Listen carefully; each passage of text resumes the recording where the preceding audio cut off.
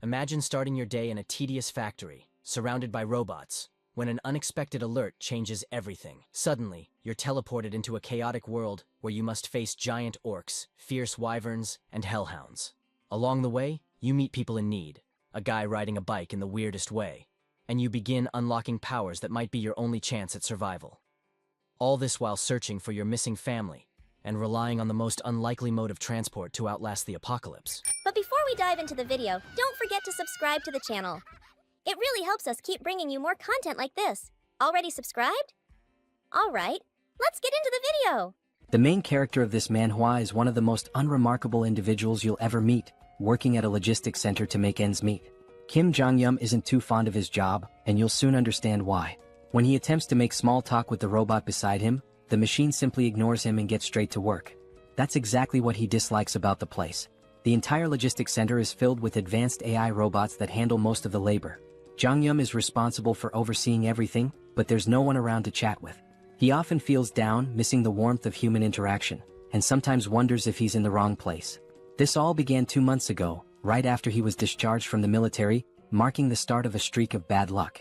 The first blow was when his parents relocated to Wajongbu.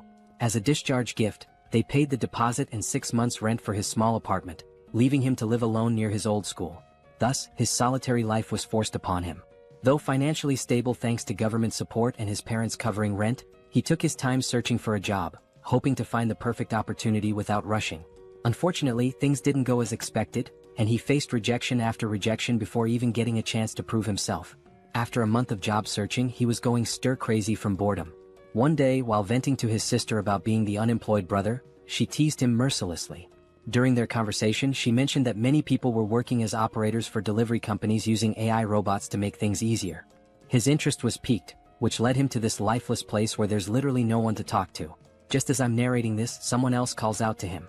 This person looks rather grumpy and unpleasant at first glance, someone who could easily pass for the manager. Anyway, the senior worker informs Jong-yum that they're out of tuna stock, despite the system indicating there's still some. He tells Jong-yum to check the warehouse for any missing stock, and of course Jong-yum agrees with a forced smile. Let's be honest, he finds the robots much warmer than his cold-hearted senior. As Kim enters the warehouse, the door behind him begins to close. He quickly searches for the tuna, eventually spotting it, climbing up to retrieve it. Just then, he hears the door slam shut with a loud thud. He tries turning the knob, but it's jammed. He calls his manager Shin, but there's no response.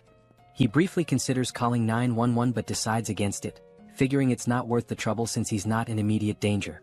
Instead, he takes a selfie and sends it to his sister, letting her know he's trapped. She initially teases him, but then mentions hearing a building collapse near her house. Naturally, Jong-yum gets worried and calls her, but when she picks up, she stays silent. Just as he starts thinking it might be a prank, the entire warehouse shakes and an emergency alarm blares. The atmosphere turns chaotic, with announcements urging evacuation. Trapped in the warehouse with no idea what's happening outside, Jong-yum bangs on the door, but no one responds. Panicking, he tries calling 911 again, only to find there's no signal. He's losing his mind, wondering if there's a full-scale disaster outside. Suddenly, he hears something pounding on the door from the other side, each hit leaving massive dents in the steel door like it's made of cardboard. Trembling, he backs away from the door, instinctively knowing things have gone terribly wrong, and if he makes a noise, he's done for. Sweating, he drops to his knees, relieved when the pounding stops, though the noise and screams outside still terrify him. 3 days pass and he's still trapped inside, surviving on whatever food is available. With no one searching for him, he's convinced something catastrophic has happened. He wonders if there's a war going on and feels almost grateful to be stuck inside, thinking he might be safer here. The alarm, which used to blare constantly, has been silent since yesterday, giving him a bit of peace. However, with his phone's battery running low, he's unsure how long he can last. This might be his final note to the outside world, praying someone finds him soon and keeps his family safe. Just when he thought it couldn't get worse, a system window pops up, notifying him that he's been selected and should check his awakened abilities. At first, Jong-yum thinks he's hallucinating, but then another window appears, revealing he's gained his own personal subspace for storing items. He starts to wonder if there's some kind of drug in the tuna cans he's been eating for the last 3 days. Another digital notification pops up, informing him that a target has been designated and asking if he wants to store it. Without hesitation, he confirms, and suddenly he feels himself falling, landing hard on the ground outside. Scrambling to his feet, he looks around only to find everything in ruins, debris and wreckage everywhere. He spots his senior lying dead nearby. As system windows keep flashing, our protagonist is too busy vomiting after seeing his senior's lifeless body. The system then announces that a suitable operating system has been found for him and is now being installed. Suddenly, he hears footsteps approaching from behind, casting a huge shadow over him, and he's almost certain this shadow isn't human. As the scene zooms out, we see a monstrous orc-like creature with sharp fangs and a massive, blood-covered body. Jong-Yun starts sweating profusely, trying to calm himself, hoping his worst fears aren't true. He convinces himself that the loud roar he heard 3 days ago might have come from a gorilla or a bear. Still, he doesn't dare look back and instead sprints away as fast as he can, running for his life. Panic rises as he realizes he's being hunted by a literal monster. In his frantic escape, he even steps on someone's entrails. He has no clue why an orc-like creature is here or why it's after him, but one thing is clear: he has to get away. Suddenly, a system window pops up, announcing that synchronization is complete and asking if he wants to enter the subspace. Without a second thought, Jong-Yun says yes, just as the monster's hand swings at him. He leaps into the portal, leaving the monster trapped on the other side, groaning in frustration. Jong-Yun is confused, wondering why the creature can't follow him. A floating drone appears, explaining that nothing can enter his subspace without his permission, as he is the master of it. The drone further clarifies that the subspace is completely under his control. Shocked, Jong-Yun feels a strange sense of déjà vu seeing the drone talk to him. Looking around, he realizes he's back in the PAX Fulfillment Center warehouse, but now it's part of his new subspace. The place is filled with the same robots as before. The system then informs him that as he's entered the subspace for the first time, he will be rewarded with a mana stone. The stone materializes in his hand, but before he can figure out what it does, the monster outside begins pounding on the portal again, startling him. He momentarily forgets he's being hunted by a monstrous beast and asks the system if it's sure the creature can't get in. The system reassures him that nothing can enter without his consent. A new system window appears, informing him that the PAX Fulfillment Center is a 5-story facility with a total area of 10,000 pyong, approximately 33,000 square meters, and contains everything necessary for improving customers' lives. It can ship products at speeds of 60 kilometers per hour, with a maximum shipment size of 2 meters. Jong-Yun is just as baffled as anyone would be by all this information. The system adds to his confusion by stating there are only 2 minutes left until maintenance. Jong-Yun, still disoriented, asks if the facility will shut down after 2 minutes. The drone confirms this and explains that he can use the mana stone to power the facility and maintain operations within the subspace. With 1 mana stone, he can keep the facility running for 24 hours. Impressed by its efficiency, Jong-Yun listens as the drone explains that when the PAX Center was stored in the subspace, its energy system was modified to run on mana stones. Jong-Yun, still skeptical, asks if this is even real or just some sci-fi nonsense. Suddenly, the facility's lights shut off, and the drone begins flashing warnings. The PX system explains that the power has been cut, and if energy isn't restored, PX fresh products, items like fresh vegetables, meat and pre-prepared meals, could begin to spoil. Jong-Yun realizes that in a chaotic world like this, where outside is a war zone, food is essential for survival. The power outage in the freezers and refrigerators could be a huge problem. He asks the drone if the mana stone can really replace electricity. The drone confirms this, so Jong-Yun inquires how he can get more mana stones. The drone replies that mana stones can be obtained from creatures of other worlds. Clearly, Jong-Yun isn't thrilled at the idea of confronting a muscle-bound monster that could easily tear him apart. He tells the drone to use the mana stone for now, then rushes into the facility to gather weapons. Inside, he grabs as many weapons as he can, but a system window flashes their prices. With limited resources, he's worried he might run out of stock if he throws everything at the monster too quickly. He's also unsure whether these blades can even pierce the monster's thick skin. He figures that wounding the monster slowly rather than trying to kill it outright might be a smarter strategy. Since the creature can't enter his subspace, there's no rush to finish it off in one go.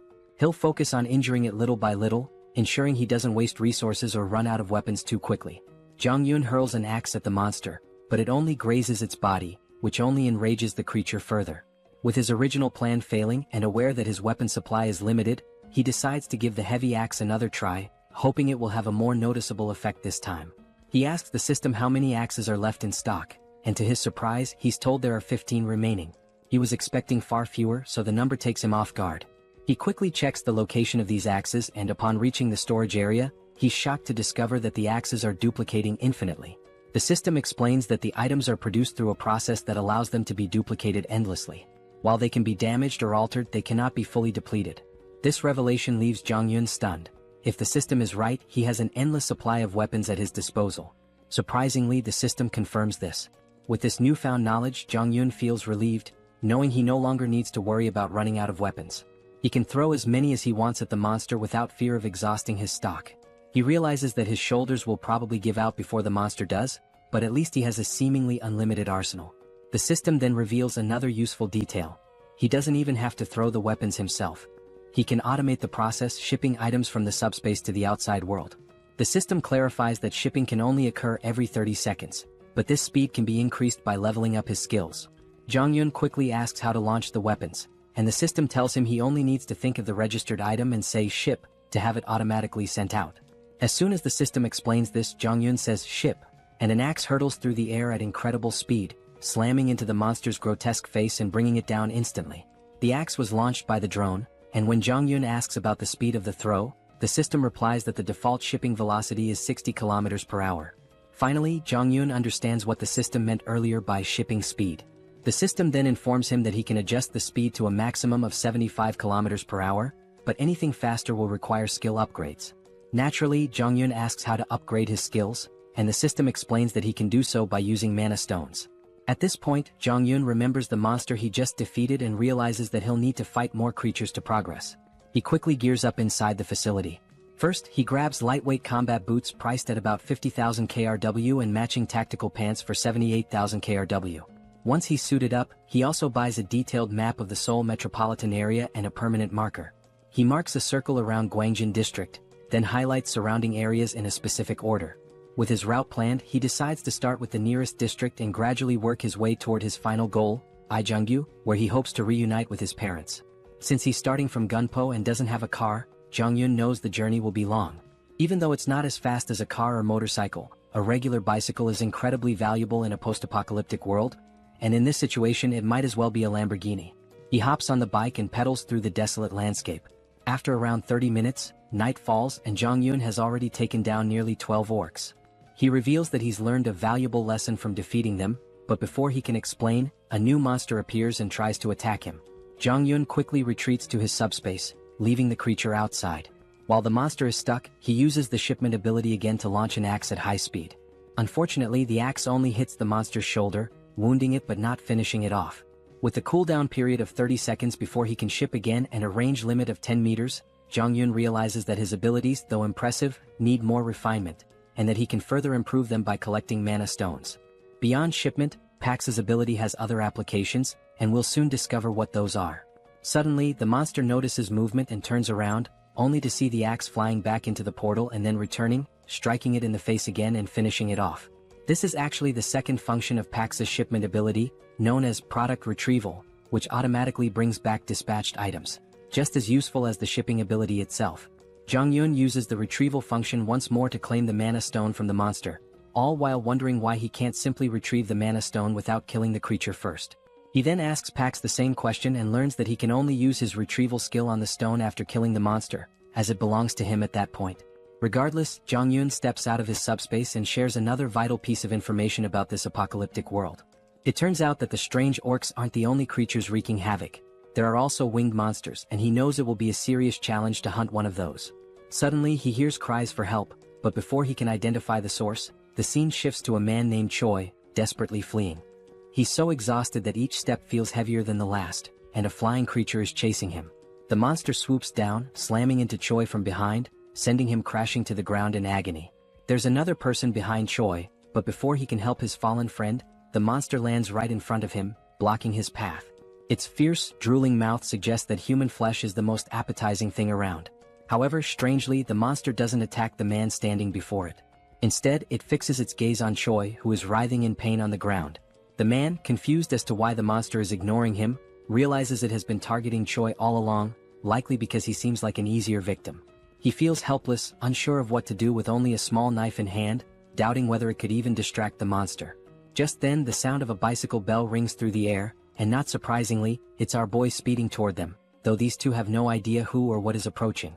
Before they can process what's happening, they witness the monster that was hunting them get struck by a projectile, sending it sliding across the ground from the force of the impact. The creature was felled by a single axe throw, leaving both men in stunned disbelief. Jongyun quickly checks if they are okay, but they're still in shock, their mouths agape as they try to understand how someone on a bicycle managed to defeat a flying wyvern with just an axe.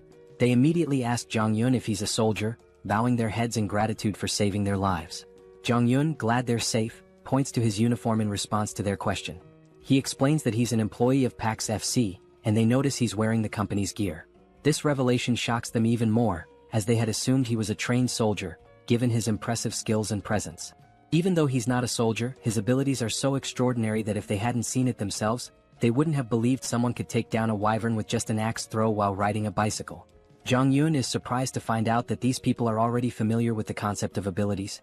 One of them confirms this, mentioning that he himself has an awakened ability, though it's just a simple driving skill, which he hasn't had much chance to use under the circumstances. Choi then laughs, admitting that he's a bit jealous because he hasn't awakened any ability of his own. Jong-yun asks if there are more survivors nearby, and Choi explains that there aren't. They're currently in Block C, which houses a logistics center where many people gathered, but unfortunately so did the monsters. Most of the people were attacked, killed, or devoured, leaving only around 10 to 15 survivors who are now hiding in the underground terminal of Block E. He goes on to explain that they were searching for a drivable road and trying to collect essential supplies when the monster attacked them. The other man suggests that instead of continuing to talk there, Jong-yun should accompany them to their living quarters on the 4th basement floor. He assures him that the monsters have never breached that area, so they can sleep peacefully there, and even offers some snacks. Jong-yun considers the offer, clearly interested in seeing the vehicles they mentioned, as he's in desperate need of information about working transportation. Eventually he agrees to join them, though he remains cautious, unsure whether he can fully trust them. As they begin to walk away, we take one last glance at the dead monster lying on the ground. At that moment, Jong-yun discreetly retrieves the mana stone from the creature's body and slips it into his subspace, relieved that the two men don't know about his ability. This way he has an escape plan in case things go wrong. He can always retreat into his subspace if necessary. A while later they arrive at the basement, where they encounter a man who has just taken down an orc on his own. Choi rushes over to his friend, asking if everything is alright and what happened. The orc slayer assures him that all is well, explaining that the orc must have wandered in by accident. Fortunately, it hadn't spotted them, so they were able to take it out easily. No one was injured, but now they're less confident that the place is truly safe. Jong-yun meanwhile feels a surge of fear, realizing how perilous this area truly is. His thoughts are interrupted when the orc slayer asks who he is. Choi explains that Jong-yun is the one who saved them from the wyvern and used to work for PAX FC. He also mentions that Jong-yun is quite powerful, having taken down the wyvern with an axe throw from a distance. Everyone is both amazed and curious about what kind of abilities he might possess. At that moment, a woman rushes toward him, absolutely ecstatic that he saved Yongsu and Byung-kal. Overjoyed, she begins to do a little celebratory dance. The rest of the group starts to gather around, showering him with praise. Jong-yun tries to brush it off, modestly saying that he was only doing what was necessary. As he continues to receive so much attention, Choi steps in to break up the crowd, telling them not to tease the young guy. Just then, the orc slayer speaks up, revealing that everyone there has been working together for over a decade, and that Yongsu and Byung-kal are like family to him. He expresses his deep gratitude for saving them and introduces himself as Lee Jin-mak, the center manager of Daehoon Express Terminal. He even bows respectfully to thank Jong-yun for saving his two friends. After the introductions, Jin-mak gives Jong-yun a quick overview of the place. He explains that while they can't guarantee total safety, it's far more comfortable than being outside. They have a stockpile of food and water from the logistics center, and he encourages Jong-yun to eat as much as he wants and to make himself at home. Jin-mak adds that they have enough supplies to last for a while and can always get more from the logistics center if needed. However, Yongsu interrupts, pointing out that the logistics center they're talking about has suddenly vanished. The group is left wide-eyed and speechless at this absurd news. Jin-mak immediately asks what Yongsu means by this. Choi confirms it, explaining that the building has literally disappeared, which is why they were being chased by the wyvern. The others are skeptical, questioning how such a massive structure could simply vanish. Jin-mak, though stunned, eventually accepts the reality, reasoning that if monsters like the ones they've encountered are real, then a disappearing building might not be so unbelievable. Jong-yun remains silent, unsure whether the disappearance of the logistics center is connected to his own subspace abilities. Trying to calm the group, the manager urges them to focus, stating that regardless of the situation, they must dig through the tunnel. Staying here will only make things worse. He encourages everyone to stay strong, saying that their time has just come a little earlier than expected and that they need to start heading into the tunnel as soon as possible. The woman from before, now fired up, tries to rally the group, reminding them that even without the logistics center, they must keep moving forward and force their way through. Jong-yun turns to the manager, asking what forcing their way through actually means.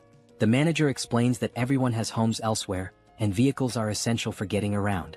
But with the roads blocked, they need to find a way through. Jong Yun's interest peaks at the mention of vehicles, and he asks for more details.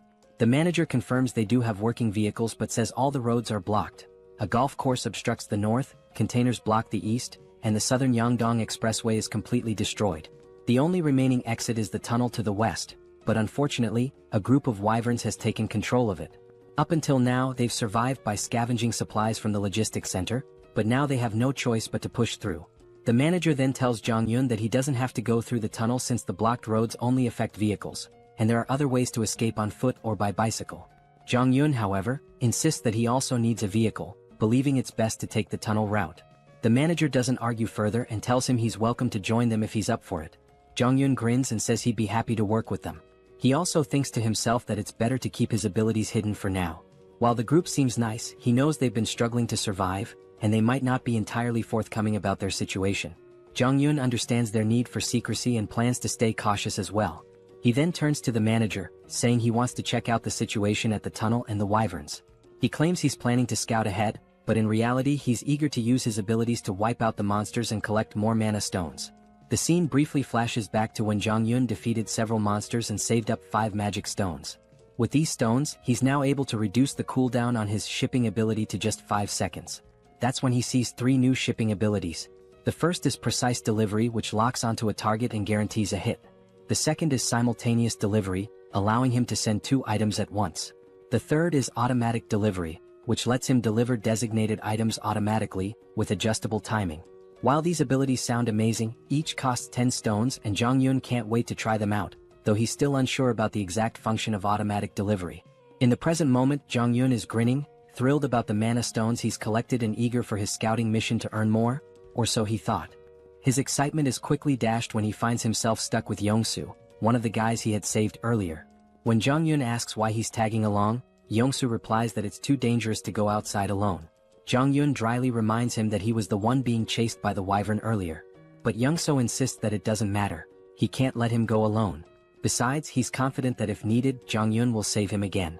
Jong Yun recalls that Yongsu mentioned he had awakened a driver's ability, so he asks if Yongsu can see a message window or something similar. Yongsu replies that he hasn't seen any window, but he feels deep down that he's awakened some sort of ability. It just hasn't fully developed yet. This answer isn't exactly comforting to Jong Yun, who starts feeling more concerned. As night falls, they zoom down the road on their bike at crazy speeds. Jong Yun is sweating in fear as he watches Yongsu steer the bike with one leg while trying to maintain balance. When Jong Yun asks why he's driving like that, Yongsu explains that the road is full of cars and it's hard to see. Suddenly, Yongsu spots a wyvern ahead. Jong Yun quickly tells him to stop because he can't see anything. It seems like the monster has finally noticed them, and as it stares menacingly, Yongsu nervously asks what they should do. Just then, a projectile strikes the wyvern, taking it down in one shot, leaving Yongsu utterly shocked. Meanwhile, Jong Yun calmly tells him to focus and not look back.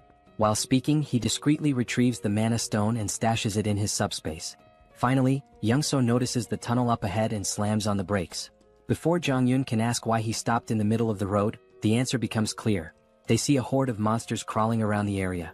Yongsu is absolutely terrified, and Jong Yun wouldn't be surprised if Yongsu had already panicked beyond measure. As one of the monsters starts advancing toward them, Yongsu is convinced their time is up. Even with the electric bikes, there's no way they can outrun so many wyverns. Just as Yongsu braces for the worst, Jong Yun realizes he has no choice but to use his subspace ability. He quickly pulls up his system and dumps his mana stones to reduce the cooldown from 30 seconds to just 5 seconds. Confused, Yongsu asks what Jong Yun is doing, but he doesn't explain. Meanwhile, the monster roars and every nearby creature starts converging on them. In the nick of time, Jong Yun shouts, "Ship!" and a projectile drops, taking out the monster and saving Yongsu. Looking back, still panicking, Yongsu's eyes widen as he spots a portal behind them. After defeating the monster, Jong Yun quickly grabs the stones and tells Yongsu to stay close. It's the only way he can protect him. Yongsu agrees, though he remains completely clueless about what's happening or why there's a logistics center behind them. Just then, more monsters appear, but Jong Yun swiftly deals with one using his axes. As more monsters prepare to attack, Yongsu panics and stumbles back, eventually falling into Jong Yun's subspace. The monster crashes into the subspace barrier, while Yongsu falls to the ground in shock. The monster regains itself and charges again, but Jong Yun slips into his subspace just in time. The creature slams into the barrier once more before being taken down by another axe. Yongsu watches in awe, unsure what to be more impressed by, the logistics center or the flying axes. but he's certain of one thing. To Jong-yun, these monsters are nothing more than nuisances, and this tunnel is just a minor obstacle he can clear without breaking a sweat. Young-so reflects on how everyone back at the base was relying on the delivery vehicle for safety and food transport, and how the tunnel was part of their escape route. Even if they made it through, monsters still lurked outside. But for Jong-yun, things are different. He only needs the vehicle for transportation since he can handle any threat with ease. Young-so even begins to feel a tinge of jealousy, thinking how with an ability like Jong-yun's, he could reunite with his family much faster. He wonders why Jong-yun needs a vehicle in the first place. Suddenly they notice the monsters starting to retreat. Jong-yun is intrigued, noting that these creatures are smarter than expected since they're fleeing rather than rushing into danger. As Jong-yun collects the mana stones, Young-so spots a blue stone hovering in the air and asks what it is. Jong-yun, surprised, asks if he's never seen a mana stone before. Young-so admits he hasn't, so Jong-yun explains that he uses them to boost his abilities. Young-so finally understands and wonders if he'll ever get a chance to use one himself. This clears up why Young-so didn't bother extracting the mana stone from the orc earlier. Young-so points out that with abilities like Jong-yun's, he could easily clear the entire tunnel on his own. Jong-yun replies that he didn't come here intending to clear the tunnel. He just wanted to check it out. If it seemed manageable, he'd sneak through quietly and not show off his powers. Young-so apologizes for tagging along, but Jong-yun reassures him that it's fine. He didn't know the way to the tunnel anyway, so if he had come alone, he wouldn't have made it this far.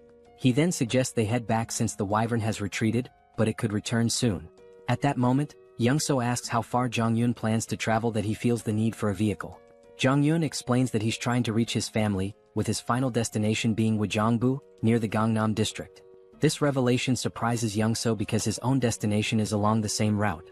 He shares that he's heading to Indaequan, which is on the way, and asks if it would be too much trouble to let him tag along until then. Jong-yun hesitates, unsure how to respond, but Young-so continues, admitting that even if he makes it through the tunnel, he's not confident about reaching home safely.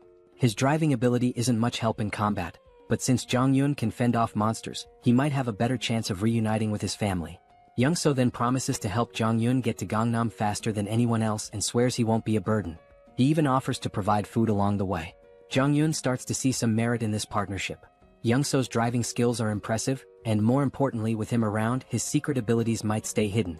It's a mutually beneficial arrangement since Jong-yun fears that if word got out about his powers, people might try to use or even eliminate him, though that might be overthinking. Still, better safe than sorry. Ultimately, Jong-yun agrees to let Young-so come along, and Young-so beams with excitement like a child in a candy store. Jong-yun then informs him that he'll handle clearing the tunnel, but emphasizes that Young-so should keep his abilities a secret and make sure others don't interfere. Young-so eagerly agrees, vowing to make sure everyone cooperates and stays out of the way. However, things don't go as planned. Young-so, in his excitement, ends up telling everyone that Jong-yun will clear the tunnel using his awakened abilities. All they need to do is wait outside until he's finished. Jong-yun is left in disbelief, realizing that Young-so just spilled the secret.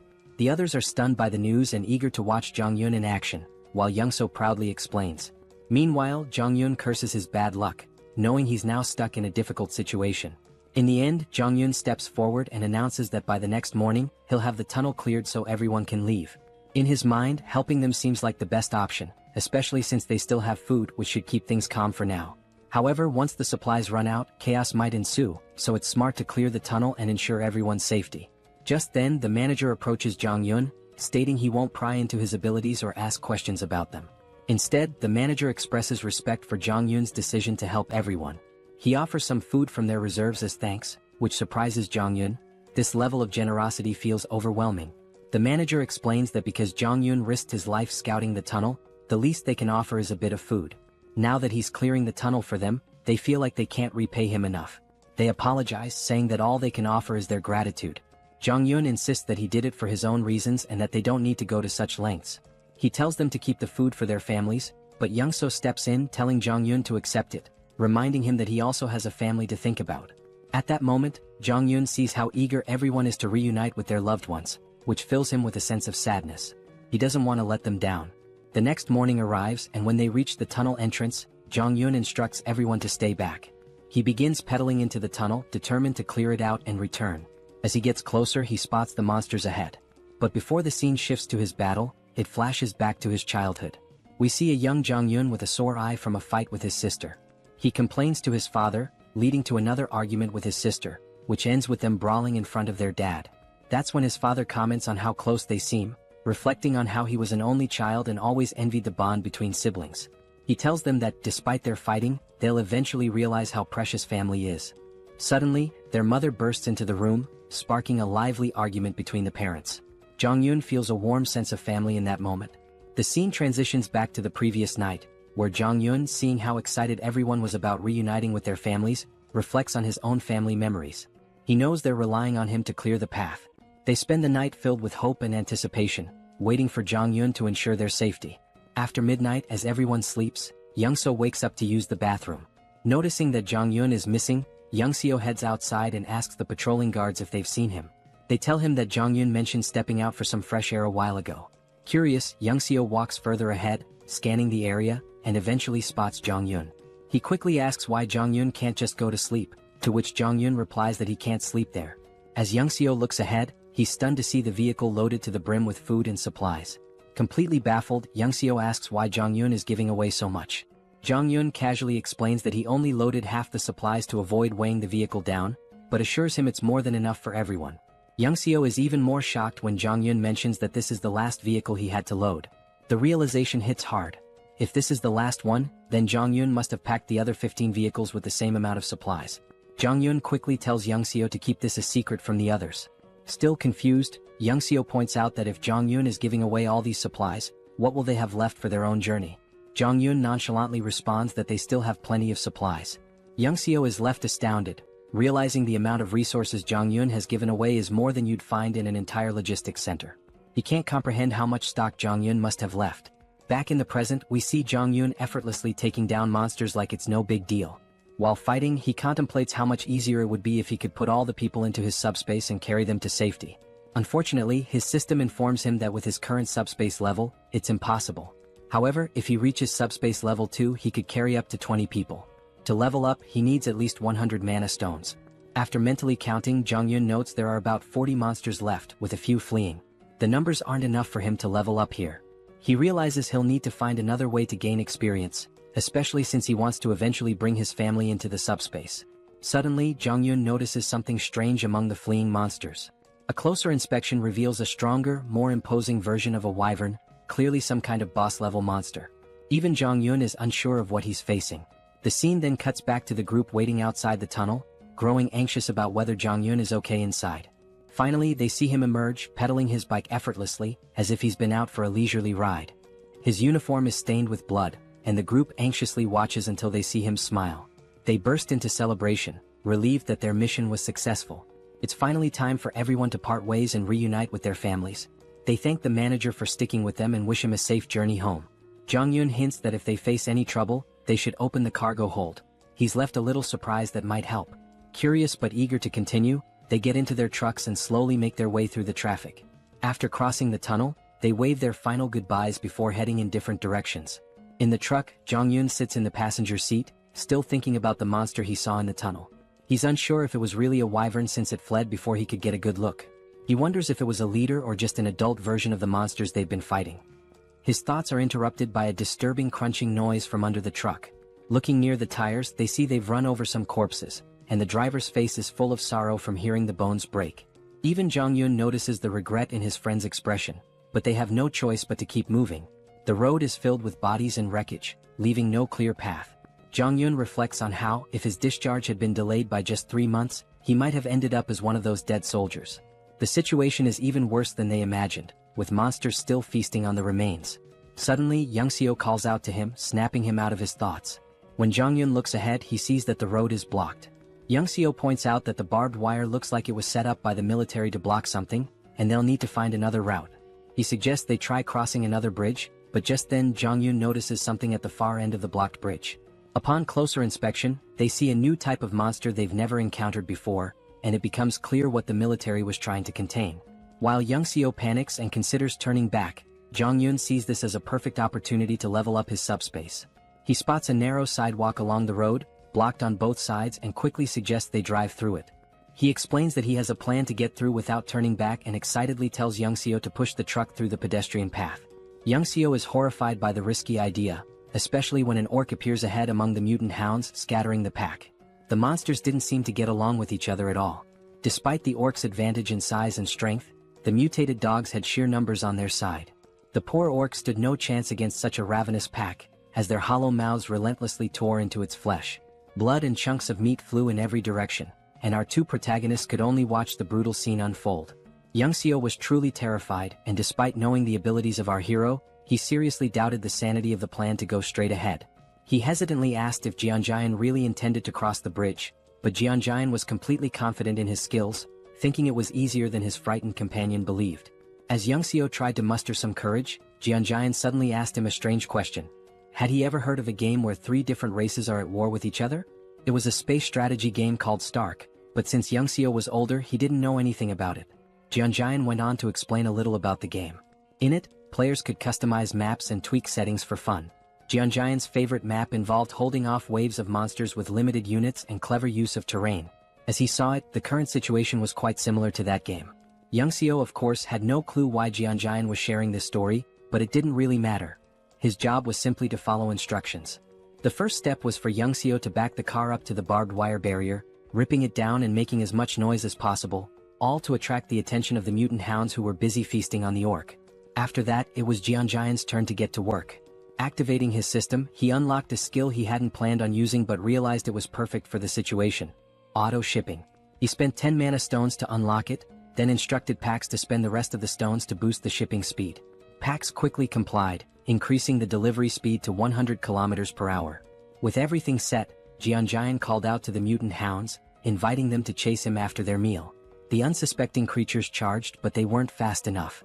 A double-door refrigerator zoomed towards them and obliterated the pack. It was clear the hounds were in for a tough time. This game wasn't fun for them. And it didn't end with just one refrigerator.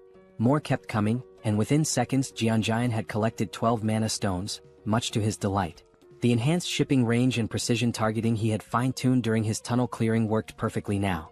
Jianjian had initially planned to use axes, but with his upgraded precision delivery system, refrigerators proved to be much more effective.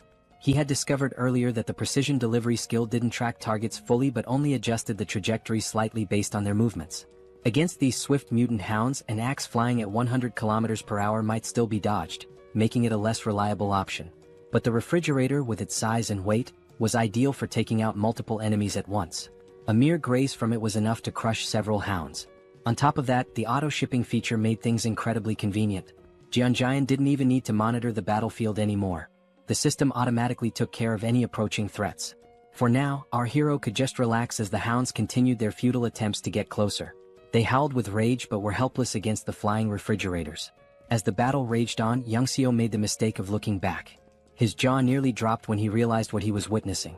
He had thought Jianjian could only throw axes, but what he saw was beyond his wildest imagination. Refrigerators flying through the air, one after another, every 2 seconds. The sheer number of refrigerators was unbelievable.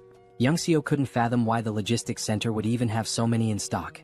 He began to wonder if Jianjian's system somehow replenished items, like how the axes were retrieved and reused. But how this worked with refrigerators remained a mystery. Youngseo stood frozen in shock, unable to comprehend what he was seeing. He didn't even notice when Jianjian came up to him and casually asked if he wanted something to eat. Yongsoo finally pieced things together and asked a question to confirm his suspicions. He wondered if it was possible that Jianjian's supply was actually infinite. Jianjian was a bit taken aback by the question, assuming Yongsoo had figured it out long ago, but clearly he hadn't. All this time, Yongsoo believed Jianjian was simply collecting the axes after each use to recharge them. He never imagined that Jianjian had an endless supply. In reality, Jianjian did collect the axes with his system, but only to prevent them from lying around and accidentally harming someone. Even after hearing this explanation, Yongsoo still found it hard to grasp the concept of infinite items. Once he gathered his thoughts, Jianjian asked again if he wanted anything to eat. Having endured an emotionally exhausting day, Yongsoo felt that a Coke Zero and a donut would be more than enough for him. As they quietly enjoyed their food, behind them, the delivery system was relentlessly scattering the mutant hounds. Yongsoo felt a bit embarrassed for underestimating Jianjian's abilities and his own naivety, but he was still grateful for the meal, even if it came from an endless stock. Jianjian was happy to share and thanked Yongsoo for trusting him from the start. He told Yongsoo that if he ever needed anything he should just ask since he had almost everything in stock. However, Yongsoo wasn't keen on overusing someone else's generosity. Jianjian had already done enough by clearing the path of monsters and helping him get home faster. Once they crossed the bridge, it would only take an hour for Yongsoo to reach his house. Jianjian was glad to hear his friend would soon be reunited with his family, though he could sense Yongsu's worry about what might be waiting for him there. Yongsu hoped his family was safe, and Jianjian understood the concern all too well. He was worried about his own parents and sisters as well. Wanting to give Yongsu a gift, Jianjian noticed his friend's tattered clothes and thought he shouldn't return home like that. Plus, with the hounds still lingering, they had time to resolve the clothing issue. The only question was what style Yongsu would prefer. Feeling a little uneasy about receiving even more help, Yongsu didn't refuse. He knew Jianjian probably had what he needed: aviator glasses and a cool jacket, the perfect outfit for a top-class driver navigating the apocalyptic landscape. Just in time, the last few hounds were almost dealt with. Yongsu's new look gave him a boost of confidence, and with renewed assurance in the truck's durability, he was ready to get going. He moved with speed and precision that would make even Formula One drivers envious. Jianjian barely had time to grab on before Yongsu floored the gas pedal. The remaining hounds didn't stand a chance as they sped down the narrow road. Yongsu handled the driving with lightning speed, so much so that it seemed like they'd reach his home in just 20 minutes. But Jianjian had to hold on for dear life as the truck zoomed over broken roads as if they were smooth highways. Jianjian desperately asked Yongsu to slow down, but it was futile. It seemed like he was about to be sick. Fortunately, the wild ride didn't last too long. They finally arrived at Yongsu's destination, or rather what was left of it. His home was now nothing more than a ruin. Yongsu stands in front of his house, looking out at the wrecked buildings through the window. The destruction is overwhelming, and he tries to reassure himself that these buildings were just old. That's why they crumbled. But deep down, Yongsu's hands are shaking. He's right at his own doorstep, frozen with fear, dreading what might be inside. The thought haunts him. What if his family isn't there? What if he opens the door to find their lifeless bodies? The fear feels suffocating. He keeps repeating that they're safe, that when he opens the door, everything will be okay. But his hands won't move. He's paralyzed, unable to turn the handle. Kim, standing behind him, watches, understanding exactly what Yongsu is feeling. He had driven like a maniac, covering a journey that would normally take an hour in just 20 minutes, fueled by the hope of reuniting with his family. It shows just how desperate he was to get here. But now, standing before the door with the potential of finding something horrifying, Yongsu can't bring himself to move. He knows that if he finds death behind that door, it might destroy him too. Sensing this, Kim steps forward, places a supportive hand on Yongsu's shoulder, and offers to open the door for him. Yongsu freezes, frustration and fear etched on his face. Almost on the verge of tears, he pleads with Kim to do it. Kim, understanding the fear of facing one's worst nightmare, steps up to the door. If he were in Yongsu's position, he'd be scared too, wanting someone else to open it for him. Turning back to reassure Yongsu one last time, Kim tells him he's about to open the door. But before Kim's hand reaches the handle, the door opens from the inside. Both Kim and Yongsu freeze in shock. Yongsu's eyes widen as he sees his wife and daughter standing there. His wife calls his name softly, her voice warm, and his daughter shouts, "Daddy?" Yongsu's wife starts crying, and soon he's breaking down too. She runs to him, and the three embrace tightly as if they'll never let go. It's a deeply emotional moment. Kim, standing a short distance away, watches quietly, giving them space. Through tears, Yongsu asks his wife how she knew to open the door. She explains that she heard voices outside and saw him through the peephole, which is why she opened it. His daughter, still crying, blurts out, "Dad, I hate you. Why did you make me wait so long? I was so scared." After a while, Yongsu's wife notices Kim standing in the background and asks, "Who's this?" Only then does Yongsu remember Kim's presence. But before he can respond, Kim's vision blurs and suddenly he collapses. Yongsu shouts for him, but Kim can't hear anything. His body is shutting down, and after 3 or 4 days without proper sleep, exhaustion finally overtakes him. Darkness envelopes him and he slips into a dream. In the dream, he's struck, but not by a fist, by a pillow. Standing over him is his older sister, holding the pillow with a playful grin. She swings it at him, knocking him down, and Kim yells at her, asking why she hit him so hard. "It hurts," he complains, but she just rolls her eyes and says, "Hard? That was a soft hit. You're such a crybaby." She's unfazed, brushing it off as nothing. Meanwhile, Kim is ready to run to their dad and tell on her. He storms off, determined to complain, but his sister couldn't care less. She stands tall, holding the pillow like she's won the pillow fighting championship of the month. Suddenly the scene shifts. Kim's dad is sitting with him and his younger sister, trying to mediate a sibling quarrel. He calmly explains that, annoying as they might be, family is precious. One day, Kim will realize how lucky he is to have them and how much love there is in their little fights. His father reminds him that, no matter the arguments, their bond is something to treasure. Just then, Kim's mom storms into the room, scolding his dad for not helping with dinner when she asked. She's frustrated, telling him she needed help, but there he is, just lounging around. The scene cuts to the whole family at the dinner table, enjoying delicious food, laughing and sharing stories. As they eat, Kim's mom eyes his older sister, Soil, suspiciously and asks if she's got a crush on someone, noticing how she's always on her phone. Looking nervous, Soil explains that she's just texting her friends non-stop. It's just how things are nowadays. From the outside, their family is filled with pure joy and warmth. Kim's dad, unable to resist, talks about how Soil is interested in boxing, suggesting she check out a sports club at the local middle school. With a smirk, Soil admits that the boxing club is the real reason she chose that school. Kim's ears perk up at the mention of middle school. Fast forward a year and we see Kim attending the same middle school as Soil. He's excited, ready to make new friends and have fun, but things don't go quite as he had planned. Instead of finding new friends, Kim ends up being bullied daily by the older students. They beat him, mock him, and Kim, who tends to be sensitive, doesn't fight back. He endures the blows day after day. But then one day someone steps in. Soil, his fierce older sister, storms in like a force of nature. With an intense, threatening look, she grabs one of the bullies by the hand and breaks it with a single punch. Kim feels relief seeing his sister, his rescuer, but that relief is short-lived. Frustrated by her brother's weakness, Soil declares that his training starts now. And so, Kim's grueling training under his ruthless sister begins. It's brutal, but it pays off. Soon, no bully dares to approach Kim again. For a while, life seems to settle down. Kim makes friends, enjoys himself, and coasts through middle school. But time flies, and one day his younger sister lands a job at a nursing school, catching both Kim and Soil by surprise while Kim is lounging on his PS5, barely keeping up. Then, a moment arrives that flips his life upside down. Kim's dad walks in and tells him the time has come. Kim doesn't understand at first, but when it sinks in, it hits hard. It's time for him to enlist in the military. The family worries, though Kim tries to put on a brave face. Outwardly he's tough, but inside he's trembling. He doesn't want to leave his family. And after that, well, the rest is history. Slowly, Kim's eyes open. He feels disoriented and a bit afraid, lying in an unfamiliar bed. He remembers collapsing, standing outside Youngso's door, meeting his family, but after that, nothing. His mind races. Did Youngso betray him? Instinctively, he opens his portal and pulls out a heavy axe, gripping it tightly. Suddenly, a calm, warm voice interrupts his thoughts. Kim turns, startled, and sees Youngso's wife and daughter at the table, looking at him with puzzled expressions. Reality hits him. He's in Youngso's house.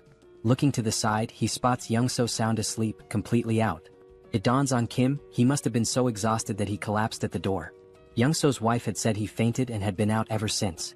He must have been more worn out than he realized. Kim glances down at the heavy axe in his hands, momentarily confused as to why he even drew it. What had he been thinking? Quickly, he stashes it back in his portal, hoping no one noticed, especially Youngso's wife. She didn't need to see that. He asks how long he's been asleep, and she tells him it's only been a few hours. Then the mood shifts. With a soft smile, Youngso's wife begins to thank him, expressing her gratitude for everything he's done. Kim can feel the weight of her words, how he saved Youngso's life and brought him home safely. The gratitude in her eyes and her slight bow make him feel uneasy. Kim isn't used to this, feeling awkward and a little nervous, wanting to brush it off as no big deal. He thinks about how Youngso had helped him too. It hadn't all been on him. Just then Youngso wakes up. Still groggy, he chimes in to back up his wife, insisting that Kim had done far more than he lets on. Youngso makes it seem like driving Kim here was nothing compared to Kim saving him again and again. To Youngso, Kim was a true lifesaver. Even if Youngso hadn't made it, he believes Kim would have come through on his own. Then Youngso's wife changes the subject, saying everyone must be hungry. The atmosphere shifts once again as Kim's stomach growls, reminding him he hasn't eaten in what feels like ages. She mentions that Youngso had refused to eat without him, waiting until Kim woke up. Kim can't help but smile. Youngso, with that goofy grin, is all about eating together. With a warm chuckle, they decide it's time to dig in. Suddenly, Kim finds himself staring at a bowl of kimchi stew in front of him. The sight alone makes his mouth water. The smell pulls him back to memories of his mom, filling him with a bittersweet sense of warmth. The food isn't fancy. Youngso's wife even apologizes for the limited ingredients. But to Kim it doesn't matter. This is his favorite meal. After everything he's been through, nothing feels as comforting as kimchi stew. The first bite? Pure bliss. The moment the stew touches his tongue, it's like fireworks going off in his mind. Every cell in his body feels alive. The flavor, the warmth, it's almost unreal. And just like that, he's taken back.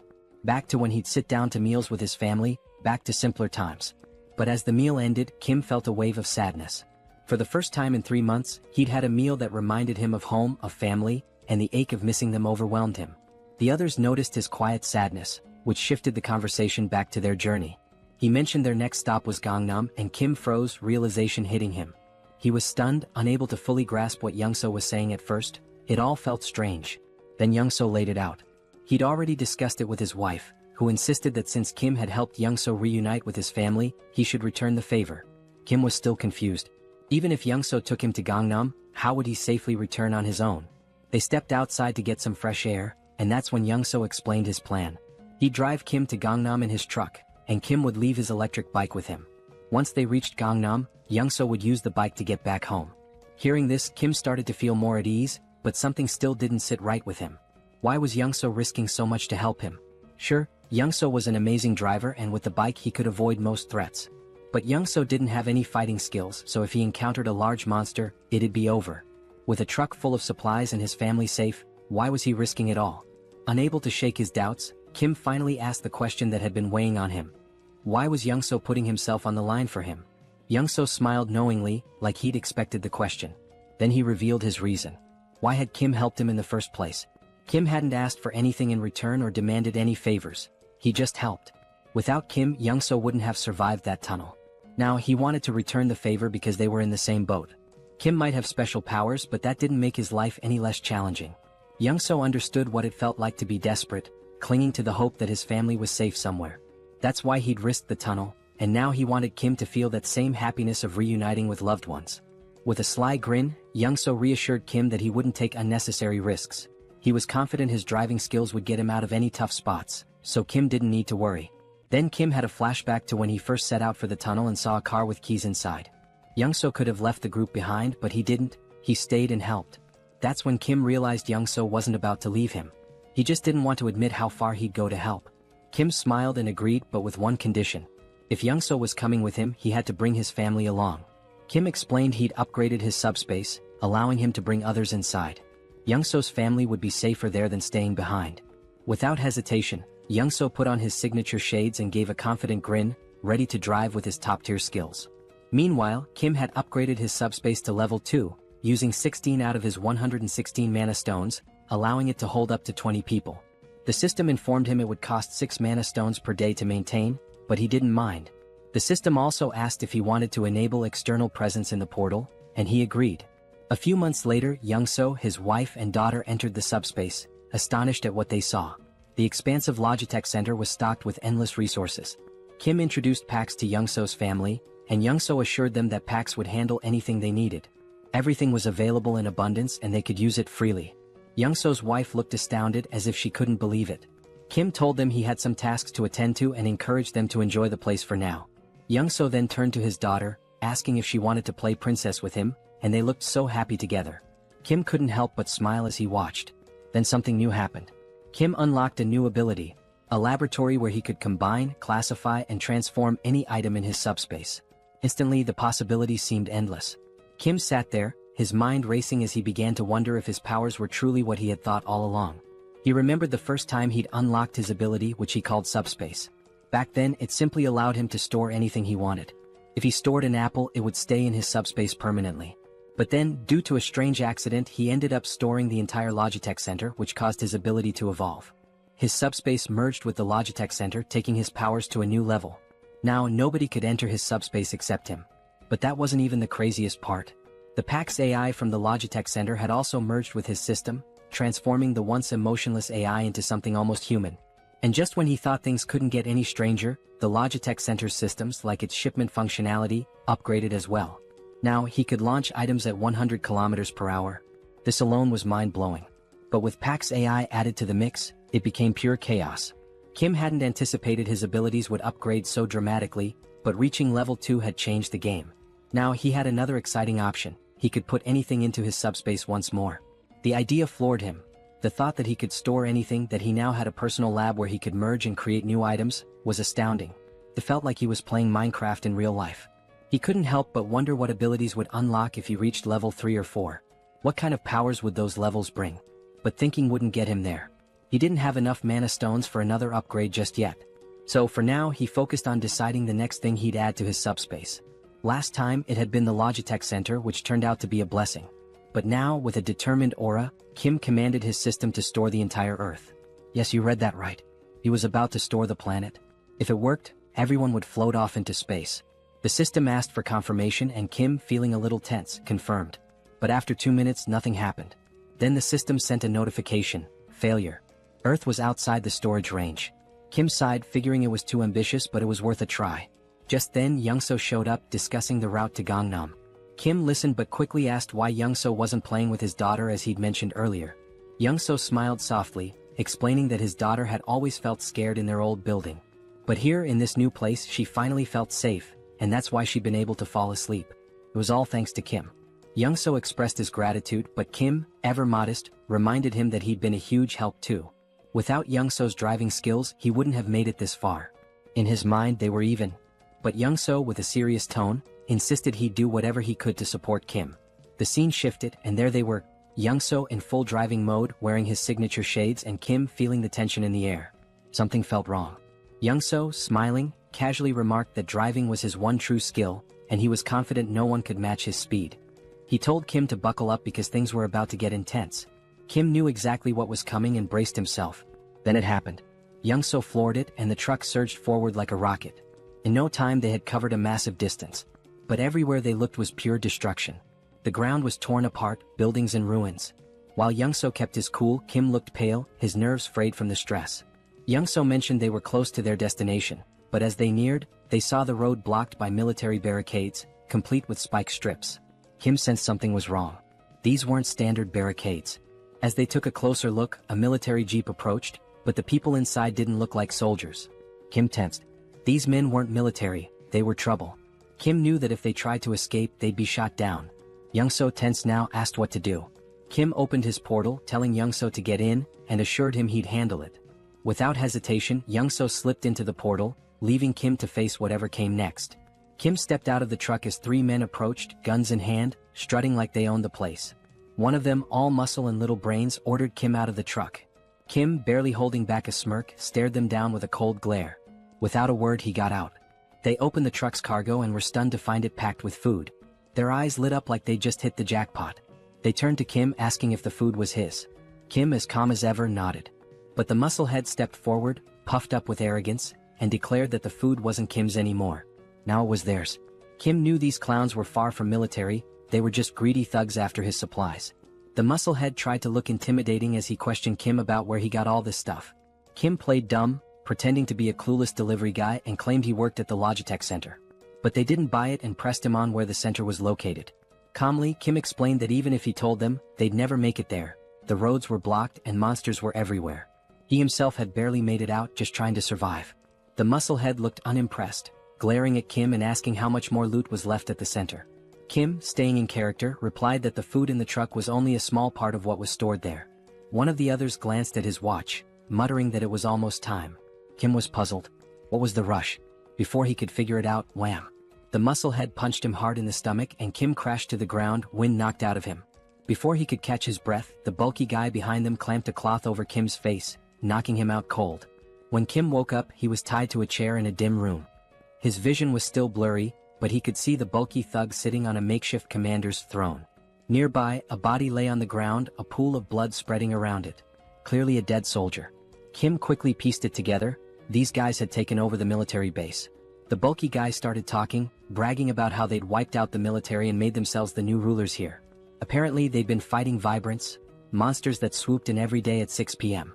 The military had tried to fend them off with guns but couldn't keep up, so they'd recruited people like him and his crew. When the military was overrun, the gang had taken control, and now the bulky thug was the self-proclaimed commander. He made it clear that Kim was only alive because he needed him. Kim's task? To head back to the Logitech Center with some of the gang and raid it for more supplies. If he succeeded, maybe they'd let him join their group for protection. Kim was beyond annoyed. He was done with these lowlifes. Standing there, he decided what to do next. It struck him. This military base would make a perfect addition to his subspace. Without hesitating, he commanded Pax to store the entire Joint Commander Communication Headquarters in his subspace. The thug didn't even notice what was happening.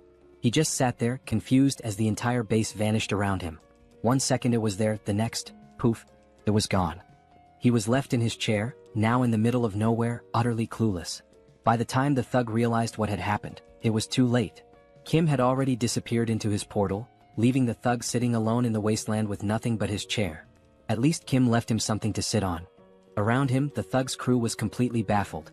They gripped their rifles, staring at the sky, trying to wrap their heads around the fact that the whole building had disappeared.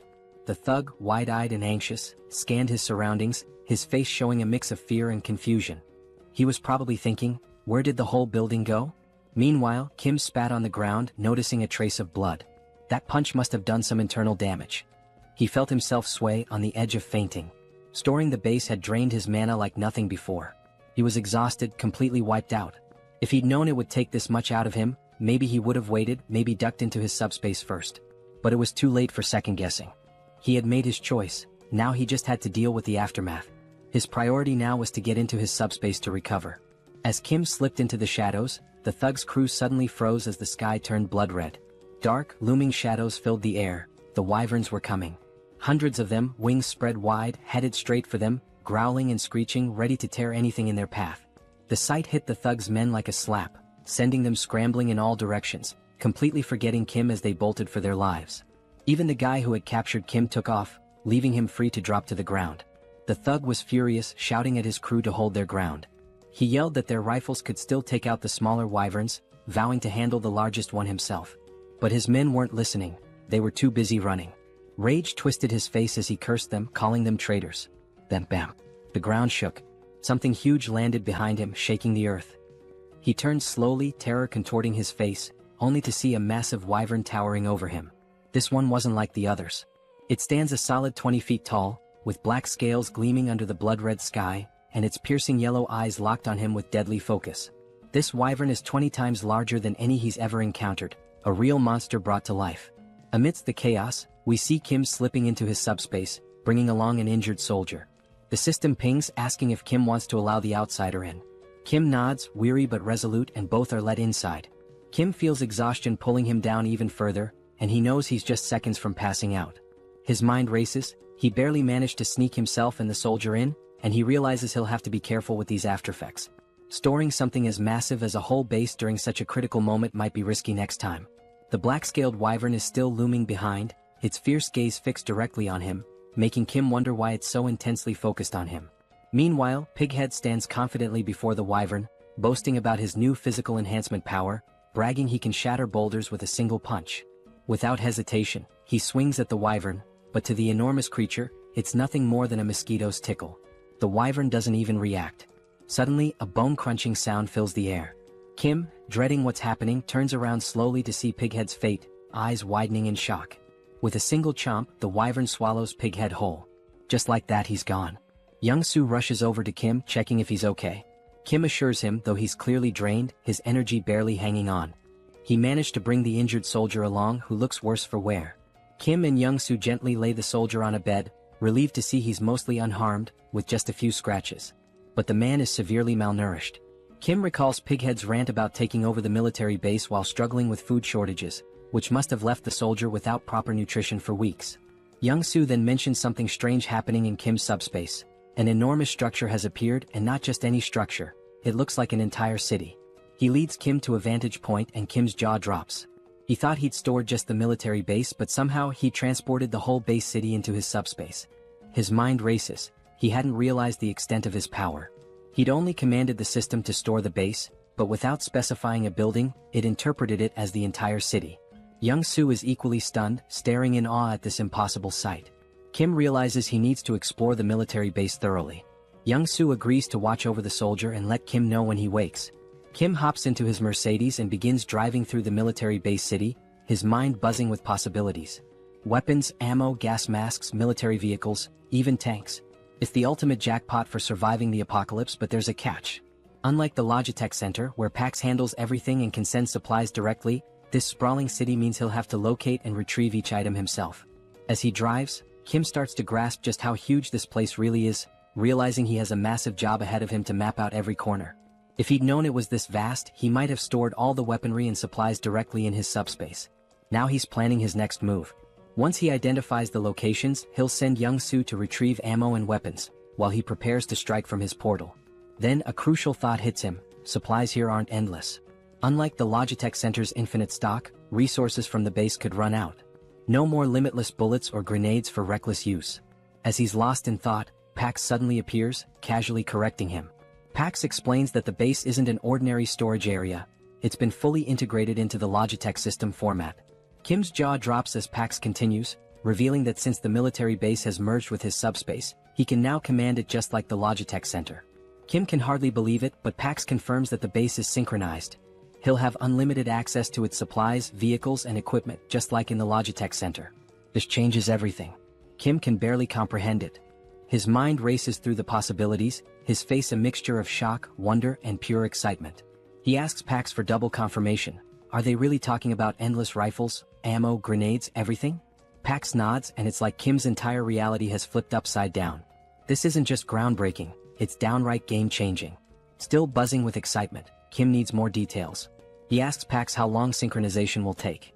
Pax admits it's a massive job with only 0.81% done so far, so there's no clear timeline. But Pax offers a solution. If Kim prioritizes specific items, Pax can sync those first, making them immediately accessible. Without hesitation, Kim lists his essentials. Rifles, ammo, grenades, vehicles, and fuel, the lifeline for surviving this apocalypse. Kim smirks, knowing that with these at his fingertips, there's nothing out there he can't face. Pax informs him that the synchronization will be ready in just 10 minutes. After that, he'll have unlimited access to all the weapons, vehicles, and supplies he needs to go full throttle. Feeling a surge of confidence, Kim asks Pax if there's a security system, something to ensure no one touches the base without his direct approval. Pax confirms with a simple, yes. Satisfied, Kim tells him to lock everything down immediately.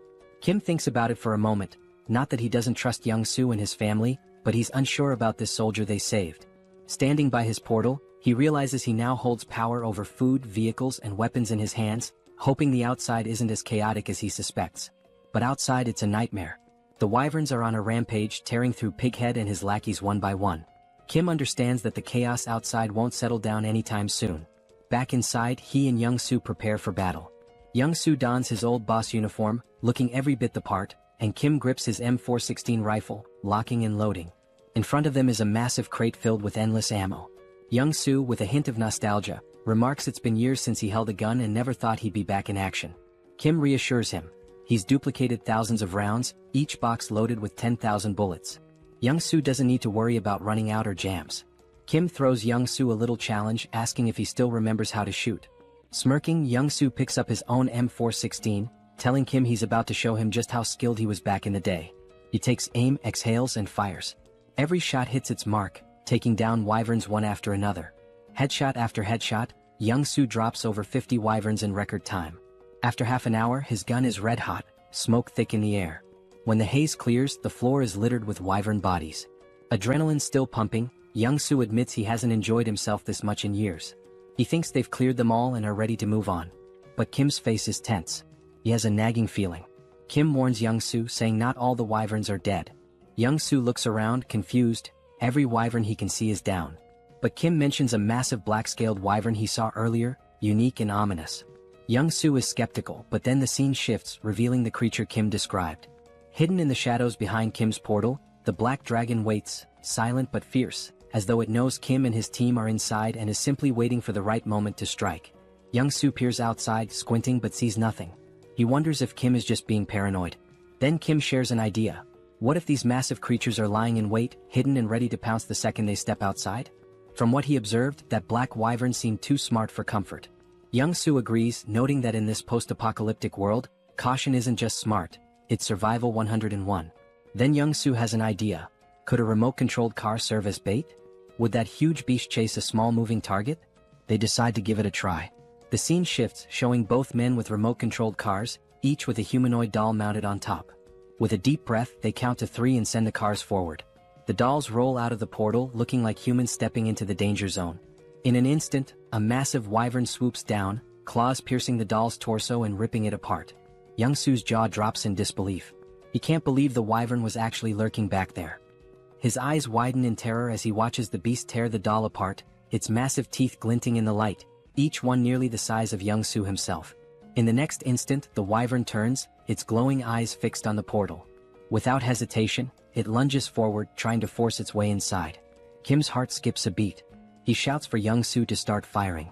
Together, they unleash every round of ammo they have on the beast. For 15 solid minutes, they pour bullets into it, the room filling with thick smoke. They think maybe they've taken it down. but as the smoke clears, those glowing eyes remain fixed on them. The wyvern, undeterred, shoves its head closer, drool dripping as it tries to devour the portal itself. Young-soo and Kim stumble back, horrified. They can see every detail of the wyvern's mouth, its deadly teeth just inches away. Young-soo is stunned. How is this creature still standing after all this firepower? Kim recalls that Pighead mentioned a similar wyvern, a beast that shrugged off all the military's attacks, forcing them to retreat. Kim realizes it must be the same one. But this isn't just brute strength. Something seems to shield this creature from harm. It's as if its hide isn't only thick but somehow imbued with a protective ability. Kim doesn't have time to dwell on it. He grabs a couple of grenades, hurls them into the wyvern's mouth, and smirks. Let's see if that hide's tougher than a grenade. The grenades explode with a deafening bang, filling the portal with even more smoke. Kim and Young-soo don't let up, throwing grenade after grenade, each explosion answered by the wyvern's enraged roars. An hour passes, their shoulders aching from the relentless attack.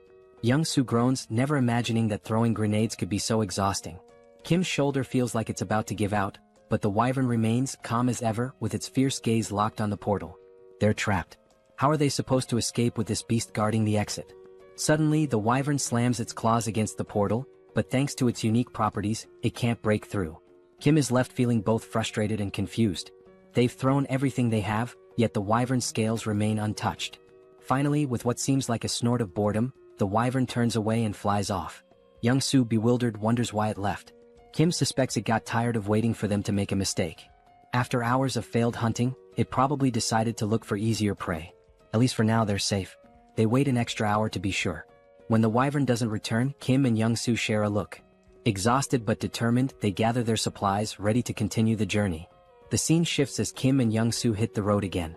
Young-soo, still visibly shaken, can't help but mumble about the horror of facing such a monstrous wyvern. Kim shares his concern. Those dozens of grenade explosions barely left a mark. If a creature that size can withstand grenades, what kind of weapon would it take to bring it down? Kim realizes that regular explosives just aren't enough. Bombs are designed for taking out smaller targets like humans, not dragons. Sure, he could grab a rocket launcher or missile from his subspace, but that kind of firepower would destroy everything around them, risking innocent lives. He can't take that path, it would strip away his humanity. Frustrated, he realizes he needs a weapon as powerful as a bomb but without the massive destruction. The more he thinks, the more his head aches. Maybe, he muses, if he had something heavy enough dropped from an extreme height, it could seriously damage the wyvern. But using a tank wouldn't work.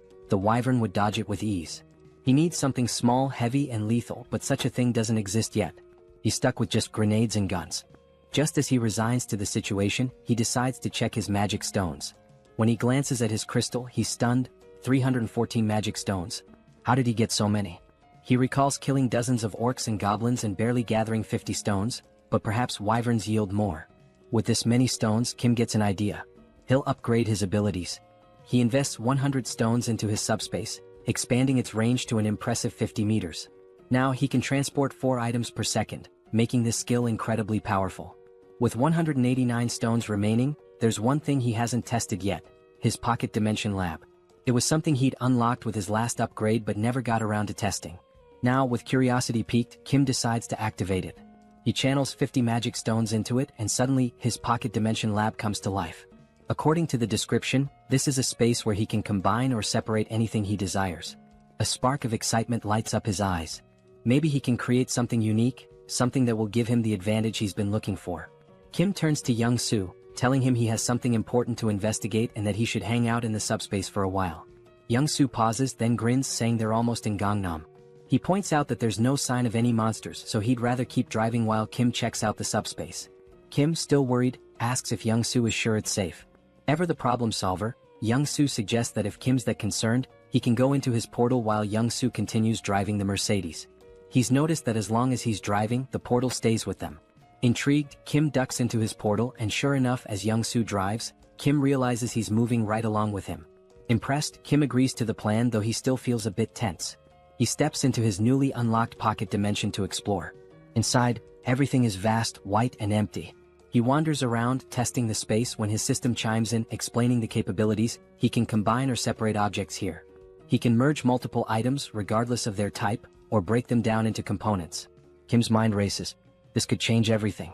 Could he, for example, merge a rifle with its magazine to create an endless ammo feed so he wouldn't need to reload? Pax confirms that this idea is completely possible. Then Kim wonders if he could pull a grenade safety pin while storing it, so it would explode the moment he sends it out. Pax confirms again. Eager to test it, Kim has Pax remove the pin and create a new item, costing him 15 magic stones. He's fascinated by the result, but he knows a single grenade won't be enough for the wyvern. He needs something far more powerful. A smirk forms as Kim begins crafting a secret weapon. Meanwhile, Young-soo encounters a massive barricade, a wall of stacked cars blocking the road like some post-apocalyptic obstacle. He wonders who would create such a barrier. At that moment, Kim steps out from his subspace and asks how much longer to Gangnam. Young-soo explains that there's no monster trouble, but someone's blocked the road entirely with cars. He suggests they'll need a detour. Kim stops him. No detour is needed. He's got a new weapon to clear the way. Just as Young-soo is about to ask what he means, metal plates, each weighing 20 kilograms, start flying like bullets, slamming into the cars at incredible speed and scattering them like toys. Young-soo watches in shock. It's a stack of plates fused together, flying at 150 kilometers per second, creating a barrage of 500 kilograms that obliterates anything in its path. He's awestruck, yelling, "What on earth did you make?" The scene shifts to a group guarding the road from atop a building, watching for any monsters. They're armed with whatever they could find, mostly household tools. A middle-aged man, nervous and bewildered, wonders how that wall of cars collapsed so fast. Another, equally baffled, mentions how the wall withstood multiple monster attacks. It shouldn't have fallen like that. Then, through the smoke, they see a jeep charging forward, picking up speed until it stops right in front of their building. The men grab their weapons, a wooden stick among them, and stare, stunned. Who are these people? Soldiers, they assume, since they're arriving in a military jeep. Slowly, the black-tinted window of the car rolls down, and Kim smiles up at them, asking kindly, "Is Nurse Kim Jui here?" The scene shifts again, moving into a flashback. Kim's second sister, the middle child, gives him a flying kick so powerful he nearly faints. She huffs in frustration, while Jui, the eldest sister, calmly studies, telling her siblings to quiet down since she's preparing for an exam. Kim and his other sister are stunned, mouths wide open. The middle sister, concerned, asks Jui if she's feeling okay, wondering why she's suddenly so intense about studying. Jui snaps, asking if it's really that shocking for her to study hard.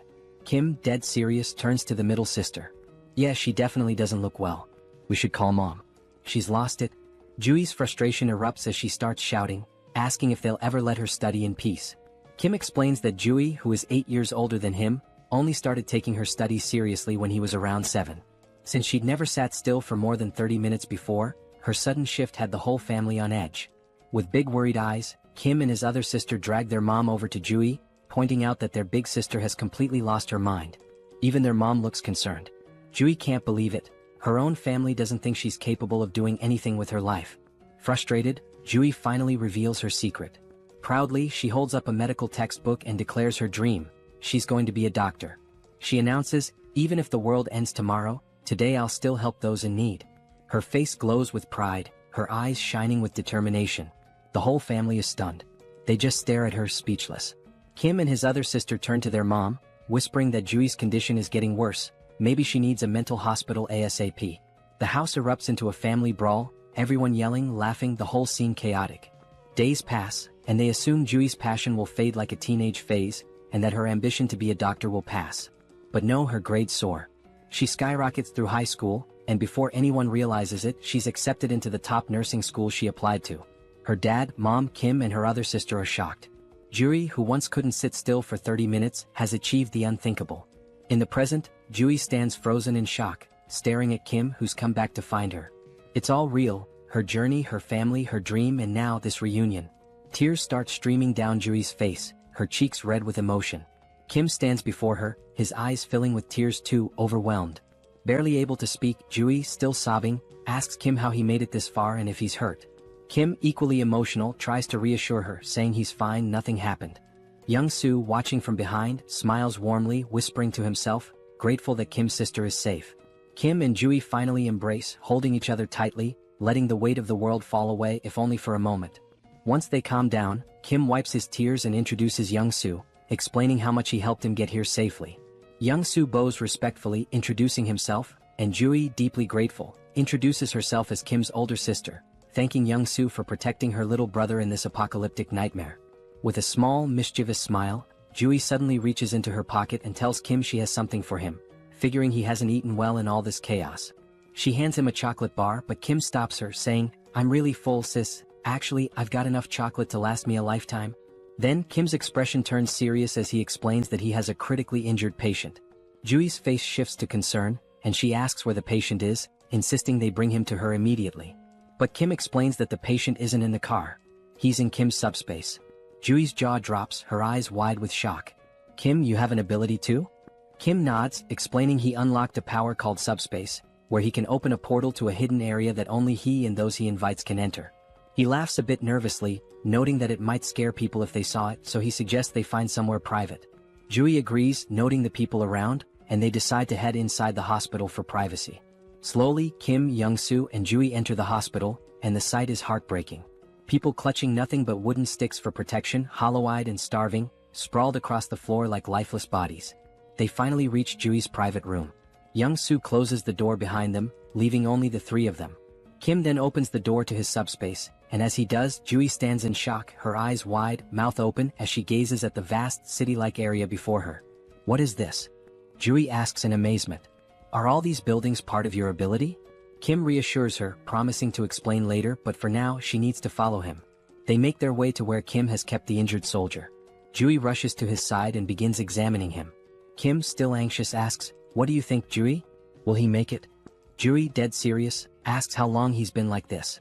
Kim explains he's not sure, but it couldn't have been too long since he found him on the way there. He suspects the man was beaten and tortured. With a solemn expression, she tells Kim that this man may not survive much longer. Upon hearing this, both Kim and Young-soo freeze, fear visible in their eyes. They had been holding on to hope that the man could be saved. Desperate, Kim asks, "Is it really that bad?" Jui's tone then shifts. She smiles and explains that under normal circumstances, his chances would be slim. But then, her hands begin to glow with a green aura, and she grins confidently. "Isn't it cool?" she says, "I've awakened as a healer." She places her glowing hands on the soldier's chest, the green light spreading over his body. She warns them that her skill level is still low, so a full recovery is unlikely, but he won't die. After 5 minutes, Jui finishes the healing. The soldier's wounds close and his breathing stabilizes. Jui explains that while it's not a complete recovery, the essentials are taken care of. He's severely malnourished and will need food and rest to regain strength. Suddenly, Kim says, "Sis, even with the world ending, you're still treating patients. Just like you said you would." Jui, caught off guard and slightly embarrassed, laughs nervously. Why bring that up now? But Kim, undeterred, repeats her words from childhood. "Even if the world ends tomorrow, I'll still treat the sick today." Blushing, Jui shouts, "I should have disciplined you like sister number 2 did when you were little." And just like that, they're bickering again.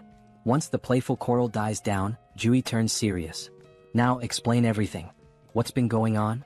Kim takes his time and goes into detail, telling the entire story, how he got trapped in the storehouse, how he sent messages to Jui and sister number 2, and how the network system went down. He recounts unlocking his subspace ability, accidentally storing the Logitech Center, and merging with Pax AI. He talks about meeting Young-soo and their journey here. While Kim is telling the story, Jui is devouring a meal as if she hasn't eaten in days. Kim sighs, annoyed, and asks, "Are you even listening, Jui?" With her mouth full, Jui nods and says, "Of course I'm listening." Kim challenges her, "Alright, what did I just say?" Jui, clearly distracted, fumbles and gives a brief summary, missing most of the important details. Kim groans but lets it slide, chuckling a little. It turns out the delicious meal was prepared by Young-soo's wife, who introduces herself to Jui. Jui smiles warmly and says, "Nice to meet you, I already love you." They all laugh together. Young-soo's wife offers more food, saying, "If you're still hungry, there's plenty more in the fridge. Just ask." She also tells Kim that she's prepared a bed for him in the first-floor staff room with supplies, suggesting he rest there. Kim tries to thank her, insisting she didn't need to go through so much trouble, but she smiles and replies, "With everything you've done for us, it's the least I could do." Juri, still curious, turns to Kim and asks, "How did Young-soo and his wife get into your subspace?" Kim, exasperated, groans, "I literally just told you this whole story, Jui." But Jui shrugs, so Kim sighs and begins the story again. Afterward, Kim starts explaining his future plans. He sums it up, saying he's going to bring his entire family into his subspace. The first goal has already been accomplished. His older sister, Jui, is safely inside. Next, he'll go find sister number 2, who is in Area 0. Jui's expression changes at this. In a serious tone, she apologizes to Kim, saying she can't come with him because she needs to stay here. Kim's face falls, shocked. "Why do you have to stay in such a dangerous place all alone?" he asks, concerned. Jui sighs, agreeing that it's dangerous, but explains it's not just that. There are other patients, and while other nurses can help, she stops mid-sentence as the scene shifts. In another building, a shadowy figure watches through a window at Kim and Jui's building. He notes that 2 people arrived in a military jeep, and his guards reported a loud crash from the car wall outside. The wall was broken by a jeep, he wonders. Puzzled, he speculates that they might be special forces, but an unknown voice interrupts, suggesting that one of them is Jui's younger brother. The man's face is revealed, ugly and intimidating. His companion, sounding hopeful, remarks that if one of them is Jui's brother, they might not be hostile, just in need of food and shelter. With control over the food supply, they could leverage Kim if necessary. But the ugly man's expression turns serious as he smirks and says, "Do you really think those 2 are stronger than you?" Just then, a towering 7-foot muscular figure steps forward from the shadows. His body is covered in veins and has a lifeless, vacant look, almost like a living corpse. The muscular man reassures his boss that it's unlikely anyone is stronger than him. The boss instructs him to greet Jui and her brother warmly, feigning kindness, while also making sure to fix the broken car wall. The muscular man nods, explaining that he has doubled the wall's height, ensuring it will be impossible to break through again. The scene shifts back to Kim and Jui, where Jui starts telling Kim about the department head, Jean. She reveals that Jean has an awakened ability, allowing him to control minds and poison people. Kim's expression turns serious as he listens intently. Jui continues, saying that Jean has somehow gained control over most of the awakened people in the area, and they are now guarding the food and monostone supplies. Because of this, the people in Jui's building are starving. She confesses that she's been secretly stealing monostones, trying to strengthen her own ability to potentially cure those who are poisoned or mind-controlled. She explains that she plans to stay behind to help these people while Kim goes to rescue their parents. But Kim firmly says no. Juri, frustrated, begins to explain that the people here have no food or water and will starve if something isn't done. Kim interrupts her with an annoyed tone, asking, "Did you even listen to my entire story?" Jui looks puzzled as Kim, arms crossed and eyes closed, coolly points out, "The main weapon Jean has is control over food, right?" Jui nods. With a sly grin, Kim says, "Then solving this problem is a piece of cake for me." He tells Jui to watch his incredible ability in action. Jui winces, muttering that it seems like Kim's middle school phase is back, but before she can finish her sentence, her jaw drops. From Kim's subspace, stacks of meat, vegetables, water and other food supplies come pouring down from above, filling the room to the brim, leaving Jui and the others in stunned silence. At this point, Kim has just uncovered the ultimate infinite food glitch. Jin Sung-hak received an urgent report about Jian's younger brother bringing in a supply of food, but he remained unimpressed. The messenger emphasized that the quantity was remarkably large, but the man stayed indifferent. With just 2 individuals in a single military vehicle, he doubted their capacity to transport such an amount. Sooner or later, people would steal their food, and once it was gone, they'd come back begging for rations like everyone else. Jin Sung-hak thought they should have hidden their provisions and used them sparingly instead of being overly generous. Yet, this generosity might eventually play to the villain's advantage, making things easier than anticipated. The messenger added that the newcomers had brought in more supplies than the entire hospital had managed to gather so far. This revelation sent a chill down Jin Sung-hak's spine. No matter how one looked at it, it was physically impossible for 2 people to collect such a large quantity of food for everyone. The hospital's current stash had been gathered by their scouting team, enough to fill an entire truck. Jin Sung-hak speculated that the newcomers possessed some sort of ability to duplicate items or manipulate object sizes. Whatever the case, they clearly relied on an ability to secure those provisions, and the hospital needed to recruit them. Jin Sung-hak prepared his signature drug and tasked his strongest subordinate, Song Hyun-gu, with the job of getting Joo-hyun's younger brother addicted to it. If the plan failed, they could simply kill the boy. There was also the driver to consider. Late at night, Young-hyun distributed food among the hospital's residents, all while searching for someone in the crowd. He believed that finding this person would simplify matters significantly. A short while earlier, he had shared his strategy for neutralizing all of Jin Sung-hak's weapons. The plan involved dumping the poisoned food and replacing it with fresh supplies, subduing the addicted ability users, and dealing with Jin Sung-hak, who was no combat threat at all. Young-hyun tried to gather as much information as Joo-hyun had. Most of the abilities possessed by the addicted users were trivial. One could reseal cans and another could automatically do laundry. In general, very few awakened abilities were combat relevant, with the exception of one individual in the hospital. That person was Song Hyun-gu, whose presence alone was intimidating. After the world descended into chaos, Hyun-gu traveled from Ilgyro to Gangnam, concerned for his mother in the hospital. Joo-hyun didn't know much about Hyun-gu's ability other than that he was unnaturally strong. His massive frame was impossible to miss, and the car wall protecting everyone had been built by him with his bare hands. Now, that giant of a man had finally come face to face with Young-hyun for a private conversation. Although Yonghyun felt nervous, he had some business to settle with the muscle-bound man, making this encounter ideal. Hyungu couldn't fathom what kind of business the younger man had in mind, but it no longer mattered. The two stepped outside near the car wall that started it all. Calmly, Hyungu presented Yonghyun with two options: either drink the medicine willingly or face a painful death. He strongly advised against trying to flee as it would be futile. It became clear why Hyungu had chosen such a secluded location for their meeting. Yonghyun, however, never planned to run. He knew he'd be caught if he did. Instead, he opted for a secret third choice, trapping Song Hyungu on the spot. Provoked by the young man's defiance, Hyungu lunged to grab and crush him. Before he could, his fingers touched an immovable barrier. Yonghyun had disappeared, leaving behind only a strange portal to the logistics center. At first, Hyungu couldn't make sense of what he was seeing.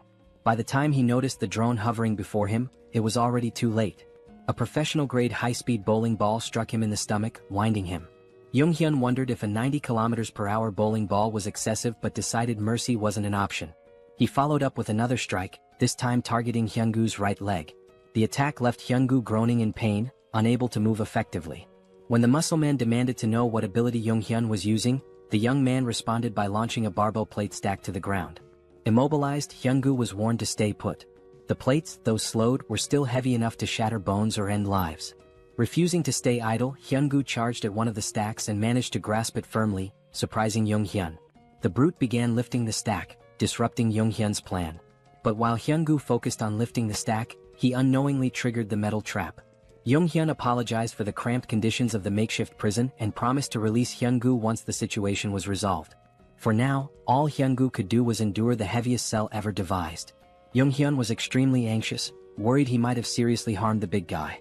Thankfully, the man was incredibly resilient. Back inside, Nurse Juhyun hurriedly let her brother in. She had heard a loud noise outside and feared her little brother had encountered the muscle-bound man. Yonghyun casually confirmed her suspicions as if it were nothing. He gestured outside, allowing his sister to see where he had left the biggest threat. Juhyun peeked out and was shocked by the bizarre metal structure she saw. Yonghyun calmly explained that Song Hyungu was now his temporary prisoner. With the most dangerous obstacle neutralized, they only needed to wait for Yang-soo to arrive. Right on cue, the East's best driver made his appearance. However, as Yang-soo came into view, the siblings froze. Yang-soo was limping, holding his head in pain, drenched in sweat, and complaining of an intense pounding headache. The symptoms were eerily similar to those of poisoning. It seemed the enemy had gotten to him somehow. Yang-soo's last memory was handing out food to survivors and receiving some words of gratitude. Juhyun noticed a tiny puncture wound on his finger, a likely delivery method for the poison. The culprit must have pricked him while pretending to thank him. For now, Yang-soo needed rest and confinement in the subspace. He would have to be isolated for a while. Yonghyun hadn't anticipated this turn of events. He felt responsible for failing to protect his friend. Without knowing how the poison worked, the situation could become even more complicated. Finding Jin Sung-hak quickly was now their top priority to secure a cure. They prepared the break room in Sector 1 as a confinement space, blocking all windows and doors just in case. However, before Yang-soo could step into the portal, the system detected and blocked an unidentified energy from entering. Since Subspace was an independent domain, external energy connections were impossible. Yang-soo, confused, looked to Yonghyun for answers. Miraculously, the pounding headache disappeared as soon as he placed a finger into the portal. To test this further, they decided to try the method on the most prominent poison victim, Song Hyungu. Yonghyun opened a portal beneath the muscle man's feet, pulling him into the subspace against his will. Once inside, the poison in Hyungu's system was neutralized. Afterward, Yonghyun removed his access, returning him to the real world. When Hyungu reappeared, his complexion was healthier, and his expression showed clarity as if he had awoken from a deep slumber. The poison had been completely eradicated. Yonghyun realized that his subspace wasn't just impervious to physical attacks but also to mental and chemical ones. The first thing Hyungu did after recovering was visit his sick mother. He hugged her and apologized for neglecting her for so long. Encouraging her to rest more, he assured her he would return soon after settling some important matters. Yonghyun asked if he'd be okay on his own, and Hyungu confidently replied that he would. With his abilities, ordinary attacks posed no threat to him. Still, the vivid memories of his actions under Jin Sung-hak's influence filled him with shame and regret. He resolved to settle things with the mastermind before moving forward with his life. Hyungu promised to deal with real cancer in the hospital swiftly. Meanwhile, Jin Sung-hak received notice of losing contact with one of his underlings. He was startled. He suspected the worst, and his fears were confirmed when the last person he wanted to see entered his office. Song Hyun-gu, muscles bulging, held himself back from immediately tearing Jin Sung-hak apart. Although Jin Sung-hak didn't understand how their connection was severed, he smiled smugly and begged for mercy. Hyun-gu responded by slamming his arm into the villain's head, silencing him for good.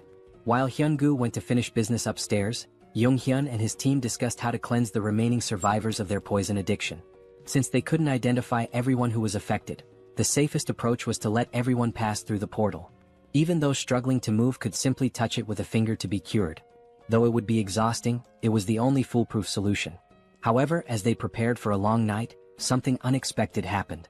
Survivors all over the hospital suddenly began acting as if a weight had been lifted off their shoulders. One by one, those afflicted were inexplicably cured. They realized they had been out of their minds and regained their senses.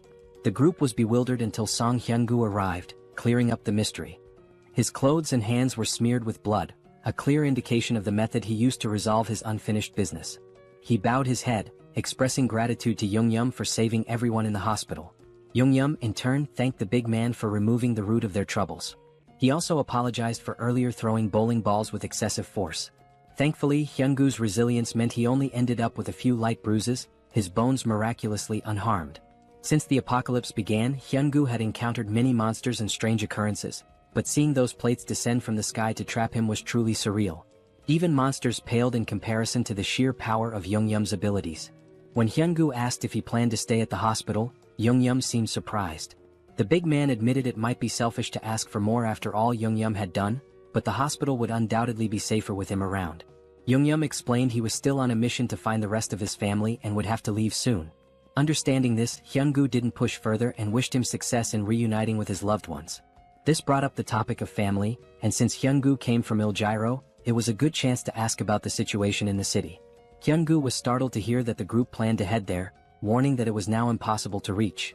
Several hours later, as dawn broke over the hospital, the survivors awoke to a brighter future. Not only had Yong-yum ensured they had enough food to last for a long time, but he had also supplied them with essential items like clothing and tools. Former enemies parted ways as allies, with Hyun-gu shaking Yong-yum's hand and promising to repay his kindness someday. With that, the group departed the hospital, heading toward Il-Gyro. Mr. Yong-soo, now fully recovered, drove with his usual expertise. He brought up the wall around Il-Gyro that Hyun-gu had mentioned, theorizing it might be a product of someone's ability. If so, Yong-yum hoped to establish communication with whoever created it. Otherwise, breaking through might be their only option. The previous night, Hyun-gu had explained what he saw while leaving Il-Gyro. He described the wall growing out of the ground like a tooth emerging, eventually reaching the height of a typical skyscraper. This meant ground travel was nearly impossible. Hyun-gu also mentioned something peculiar about the monsters in Il-Gyro. Unlike those in Gangnam, the city was infested with undead creatures, skeletons that reanimated even after being destroyed. Walking corpses were a common sight there. Despite Il-Gyro's challenges, Yong-yum wasn't worried about his sister, Seol, who was trapped inside. He believed she could handle herself, even without awakening any special powers.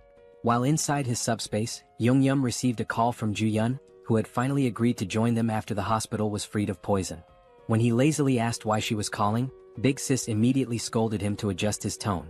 She informed him that the soldier they had rescued had regained consciousness. Yong-yum quickly entered the subspace, where the soldier sincerely thanked him for saving his life. The soldier introduced himself as Colonel Han Hyung-ho of the 50th Intelligence Communications Battalion. Thanks to Ju-yun's careful treatment, he had made a full recovery. Looking around, the colonel seemed confused. He could see the military command center outside but found the rest of the surroundings unfamiliar. There shouldn't have been any buildings in that area, let alone a logistics center. Yong-yum explained they were currently inside the staff lounge of the PAX FC Logistics Center within his subspace. Outside, they were in Gangnam heading toward Hanam Bridge. The colonel struggled to process this information until Ju-yun simplified it. They were inside the kid's ability, situated in Gangnam. Upon learning this, the colonel humbly requested to be dropped off on the road. Yong-yum assured him they meant no harm and only wished to help. The colonel acknowledged this as the group had saved him from near death, but he couldn't share the details of his mission, which was to reach the Joint Chiefs of Staff as soon as possible. Recognizing the national importance of the mission, Yong-yum called PAX for assistance. Instead of simply letting the colonel go, he handed him banana milk and a sandwich, insisting he eat before explaining more about his mission. Despite his hunger, the colonel resisted at first. But when Yong-yum presented a feast of pizza, waffles, chicken, and other delicacies, the colonel couldn't hold back. As he ate, he began to reveal classified information. It all started when creatures from the other world appeared simultaneously across the globe. These entities included more than just monsters. There were insects, animals, plants, and even geographical features like mountains suddenly emerging. They attacked indiscriminately, targeting humans, animals, and even each other. They showed no mercy to anyone or anything. With the appearance of these monsters, the government began enlisting individuals known as the Awakened to form a specialized unit. These recruits, wielding their extraordinary abilities, were highly effective against the creatures. Colonel Han's unit was stationed near Guachin and Anyang, where they maintained a relatively stable situation. Everything was under control until that beast appeared. He witnessed his men being massacred and devoured by a massive wyvern. Their weapons, guns, grenades, and even heavy artillery were completely useless against the creature. They repeatedly called for reinforcements from nearby military units, but everyone else was overwhelmed by their own battles against other formidable monsters. Strangely, they were able to communicate with Guachin and Anyang during the battles, yet no reports or updates ever came from command. Ultimately, Colonel Han made the tough decision to retreat to avoid complete annihilation by the wyverns. Their destination became the National Communication Command. As the monsters relentlessly hunted the remaining members of his unit, more comrades fell. When they reached a city, they attempted to recruit additional awakened individuals to strengthen their numbers. After many days of exhausting travel, they finally arrived at the base camp, only to find it deserted as expected. The reason for the abandonment became evident soon after. While searching the command center, they discovered suspicious documents containing references to a coup. It appeared a rebellion was unfolding. Colonel Han made every effort to reach the Joint Chiefs of Staff, but the relentless wyvern trapped them at the base. To make matters worse, the awakened recruits turned against them, killing the remaining soldiers and taking over. These rogue awakened individuals were the same ones eventually devoured by the wyverns. Colonel Han suspected the First Corps was deliberately sabotaging government attempts to regroup, with their commander likely siding with the rebellion. In the midst of the apocalypse, even a coup felt oddly unsurprising. Since Yungyum's group was heading toward Yeljiro, he assured the colonel they'd drop him off when they crossed the Han River Bridge. The colonel expressed his gratitude while continuing to savor the gourmet meal in front of him.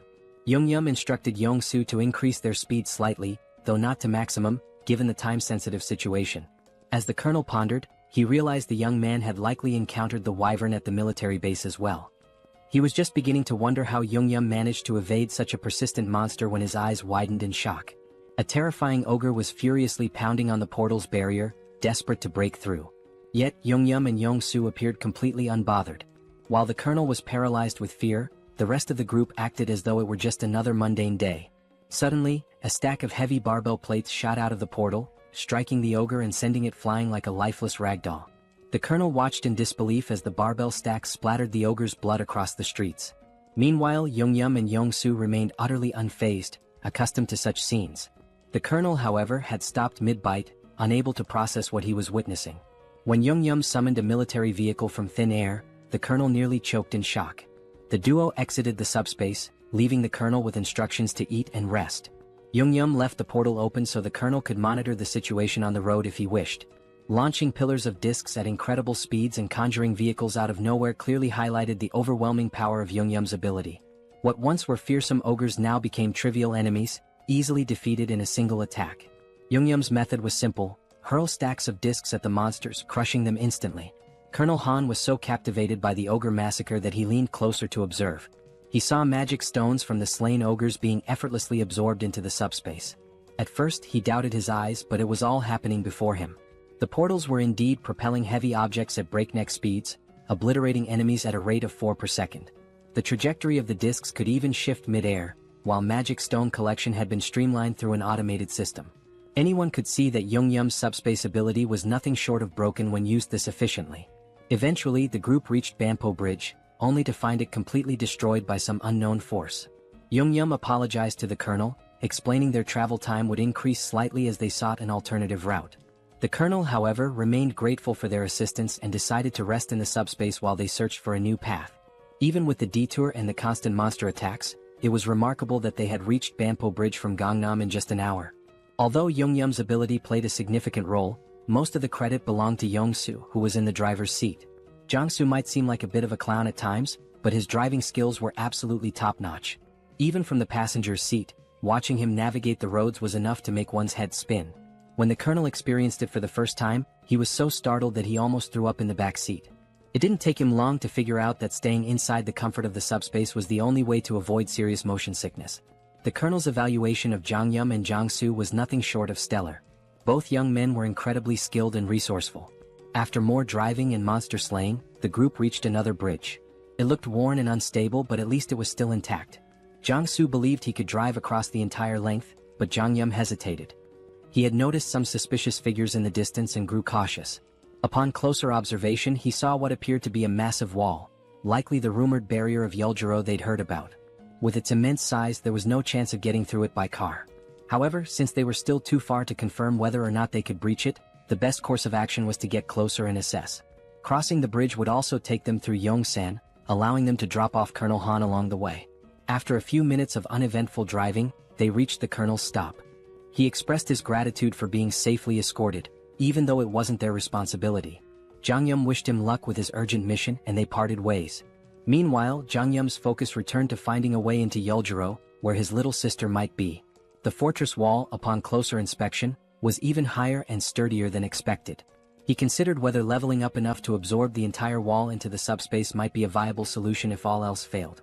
Unfortunately, his current level was far from sufficient for such a feat. He estimated needing another 2 hours of grinding, collecting 400 magic stones per hour, to upgrade his subspace abilities. Han, meanwhile, suggested that Jang Yum and Jang Soo join him in the government's efforts. The government was offering mana stones and resources to aid the initial growth of awakened individuals. Han believed the duo's talent would ensure they received substantial support. Jang Yum, however, politely declined, explaining that his family was his top priority. As for the magic stones, he had no issue collecting them himself while hunting monsters. Han, though disappointed, understood Jang Yum's reasoning. However, he mentioned that if they went to the Joint Chiefs of Staff headquarters, Jang Yum might reconsider since they likely had helicopters available. Han guessed correctly, they probably did. Meanwhile, the headquarters was abuzz with reports of Guachen and Anyang falling, along with the destruction of the 56th Division. It seemed that only the 1st Corps retained any semblance of operational strength. In such chaos, the existence of a governing body was uncertain. The military forces that survived were completely in the dark. The director, lost in pessimistic thoughts, was interrupted by a messenger announcing a visitor. Colonel Han, the commander of the 50th Battalion of the National Communications Agency, had arrived. He insisted on delivering a personal message to the director, detailing how his entire unit was wiped out and how he'd made it to HQ. Han gave a flawless salute before recounting the events in excruciating detail, omitting nothing. He concluded his report by handing over a document containing undeniable evidence of rebellion within the 1st Corps. The director's stomach dropped as he read through the papers. He had been oblivious to the treachery brewing beneath the surface during this crisis. Glancing outside, he saw the men who had helped Han deliver the critical intel. Both the director and the colonel hurried to thank Jang Yum and Jang Soo for their incredible service to the country. The director also mentioned Jang Yum's abilities and his request for a helicopter in exchange for supplies. Given the strategic importance of helicopters, the director agreed to provide one, on one condition. He formally invited Jang Yum to join the military as an awakened operative. The government was desperate to stabilize the situation, and Jang Yum's abilities could be a game-changer. However, Jang Yum respectfully declined, reiterating that his priority was rescuing his family. The military, unable to force him into service, had to withhold the helicopter. Jang Yum understood, acknowledging the director's position and wishing him success in restoring order. With a proper goodbye, Jang Yum returned to his vehicle. The director stood there, puzzled and frustrated, realizing he had mishandled the situation entirely. He assumed the young man would eventually give in. But these fools underestimated Jang Yum's determination. He wasn't out of options yet. If the helicopter plan to bypass the wall failed, he'd simply come up with another solution. Since he hadn't even fully assessed the fortress wall himself, he remained optimistic about finding a way through. With the first offer rejected, the director had to set his pride aside and tap on Jang Yum's car window to make another proposal. If the young man fulfilled this request, the military promised to provide the helicopter he sought. Jang Yum agreed, and soon an entire battalion was mobilized, military vehicles lining up in a single file. Sitting in the vanguard, Jang Yum nonchalantly sipped on a juice box, looking more bored than concerned, as though he weren't about to head into battle. Months earlier, the director had laid out the mission. Seoul Station, once a hub for gathering reserve awakened individuals, still maintained communication with survivors there. The problem was the road to the station, completely clogged by skeletons. These skeletons weren't particularly dangerous in combat but were an immense nuisance. They were numerous, tricky, and almost impossible to permanently destroy without targeting the core located at the base of their last right rib. Failing to crush this core meant they would regenerate endlessly. Jangyum's task was to clear a path through the skeletal hordes and rescue the stranded awakened individuals. With his flying barbell discs, he made quick work of the mission. For him, it was a straightforward job, but for the soldiers watching his abilities for the first time, it was mind-blowing. The operation they had dreaded for weeks was effortlessly executed by a young man with an unusual power. When they finally reached Seoul Station, the awakened survivors erupted in cheers, overjoyed to see their rescuers. The military swiftly evacuated the survivors into armored vehicles. Once everyone was accounted for, the director gave Jangyum and Yong-soo the signal to leave. Thanks to Jangyum's skill, the skeletons posed no significant threat during the escape. For the soldiers, fighting skeletons was grueling, requiring near-perfect precision to hit the cores with their firearms. Jangyum, however, dispatched them with ease. But there was something the young man hadn't yet encountered, a rare and formidable enemy among the skeletons, the Skeleton Knight. The military had a standing order to avoid the creature at all costs. Engaging it was considered futile as it was deemed indestructible. As usual, Jangyum opened his portal and sent a barbell disc hurtling toward the enemy. This time, though, it wasn't an ordinary skeleton standing in the middle of the road, it was the Skeleton Knight. The menacing figure stared down the convoy, its piercing gaze fixed on them. To everyone's shock, the creature began speaking in an unfamiliar language. Though unintelligible, it was clear the knight was trying to communicate. Then, it plunged its sword into the ground and pulled out a magic stone, crushing it in its skeletal hand and sprinkling the resulting dust onto the ground. With that, the Skeleton Knight began speaking human language, introducing itself as Sir Gawain, one of the 12 knights serving the Night King. He greeted the humans, referring to them as otherworlders, but Jangyum seemed more intrigued by the magic stone trick than by Gawain himself. Sir Gawain admitted that being greeted with flying chunks of metal was unusual and asked if Jangyum was a mage. He also questioned the humans' presence in skeleton territory, noting the importance of maintaining proper etiquette in negotiations, even in this chaotic world. In response, Jangyum flung another barbell disc, which Gawain effortlessly slashed in two at blinding speed. The Skeleton Knight warned that such attacks were futile, as they couldn't even scratch his armor. But Jangyum wasn't listening. He sent another barrage of discs, prompting Gawain to roll and dodge with precision, stabbing his sword into the ground for leverage and launching a counterattack. Frustrated, the Skeleton Knight muttered about the humans' preference for violence over diplomacy. Unfazed, Jangyum launched 4 more barbell stacks at the indignant knight, showcasing his resolve to handle the encounter his own way. Gawain masterfully deflected the first attack with his shield, gracefully dodged the next, and slashed the remaining discs out of the air, halting their momentum entirely. This chain of precise maneuvers brought the Skeleton Knight alarmingly close to the convoy. Yong-soo, seeing the terrifying figure charging at full speed, began to panic. Meanwhile, Jangyum was more intrigued than scared, marveling at how easily the knight could slice through 500 kilograms of steel as if it were butter. However, he noticed that Gawain was cautious, clearly trying to avoid taking any direct hits. If I can land a solid blow, Jangyum thought, we might have a chance. Determined, he gritted his teeth and spent 50 magic stones to unlock tracking delivery for greater precision. As a test, he launched a single stack directly at the Skeleton Knight's chest. The massive steel disc shot out of the portal like a cannonball, aimed with pinpoint accuracy. Gawain scoffed, mocking Jangyum for using the same trick repeatedly and calling him a fool by a mage's standards. Confidently bragging that he could dodge any projectile thrown at him, Gawain was blindsided when the disc suddenly adjusted its trajectory midair. Instead of the usual straightforward attack, this one veered sharply, homing in on Gawain's chest just as Jangyum intended. Though the attack struck, the Skeleton Knight managed to absorb most of the impact with his armor, batting the disc away after the initial hit. "You're getting ahead of yourself, boy," Gawain growled. "I was merely caught off guard. It won't happen again." But before he could finish his sentence, a bowling ball came hurtling out of nowhere, slamming into his head and knocking him to the ground. Gawain recovered quickly, lifting his head with newfound wariness. Yet, before he could react, another bowling ball struck him square in the skull, eliciting the first hint of fear the Skeleton Knight had felt in ages. The fear froze him momentarily, giving Jangyum another opening to unleash a relentless barrage. Inside the car, Jangyum chanted commands like a gamer inputting cheat codes. Left head, back head, crown, front head, right head, left head. Each command sent a bowling ball flying in a pre-aimed direction, creating an automated assault. Though his jaw ached from issuing rapid orders, Jangyum didn't let up. The Skeleton Knight, struggling under the ceaseless rain of projectiles, found himself cracking, literally. Jangyum noticed fractures spreading across Gawain's skeletal frame and decided it was time to act decisively. He suggested the military convoy retreat while the enemy remained disoriented. But before they could leave, Gawain's curses turned to pleas. fragments of his bones scattered in all directions as the relentless impacts took their toll. Seizing the opportunity, Jangyum ordered simultaneous disc attacks from all sides, left, right, front, and back.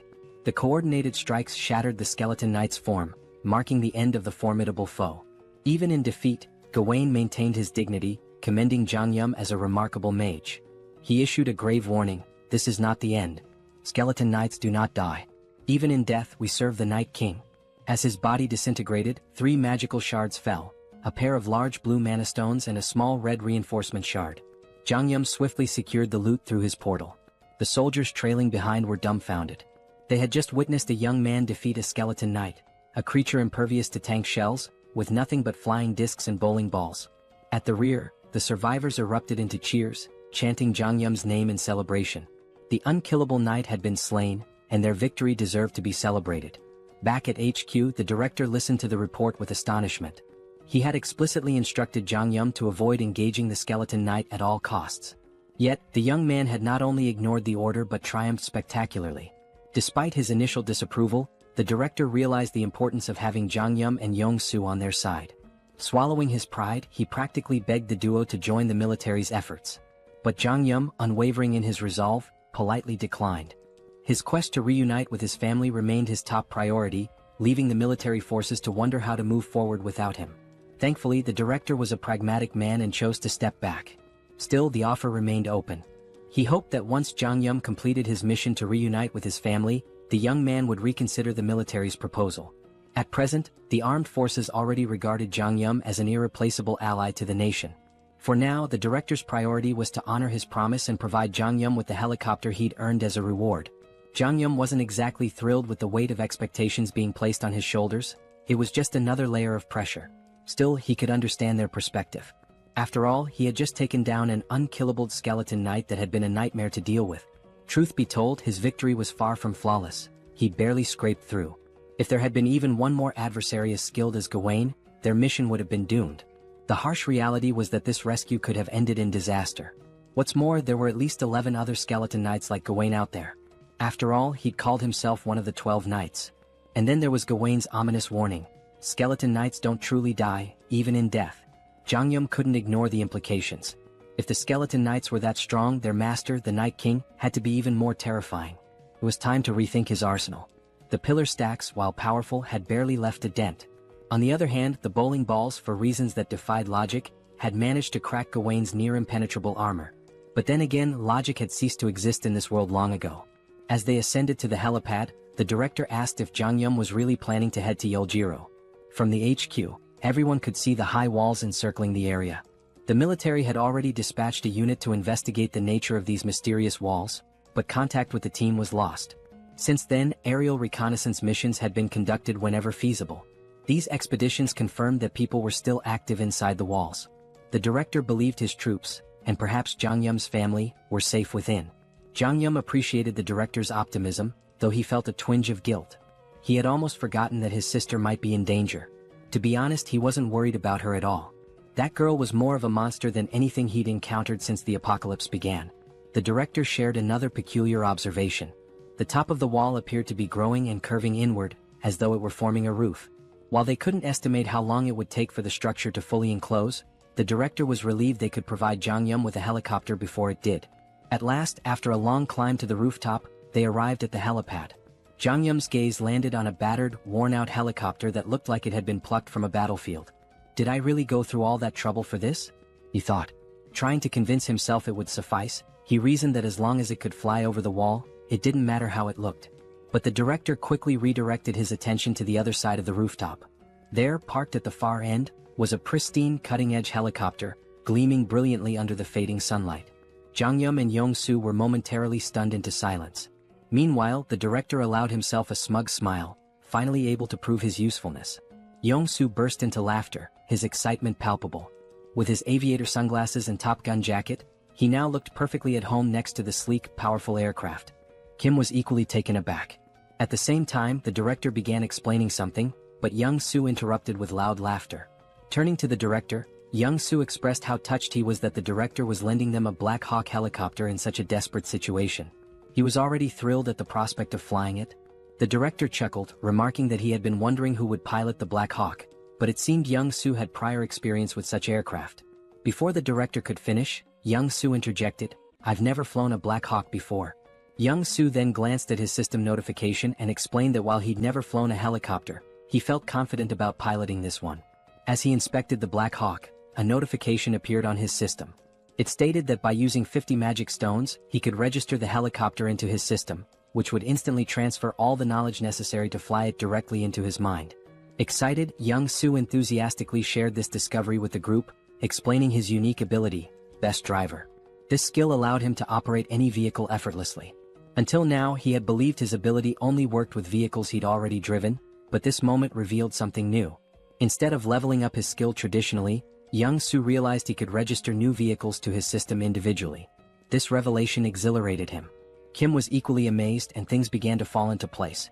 Reflecting on their countless battles together, Kim recalled how Young Soo's ability never seemed to evolve in a conventional sense. Now it was clear, Young Soo's skill wasn't about progression but about expanding his arsenal by registering new vehicles. The director then surprised them by retrieving a suitcase from the Black Hawk. Opening it, he revealed a collection of magic stones. Placing the suitcase before Kim, he explained that it contained 200 magic stones. Originally intended as a surprise for their journey, the director now offered the stones so Young Soo could register the Black Hawk immediately. Hearing this, both Kim and Young Soo expressed their deep gratitude. Without delay, Young Soo took 50 magic stones and began the registration process. As the process completed, a torrent of information flooded into Young Soo's mind about piloting the Black Hawk. His excitement surged, his grin growing wicked, almost as if he were possessed by some malevolent spirit. Kim, observing the transformation, felt a shiver run down his spine. With a devilish smirk, Young Soo declared, "I've got this bad boy all figured out." He urged Kim to board the helicopter quickly, claiming he couldn't wait to take off. Nervous about Young Soo's enthusiasm, Kim hesitated and cautiously asked if he could fly the helicopter at a slower pace. Maintaining his mischievous tone, Young Soo laughed. "Slow? I don't do slow." Moments later, Young Soo leapt into the pilot's seat, his excitement palpable. Kim, his eyes brimming with tears of apprehension, reluctantly strapped himself in, resigned to what he knew would be a chaotic ride. Like a mad scientist at work, Young Soo began pressing buttons and muttering to himself. Turning to Kim, he quipped that they still had a bit of time before departure, suggesting Kim mentally prepare. Finally accepting his fate, Kim shifted his focus to what lay ahead. He knew that once they entered the city, they would face more skeleton knights. With this in mind, Kim decided to check his inventory to assess how many magic stones he had. He needed to upgrade his subspace level. Kim thought upgrading his subspace might unlock a new skill. Opening his inventory, he used 2 large mana stones and 1 enhancement stone. The system notified him that the large mana stones had been converted, along with 200 regular mana stones, leaving Kim with a total of 1,393 mana stones. Shocked at the sheer quantity, Kim used 1,000 mana stones to upgrade his subspace to level 3. The system informed him the upgrade would take a few minutes. While waiting, Kim inspected the enhancement stone. The system explained that enhancement stones were unique, imbued with special properties. Unlike regular mana stones, they could be consumed via the awakening system to grant specific enhancements to an item. The enhancement stone in his possession carried the fire property. A spark of inspiration struck Kim. He now had an idea of how to use the enhancement stone. However, the critical question loomed: which item should he upgrade? More importantly, Kim had no way of knowing how much his ability would increase from enhancing an item with the stone. He considers his 2 primary weapons for offense, the bowling ball and the iron pillars. However, whenever Kim used the iron pillars, the skeleton warriors easily sliced through them. Only the bowling ball proved effective against them. This is why Kim decides to upgrade the bowling ball. Upon upgrading it, he receives a new item, the fire bowling ball, which is surrounded by lava-like flames and possesses 2 main abilities, penetration and ignite. Afterward, Pax asks Kim if he wants to register the fire bowling ball as a new item. Kim agrees, and as soon as the registration is complete, Pax informs him that it's time to depart. Kim begins to mentally prepare himself, but before he can steady his nerves, Young Soo starts the helicopter. As the Black Hawk lifts off, Kim grows anxious. The director salutes Kim, expressing his hopes that he will safely reunite with his family and eventually return to the team once his mission is complete. Kim gives a thumbs up, bidding the director farewell. At that exact moment, the system notifies Kim that his subspace has been upgraded. The upgrade reveals new unlockable items and enhancements, including the ability to temporarily increase the shipping size limit for individual items using magic stones. As Kim reviews his unlockable items one by one, he comes across his new skills. His jaw drops in astonishment as though he's seen a ghost. The director, observing Kim's stunned expression from the ground, begins to feel uneasy. Reflecting on the 200 mana stones and the Black Hawk helicopter he provided to Kim, the director feels he has been more than generous. He even imagines reminding Kim of his help once he returns to the military base. However, he can't help but worry if something might be wrong to cause Kim's concerned reaction. Meanwhile, Kim is still reeling from his newly unlocked skill, the Subspace laboratory. This feature grants a transportation function with a minor healing effect, allowing him to recover naturally within the lab. More importantly, it enables Kim to register external objects into his subspace. The system explains that a registration fee will be determined by the object's size, weight, and value. This revelation is a game-changer for Kim. Previously, his subspace ability was limited to pre-registered items, such as those from the Logitech Center or military base. But now, the ability to register external objects offers massive potential. However, the system clarifies that new items must still fit within the two existing categories, Logitech Center or military base. Kim's gaze falls on the Black Hawk helicopter. He wonders if it qualifies as a military base item. Testing his theory, Kim attempts to register the helicopter into his subspace. The system confirms that the registration will require 107 magic stones. Kim agrees and completes the process. The scene shifts back to the director, who is heading back toward the military base. Suddenly, the sound of the helicopter fills the air again. Turning around, he sees Kim and Young-soo flying back. The director grows anxious, fearing something might be wrong with the Black Hawk. Before he can react further, a large portal opens in front of him. Out of it falls a Black Hawk helicopter. Moments later, a second portal opens and another Black Hawk helicopter emerges. As the two helicopters land before the stunned director, Kim waves at him with a smirk before flying off again. The director stands there speechless. He doesn't understand what just happened. He gave Kim a battered old Black Hawk, only for Kim to somehow gift him two brand new ones in return. As the director contemplates the situation, his confusion quickly turns into mounting worry. The scene transitions to Kim, who has now entered the city. A massive fortress looms ahead, its upper sections gradually closing in to form a roof. The fortress is on the verge of sealing itself entirely. The focus shifts again, revealing a foreboding castle. Its dark and sinister interior radiates an evil aura. Sitting on an enormous throne is the Skeleton King, whose skeletal visage is illuminated ominously. In a chilling, clicking voice, the Skeleton King speaks. He admits that no matter how much he contemplates, he cannot comprehend one thing. The entry permit level for the Earth dimension is only tier 8 at most. For higher tier beings like himself to enter, they must lower their tier just as he did. It's surprising to think that a wizard, infamous for his arrogance, would come here, even agreeing to a tier reduction. Even more shocking is that he dared to invade the Skeleton King's domain and kill Guan. The Skeleton King is referring to Kim. We learn that the Skeleton King comes from another dimension, while Earth is classified as an 8-tier dimension. To enter Earth, the Skeleton King had to significantly lower his power, with the ultimate goal of conquering the planet. Now, the Skeleton King believes that Kim, who killed Guan, is also from another dimension. A wizard who reduced his tier to come to Earth with the same objective, to take control. To the Skeleton King's right, a purple flame begins to morph into the shape of a skull. It addresses the Skeleton King, explaining that before Guan's death, he had attempted to communicate with the wizard, but the wizard killed him before he could utter a word. This indicates that the wizard is incredibly dangerous. The flame advises the Skeleton King to kill the wizard on sight during their next encounter, without attempting any conversation. The Skeleton King considers this carefully. He deduces that the wizard is here for one purpose, to take over the territory just like himself. But there can't be two tigers in the same jungle. If the Skeleton King wants to claim this land, he must eliminate the wizard. He mentions that the harvest is nearly complete, and once it is finished, they will launch an assault on the wizard. The flame introduces itself as Lancelot, revealing that it is the spirit of a knight whose physical body exists elsewhere. Lancelot communicates with the Skeleton King through this magical flame. Lancelot then informs the Skeleton King of an intruder approaching the castle. Assuming it to be more of those bothersome minions, the Skeleton King dismisses the threat, claiming they will inevitably perish soon.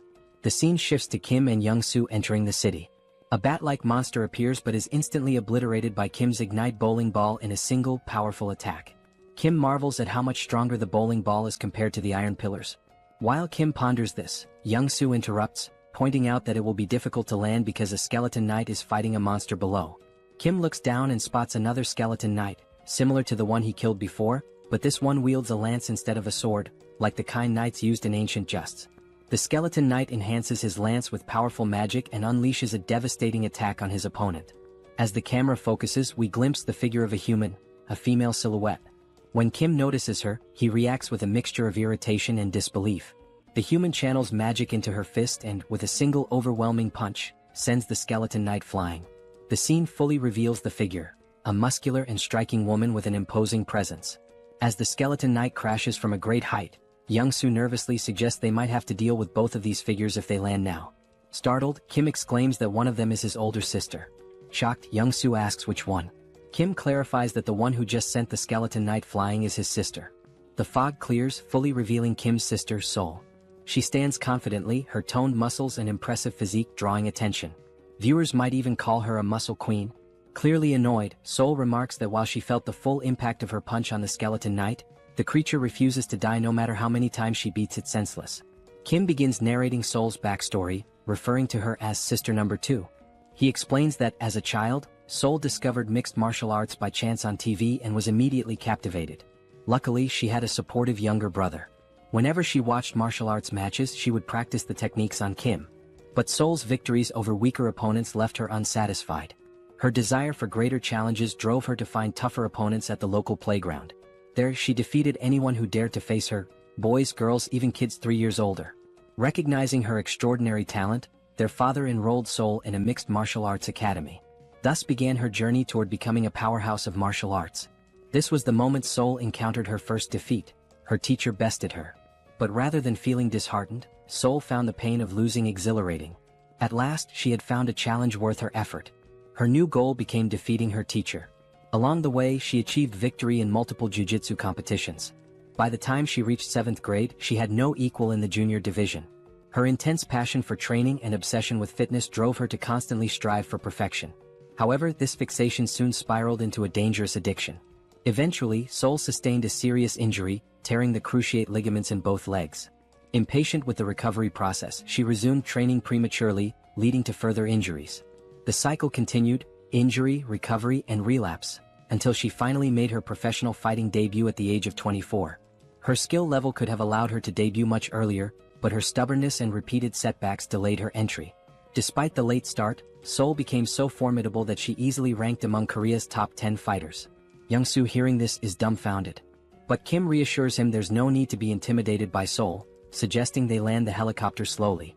However, Young-soo, still observing Sol from afar, mutters that she looks more like a monster than a human. Meanwhile, the skeleton knight approaches Sol, his sword in hand, and with a rattling voice, questions why his attacks are failing to connect. Sol replies nonchalantly, "Isn't it obvious? Your movements are too slow." The skeleton knight counters, claiming his speed is no less than hers and accusing her of using some incomprehensible trick. Sol chuckles and explains it's not a trick but simply martial arts. She delivers the explanation so casually that it leaves the skeleton knight bewildered. Hearing this, the skeleton knight compliments Sol, remarking that people like her are rare. He suggests that if Sol were to raise her rank, she could become the greatest knight. Sol, however, is unimpressed and confused, muttering about how all this talk of skeletons, knights, and rankings makes no sense. The skeleton knight continues, confessing that he's developed a deep admiration for her. He promises to speak to the skeleton king to ensure she's the only one spared in the city. But before he can finish, a flaming bowling ball comes hurtling out of nowhere, smashing into him with a deafening crash and shattering his body into fragments. His remains scatter around Sol. Moments later, the fiery bowling ball rolls to a stop at her feet. Sol, puzzled, wonders how this strange bowling ball managed to obliterate the skeleton knight when her martial arts couldn't.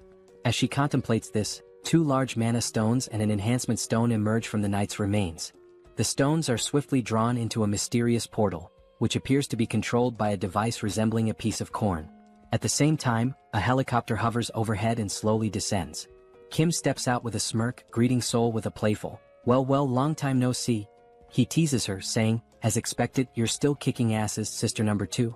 Sol stands frozen, mouth agape, stunned to see Kim after all this time. The scene shifts to a table laden with delicious food, fried rice, pizza, burgers, and an assortment of mouth-watering dishes. Joo-hee and Kim sit silently, watching in amazement as Sol devours the food with feral intensity. Unable to contain her curiosity, Joo-hee asks if Sol uses some special ability to enhance her strength. Between enormous bites of chicken and pizza, Sol casually responds, saying Joo-hee is partly right and partly wrong. Her physical prowess, she explains, is natural and unrelated to the barrier. The barrier's sole purpose, she says, is to shield her from external attacks. She delivers this explanation as if it's no big deal. As Sol continues eating voraciously, Juhi's patience finally snaps. Eat slower, she scolds, warning Sol that she'll choke or get indigestion if she doesn't. Kim, observing the exchange, chuckles and tells Juhi it's futile to argue. She's been eating like this since we were kids, he says with a resigned smile. Amid their playful banter, a warm, heartfelt conversation unfolds. Kim, smiling genuinely, tells his sisters how relieved he is that all three of them awakened survival-related abilities and managed to endure this long. Kim now had just one more task, to find their older brother. As Sol ate, she glanced at Kim with skepticism and asked, "Everything's fine, but seriously, Kim, your ability feels like a cheat code. How are you even capable of all this?" Kim chuckled softly, replying, "It's a long story. I'll explain everything to you later, but for now, just eat and get some rest." He showed Sol how to use the packs to order anything she needed and mentioned that Youngsu's family was safe in the subspace. He suggested Sol take a moment to say hello to them. Sol agreed with a nod but then asked, "Are we leaving this city right now? Are we really going?" Kim rose from his chair and answered, "Yes, we need to leave immediately. The city's ceiling is closing at an alarming rate, and I'm not sure if this fortress can shield the entire city." His tone was grave as he emphasized the urgency, adding that he had to gather as many mana stones as possible before the ceiling fully closed. Looking up at the sky, Kim felt a pang of dread. The ceiling had already sealed shut, plunging the entire area into darkness.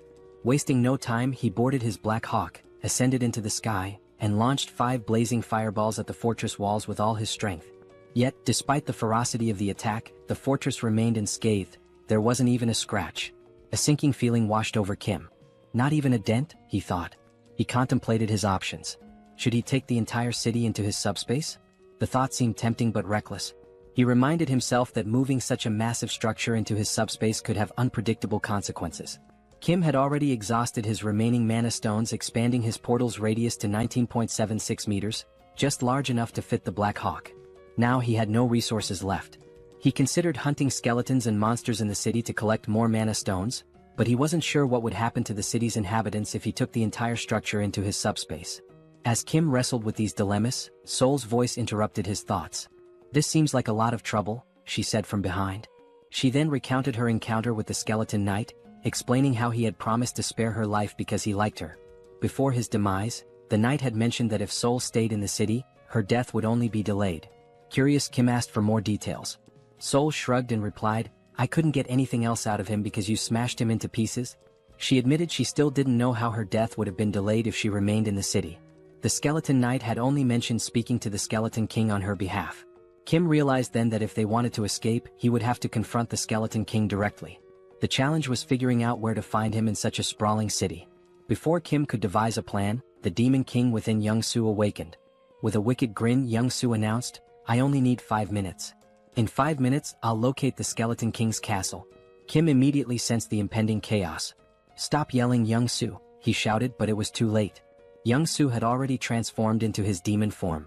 Cackling wildly, Youngsu did something reckless. He flipped the helicopter into a full 360-degree spin and declared, "I'll scour every corner of this city." The helicopter twisted and dove like a snake, zigzagging through the air as it covered every inch of the city.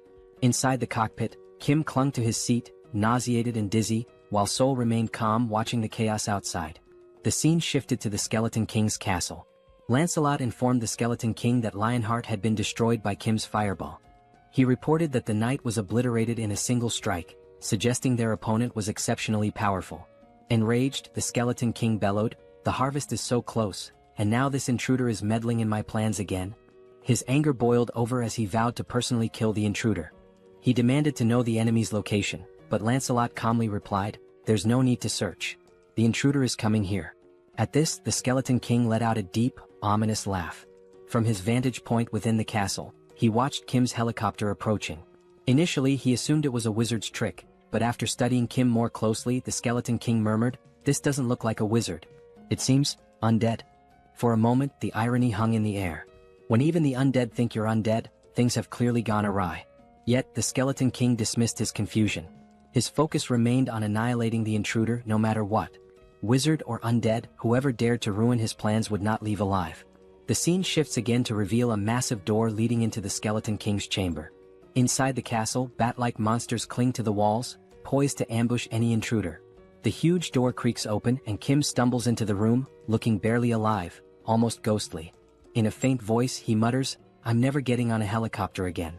The motion sickness was on another level. Suddenly, Sol notices something behind Kim.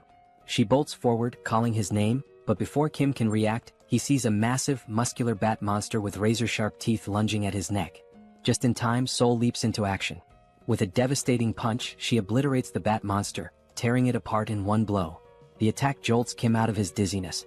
He quickly thanks Sol, but she rolls her eyes and tells him to stop being so formal. However, her attention soon shifts elsewhere. Something feels off. Sol scans the dimly lit chamber with a serious expression. There's more, she mutters. Kim looks around, confused. To him, the hallway ahead seems empty. But then, out of the shadows, countless glowing red eyes emerge, glaring menacingly at them. Kim's heart pounds as he realizes the danger. He turns to Young Soo and urgently says, "Retreat to the subspace." Kim knows he can't handle this alone, but then remembers he doesn't have to.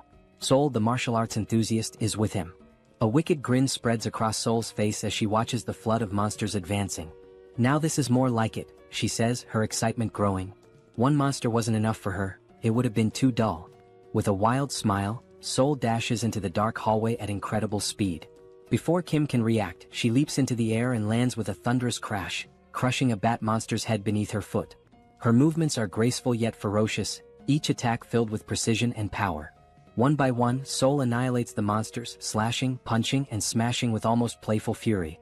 When a bat monster sneaks up from behind and sinks its teeth into her neck, she doesn't even flinch. Instead, she grabs it by the head and slams it into the ground with enough force to shatter it completely.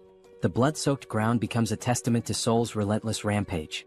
Her laughter echoes through the chamber, unhinged and chaotic. The remaining monsters tremble, their resolve crumbling in the face of her ferocity. Kim watches from the sidelines, torn between awe and concern. He knows Sol is in her element, but he's also aware of the risks. He retreats to his portal, an idea forming in his mind. Inside the subspace, Kim begins constructing a strange device. A high-powered electric pest repellent designed to lure and eliminate the bat monsters. As the machine powers up, it emits a strong current that draws the monsters in. One by one they are electrocuted, falling lifeless to the ground.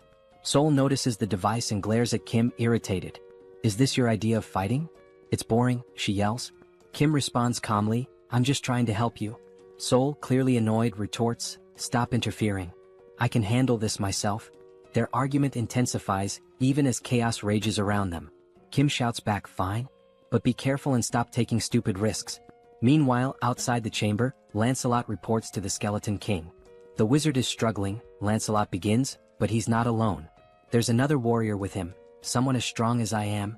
Lancelot adds that the wizard is using unconventional tools and seemingly limitless resources. Hearing this, the Skeleton King's irritation grows. He growls in frustration, realizing the fight is far more complicated than anticipated. Defeating a wizard was one thing, but now he had to deal with another formidable opponent, and that was no small challenge. The Skeleton King, deep in contemplation, mutters that he has no alternative. Lancelot warns him, however, that summoning additional power might provoke the wrath of the Chamber of Commerce. Ignoring the warning, the Skeleton King insists he has no choice. After all, the wizard is at least an 8th tier rank, the same as himself. While the Skeleton King might stand a chance against the wizard alone, the presence of another 8th tier warrior drastically shifts the odds. He knows he cannot triumph by himself and resolves to summon Lancelot. Extending his hands forward, the Skeleton King begins chanting an ancient incantation. The holographic image of Lancelot's skull vanishes, replaced by 3 reinforced stones instead of the usual one. He rotates the stones around the projection of Lancelot's skull as a surge of mana gathers, signaling the powerful summoning ritual. Meanwhile, in the team subspace, electric appliances and tangled copper wires are scattered everywhere. The group is hard at work, constructing a new weapon. Wrapping thick copper wire around an aluminum rod, they create the electric repellent bat, a semi-rare grade weapon crafted specifically for Sol. Holding the new weapon, Sol's face lights up with excitement. The bat, infused with an electrified ability, delivers double damage to enemies. Sol twirls the bat skillfully, testing its weight and power, clearly thrilled by its potential. As they exit the subspace, she thanks Kim, teasingly calling his crafting skills a scammer's ability for how effortlessly he can produce items. She remarks that the electric bat will be perfect for dealing with the monsters but warns Kim not to interfere in her battle this time. She wants to face the bat monsters alone. As Sol steps out, she begins scratching her neck. Concerned, Kim asks if she's injured. Sol explains that since the bat monster bit her, she hasn't felt any pain, but now there's an itch. She adds that she received a system notification earlier, stating that all impure energy had been expelled from her body. This revelation makes Kim uneasy, wondering if Sol might transform into a vampire. Sol, noticing his worry, jokingly tells him that if she does turn into a vampire, he has to kill her. She wouldn't want to live as a vampire lady. The siblings share a brief, light-hearted moment. The scene shifts back to the Skeleton King, who turns his attention to Kim, his voice laced with sarcasm. He sneers, mocking that the name Arcane must be ashamed of Kim's reckless behavior. The Skeleton King accuses Kim of ruining his plans and causing chaos in his domain. He declares that, regardless of Kim's origins in the arcane dimension, he has no right to meddle in his affairs. With a chilling roar, the Skeleton King vows to fight and kill Kim. Kim and Sol exchange glances, baffled by the king's rant. "This idiot makes no sense," Kim mutters under his breath. The word idiot only enrages the Skeleton King further. Furious, he calls for Lancelot to attack, commanding him to eliminate Kim and Sol immediately. Lancelot finally emerges from the summoning. His presence is nothing short of terrifying. His 4 glowing eyes gleam menacingly, and his massive silver armor radiates power. In his hand, he wields an enormous sword capable of cutting through anything. Sol, seeing Lancelot, grins with excitement. She had grown tired of weak monsters and was ready for a real challenge. She turns to Kim, warning him again, "Don't interfere in this fight. If you do, it won't end well," before charging straight at Lancelot. Before Sol can make her move, Lancelot lunges forward, hurling his sword with lethal precision, aiming to cleave her in half. Reacting quickly, Sol dodges the attack and counters with her electrified bat. The clash sends shockwaves through the room, the force so strong that even Kim feels it from a distance. As the battle intensifies, Sol notices that Lancelot's strikes are slowly slicing through her weapon. Realizing the danger, she retreats just as Lancelot delivers a devastating blow, splitting the electric bat in two. Sol looks back at Kim and jokes, "My bat wasn't weak, it's just that Lancelot is ridiculously strong." Despite losing her weapon, Sol remains undeterred. Lancelot, now fully revealed, stands as a fearsome and nearly invincible knight. Watching from afar, the Skeleton King boasts about summoning Lancelot, his most powerful knight. Meanwhile, Kim reflects on Sol's words. It's rare for her to acknowledge an opponent's strength, and that fact alone tells him how formidable Lancelot truly is. If Sol acknowledges Lancelot's strength, then he is indeed a formidable and dangerous opponent. Watching Sol, Kim proposes a deal. If she manages to kill Lancelot, would she give him Lancelot's magic stone? Kim argues that he used up all his own magic stones to craft weapons for her, and since Lancelot destroyed those weapons, it's only fair to repay him with the stone.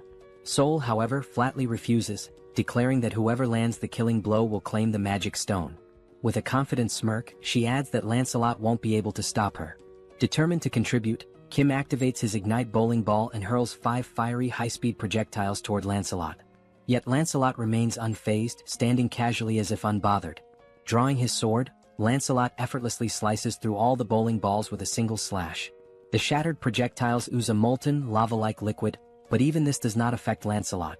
Refusing to give up, Kim launches more bowling balls from different angles, hoping to overwhelm him, but Lancelot cuts through every single one with the ease of slicing tofu.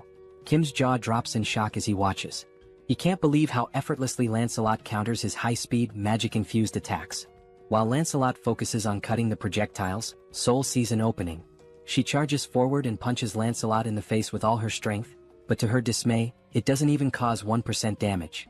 In retaliation, Lancelot swings his massive sword, narrowly missing Sol's neck as she dodges.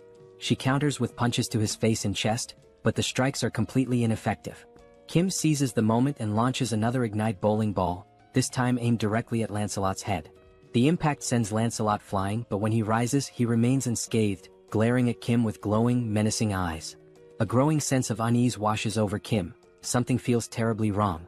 He recalls a similar ominous feeling from his battle with the Black Wyvern.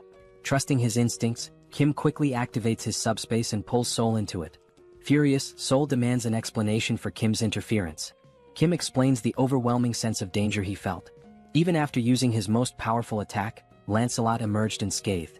He compares the situation to previous battles, where his strongest move could split the Skeleton King in half, yet it did nothing against Lancelot. Begrudgingly, Sol admits she cannot defeat Lancelot alone. Outside the subspace, Lancelot wastes no time. In a flash of insane speed, he vanishes from his position and reappears in front of Kim's barrier, slamming his massive sword against it. Kim is genuinely terrified by Lancelot's speed and strength, while even Sol admits the knight is extremely dangerous. If the fight continues, both of them will die. Despite Lancelot's relentless assaults, the barrier holds firm. Kim notices something crucial. Lancelot is standing dangerously close to the barrier. An idea forms in his mind. If he launches his ignite fireballs at such close range, Lancelot won't have enough time to dodge. Acting quickly, Kim unleashes 5 fireballs at point-blank range. To his horror, Lancelot effortlessly slices through every fireball, even at such proximity. The situation grows more dire. Lancelot isn't just strong, he's unstoppable. Kim is baffled. None of their attacks are effective. He watches in disbelief as Lancelot cuts through every projectile with precision, as if the heavy metal were nothing more than butter. Meanwhile, the Skeleton King observes the battle from afar, finding it dull. With a smug grin, he taunts Kim, mocking how long he plans to cower behind his barrier. He declares that Lancelot is a 7th-tier warrior, immune to all of Kim's abilities. According to the Skeleton King, no matter what Kim tries, he cannot defeat Lancelot. Seated arrogantly on his throne, the Skeleton King begins reminiscing. He reveals that he poured all his resources and wealth into coming to Earth and believed summoning Lancelot was the only way to survive against Kim and Sol. Now, watching their futile efforts, he expresses disappointment. Had he known how weak they truly were, he wouldn't have taken the risk of summoning Lancelot. As the Skeleton King observes, something unusual catches his attention. Kim is no longer using magic. Instead, he's pulling strange, unconventional items from his portal in an endless stream. Realizing this, the Skeleton King's eyes gleam with inspiration as an idea begins to take shape. Meanwhile, Kim is at a complete loss.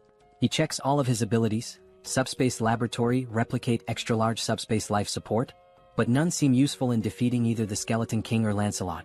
Desperate, Kim resorts to repeatedly throwing ignite bowling balls at Lancelot, but Lancelot slices through them with ease, leaving Kim genuinely stuck. Suddenly, the Skeleton King bursts into loud laughter. He commands Lancelot to stop attacking, announcing that the 2 individuals in the portal are not wizards, but rather potential allies for his future plans. Obeying the command, Lancelot ceases his assault and steps back toward the Skeleton King. The Skeleton King rises from his throne and approaches Kim's portal. Initially, he had assumed Kim and Sol were wizards, but as he observes Kim more closely, he realizes they are ordinary humans. Even more intriguing, Kim possesses a unique ability. Confused, Kim wonders what the Skeleton King is referring to. With a cunning grin, the Skeleton King begins to explain. He mentions that Kim must have encountered and killed 2 skeleton knights to acquire reinforced stones. These stones, the Skeleton King reveals, can only be produced within Camelot Castle by sacrificing living beings. The Skeleton King elaborates on his original plan: to sacrifice the inhabitants of the nearby city to mass-produce reinforced stones, which he would then use to summon an army of skeleton knights. However, he proposes an alternative: a business partnership with Kim. The Skeleton King suggests that Kim, with his unlimited replication ability, could duplicate the reinforced stones, allowing them to dominate not just Earth, but the entire universe. Kim stands silently processing the offer. As the Skeleton King laughs sinisterly, envisioning his grand scheme, Kim suddenly begins laughing and crying simultaneously, leaving the Skeleton King perplexed. Kim thanks him, explaining that the Skeleton King has unknowingly solved all of Kim's problems. Before the Skeleton King can react, Kim utters 4 decisive words: "Pax, put Camelot in subspace." Instantly, the entire Camelot Castle vanishes before the Skeleton King's eyes. The Grand Fortress, once the source of his power, shrinks and disappears into Kim's subspace. The Skeleton King and his skeleton knights are left standing outside, bewildered and enraged. Looking around in disbelief, the Skeleton King tries to comprehend what just happened. Meanwhile, the castle reappears in Kim's hands, now reduced to the size of a toy. Sol, observing the shrunken structure, casually remarks how small and insignificant it looks. Overcome with fury, the Skeleton King roars, "How dare you 9th-tier slaves!" He accuses Kim and Sol of destroying his life's work and vows to annihilate them. Enraged, he summons a dark purple orb of energy, brimming with the souls of the dead. The green, ghostly spirits surge toward Kim's portal, attempting to shatter it. Yet as the smoke clears, Kim and Sol remain unharmed. Now calm, Kim begins to think strategically. He recalls the name of the skeleton knight summoned by the Skeleton King: Lancelot. Deciding to take a bold risk, Kim calls out Lancelot's name, attempting to summon him. To everyone's astonishment, Lancelot materializes before Kim. However, this time his appearance is different. Gone is the dark aura that usually surrounds him. Instead, he radiates a golden light, warm and majestic. Lancelot turns to Kim and acknowledges him as his new master. Without hesitation, Kim commands Lancelot to kill the Skeleton King. Obeying immediately, Lancelot draws his sword and, with a single, precise slash, cleaves the Skeleton King cleanly in 2. The Skeleton King, unable to react or defend himself, is defeated in an instant. With grace and overwhelming power, Lancelot ends the battle in one swift motion. As soon as Lancelot struck the Skeleton King, the violet core within the Skeleton King was destroyed. It shattered into fragments with a faint explosion. Lancelot then drove his blade into the back of the Skeleton King like a royal decree. We see the Skeleton King's body sprawled before Lancelot, his jagged crown lying discarded at Lancelot's feet, and his dismembered parts scattered across the ground. As the Skeleton King's form faded, a golden mana crystal began to glow. The system alerted Kim that he had defeated the Skeleton King. When Lancelot transferred ownership of the Night King's dimensional account, it became Kim's property. Upon opening the system notification, a new feature appeared, the dimensional account. When Kim accessed it, he discovered 3,086 mana stones within. Staring at such a vast number of mana stones, Kim felt both bewildered and astonished. This meant that by defeating the Skeleton King, Kim had acquired thousands of mana crystals in one go. Despite his happiness, Kim couldn't help but wonder, what would he do with so many mana stones? As Kim stood lost in thought, Sol placed her hand on his shoulder. She told Kim that if he had any sense of morality, he should gift his sweet little sister 1,000 mana stones. After all, she reminded him, she had saved his life when they entered the Skeleton King's castle. Did he forget that? Kim sighed and told Sol that 1,000 mana stones was too much. He accused her of acting like a mob boss and exaggerating her role in saving his life. Kim pointed out that he had also given her a weapon, which allowed her to fight Lancelot on equal terms for a brief time. Shouldn't she repay him for that? Sol looked at Kim and retorted that they had both helped and saved each other, so it would only be fair to settle on 500 mana stones instead. Kim smirked and said that if she wanted to assign a price to everything, then she should also start paying rent for living in his subspace free of charge. Did she think she could live and sleep safely without contributing anything? Taken aback, Sol called Kim a miser. She asked if he was so stingy that he couldn't even spare 500 mana stones. Frustrated, Kim finally handed over 500 mana stones to his sister, not wanting to argue further. Sol smirked, thanked Kim and declared the argument over. But with a serious tone, Sol asked Kim what he planned to do next. Both Kim and Sol turned to their left. From Kim's subspace, Lancelot emerged. Towering at 10 feet tall with eyes glowing red, Lancelot approached them with heavy, deliberate steps. Sol glanced at Kim and asked what he intended to do with Lancelot. Meanwhile, Lancelot reached Kim and in a deep, resonant voice, called him his lord. Lancelot informed Kim that he had carried out his command and cleaved the Skeleton King in two. Now he awaited Kim's next order.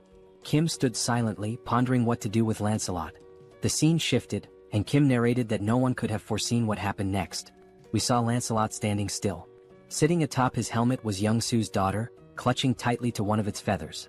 Lancelot gently moved to keep her entertained while, from behind, Kim, Juhi, and Sol watched in astonishment. Kim thought to himself how unimaginable it was that one of the most fearsome knights could end up in such a situation. Meanwhile, Young-Su and his wife stood in front of Lancelot. Young-Su's wife was beaming with joy as she watched her daughter play happily with Lancelot. She apologized to Lancelot, explaining that her daughter was usually shy and didn't enjoy playing with strangers. But this was the first time she had played so freely with someone she had just met. To her, this meant her daughter genuinely liked Lancelot. While Young-Su's wife was overjoyed, the same couldn't be said for Young-Su. He stood there, stunned, his mouth agape as though his entire world had crumbled. His face reflected despair, like someone who had just received a dire sentence. Lancelot, meanwhile, continued playing with Young-Su's daughter. He calmly assured Young-Su's wife that aiding the Lord's companions was equivalent to serving the Lord himself. She apologized repeatedly, worried that her daughter would keep bothering Lancelot to play. But Lancelot, in his commanding voice, reassured her that it was no bother at all. He said he loved children and saw her as if she were his own. From afar, Kim, Juhi, and Young-Su watched this touching moment. Juhi, with a warm smile, turned to Kim and remarked that it was impossible not to admire someone so considerate. She commented that Lancelot wasn't just strong but also kind and compassionate, someone anyone would look up to. But Kim didn't share her sentiment. With a side eye, he muttered that calling Lancelot a person felt strange. After all, Lancelot was a skeletal knight, and no one really knew what lay beneath his armor. Yet, after a moment of reflection, Kim admitted that Lancelot was never truly evil. He realized that Lancelot had simply been following the Skeleton King's orders.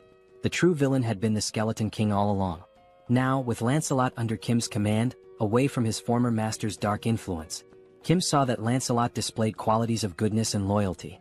This made Kim reconsider his initial judgment, allowing him to trust Lancelot at least for now. Juhi, noticing Kim's thoughtful expression, turns to him with a serious tone and asks, "Are you planning to go to Dabangu City right now?"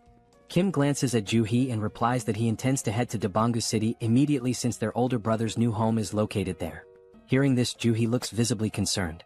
She tells Kim that she has observed from the start how tirelessly he's been working, without taking proper rest for days. With a worried expression, Juhee warns Kim that, while she understands his urgency, what if he collapses or falls ill? She pleads with him to prioritize his health, cautioning that overworking himself could lead to severe problems. If that happens, she asks who will look after him. Juhee insists that it's already too late to leave tonight. She advises Kim to rest and wait until sunrise to set out and rescue their brother. Kim listens to her advice and nods in agreement. He then turns to look at his wife and daughter. His daughter is still perched atop Lancelot's head, while young Soo is trying all sorts of ways to coax her down. With a mix of exasperation and humor, young Soo tells his daughter to climb down from Lancelot and sit on his shoulders instead. He even volunteers to play the role of a brave knight. However, young Soo's daughter begins playfully hitting Lancelot's head and declares that her father is boring. She loudly proclaims she wants to play with a real knight, not a pretend one. Hearing this, young Soo feels a bit hurt, though he hides it behind a strained smile. Meanwhile, young Soo's wife teases her husband, joking that even she wouldn't want to play with a fake knight like him. Instead, she quips she'd rather choose Lancelot, the real deal. And yet, despite the humor, Kim finds himself momentarily distracted by a ridiculous thought. Why, of all things, is he imagining Lancelot playing with young Soo's wife? Kim shakes his head, silently cursing his own wandering mind. Watching this heartwarming scene, Kim pauses for a moment, his face softening into a warm smile. He announces that they will take the night to rest, enjoy the moment, and set out in the morning to rescue their brother. The scene shifts to young Soo carrying his now sleeping daughter on his shoulders, her face peaceful after hours of play with Lancelot. Young Soo wears a contented smile, as if this moment alone fulfills him completely. Kim suggests that young Soo take his wife and daughter to a private room to rest for the night. Young Soo agrees, nodding appreciatively before leaving with his family. As time passes and the room empties, Saul smirks mischievously. Slowly, he removes his shirt and walks toward Kim, suggesting with a sly grin that now, with everyone asleep, they can begin their real work. Kim responds with a knowing smile and turns to Lancelot, asking if he needs a place to rest. Kim summons the Camelot Castle, and a miniature version of the castle materializes in his hand. The system notifies Kim that this artifact is a unique grade item known as the Palace of the Cursed Knight. It explains that the castle's size depends on the number of mana stones invested. The system further details its three powerful abilities. Blood Sacrifice. By sacrificing livestock, Kim can create reinforcement stones. Summon a Ghost. Using mana crystals, Kim can call forth ghosts from the castle. Knight Investment. By combining ghosts with reinforcement stones, Kim can forge knights as powerful as Lancelot. Kim marvels at the artifact's capabilities, deeming them both overpowered and fascinating. However, he notes that the castle's size scales directly with his investment. For example, 500 mana stones would result in a 500 square foot castle, while 1,000 stones would yield a 1,000 square foot one. After some deliberation, Kim decides on a size sufficient for housing 12 knights, opting for a 300 square foot castle. He invests 300 mana stones, and the Camelot Castle grows and expands to its new dimensions. The now enlarged castle stands before Kim, Lancelot, and Saul. As Kim observes the structure, a slight unease creeps in due to its eerie appearance. He turns to Lancelot and asks if the castle's size is adequate for 12 knights like him. Lancelot, with a calm demeanor, responds that he doesn't care about the size as he can adapt to any space. Then, with a wry sense of humor, Lancelot jokes that the castle is as tiny as the Skeleton King's little PP, adding that, compared to Kim's vast subspace, this castle is nothing. Lancelot explains that when Kim summons more skeleton knights in the future, they will reside in his subspace, while Camelot Castle will primarily serve as a summoning hub. Saul meanwhile looks stunned. She realizes how large the Skeleton King's castle must have been, at least 30 times the size of Kim's. This revelation leaves her wondering just how many mana stones the Skeleton King had used to build his massive fortress. Lancelot, overhearing the conversation, confirms that while he doesn't know the precise number, he remembers the Skeleton King using tens of thousands of mana stones to construct Camelot Castle.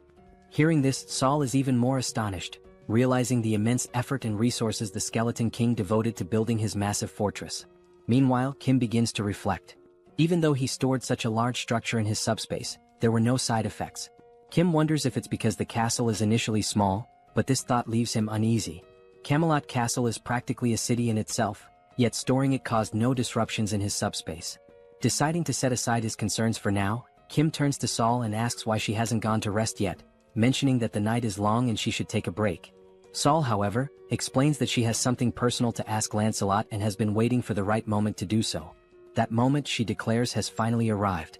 With an eager gleam in her eyes, Saul turns to Lancelot and, striking a confident pose with her hands on her hips, announces her request. She wants to learn his swordsmanship. Saul boldly asks Lancelot to teach her his techniques. Kim, overhearing this, is taken aback. He thinks to himself that if Lancelot agrees to teach Saul, her skills will improve significantly, which would greatly benefit their team in the future. On the other hand, Lancelot looks thrilled. In his deep voice, he responds that he would be delighted to teach her his swordsmanship, but under one condition. Lancelot explains that when Saul used her martial arts against him previously, he found it fascinating. If she wants to learn his swordsmanship, then she must teach him her martial arts in return. It would be an exchange of skills, her martial arts for his swordsmanship. Hearing this, Saul smirks, her expression shifting into one of playful mischief, almost bordering on manic. With a teasing tone, she praises Lancelot for being clever, admitting that her martial arts are indeed impressive. She calls him a little kid and playfully questions whether he could even handle her intense training regimen. Kim, watching this from the sidelines, notes how Saul's excitement peaks whenever the topic of martial arts comes up. She's undeniably a martial arts enthusiast, if not an outright fanatic. Meanwhile, Saul continues to taunt Lancelot, her mischievous smile intact. She suggests they start with a simple sparring session before beginning formal training. The scene shifts to Kim, who, feeling drowsy, starts heading toward his room in Camelot Castle for some rest. Meanwhile, Lancelot and Saul engage in their sparring session. Saul enjoys the match immensely, pushing Lancelot to his limits. By the end, Lancelot earns his place as a true member of their group, fully integrated into their family dynamic. The scene shifts again, this time to Kim and Young-soo observing from Kim's subspace. Both are surprised to see numerous military officers in the vicinity, communicating through walkie-talkies and appearing to scout the area. Confused, Young-soo asks, "Are there other people besides us planning to travel in the morning?" Kim, however, finds the situation suspicious. Just as he is about to voice his concerns, the sound of a helicopter echoes in the sky. Looking up, they spot the aircraft flying toward Kim's subspace. Young-soo, recognizing the helicopter, exclaims, "That helicopter looks very familiar." Kim realizes it too. It's the same helicopter he had stored in his subspace and later handed over to the general. The helicopter lands and the general steps out with an elated expression. Hurrying toward Kim, he greets him warmly, saying, "Hello, Kim." Kim returns the greeting and asks if the general is alright. The general replies that he's fine but shares that he's been searching for Kim for a long time and has finally found him. He explains that when the wall of Yeoljoro City vanished, he suspected it was Kim's doing. Kim, now irritated, cuts to the chase, asking if the general is here to convince him to join the military. With a firm tone, Kim makes it clear that if that's the case, his answer is no. His priority is finding his family. The general quickly reassures him, saying, "Kim, you've misunderstood." He explains that he hasn't come to recruit Kim but rather to deliver critical news. In a serious tone, the general warns Kim that traveling by helicopter is not safe. He explains that a faction that betrayed the military has seized a base and now controls air defense systems. If Kim and Young-soo were to travel by helicopter, especially a military one and a general's at that, they would be targeted and shot down. Both Kim and Young-soo are stunned by this revelation. The general provides detailed information, elaborating on how the rebel faction captured the military base and now commands a significant portion of air defense forces. He also shares that he had sent a scouting team in the same helicopter Kim had given him. That helicopter was destroyed mid-air, leaving the general without any information on those individuals. Growing increasingly concerned, the general reminds Kim that he mentioned traveling through the city to rescue his family. The general warns that if Kim had chosen to travel by helicopter, it could have placed him in extreme danger. Upon hearing this, Kim realizes that if they had used the helicopter, their deaths would have been almost inevitable. Acknowledging the severity of the situation, Kim thanks the general for providing such vital information. At this point, the general shifts the conversation. He brings up how the wall surrounding the city vanished last night, suggesting that Kim must have defeated the Skeleton Knight. However, Kim's focus drifts away from the general's words. Instead, he contemplates the mention of the next city being under military control. Kim understands that if the military has already taken over the next city, it's only a matter of time before they dominate other cities as well. Even if he travels through the entire city to save his family, the looming military presence will remain a significant threat. Adding to the peril is the Black Wyvern, a formidable force capable of annihilating helicopters, intensifying the danger. Kim resolves that to save his brother, he must head to Donggu City, a city now under military control. This means he must obliterate the enemy camp to secure his brother's safety. With a resolute and determined expression, Kim takes immediate action. He summons the Lord. From the subspace, a dark shadow emerges, causing the general to grow visibly uneasy. Kim, maintaining a calm yet intense demeanor, addresses the general. In response to the earlier question about whether he defeated the Skeleton Knight, Kim affirms, "Yes, I defeated the Skeleton Knight and took him captive." As Kim speaks, the Skeleton Knight appears. Towering 10 feet tall, the figure has glowing red eyes, wields a massive sword and carries a formidable iron shield. The knight stands ominously behind Kim. The general stares in pure horror and disbelief. He realizes that this knight is far stronger, at least 10 times more powerful, than the previous Skeleton Knight. And now, this terrifying entity is under Kim's command, ready to follow his every order. The general struggles to process the sheer weight of what he is witnessing. Kim, undeterred, confidently declares that his older brother's new residence is in Donggu City, the very city housing the military camp. This leaves Kim with no alternative, he must go there. With a sly, confident smile, Kim turns to the general and asks, "So, how about we take down all those military forces?" Overcome with joy and relief, the general feels tears welling up in his eyes. We are now introduced to another location, seemingly destroyed, which appears to be some kind of base. In this base, goblin soldiers, clad in military uniforms, are seen wielding rifles and equipped with heavy artillery. Behind one of the goblins, a human hand becomes visible, revealing humans imprisoned in cages under the watchful eyes of the goblin soldiers. As the goblin squints to focus, it notices something unusual ahead, though it cannot determine what it is. From a distance, we see Lancelot's ghostly head infiltrating the goblin base, investigating how it operates. Noticing that the goblin is approaching, Lancelot decides to retreat to avoid alerting the enemy. While flying to gather more information, he overhears a conversation between two goblins but cannot understand their language. However, upon observing their movements more closely, he notices that even within the goblin army, there is a ranking system that dictates the level of importance and influence each goblin holds over the others. Still concealed behind a tree, the ghostly head concludes it has gathered enough information and decides to return to the command center to report his findings. As he departs, the system screen reveals how the summoning ability for this ghostly form works, named Phantom Summon. This ability allows the summoning of Camelot's ghosts, with specific costs associated with each invocation. It is also shown that while knights are in their ghostly forms, they cannot physically interact with the environment, but they are also immune to physical interference. Moreover, this ability enables them to pass through walls and even fly freely. Summoning a ghost consumes 1 enhancement stone and 500 magic stones, the same cost as summoning a knight. Although not explicitly stated in the description, once summoned as a ghost or knight, they can switch forms without incurring additional costs. In other words, phantomization can be considered an optimal means of reconnaissance behind enemy lines. A few hours earlier, the general had been outlining the strategy they would use, showing on a map the cities involved and relying on Lancelot to patrol the enemy lines, determining the strength of their forces, the location of anti-aircraft weapons, and other characteristics of the enemy troops. Based on the information gathered, the plan was to devise a strategy to outmaneuver the enemies. However, due to the ghost's limited range, everyone needed to move closer to the enemy lines and pinpoint where government forces were stationed before reconnaissance could begin. Lancelot returned to the Allied base after taking 2 hours and 30 minutes to complete his reconnaissance. While reporting his findings, Kim was shocked to learn that the soldiers had mutated into goblins and had imprisoned over 200 people, referring to them as sacrifices. Additionally, Lancelot shared further details he had overheard. First, the enemy had a total of 9 anti-aircraft weapons. Second, they planned to recruit additional manpower from Bangkok Dong.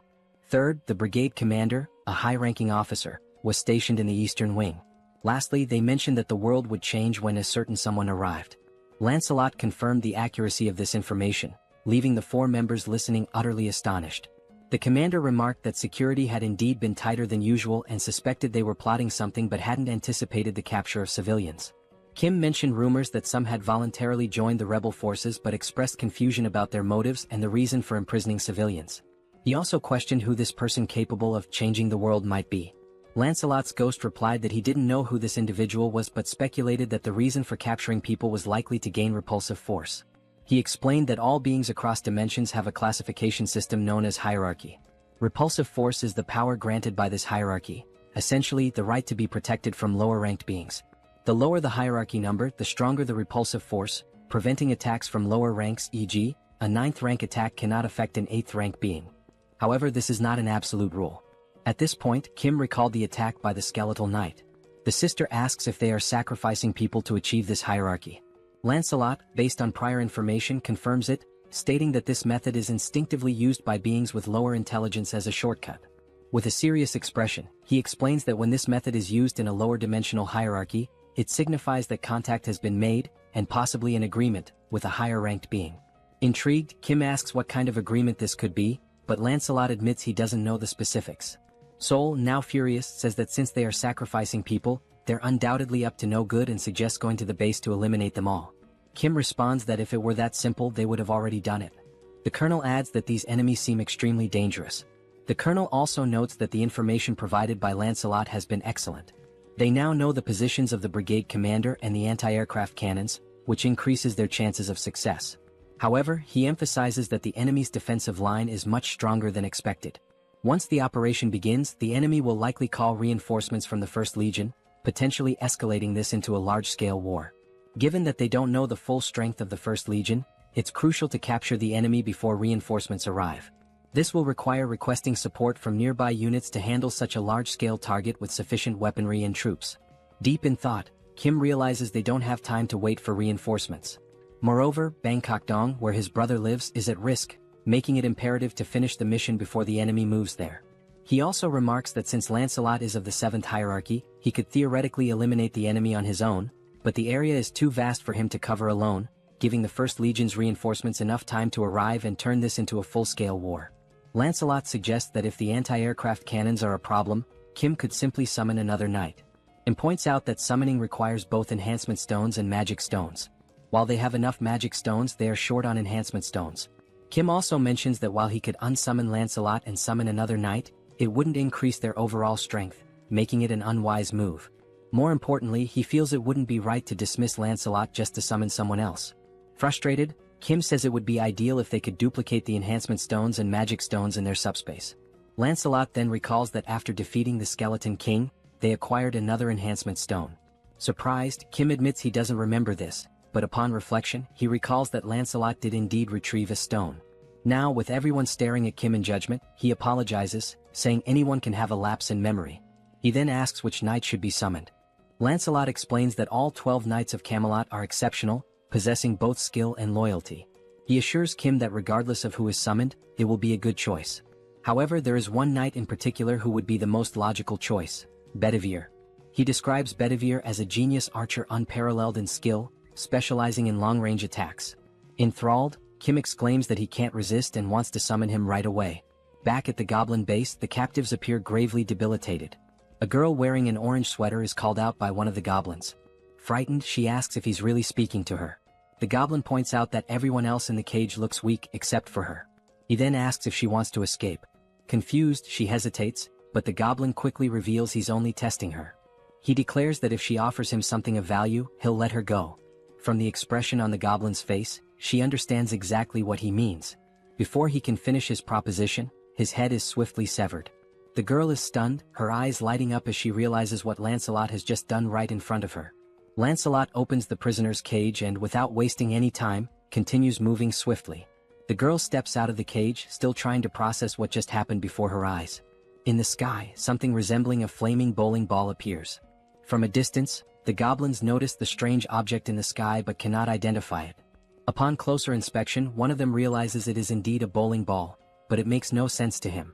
Before he can react, the ball suddenly hurtles in his direction, catching him off guard, and moments later, it strikes one of the anti-aircraft weapons. A goblin further away hears the explosion and wonders about its origin. The only thing he knows for sure is that something has blown up somewhere. From a distant viewpoint, we see the explosion and, coincidentally, also a hand gripping another flaming bowling ball. Yes, the summoned knight is hurling bowling balls at the enemies, already contemplating his next target. Moments earlier, Lancelot reveals something he hadn't mentioned before. Bedivere has only one arm. Kim is taken aback and confused as Lancelot had described Bedivere as an archer. He questions how Bedivere could possibly be an archer with just one arm. Lancelot confirms that Bedivere was indeed an archer, but that is a story from the past. He explains that long ago, Bedivere served as a knight under the Duke's command but lost his arm to a commander jealous of his exceptional talent. From that point on, Bedivere adapted, mastering throwing techniques using a leather strap. Thus, he earned his place among the 12 Knights of Camelot. Still skeptical, Kim asks if Bedivere can truly destroy anti-aircraft cannons from such distances. Lancelot reassures him, stating that he fought alongside Bedivere for a long time and knows the full extent of his abilities. Additionally, Lancelot confirms that after scouting the enemy lines, only he and Bedivere will be needed for this mission. Back in the present, we see Bedivere launching more flaming bowling balls at the enemies from afar. The ball soars through the sky and strikes another anti-aircraft cannon. As the goblin base is a large area, a goblin from a distance notices the explosion and wonders what is happening. Turning around, he sees another goblin soldier being attacked and flung away by someone. Alarmed, he asks his officer what's going on, but then hears the distinct sound of a sword. When he looks closely, he spots Lancelot calmly walking in his direction. The goblin, trembling with fear, stammers that this is a restricted area where unauthorized individuals are not allowed. Lancelot remains silent, continuing his steady approach toward him with an air of calm authority. Meanwhile, we see Kim's system sending him notifications. The first shows he acquired 4 magic stones, bringing his total to 2,686. Shortly after, another notification appears, adding 12 more magic stones, increasing the total to 2,698. Kim, staring at the system screen in surprise, reflects that owning a dimensional account eliminates the need to collect magic stones manually, as they are gathered automatically. Still, he finds it hard to believe how quickly the stones are being accumulated and wonders if this is really correct. Moments later, 3 more notifications pop up, one with 5 more magic stones, another with 8, and yet another with 5, bringing the total to 2,788 magic stones. Young, Sol, and Kim stand idly waiting for a signal to act, and Kim continues to question whether this situation is as it seems. Young reassures him, suggesting he look up at the sky, stating that it is likely the source of the multiple notifications. Above, 2 flaming bowling balls launched by Bedivere collide mid-air, creating a massive explosion that draws everyone's attention to the sky. Amazed by Bedivere's precision, Kim remarks that the knights had mentioned they would signal when all major anti-aircraft artillery had been destroyed. Young adds that it's now clear why Sir Lancelot takes so much pride in the Knights of Camelot.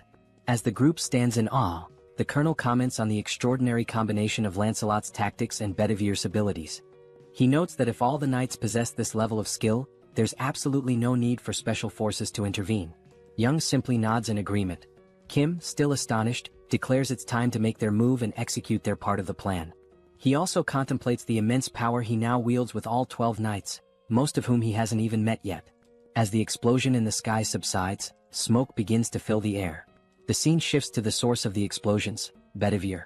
He is examining a map and muttering to himself that there's a problem. He notes that he destroyed all the necessary targets and even sent the signal in the sky, but now he can't make sense of the map. The map indicates the locations of the anti-aircraft artillery he had to eliminate, a goblin circled in red, and an arrow pointing somewhere else. However, he cannot figure out where Lancelot told him to go next. Bedivere continues staring at the map, trying to recall the route Lancelot had given him earlier, but he has no idea which direction to take now. He mutters that if there were written instructions, it would be much easier to understand. Shrugging off his frustration, he decides to trust his instincts and proceed. Back to Lancelot, he punches a goblin in the face, causing the creature to cry out in pain. Without hesitation, Lancelot follows up with a more forceful blow that sends the goblin flying. Unapologetic, he steps on the goblin with enough force to make it scream in agony. Still pinning the goblin underfoot, Lancelot states that controlling his strength is exhausting and warns the goblin to speak the truth before he accidentally kills it. He demands to know who informed them about using this shortcut, sacrificing humans to climb the hierarchy. He also presses for their plans and the strength of the First Legion's forces. The goblin chuckles, commenting on how much Lancelot seems to know about their operations. Eventually, the goblin gives in, revealing that the one destined to change the world is named Tonediu. He calls Tonediu a bastard of the 8th class, a giant compared to himself. Lancelot, unfazed, replies that he has never heard of this being and asks what Tonediu wants with the goblins and what exactly his plan entails. Reluctantly, the goblin admits he doesn't know and is promptly kicked by Lancelot, spinning him through the air. Now farther away, the goblin uses the last of his strength to flee. He leaps from a nearby window in a desperate attempt to escape. Upon landing, he finds himself near a group of goblin soldiers patrolling the area. Unfortunately, he lands awkwardly, injuring his foot. The goblin soldiers rush to him, asking if their commander is all right. Wincing in pain, the commander urgently orders them to fetch his bicycle. One goblin obeys and runs to retrieve it while the commander hobbles away slowly on his injured foot. Suddenly, he hears a sound behind him. When he turns to look, he sees Lancelot leaping from the building in pursuit. Calm and determined, Lancelot declares that attempting to flee is futile. Unaware of the level of the threat in front of them, the soldiers surround their commander, vowing to protect him. One goblin, holding a rifle, declares that they'll take care of him, while another assists the commander in walking, offering support. Lancelot changes his tone and remarks on how remarkable it is that they're so willing to sacrifice themselves so easily, adding that their judgment is indeed at a goblin's level. The goblin retorts, saying it's better to be a goblin than an empty-headed fool like Lancelot. Now aiming his rifle, the goblin advises Lancelot to drop his arrogance, noting that there are also 8th-ranked individuals in their main force. He boasts that if he had only consumed 10 more, he too would have been in 8th rank. Disbelieving the audacity of their actions, Lancelot questions whether all those who became goblins are doing the same thing. The goblin, with a sly grin, affirms this. He adds that he is one of the intelligent ones, adapting to a changing world. Before he can finish his sentence, Lancelot swiftly lunges forward and drives his sword through the goblin's neck. Lancelot coldly remarks that knowing this will make it easier to decide whose lives to take. The fleeing commander glances back to see what is happening, only to witness blood spurting into the air. Lancelot's sword is now soaked in blood, and his gaze shifts toward his next target. The goblin commander, once again in danger, has no choice but to run. But as he glances up at the sky, he freezes in shock. There he sees a helicopter, unaware that the anti-aircraft artillery has been destroyed. Inside the helicopter are Kim and Young. Young announces his intention to land the helicopter, but Kim, feeling nauseous, warns that landing there is too dangerous and suggests entering the subspace. The goblin commander realizes that government forces are also attacking them. However, with a newfound dark aura, the commander mercilessly strikes down one of his own soldiers. From a distance, Lancelot observes this gruesome act, disgusted by the goblin's depravity. Kim descends from the helicopter and runs toward Lancelot, but upon looking to his side, he is horrified by the goblin commander's actions. With the magic stones of the fallen goblin in hand, the commander consumes them. Lancelot curses him, calling him a bastard and accusing him of becoming an 8th rank because of the stones. From behind, we see the goblin commander now transformed into a monstrous figure with long hair. As he turns, his glowing red eyes burn with rage. Kim asks Lancelot if the commander truly abandoned his humanity to become an 8th rank. Lancelot replies that the commander tried to ascend ranks too quickly and dismisses it as nothing more than a cheap trick. Now consumed by fury, the mutated goblin roars and charges forward to attack. Calmly, Kim asks Lancelot about his rank. Lancelot replies that he is 7th ranked but assures Kim there's no need to intervene since Bedivere can handle it with ease. On the rooftop, Bedivere readies his weapon to launch another flaming bowling ball. He comments that he's glad he trusted his instincts and found the correct location. The mutated goblin's blood sprays far and wide. The system notification flashes, showing that Kim has acquired 322 magic stones, bringing the total to 3,542. Moments later, government reinforcements arrive. The head of operations acknowledges that thanks to the knights, the removal of enemies and the rescue of civilians is progressing much faster. Kim feels a wave of relief hearing this. A soldier asks where the commander is, and Kim directs him to look to the side, where the lifeless body of the goblin commander lies. The head of operations is stunned. Kim asks Lancelot if he has uncovered more information about their plans. Lancelot apologizes, stating that the only piece of information he managed to extract was the name of a high-ranking being, Tonetiuh. He adds that it's the first time he has ever heard that name. Kim remarks that everything remains a mystery. The head of operations suggests searching the building's documents for clues. Lancelot points to the shattered windows on the 4th floor, explaining that the commander was staying in that room. He notes that there are numerous documents to sort through in that area. The chief of operations thanks them for their service, but Kim quickly interjects, asking if the PX system is capable of storing all the military documents from the building. Pax confirms and immediately begins calculating the number of documents and the cost to process them. The system reveals there are 5,086 documents, with a cost of 120 magic stones. Kim gives the order to proceed. The chief of operations remarks that such measures weren't necessary, but Kim explains that PX will handle it efficiently, and he needs to locate the family as quickly as possible. Soon after, the system alerts him that an unsuitable document has been detected among the military files, labeling it as an incompatible item. Confused, Kim tries to understand what an incompatible item might be. Now holding the document, he attempts to read it. It turns out to be a registration form for dimensional beings. Lancelot clarifies that it's a document capable of increasing someone's rank. Examining the two documents in hand, Kim notes that one is in poor condition. Lancelot explains that the pristine document is the official form, while the damaged one is a shortcut. He further elaborates that the soldiers likely turned into goblins because they failed to register properly using the official method. To add to this, Sir Lancelot explains that registering a dimensional being requires magic stones and a dimensional account. He states that Earth's dimension is still in its early stages of exploration, and no one currently meets these conditions, except for Master Kim, who defeated an 8th rank being possessing a dimensional account. Kim and the Colonel fail to grasp much of what he says, but Lancelot continues, emphasizing that despite the oddity of the document's existence, Kim should register since he meets the requirements. This suggestion catches Kim off guard. However, Lancelot assures him that by completing the official form, Kim will avoid becoming a goblin. He also explains that dimensional being registration is automatically adjusted for each dimension, and the reason Kim can read it in a standard language is that it's the official document. Holding the document, Kim scans the fine print and notes that the process would consume only 1,000 magic stones. Without hesitation, he signs his name on the form. The system announces that the dimensional being registration is complete, leaving Kim with 2,422 magic stones. After signing, the document begins to glow and disintegrates into dust. Jokingly, Kim remarks that he's curious to know where the system wants him to submit the documents. Outside, someone arrives on a motorcycle, calling out to the commander and apologizing for the delay. The individual explains that the holdup was due to something being incredibly heavy to carry. However, upon taking a closer look around, they are baffled by what happened to the goblins in the area. From atop the building, Bedivere watches the scene with curiosity, wondering aloud if the vehicle the goblin is riding might be a horse. Meanwhile, back in the document room after the PX scan, they manage to retrieve not only the contract but also approximately 40,728 pages of military documents. Kim informs the Colonel that he remains worried about his family and won't be able to review the documents himself since he's heading out to search for them. He adds that the Director of Operations will handle the verification and assures the Colonel that once he finds his family, he will return to assist the government forces. The Colonel thanks him and wishes him good luck. As they leave, Kim tells Lancelot that the plan is to enter without the rebels mistaking them for government troops. However, they learn that Dobongu has been occupied by the rebels, making it too dangerous for Yongsu to drive. Kim decides to take the wheel instead. He considers that, for now, it's safer for him and the two knights to travel in unassuming vehicles to avoid drawing attention and being identified as enemies. However, a significant problem arises. Upon inspecting the subspace inventory, they discover that only military vehicles are available, which completely disrupts the plan. Kim wonders how they will resolve this issue, convinced there must be a non-military vehicle somewhere. Determined, he decides to search thoroughly to find something usable. Descending the stairs, he acknowledges that the task will be slow and dangerous but accepts that there is no other option. He also expresses hope that they will locate a drivable vehicle.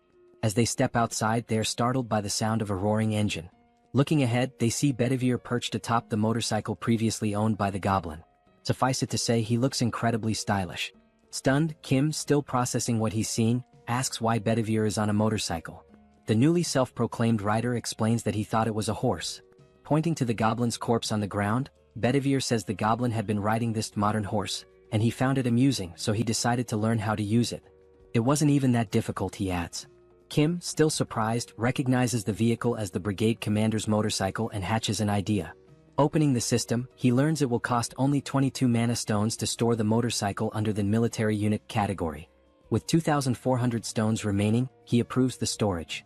A while later, goblin soldiers armed with rifles notice something unusual approaching them.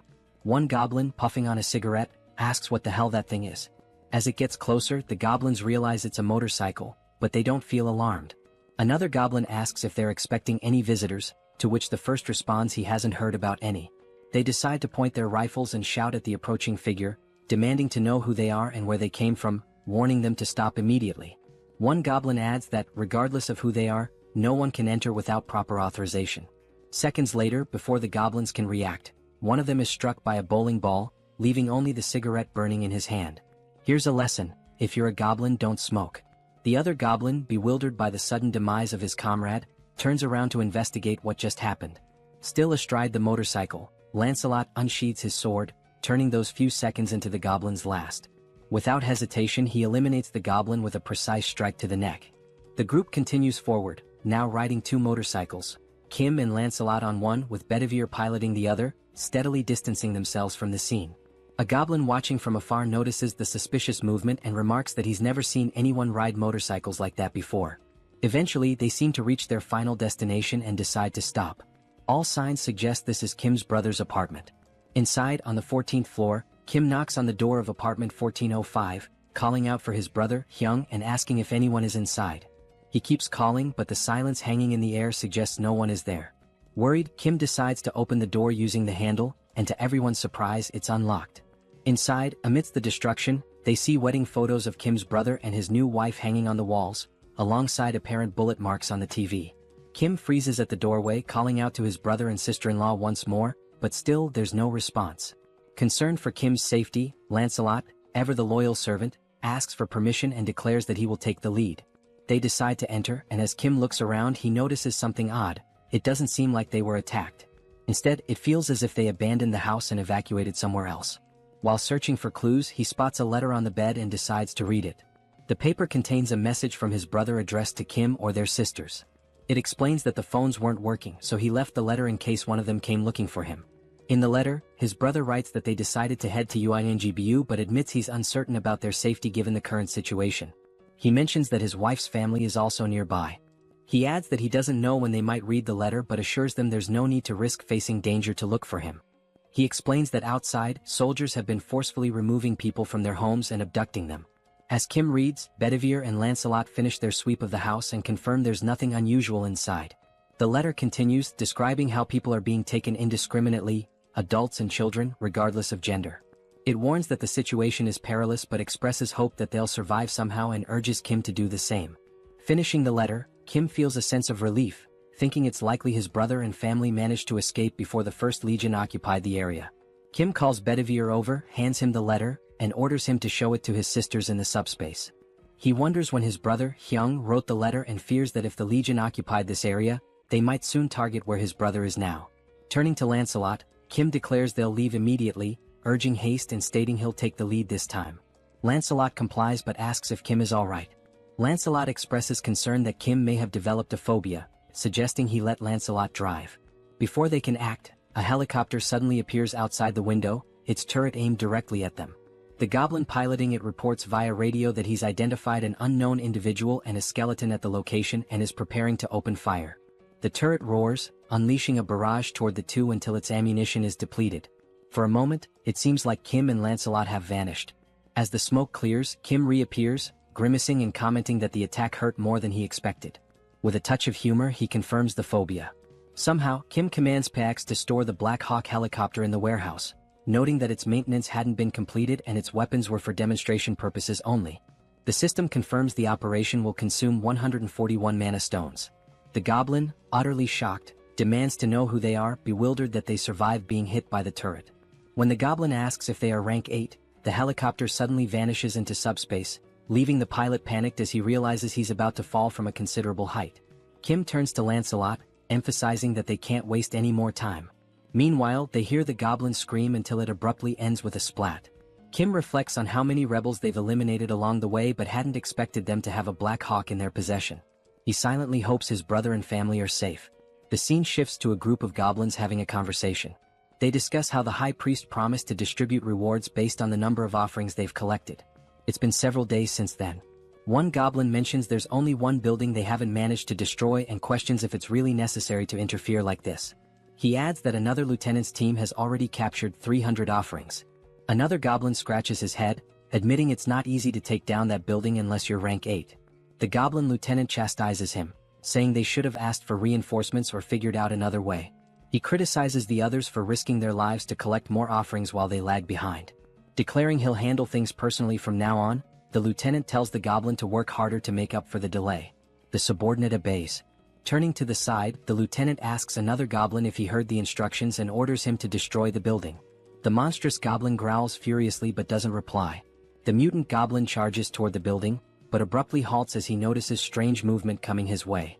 Alongside the mutant, all the other goblins in the area stop in their tracks, watching as the figures draw closer. The goblin lieutenant hears shouting but can't make sense of it, bewildered by the approaching shapes. As they get closer, Kim bellows furiously, commanding the filthy goblins to leave immediately, declaring that this is his home. Lancelot, right behind him, unsheathes his sword and prepares to do what he does best. In mere moments, striking a dramatic pose, he wipes out all the goblins before they can even react.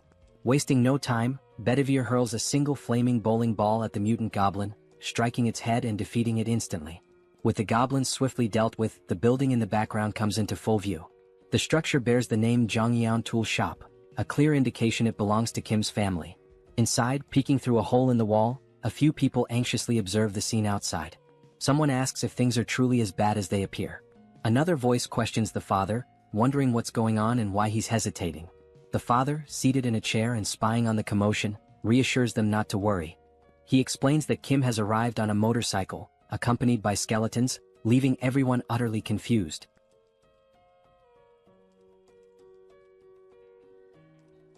Then we are shown a flashback of his father reminiscing about when he was young.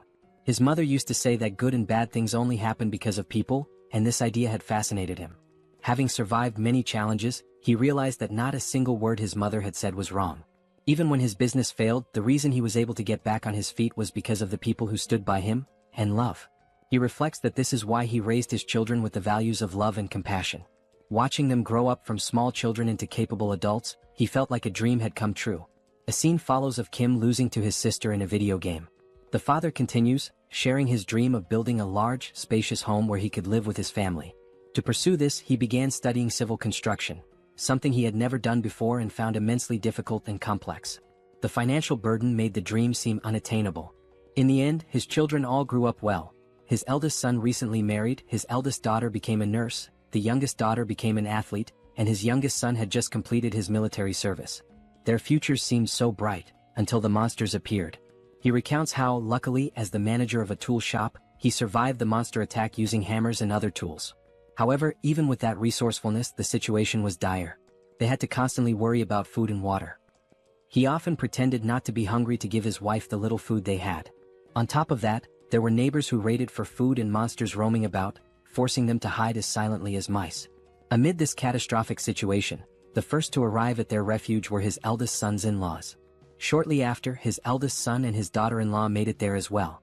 Looking at his eldest son's face, stained with tears and blood, he could guess what they had been through to get there. He simply embraced him and silently wept. Another blessing came when his daughter-in-law awakened a new ability to generate water, eliminating one major concern in this apocalypse. He recalls how, over time, soldiers mutated into goblins and began wandering around. These goblin soldiers started abducting civilians regardless of age or gender, isolating their family even further. It was utter chaos. The very soldiers who were meant to protect them were now capturing people. He wished deeply for the safety of his children amidst such disorder. At one point, a system screen appeared before him, and he awakened an ability of his own.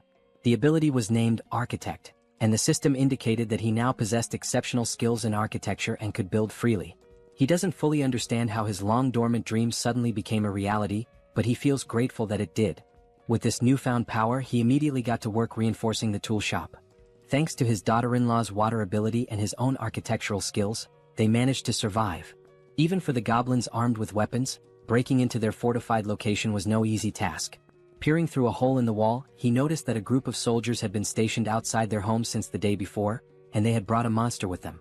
It was clear now that they were determined to destroy their refuge this time. But he had prepared for this possibility and retreated to plan.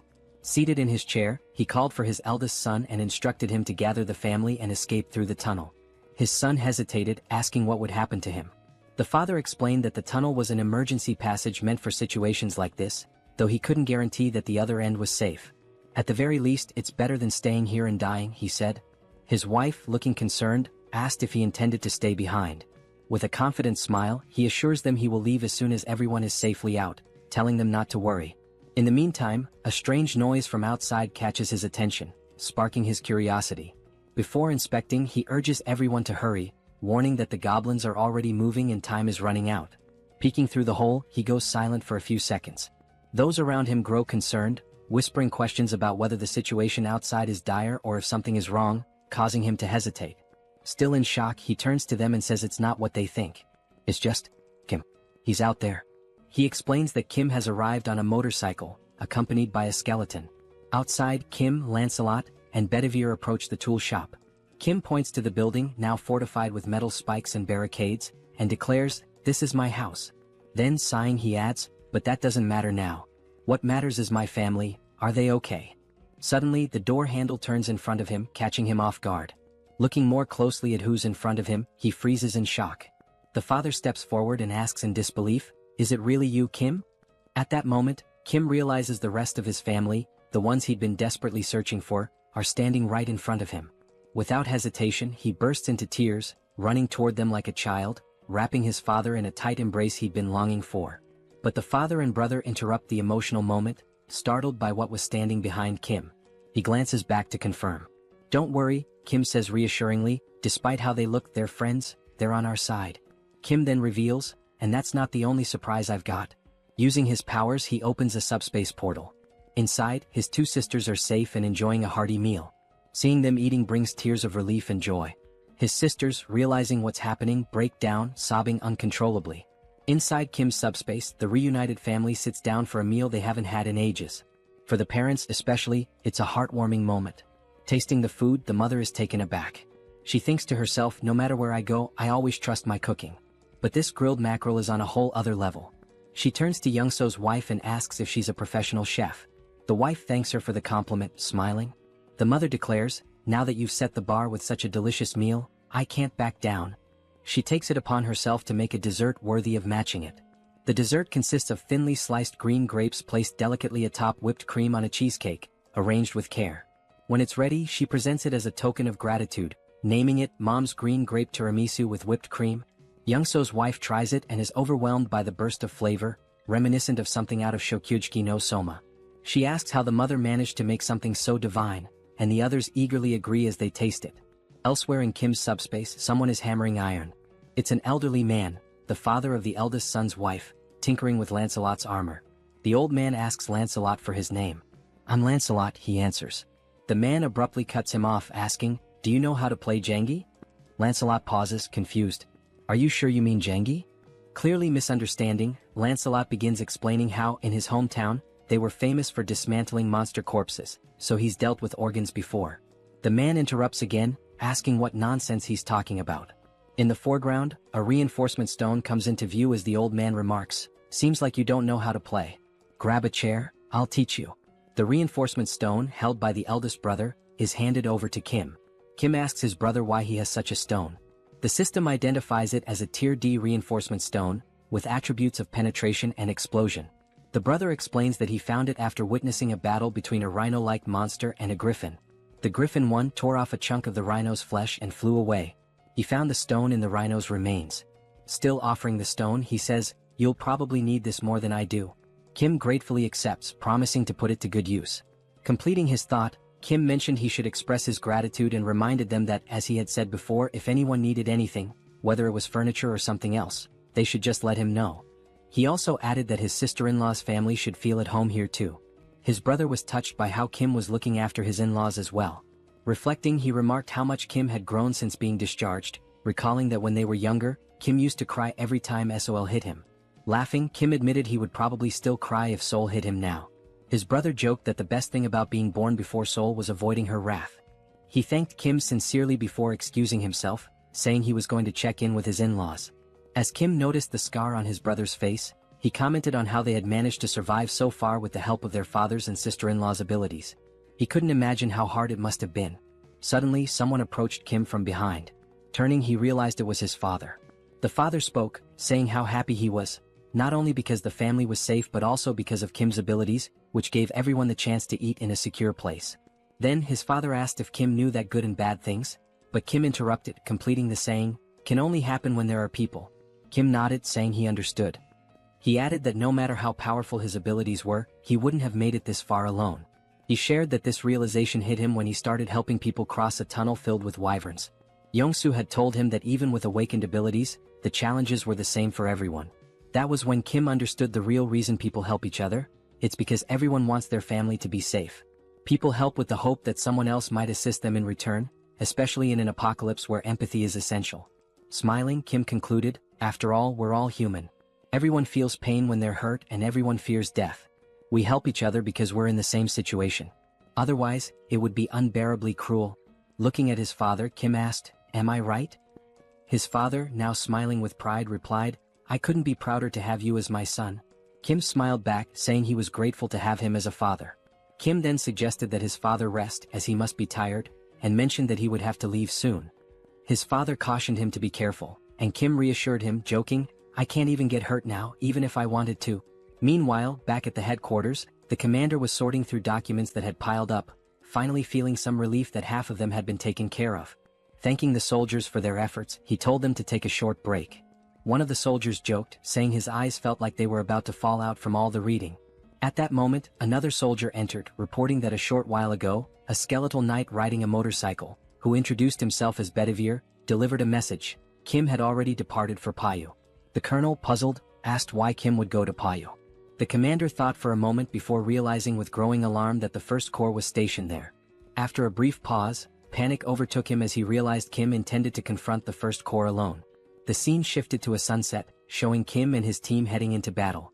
Riding his motorcycle, Kim commented on how pleasant the weather felt at that moment.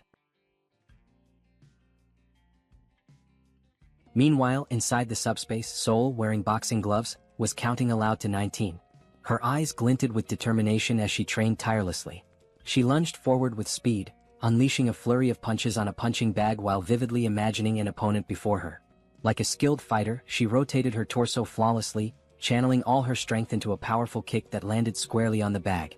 Wasting no time, she followed up with a devastating punch that shredded the punching bag, sending its remains flying several meters away. The count of 19, as it turned out, referred to the number of punching bags she had already destroyed. Frustrated, she called out to Pax, demanding he bring another bag and chastising him for being too slow.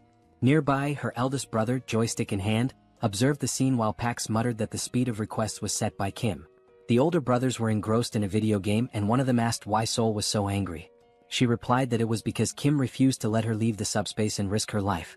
She added that while Kim acknowledged her awakened abilities, he reminded her that facing weapons, electric vehicles and similar dangers was still too risky. Sol had insisted on at least being allowed to set up punching bags to train, and ever since she had been relentlessly hitting them. As they continued playing Overcooked, her older brother noted that Sol had mentioned her awakened abilities. He agreed it was dangerous outside and questioned her eagerness to leave, adding, "But then again, we're talking about Sol." Joyeon chimed in, agreeing, and mentioned that she'd overheard Kim talking about a scar on their brother's face. Touching his face, the brother dismissed it as nothing to worry about. Suddenly he heard a faint buzzing sound. As he touched the scar, he noticed something unusual. Alarmed, he realized the scar was gone, as if he had woken from a dream. Joyeon teased him, remarking that the scar wasn't that bad but that the bruise was a bit over the top. Still shocked, he insisted that the wound had been significant, pointing out that the scar had still been there yesterday. Smirking, Joyeon mockingly told him he shouldn't act injured, recounting how scared she had been when she was in the hospital. She also recalled a certain chief of internal medicine named Jin Songhak who had used his powers to manipulate and brainwash the hospital staff. Angrily recalling the ordeal, Joyeon admitted that it made her tread carefully with every action out of fear of being controlled too. At that moment, Youngso's wife appeared in the doorway, announcing that it was time to eat. Without hesitation, Joyeon dropped the joystick and bolted toward the dining area, leaving her brother to play alone. As their mother called everyone to the table, she overheard playful voices in the background. Someone declared themselves the devil of the underworld, while another announced, "I'm Yu Jong, the magical girl who's going to defeat you." The voices belonged to their father, Youngso, and his young daughter, who paused their game and acknowledged they were on their way. The mother announced that today's menu was kimchi stew and mentioned she had already served the black rice, urging them to eat while she joined them shortly. She turned to ask where Grandpa was, and the father replied that he likely wouldn't be eating just yet.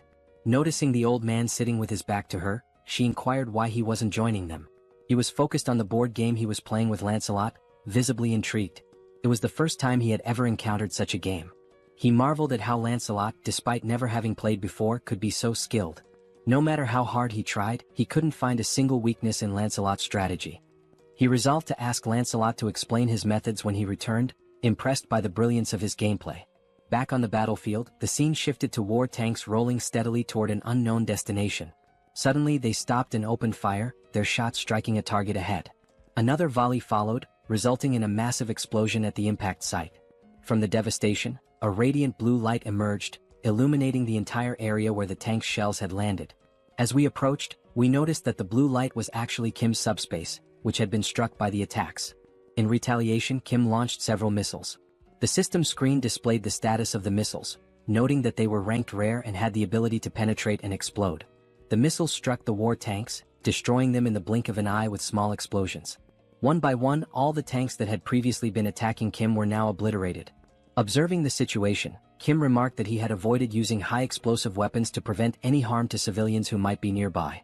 However, according to Lancelot's information, the First Legion had divided its forces between the locations where civilians were detained and the stronghold of the main rebel force. In line with Lancelot's plan, he himself would handle the rescue of the hostages, while Kim was tasked with attacking the primary rebel force. Given this, Kim no longer needed to hold back, as there were no civilian hostages at the rebel base he was currently targeting. Fortunately, he had stored a Black Hawk helicopter equipped with missiles. Using the Subspace lab and the enhancement stone his older brother, Hyung, had given him, Kim was able to upgrade individual features. Additionally, he improved the basic functionality of Pax's deployment system, which he had been procrastinating on for some time. The upgrades extended the range to 100 meters, and the maximum deployment speed increased to 300 kilometers per hour. What was already powerful now packed even more destructive force.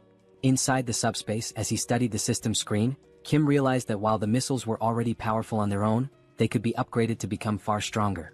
With this level of power, he could gather numerous magic stones in the blink of an eye. Looking again at the system display, he saw that 10,000 magic stones were required to upgrade the Subspace to level 4. By now, he calculated he should have collected 2,000 magic stones. But when the system displayed the actual count, it showed only 1,890 stones. Puzzled, Kim questioned why the number was so low, insisting he should have more. The system then displayed a message stating that, according to the platform's terms and conditions, 45% of the revenue was deducted as a fee paid to Tonatiuh from the Mexica dimension. Additionally, the regulations required that 25% of the magic stones acquired be allocated to Priest Bongsu. Confused, Kim remarked that the names Tonatiuh from the Mexica division and Priest Bongsu sounded familiar. At that moment, he recalled a conversation with Lancelot in which Lancelot had revealed that the goblins had made contact with a high-ranking entity known as Tonatiuh. This memory startled Kim as he began piecing together the facts they had uncovered earlier. Suddenly, something appeared before him. It was Lancelot, addressing Kim as "my lord" and reporting that he and Bedivere had destroyed all the fields. Lancelot mentioned that Bedivere was helping people escape and that he had come alone for now. He asked if Kim was injured. Kim thanked Lancelot for his excellent work and assured him he was uninjured. Turning to Lancelot, Kim brought up the earlier conversation where Lancelot had mentioned a high-ranking entity named Tonatiuh that had contacted the rebels. Lancelot confirmed this and asked why Kim brought it up. Kim explained that both Tonatiuh and Priest Bongsu were taking his magic stones. He added that Tonatiuh was from the Mexica division and asked Lancelot what the Mexica division was. Lancelot explained that Mexica likely referred to the name of the planet or civilization from which Tonatiuh originated, using the example that their own location was referred to as the Earth dimension. He further stated that Priest Bongsu was sacrificing people to other planets and noted that a traitor was worse than someone betrayed. The scene then shifted to show a mutant goblin from behind, with a system screen open in front of it, displaying the same message Kim had just seen. The goblin tinkered with the system, questioning what he was doing to sound so crazy, remarking that this behavior was unusual. As he continued to look at the system, he wondered how the magic stones could be deposited into the dimensional account so quickly. He also mentioned that there had been massive explosions some time ago. The scene shifted to reveal where the goblin was, a setting resembling a sacrificial altar. He muttered that he hadn't heard the sound of helicopters or jets, much less any gunfire, which made him question where such powerful weaponry had come from. As a light approached him, he commented that, despite everything, none of his soldiers had come to report anything amiss.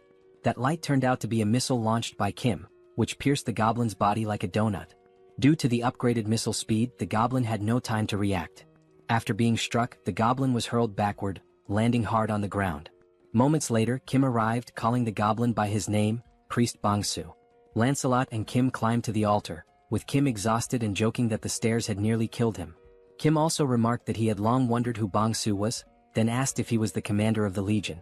The goblin lay on the ground, pierced like a donut, with smoke rising from the hole left by the missile. While writhing in pain, the smoke seemed to have a regenerative effect, beginning to heal the goblin's wounded body. Kim, astonished by the sight, asked what was happening. Lancelot explained that the goblin was recovering from his injuries. As the goblin rose to his feet, Lancelot remarked that he had been curious about the blackish red smoke that had been rising throughout the camp. Kim, still stunned, asked if such a thing was possible. Now fully healed, the goblin smiled and revealed his sharp claws. He yelled at the two, saying this was more surprising than he had imagined. In front of him stood a human and a skeletal knight, with the latter being loyal to the former. Kim, equally surprised, remarked that he didn't know goblins could talk. The mutant goblin responded, saying that they must have already encountered his goblin soldiers. He explained that the goblins had recklessly consumed magic stones, transforming themselves into goblins. This transformation was a side effect of trying to gain power too quickly before their bodies could adapt. He added that he had given them guidelines, but their greed had led them astray. The goblin then speculated that since Kim had a dimensional account, he must be an 8th level hierarchy user. He questioned where Kim had obtained all the investment for it and proposed a deal. The deal was simple. Kim and his allies should cease their destruction and leave the area, and in return the goblin would refrain from harming them.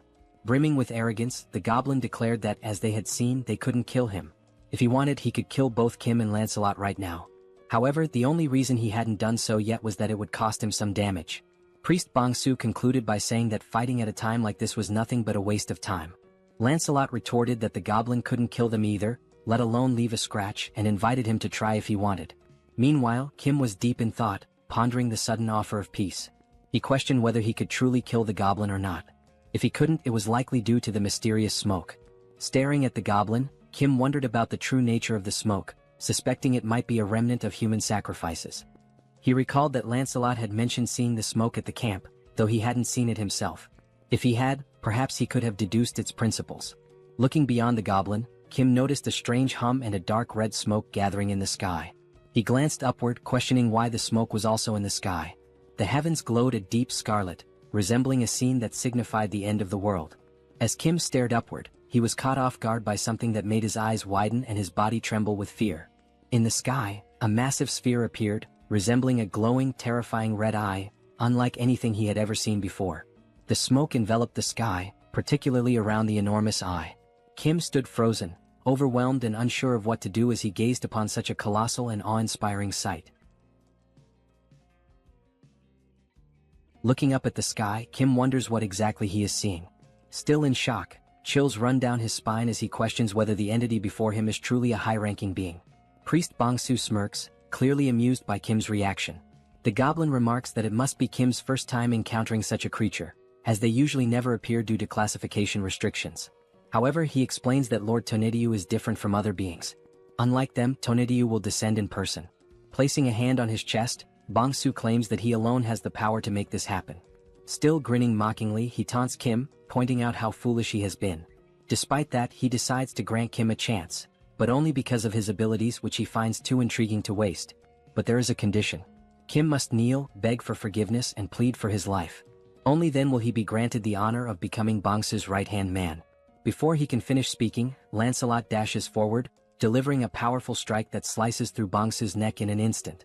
Lancelot is enraged that a mere goblin dared to place himself above his master.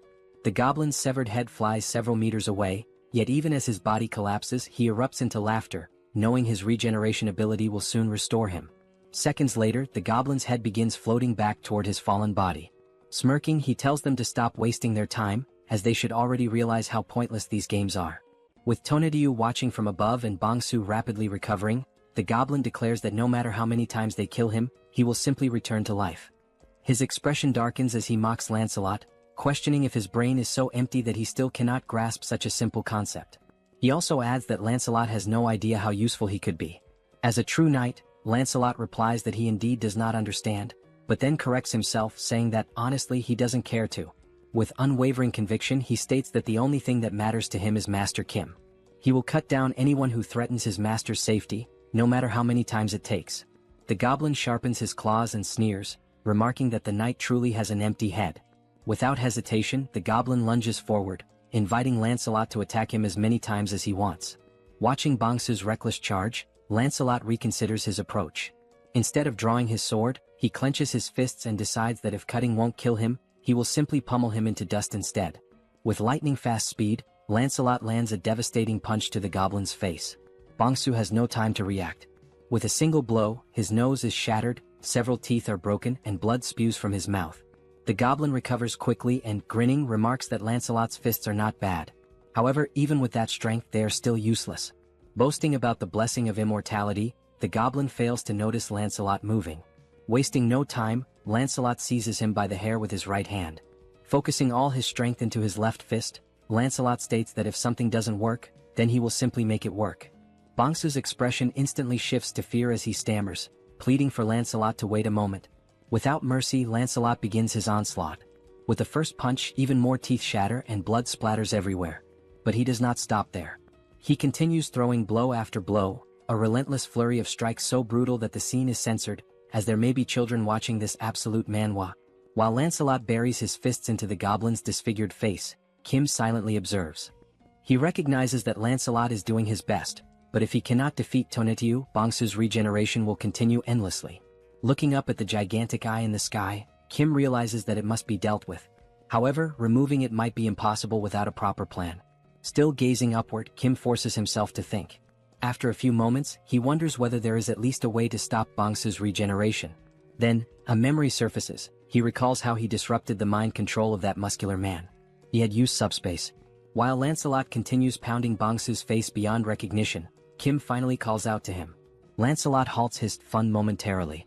Bangsu, still suffering in Lancelot's grip, keeps insisting that none of this matters. It is pointless. Ignoring him, Kim activates his power and gives a command. Throw the goblin into Subspace. Without hesitation, Lancelot swiftly hurls Bangsu toward the portal. The moment the goblin makes contact with it, the system issues a notification. Warning, entity Bangsu is attempting to enter Subspace. Do you wish to allow access? Then, Kim grants permission, and the system confirms that entry has been allowed. Inside Subspace, while Joyeon is carrying supplies, she notices the portal opening. Instinctively, she assumes that Kim, her third brother, has returned faster than usual this time. However, before she can finish her thought, the system issues an alert. An unidentified energy attempting to enter from the outside has been blocked. Her eyes widen in shock as she sees what is now before her. A scream escapes her lips as a malnourished goblin comes flying into Subspace, hurtling directly toward her. Before the goblin can crash into her, potentially causing harm, someone catches him midair. It is Sol who, with a sharp glare reflecting her frustration at being trapped in Subspace, declares that this is not number 3 and demands to know what exactly it is. Lifting the goblin by the head, she catches sight of something beyond the portal that immediately grabs her attention. She spots Kim and, still holding the goblin up, asks if this creature is one of his friends. With a demonic grin, Sol surges forward, dragging the miserable Bangsu toward Kim. Kim, eyes wide with panic, shouts for her to stop. Terrified and drenched in sweat, he quickly defends himself and orders the system to shut the Subspace portal immediately. Only then does he issue the command to remove Bangsu's registration from Subspace. The system notifies that it is canceling Bangsu's registration. A moment later, the malnourished goblin is forcefully ejected, thrown out of Subspace, losing one of his teeth in the process. In the background, Sol watches the scene unfold, her expression filled with hatred and amusement. As the portal closes, she speaks again, asking if Kim sees what just happened, because that will be his future. Bangsu, now sprawled out on the ground, remains motionless. Meanwhile, Kim is still shaken, not by the goblin but by what Sol might do to him. With a shudder, he mutters that, for a brief moment, Sol was more terrifying than Tonetiuh has ever been. The system then sends another notification. The ownership of a dimensional account has been transferred. Since Kim already possesses a dimensional account, the mana stones will automatically merge. The new total, 14,823 mana stones. Reading the notification, Kim is stunned. The suddenness of it all leaves him struggling to process what just happened. Staring at the system display, he realizes that Bangsu must have acquired a massive amount of mana stones through taxation. Then, something else catches his attention. The Tonetiuh tax notification is missing. That means, Kim abruptly halts his train of thought and looks up toward the sky. Only then does he realize, the enormous threat and the ominous red-black smoke are gone. The sky is now clear, bathed in the gentle glow of the moonlight. Kim turns to Lancelot, stating that Tonetiuh is gone. Lancelot recalls that Bangsu had claimed he was the only one capable of summoning Tonetiuh, which means that, in some way, Kim must have severed the connection between them. Lancelot then speculates that now that Tonetiuh has failed once, he might never attempt to return. Hearing this, Kim finally relaxes, dropping down to the ground in exhaustion. Seated, he admits to Lancelot that he genuinely thought his heart was going to stop. Despite barely having fought, he feels more drained than ever before. Just as Kim begins to rest, a familiar voice calls out his name. Turning around, he sees soldiers ascending the stairs, shouting for him and asking if he is all right. The colonel arrives, stating that aside from essential personnel, he has brought every awakened and unit available for mobilization.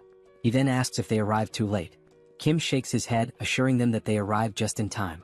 However, deep down, he knows that these soldiers must have endured immense hardship climbing all those stairs under such extreme conditions. As the colonel approaches, he inquires about the Legion commander's whereabouts. Only then does he notice the malnourished goblin's body lying motionless on the ground. Examining the goblin closely, the colonel questions what could have possibly reduced him to this state. Realizing that the fight is truly over, the colonel holsters his weapon, recognizing that it will no longer be needed. Kim watches him and remarks that it's been a while since he's seen someone carry their weapon on their back like that. Just then, the colonel receives a radio transmission. It is from Captain Diak Yong, the commander of the second company, reporting on the reconnaissance of the first area. He states that all the rebels have been found in a condition resembling mummified corpses.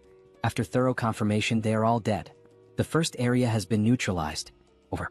The colonel acknowledges the transmission and orders his forces to remain on high alert, prioritize civilian rescues, and begin clearing the area. Turning back to Kim, he sighs and admits that he has no idea how Kim pulled this off. But in the end, Kim was the one who resolved the situation once again. Long live the power of protagonism. Kim states that he was the one who put an end to the situation, but he lacks sufficient knowledge about the mummified transformation the rebels underwent. The colonel bows and expresses his gratitude to Kim for everything he has done so far, acknowledging that his contributions have been immeasurable since the very beginning. Kim, caught off guard by the sudden gesture, widens his eyes in surprise. Turning toward the colonel, Kim gestures and tells him that such formalities weren't necessary out of nowhere. The colonel responds that he should have said something much earlier. Continuing, the colonel admits that when he initially asked Kim to join the military, he now realizes how foolish that request was. At the time, they believed they were offering Kim something beneficial, but in reality the so-called benefits meant nothing to him. They had underestimated his power and influence, viewing him merely within the framework of military service. As Kim decides to stand up, the colonel continues, stating that the military should not have been this incompetent. Even if it is shameful to admit, he remains bowed and asks if Kim is still willing to help the people, even though requesting such aid now is undeniably disgraceful.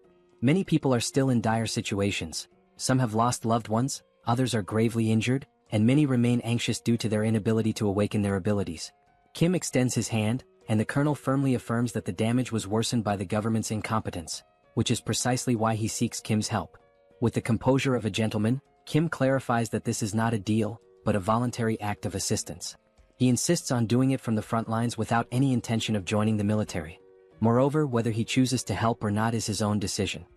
He adds that he only says this to make everything clear, all while keeping his hand extended toward the colonel.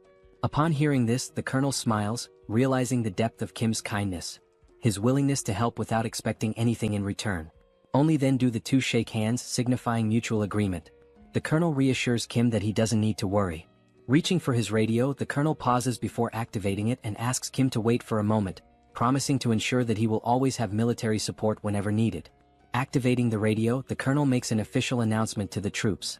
In recognition of Kim's significant contributions to strengthening the armed forces and neutralizing the rebel army, he declares through this broadcast that Kim Jong-jaem is now granted the title of honorary colonel.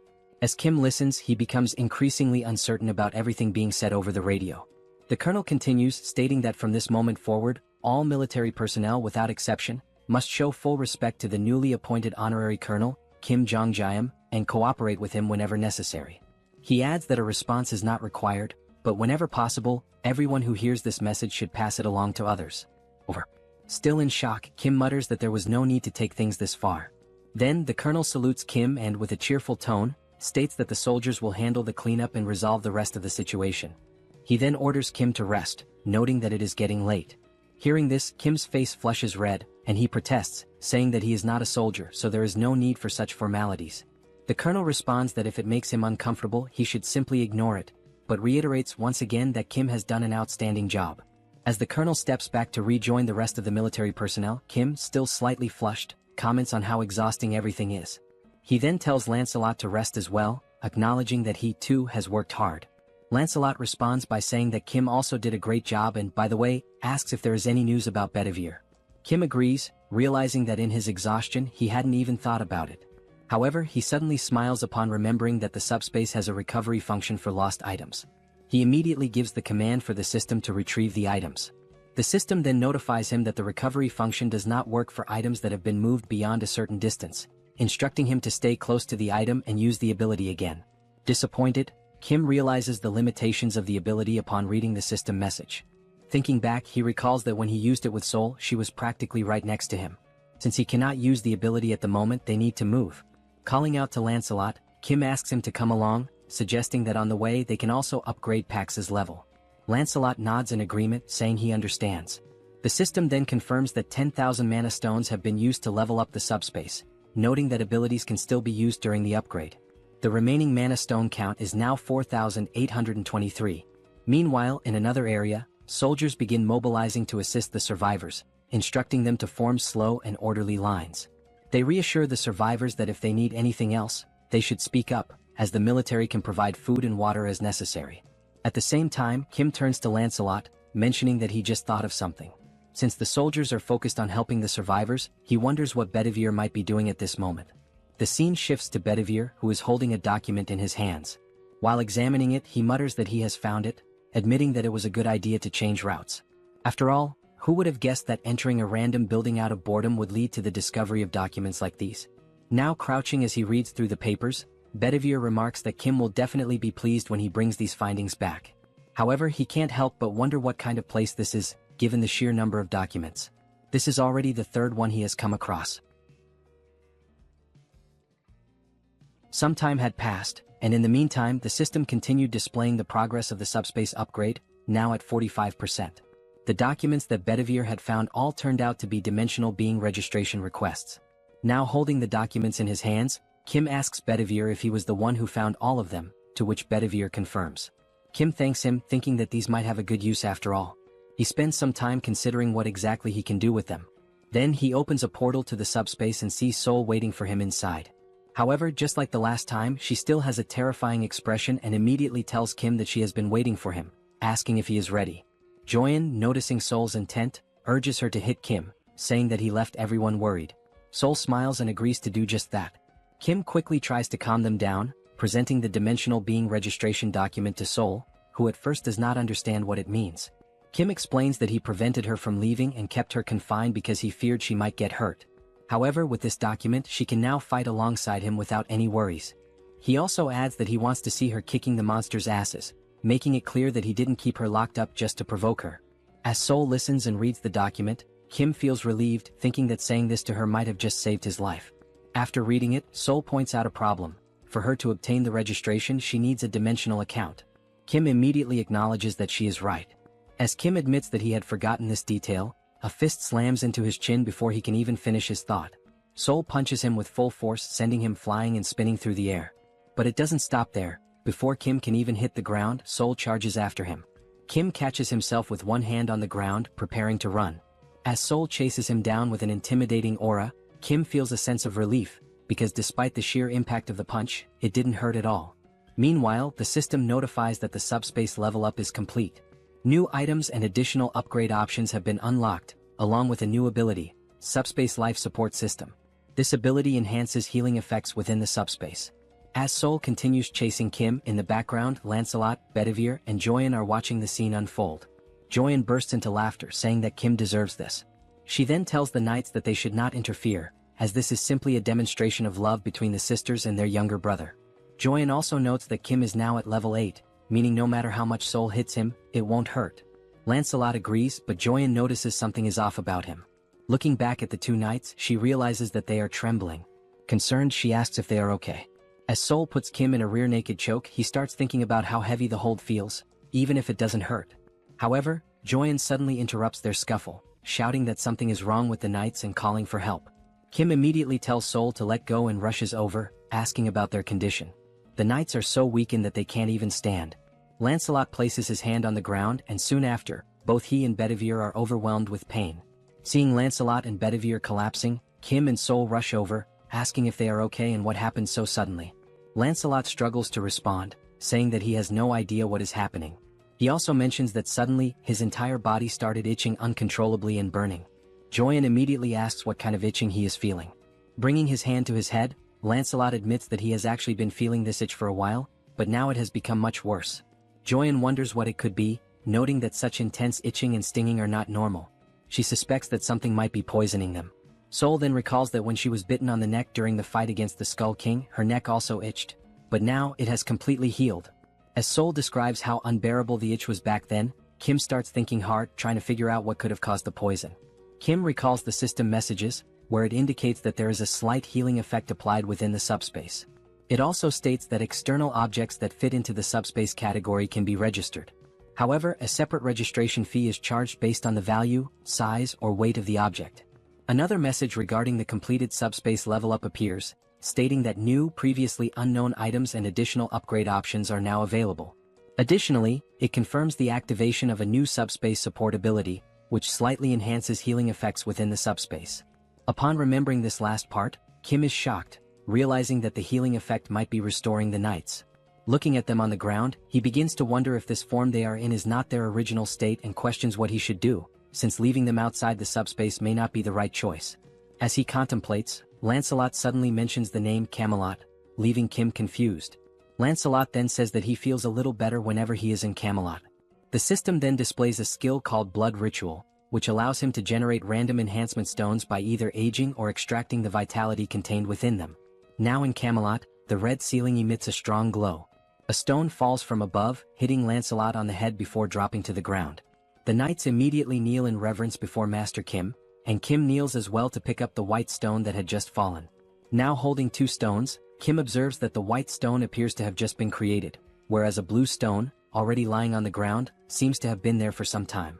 The system displays the statuses of both stones. The white stone has a resistance option, while the blue stone possesses electric attributes along with penetration and shock effects. The two knights speculate that the blue stone must have been there for a while. Now holding both stones, Kim realizes that the Camelot ability, Blood Ritual, does not only activate manually but also functions automatically. He also thinks that it was a good decision to keep sisters number 1 and number 2 away from here. Still deep in thought, he notices that he does not feel any itching or stinging sensation, leading him to believe that the Blood Ritual effect does not apply to the owner of the item. Still kneeling, Lancelot apologizes to Master Kim, expressing shame for showing such a weak side as a knight. As Kim stands up, he reassures them that there is no need to worry, acknowledging that they must have been in great pain. He also states that he should be the one apologizing for being careless. Kim then asks if they feel better when inside Camelot, to which Lancelot firmly confirms that it is definitely much better. Hearing this, Kim smiles and declares that from now on, whenever they enter the subspace, they should remain in Camelot for their own well-being, and for his as well. Lancelot, realizing that simply resting there allows them to be of help, expresses his happiness, while Bedivere also gives his gratitude. Seeing both knights kneeling before him, Kim asks them to stop with the formalities, stating that he is the one who is truly grateful for everything. Looking at the stones in his hands, Kim reflects on how the subspace life support system and Camelot's vitality extraction, two systems with completely opposite properties, somehow create a fantastic harmony of perpetual motion. Closing his hands around the stones, he comes to an exciting realization. He now has the ability to produce enhancement stones infinitely, increasing his abilities as he strengthens these superpowered capabilities and expands their applications. He then remembers Tonediu in the sky with that enormous red eye, and acknowledges that he is still not strong enough to deal with it. Kim understands that he must become stronger to defeat higher-level enemies. Furthermore, he needs to fully understand his abilities and learn to use them effectively. Determined, he sets off, thinking that now that the subspace level has increased, he should check what new functions were added in this upgrade. Meanwhile, outside the subspace, in the real world, two military officers are having a conversation. The colonel asks if it is really true that the rebels disguised themselves as the national army, raised the national flag, and used it to lure people in for sacrifices. The other soldier confirms that it is indeed true, adding that they even had a reward system, offering magic stones to those who brought in more sacrifices. The colonel remarks that it is fortunate Colonel Kim handled the situation, as it was on the verge of a coup, and only now does he realize it. The colonel also states that he will inform Kim about the additional supplies as listed and that the essential troops should be selected while the rest are sent back. The other man agrees, salutes, and leaves. After that, something catches the colonel's attention. Looking toward the horizon, he sees a bright light descending from the sky. It is only then that he realizes morning has arrived, and there is still much work to be done. At that moment, the system screen appears before him, prompting him to read it. The system displays a notification from the Multidimensional Chamber of Commerce, announcing that recent activities have included free exploration, internal and external projections within Earth's dimension. Additionally, Earth has generated 13,117 new cases of internal projection blessings, and the same message appears on Soul's screen, continuing with the information that, through 17 cases of induced negative growth targeting free merchants, Earth's dimension has demonstrated sufficient growth and profit potential for the multidimensional realm. Soul wonders aloud what this message means by multidimensional. The system continues, stating that, as a result, the Multidimensional Chamber of Commerce has evaluated Earth's growth as grade BB-. Based on this assessment, the second exploration proposal has garnered significant attention. Another message reveals that, according to the detailed opening strategy of the Multidimensional Chamber of Commerce, an official bidding competition for all regions of Earth will be held in 7 days. Soul turns to Joy and asks what this means. The messages continue, explaining that residents from other dimensions and from Earth who participate in the proposal will select representatives for each region, who will then compete for potential profits according to the rules established in the bidding competition. It seems this system message has appeared for everyone, as even a mother cooking in the kitchen has received it. The system further states that if other dimensions win, they will install portals in the corresponding regions to facilitate future exploration. However, if Earth's residents win, they will receive separate rewards. Additionally, it is revealed that more detailed information about the bidding competition will be announced 24 hours before the event begins in each respective region. Finally, the multidimensional Chamber of Commerce awaits Earth's support and participation. Upon reading this, Kim tells everyone that, in other words, they are planning to come in full force. It is all pointing in that direction. The two sisters question whether this is some kind of joke, to which Kim replies that it is not, pointing out that the document that elevated him to an 8th level entity was also issued by the multidimensional Chamber of Commerce. The mother, now visibly frustrated, asks if all the monsters sent so far could be the work of this Chamber of Commerce. She grows even more irritated, demanding to know who they are to send monsters like this and questioning if they are aliens. She continues, expressing her indignation at how they dare to talk about rights to exploration, bidding, and competition over Earth. Both Kim and Joy smile, and Kim admits that he does not know much about it either, but what he does know is that the multidimensional Chamber of Commerce does not take anything seriously, treating everything like project proposals, bidding contests, and so on. Realizing this, it becomes clear that the bidding competition, structured with these rules, is essentially a kind of game that will take place across the entire Earth. At that moment, the system reappears, but this time only for Kim, announcing that he has been identified as the entity with the highest profit in the Seoul region during the free exploration period. It further states that if he accepts the position of regional representative, he will gain access to more detailed information about the competition. However, if he refuses, the selection authority will be transferred to the second highest profit-generating entity. Reading this message, both Kim and Joy are taken aback, and Joy questions what it means, pointing out that she did not receive the same message. Kim's older brother then explains that if Kim accepts the role of Seoul's representative, he will be participating in the bidding competition. The mother asks what exactly this competition entails, to which the older brother admits he does not fully understand, but judging by the context and system messages, it is likely that they will be competing against alien life forms from other dimensions. Upon hearing this, everyone in the room falls silent, their expressions shifting as their eyes widen in shock, creating a tense yet electrifying atmosphere in the room. The system reappears before Kim, stating that if he accepts the position of representative, he will be able to select up to 100 members, including himself, to participate in the bidding competition. It then asks if he accepts the role of representative. Standing alongside his sisters and looking at the message, he ponders whether he should truly accept and take on this responsibility. Then, with a determined look, it seems that Kim has made his decision. Sometime later, the colonel questions whether this is really true. He is speaking with Kim, who confirms that it is indeed true. He has accepted the role of Seoul's representative. He explains that they have tasked him with recruiting up to 100 team members to face the alien forces invading Seoul. Kim also mentions that for now he has included the 2 knights in Seoul to participate in the first battle, but as a precaution he has also registered his family members in the subspace. However, they still need to recruit approximately 80 more people. The colonel, now excited, shakes Kim's hand, exclaiming that this is a stroke of luck. With a relieved smile, he admits that he was deeply concerned about who would become the representative upon hearing about the bidding competition, but now that it is Colonel Kim, he feels much more at ease. Taking out a notebook from the pocket of his uniform, he asks Kim to take a look at it. Kim, surprised, asks what it is before reaching for it. Handing over the notebook, the colonel explains that it is a simple list of awakened individuals and their abilities, compiled by the Joint Chiefs of Staff. Since Kim mentioned needing to find 80 more fighters for the competition, this list should prove useful. Kim expresses his gratitude, but comments that perhaps special class snipers would be better suited. The colonel, caught off guard, asks if he heard that correctly. Kim confirms, stating that it is exactly as he said, regardless of whether they are awakened or not. The colonel hesitates, pointing out that they still do not know whom they will be fighting. However, Kim disagrees, stating that when he accepted the position of representative, he gained access to detailed information about the bidding competition.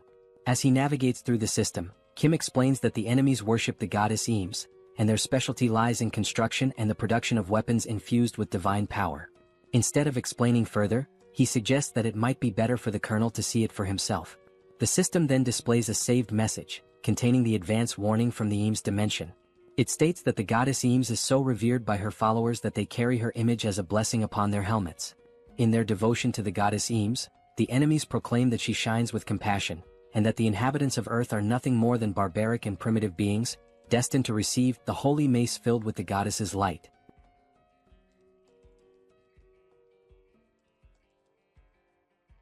After Kim shows the video to the colonel, he opens another system screen to display the list of participants from the Eames dimension. The list includes 4 8th rank knights, which means that the participants from Eames are not weak. Kim tells the colonel that the alien lifeforms they will be facing are sacred knights clad in shining armor and wielding radiant weapons. The colonel then asks how they are supposed to fight against these alien lifeforms. Kim begins explaining the details of the bidding competition, which he confirmed when accepting the position of representative while reviewing the information alongside his sisters. He starts summarizing what he saw, stating that 1 hour before the bidding competition begins, both sides will take their positions and enter a combat readiness phase. During this period, a barrier will be formed, making it impossible for either side to attack. This combat readiness phase serves as a preparation period before the battle. The Eames dimension will bring in a gate core, and once the competition starts, the gate core will automatically hatch after 12 hours. Destroying this gate core before it hatches is the victory condition for Earth's dimension, whereas the Eames dimension wins if they successfully protect it. Kim turns to the colonel and states that, in other words, for Earth to win, they must simply destroy the gate core. He also adds that the Eames forces will not merely focus on defending the core. Kim explains that just as they can see the participant list from Eames, the enemies will certainly be able to view Earth's participant list as well. Since most of Earth's participants are 9th rank, the Eames forces will likely assume that Earth's main advantage lies in speed and attack power. The colonel understands and states that, in reality, both Kim's team and the military must reinforce their offensive strategy to try to destroy the core simultaneously. Kim states that the attack strategy can involve his team, Lancelot, and Sol, meaning the offensive side will not be an issue. However, the real challenge lies in defense as they need to block the assaults of 8th rank enemies. The colonel then states that long-range weapons will be effective in holding back enemy attacks, and only then does he realize why Kim specifically requested expert snipers. However, he warns that standard military weaponry may not be effective against 8th rank alien forces. Kim gives a smile and tells the colonel not to worry about that, explaining that he increased his ability the night before. The scene then shifts to Kim thinking the previous night about the need to become stronger, but in order to achieve that, he must first gain a deeper understanding of his ability to utilize it effectively. He opens the system and reviews possible enhancements that can be made. Options include the ability to send up to 8 products simultaneously, access information about improvement results or combinations in advance, run simulations for upgrades or product combinations, and even create new categories to be included in the logistics center, with a limit of up to 2. After examining the abilities, Kim states that no entirely new functions have been added, but there are supplementary features to enhance existing abilities, such as the 2 available options in the Subspace laboratory. With this function, he is able to manipulate objects to briefly assess their performance and view the completed form of a product through a simulation before actually creating it in the Subspace laboratory. He then grabs a mug and starts sketching ideas to determine what kind of weapon he should create using this function. While writing down that he has electric enhancement stones and durability enhancement stones, he considers that the weapon needs to be easy to use, even for those without special abilities, and, moreover, must be capable of killing 8th rank beings. After much thought, deliberation, and research, the weapon he creates is an enhanced rifle with upgraded ammunition. Initially, he tries enhancing only the ammunition, but as soon as he fires, the weapon is completely destroyed. Then, using enhancement stones, he attempts to modify the rifle to withstand the powerful shots. However, in the end, he manages to improve the weapon just enough to barely endure 3 shots. Now, holding one of the rifles he created, Kim states that regardless, the strategy is to stack these 3-shot weapons to defend against enemy advances and destroy the core to secure victory. After hearing all of this, the colonel, practically drooling with excitement, exclaims that he understands and that he expected nothing less from Kim. He then adds that he will send over a list of the best expert snipers and begin preparations immediately. And so, the 1-week preparation period began with the specialist snipers training their shooting skills, weapon switching, and tactical maneuvers for the competition.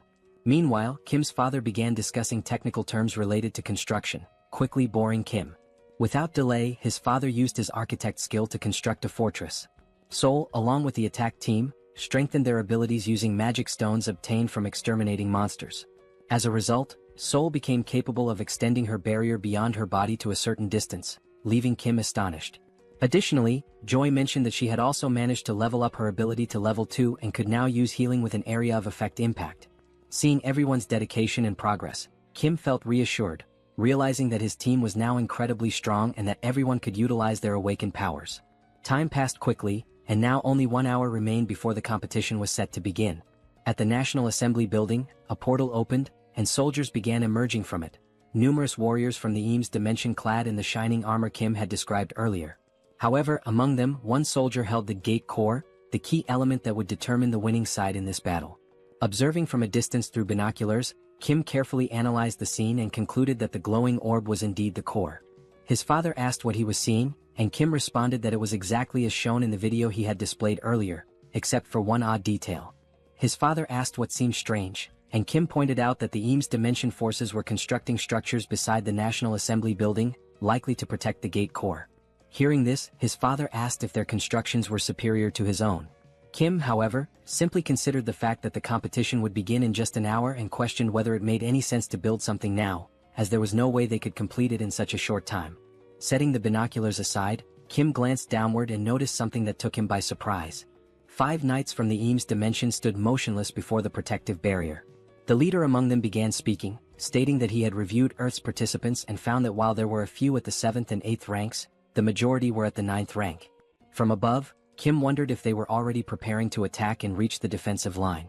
The knight then declared that the goddess Eames had spoken of mercy and salvation for the weak and that, in her name, they would grant such mercy and salvation to Earth. Suddenly, the knight's expression twisted into one of hatred as he proclaimed that their mercy would come in the form of tearing out the tongues of Earth's people while they were still alive, ensuring that no one could ever speak ill of them again. Their salvation would be granted by allowing them to repent for their sins through hard labor. From his vantage point above, Kim observed the scene and noted that it was quite the impressive speech, fitting for holy knights, but, glancing at the system screen, he commented that they were underestimating them simply because they were ranked 9th. The system screen then displayed a notification indicating that the bidding competition was about to begin. Down below, the leader of the Eames Knights gave the order to advance. Like primitive warriors, they charged forward, shouting that their actions were in the name of the goddess Eames. The colonel, seeing the enemies advance, immediately commanded all soldiers to open fire. The troops, armed with the rifles Kim had developed, took their positions and began shooting. A barrage of gunfire struck the approaching Eames Knights, the bullets carrying electric attributes. The shots pierced through their armor, leaving the knights stunned and confused as they struggled to understand what was happening. One of the soldiers, bewildered, questioned how it was possible for 9th-rank fighters to accomplish such a feat. Another knight shouted an order to use their shields for protection and continue advancing.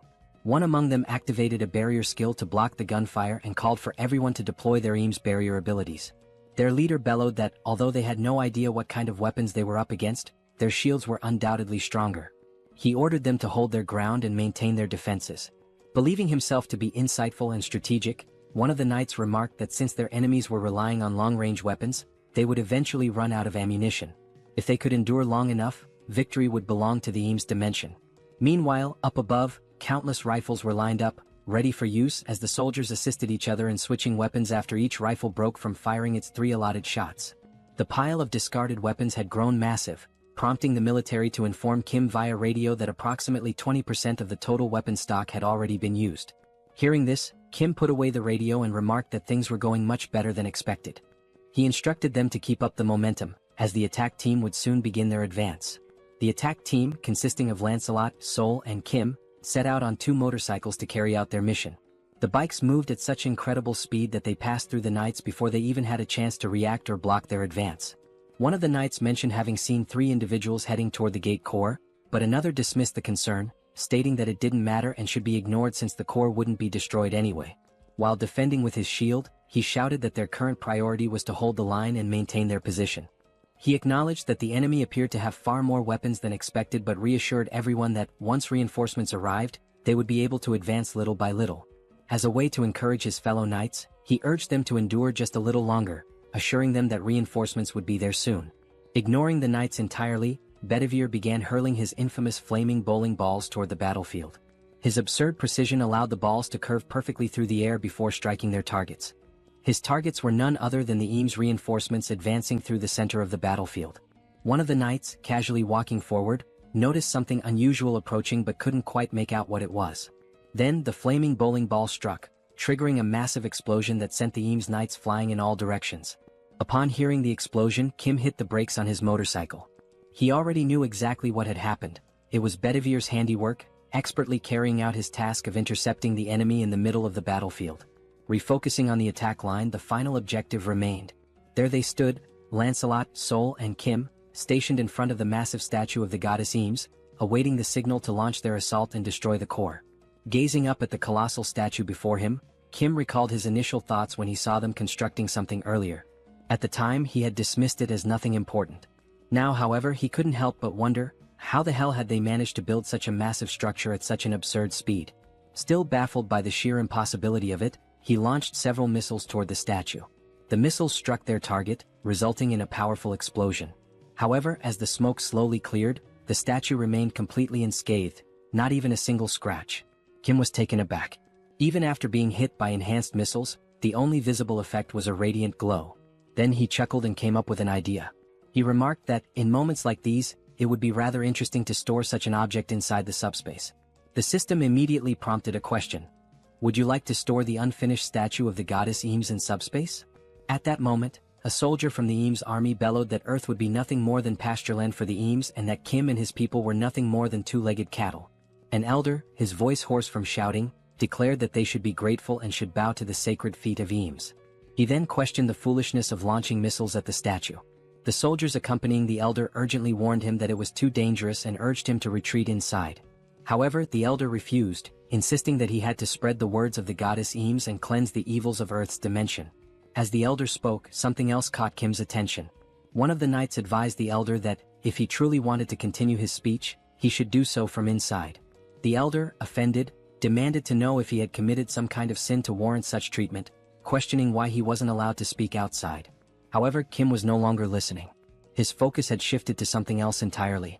In the distance, Kim had spotted something interesting. While the elder argued with the knights, Kim's gaze locked onto a warehouse stocked with construction materials. A wide grin spread across his face as an idea took shape in his mind, an exceptionally good one. With a menacing aura and practically drooling with excitement, he ordered Pax to store the warehouse. The system immediately responded, storing the temporary construction material warehouse of the Eames dimension in subspace. After that, the elder noticed something unusual in the surroundings.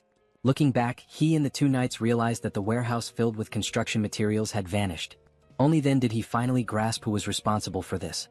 Kim entered subspace and approached Young, who was lounging comfortably, asking if he was interested in piloting a helicopter again after so long. Young questioned the sudden request. He responded that he would love to fly and asked how he could help. Kim clarified that it wouldn't involve much flying, he just needed to ascend as high as possible. Excited, Young expressed his eagerness to give it a try. Meanwhile, Lancelot and Sol sensed something off and immediately went on alert. Within moments, they noticed several spears descending from the sky, hurtling toward them. Sol attempted to use her newly developed barrier ability to halt the incoming spears. However, the materials used to create objects in this dimension were far too strong, and the barrier could not withstand the impact.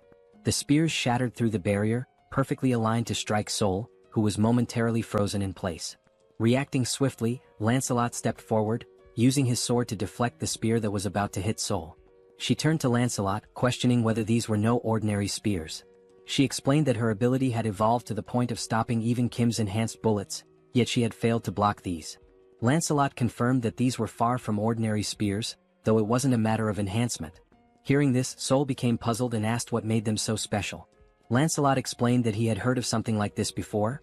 A certain dimension had developed a technique that produced an effect similar to item enhancement. The knights then realized that Kim's group had been the ones who looted the warehouse. Enraged, they shouted the order to attack and continued hurling spears. Preparing to defend, Lancelot explained that this technique was referred to as a blessing, and that the construction materials likely carried such a blessing, which was why they had resisted Kim's attacks. With his sword, Lancelot skillfully deflected another spear aimed at them. The deflected spear soared toward Sol, who caught it midair.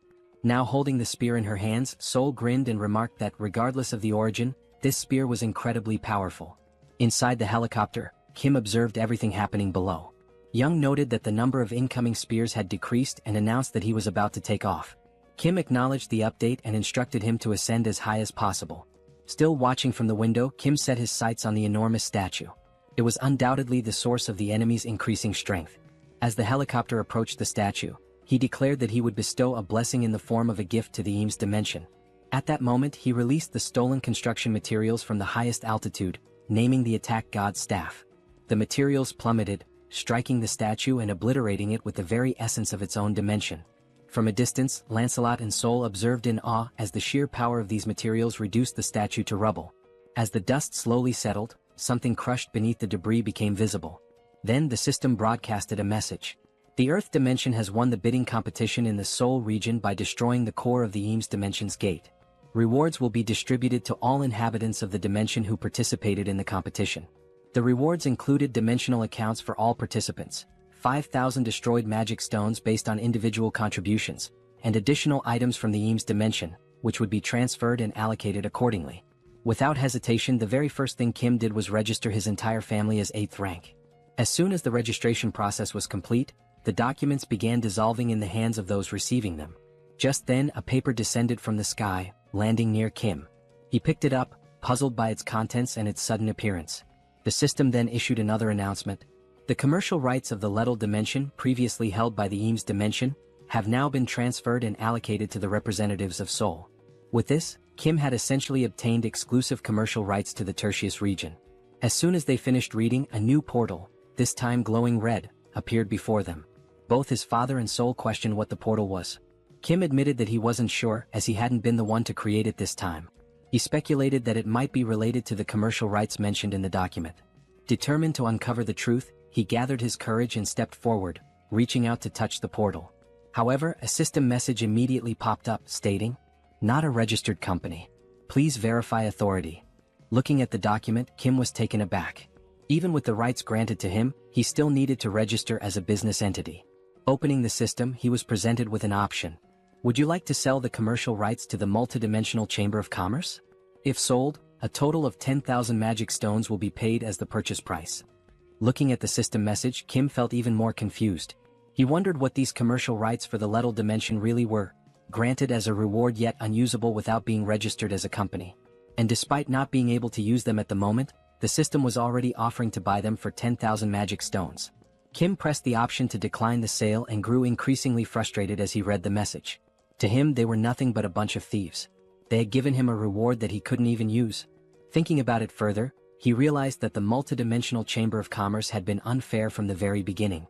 They had been forced to participate in a competition organized by the Chamber itself, where every single opponent was of the 8th rank. Even while facing overwhelming disadvantages and unfavorable conditions, they had won.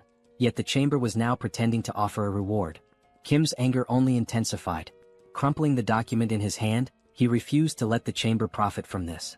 He wouldn't throw the document away, but unless they increased the number of magic stones, he wouldn't sell it either. After all, without his intervention, many more lives would have been lost. Observing Kim's irritation from afar, his father asked what was wrong. Kim, trying to keep himself composed, responded that it was nothing significant, just that they had won a useless portal that they couldn't even use. Joy then asked if the only urgent task now was to fill out the paperwork, as she still needed to finish treating the wounded. Kim apologized for gathering everyone right after the competition ended, realizing they were all exhausted. His father reassured him that it was fine, especially since filling out the documents would only make him stronger. Kim acknowledged that everything was settled and stated that he would open the portal to go rest. Meanwhile, Seoul mentioned that she would play around for a bit to test her new spear and told him to call her if he needed anything. Kim simply nodded in understanding. Young said he planned to finish some games he hadn't completed on his console, while his father decided to rest as well, complaining that his body ached from all the effort put into building the base. Just then, his father's eyes widened as he noticed the newly acquired construction materials. There were now several high-quality options available. Still in awe, he began listing them: bricks, drywall, beams, and even rebar. At that moment, Kim realized he had forgotten to mention them. But the real shock came when Kim casually revealed that all these construction materials were infinite. Kim had anticipated that this revelation would leave his father speechless. As he entered the portal, another thought crossed his mind. He wondered about the results of the competition in other regions. Given the 12-hour time limit, the results might be available by nightfall. When night finally arrived, the competition results were displayed, confirming that the event had concluded. The system then announced the final rankings for the Earth region's bidding competition. The results for South Korea showed that out of 5 competitions, there were 4 victories and only 1 defeat. Then, another system message revealed the global outcome. Out of 761 competitions, there had been only 113 victories and a staggering 648 defeats. Based on these results, the multidimensional Chamber of Commerce decided to downgrade Earth's growth potential from BB to CCC. This message was broadcast to everyone. Kim immediately recognized how disastrous this was, while Young admitted he hadn't expected the competition's overall results to be so terrible. Kim analyzed the data and noticed that some areas had an equal ratio of wins and losses, but the majority had suffered significantly more defeats. As a result, the global situation was dire. Even though he had anticipated this, he hadn't expected it to be this severe. The colonel pointed out that, fortunately, South Korea's situation wasn't as bad. If it came down to Incheon, they could quickly resolve the issue by concentrating their forces. He also mentioned that Incheon was nearby, so they could deploy as soon as they were ready. At that moment, a soldier rushed in, apologizing for interrupting the meeting. He handed a report to the colonel, informing him that they had just received an urgent radio transmission from the 17th Division in Incheon and that the colonel needed to read the report immediately. Scanning the document, the colonel asked why Incheon had contacted them. The report stated that they had been defeated and were transmitting urgent engagement information. The enemy force was identified as the Lizard Men from the Sabros dimension, and their portal was currently located in Chinatown. These Lizard Men appeared to be a highly trained military force, engaging in both ground and aerial combat simultaneously, demonstrating superior mobility, and completely annihilating Incheon's team. The battle had ceased approximately 2 hours before the end of the competition, and after the fighting had stopped, the Lizard Men began organizing their forces, with even more troops emerging from the portal. Additionally, they had deployed a team for reconnaissance and securing access routes, which suggested a large-scale troop mobilization was underway. The reason for the urgent transmission was that, based on their movements, their next target was Seoul, which was exactly what the colonel confirmed in the report. Kim was surprised that they were heading directly for Seoul. Hearing this, Young found it highly unusual, reasoning that it was unlikely they were targeting Kim, as no one knew his exact location. Seoul remained deep in thought, while Young pointed out that furthermore, there was no bounty on Kim's head. Looking at the map, Lancelot noted that, given the proximity of the two cities, the Lizard Men were already close. Kim turned back to the system interface, where a new message appeared. From this moment onward, the names of the regional representatives who had emerged victorious in the Earth Dimensions competition would be displayed above their heads. Seoul also read the message and questioned what it meant, commenting on how random this was. If this actually happened, then Kim's name would appear above his head, and she wondered if there was any kind of badge instead. Kim instinctively looked up, trying to see if a name was displayed above him, but found nothing. He then questioned whether he was truly the regional representative. However, Lancelot countered, stating that if Kim wasn't the representative, then the entire competition made no sense. Kim, still confused, asked why it wasn't visible if that were the case. Seoul reread the system message and another announcement appeared. Starting now, 7th rank beings were partially allowed to travel through all installed portals on Earth. Furious, Seoul clenched her fists. She had just reached the 8th rank, yet this rule was exclusively for those of the 7th rank, meaning she would be trapped inside the subspace again. The system message continued, stating that dimensions that had acquired commercial rights by winning the competition could now establish portals in the corresponding regions to eliminate the Earth Dimension's regional representative. Everyone read the new rule and immediately felt outraged. This was incredibly unfair. The colonel then spoke, stating that from now on, they would have to face 7th rank beings and that the regional representatives would likely be the primary targets of these attacks. He compared the situation to a game of territorial conquest, but what stood out was that Kim did not have a name displayed above his head. At that moment, Lancelot had an idea of what might be happening. He asked for a moment to confirm something. Lancelot walked toward the window while Kim, confused, asked what was going on. Stepping outside the building, Lancelot held onto the window frame and looked up. What he saw left him stunned. The words "Seoul Representative" were massive, displayed not above Kim's head, but hovering above the entire building for all to see. Lancelot calls Kim over to take a look, and upon stepping outside, Kim is left speechless, not expecting something this conspicuous. Realizing what had happened, Kim remarks that the tag wasn't missing. It was just so high up that no one had noticed it. Seoul points out that something this massive makes it the perfect target for the Lizard Men, with Kim himself being the obvious objective. A strange feeling washes over Kim, a bad premonition settling in. The Lizard Men were organizing their forces to attack Seoul, even though there had been no bidding competition. Turning to Seoul, he connects the dots, pointing out that a wonderfully convenient new rule had just been added, and questions whether it feels like they had prepared in advance, knowing these rules would come into effect. Seoul hesitates but admits that it is strange. Lancelot, however, is certain they knew these rules were coming. However, instead of targeting the representative from the beginning, they had been preparing for battle. Lancelot further suggests that perhaps they have experience in these bidding wars, meaning they had likely anticipated this rule and were familiar with it beforehand. Regardless, the situation is dire as there is little time left to prepare for their attack. Kim, running a hand through his hair, admits that he had a bad feeling about all of this, but he never expected them to be this experienced. Seoul, concerned, asks if there's anything they can do to prepare and whether everyone could just stay inside Kim's subspace for safety. Lancelot, in his usual wisdom, quickly dismisses the idea. It won't be that simple. While defeating Master Kim would be impossible for them, they could take hostages and force them out of subspace, or worse, they could divide their forces and overrun other regions first. Kim murmurs in frustration, acknowledging that he's right. This wouldn't be defending, it would be hiding, and they wouldn't even be able to attack from within the subspace. No matter how they looked at it, the lizard men would have to be defeated in the end. Then a thought occurs to him. If he himself were the target and his location were exposed, it would undoubtedly draw them in. In that case, he could lure them into a place where they would be at a disadvantage.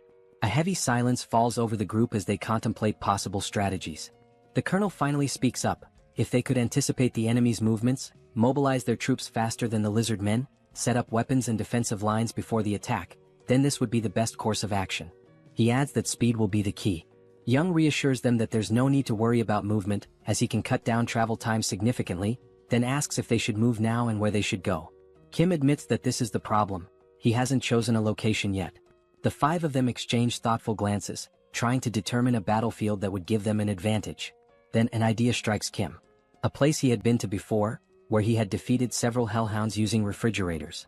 He recalls that the terrain there could minimize damage to them while causing significant harm to the enemy. In other words, Gyeong Bridge was an ideal battleground, no civilians would be involved, and its straight, narrow layout would work against the lizard men. Additionally, due to its limited space, their mobility would be restricted, and the surrounding area was an ecological park, free of residential buildings, meaning they could launch attacks at full power without concern for collateral damage. Kim further points out that even if the lizard men attempted to cross from another bridge, Bedivere could scout ahead, as there were no tall buildings nearby to obstruct visibility. Moreover, with the materials obtained from the Eames dimension combined with his father's construction skills, fortifying the area using Pax's features would be easy. On top of that, the sacred lances from Eames had arrived along with the material warehouse, and Kim's father had the idea of using them as barricades. Sol mentions that she has already learned how to wield the lances. Looking at the sacred lances in front of him, Kim suddenly recalls that Lancelot had mentioned Bedivere's proficiency with dart throwing, which means these lances could certainly be put to good use. At another moment, Sol grips a lance while Bedivere is already scanning the surroundings, keeping an eye out for enemy movements. The two of them stand atop the newly built defense tower, which Kim's father had constructed using the new materials. Meanwhile, his father remains hard at work, building at full speed. Given the urgency of the situation, the structure itself had been prioritized, with guards deployed first, and beams were reinforced to create defensive walls. Additionally, barricades made of the sacred lances had been erected around the tower, serving as an additional barrier to slow the enemy's advance as much as possible. Observing the preparations, Kim recalls the enemy report, which stated that the lizard men were fast both on the ground and in the air, which meant that blocking their ground approach was an absolute necessity. At this point, a total of 4 hours had passed. Kim acknowledges that his father had exceeded expectations, as these 4 hours had been nothing short of miraculous, thanks to his architectural skills and Pax's assistance. It is only then that Kim realizes they had overlooked two critical details.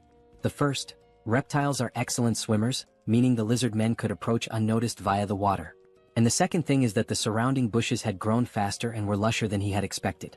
And yes, the lizard men were doing exactly that, taking advantage of the gaps. One of the lizard men then remarks that he cannot understand how the warriors of the Eames dimension lost to these people from Earth. Even though they seem weak, their defense is something to be considered, and with this construction they wasted a lot of valuable materials. The lizard man pauses and says that, for now, he will not be able to hold his head high in the multidimensional battlefield, but perhaps he can extract something more. This lizard man is a general named Lakis. He states that last time he took a spear and this time he will take armor. The lizard man soldier informs him that the other general, Yatu, is also ready. Back at the bridge, Bedivere is closely observing everything, trying to detect any suspicious movement. Then he notices a strange noise and Sol also senses that something is wrong. Looking carefully, Sol is taken aback. The lizard men, armed with spears and mounted on giant lizards, are advancing to attack the tower. From afar, Kim and Lancelot hear a shout, warning that the enemies have appeared. Turning their heads, they see a battalion of lizards charging toward them, both on land and in the air. As they advance, the lizard men cry out that this is revenge for the people of the Eames dimension. Kim is startled, wondering how they managed to get so close so quickly. Wasting no time, the soldiers atop the defense tower begin opening fire. The shots manage to take down some of the mounts, slowing the lizardmen's advance. Additionally, objects are being launched by the packs at relatively high speeds. One of the lizardmen soldiers warns his comrades to be careful, noting that they are using materials from the Eames dimension. One of the lizardmen generals, wielding a spear, skillfully deflects and counters all incoming attacks. A soldier calls out to General Lakis, stating that the enemies are throwing materials from their brother dimension, Eames, and that it will be difficult for the Awakened to use them effectively. He urges them not to fear and to keep pressing forward. Enduring the attacks, the lizard men declare that now is the time to persist, not to retreat. Then one of the generals, Yatu, proclaims that he only knows how to attack and will never fall.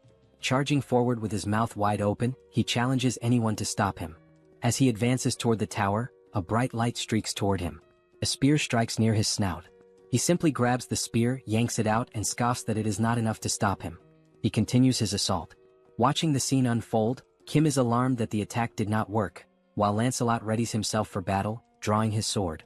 Lancelot quickly assesses that they are facing two enemies of the 7th rank, but notes that this large one fights with no particular technique, just sheer brutality. Looking toward the barricades, he realizes that the real threat is coming from that direction. Still gripping his sword, he turns to Kim and warns that this will be a tough battle. However, he adds that the previous attacks were effective against the bulky lizard. Lancelot states that he will take care of the other enemy and warns that if the large one reaches the defense tower, the battle will be lost. He instructs Kim to keep him at bay, even if it means restraining him.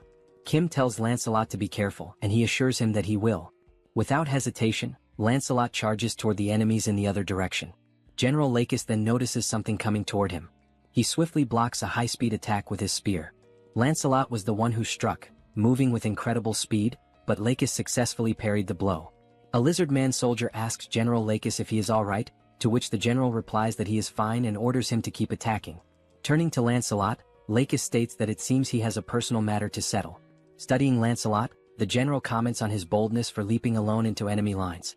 Furthermore, he notes that Lancelot specifically aimed for his neck, calling it a remarkable move. Lakis smirks, remarking that it has been a long time since he has encountered a warrior like this. He then asks Lancelot for his name. Lancelot introduces himself, and the lizard man is enthralled, calling it a magnificent name. Lakis introduces himself in return. Lakis acknowledges that Lancelot's goal is to keep him occupied. The only reason he is paying attention to him is because he recognizes him as a true warrior. Lakis adds that a warrior's instinct is to seek battle when faced with a strong opponent, and so he challenges Lancelot to a duel where their lives will be on the line. Without hesitation, Lancelot accepts, declaring that if Lakis does not value his own life, neither will he. Lakis laughs, praising Lancelot's fighting spirit, and declares that he will test whether his skills are as great as his resolve. Lancelot then raises a finger and tells him to wait, asking if he plans to fight while mounted on his lizard. Lakis states that this is truly unfair, as a warrior's duel to the death is meant to determine who is the strongest. Lancelot then remarks that the mount is merely a way for him to compensate for his lack of skill or even to save his own life. He goes on to say that even if he loses, he will not complain, urging the lizard man to come at him. Hearing this irritates Lakis, and a tense atmosphere floods the area. Dismounting, Lakis begins walking toward Lancelot, who then asks if they are now evenly matched and ready to engage in a battle where their lives are at stake. Meanwhile, on the other side, the soldiers continue firing toward the lizard men. Their bullets find their marks, and some of the reptilian warriors are hit, tumbling from their mounts amidst the chaos. However, despite the casualties, their assault does not slow down. Determined, the lizard men keep advancing toward the defense tower, ignoring the danger and pressing forward. The soldiers, realizing that the enemy is closing in dangerously, shout to one another, ordering them to keep firing without hesitation. Suddenly, one of the mounts leaps unexpectedly and, with its sharp fangs, sinks a brutal bite into the shoulder of one of the military soldiers. The force of the attack sends him crashing to the ground, and as he falls, his comrades rush to his aid, shouting that there is a wounded man. Amid the chaos, a lizard man and his mount attempt to break through. One of the soldiers quickly takes command, declaring that he will tend to the injured and requesting cover fire. Additionally, he warns that more enemies are approaching rapidly. Before anyone can react, someone appears wielding a spear. In a swift motion, the spear is thrown, striking the mount that was about to breach the defenses. The impact is so powerful that the lizard man riding it loses his balance and crashes to the ground. He barely has time to process what happened before Sol appears and, without hesitation, slams his head into the ground with a devastating strike, leaving him no chance to react. Sol raises her gaze toward the soldiers and, with determination, declares that she will take care of any enemies that get close to the building. She then orders them to keep firing without stopping. A reckless lizard man, still mounted, charges straight at Sol. Standing firm, she gathers all her strength into a single punch and, with one crushing blow, sends the enemy soaring into the sky like a ragdoll. Once again, Sol shouts for the soldiers to keep shooting. They quickly obey, and their bullets strike the charging mount, bringing it down mid-attack. In the back line, Joy begins to act, using her healing abilities. The wounded soldier groans in pain as she works swiftly to treat him, assuring him that it will only take a little longer to finish. Meanwhile, the lizard men riding flying mounts notice a weak spot in the defense and launch a direct assault. However, before they can get close, one of them is struck mid-air by a spear, plummeting to the ground along with his mount. Another lizard man, sensing something approaching, tries to react but isn't fast enough. He too is hit, but this time the force is so great that his mount collides violently with another, creating a destructive impact. Even so, their numbers remain overwhelming. Despite those who have been taken down, many continue pushing forward, relentless in their attack. Some of the fallen remain pinned against the walls, while the others press on with even greater ferocity. From a distance, Bedivere observes the battlefield and realizes just how dire the situation is. He wonders whether he can handle such a large number of enemies alone and questions how long it will take before reinforcements arrive. Elsewhere on the battlefield, Yatu, the brute among the lizard men, slowly pushes forward, trying to defend himself against Kim's attacks. His body is already riddled with wounds, but he continues moving, grinning as he remarks that these attacks are quite impressive. Amused by the fight, he declares that this is excellent and asks if Kim has an even stronger attack that might actually affect him. Without hesitation, Kim launches several sturdy beams, the same ones he obtained during the battle in the Eames dimension. Yatu, however, merely blocks them, showing little concern. With each new strike, Kim hears Yatu commenting from afar that this continuous barrage leaves him no opening to advance. Hearing this, Kim realizes that Yatu is a complete idiot. He had been using the same automated attack from the very beginning, yet for some reason, Yatu believed it to be a new tactic. Even as the beams continue firing relentlessly, Yatu seems increasingly impressed. Kim, on the other hand, recognizes that he has effectively trapped him. Now he must decide what to do next. He wonders whether he should maintain this strategy and wait for Lancelot to return or take a different course of action. Scanning the battlefield, Kim tries to assess Lancelot's fight. However, he quickly realizes that waiting might be too risky. Even so, he wishes there were a way to help Lancelot. At that moment, a distinct sound rises above the battlefield. A series of rapid strikes cut through the air with tremendous force, creating a loud, slicing noise. Kim immediately identifies the source. It's coming from Lancelot's fight. The sound originates from the sacred spear wielded by Lacus. The power of the spear is so immense that, even when Lacus swings and Lancelot manages to dodge, the impact completely shatters the ground beneath him. Right now, Lancelot is focused entirely on evasion. He knows that the spear is incredibly powerful and that facing it head-on would be a fatal mistake. Noticing this, Lacus taunts him, questioning how long he intends to keep running. He remarks that he thought Lancelot was a true warrior, but perhaps he had been mistaken. Lancelot puts some distance between himself and Lacus, reflecting on his words. He wants to respond to the provocation, but in some way Lacus isn't wrong. The truth is that his weapon is overwhelmingly powerful, and Lancelot realized this before it was too late. Observing closely, Lancelot confirms that the power of this spear surpasses that of the spears from the Eames dimension. Moreover, he recognizes that it possesses additional properties, making it far more dangerous than he initially expected. Lancelot interrupts his thoughts and remarks that, upon further reflection, the lizard men refer to the Eames dimension as their sister dimension. He then inquires whether the spear was created in Eames. In response, Lacus immediately denies it and adds that the spear was actually forged in the Subspace dimension. However, he explains that the people from Eames provided a special enhancement to it. Lancelot states that he suspected as much and then mentions that he has a proposal. However, he quickly corrects himself, calling it a question instead, which causes Lacus to hesitate momentarily. Without missing a beat, Lancelot then taunts Lacus by questioning whether that weapon is merely a means to conceal the lizardman's lack of skill. Hearing this, Lacus gives a faint smile and calmly states that he is not foolish enough to fall for Lancelot's provocation a second time. Without a moment's hesitation, Lacus charges forward, aiming to strike Lancelot with his spear. Lancelot evades the attack with ease. However, in the midst of his assault, Lacus abruptly alters the direction of his strike. Yet, as if anticipating this maneuver, Lancelot is already prepared and successfully defends against the blow. The sheer power of the spear proves overwhelming, pushing Lancelot several meters back upon impact. Not allowing him a chance to recover, Lacus presses the attack, determined to prevent Lancelot from regaining his footing. However, Lancelot is already prepared, kneeling on the ground with his sword pointed forward in defense. Lacus deflects the strike effortlessly with his spear. Seizing the opportunity to counterattack, Lacus declares that Lancelot may be a warrior, but his life will end here. Lancelot remains still, watching the incoming strike without any visible reaction.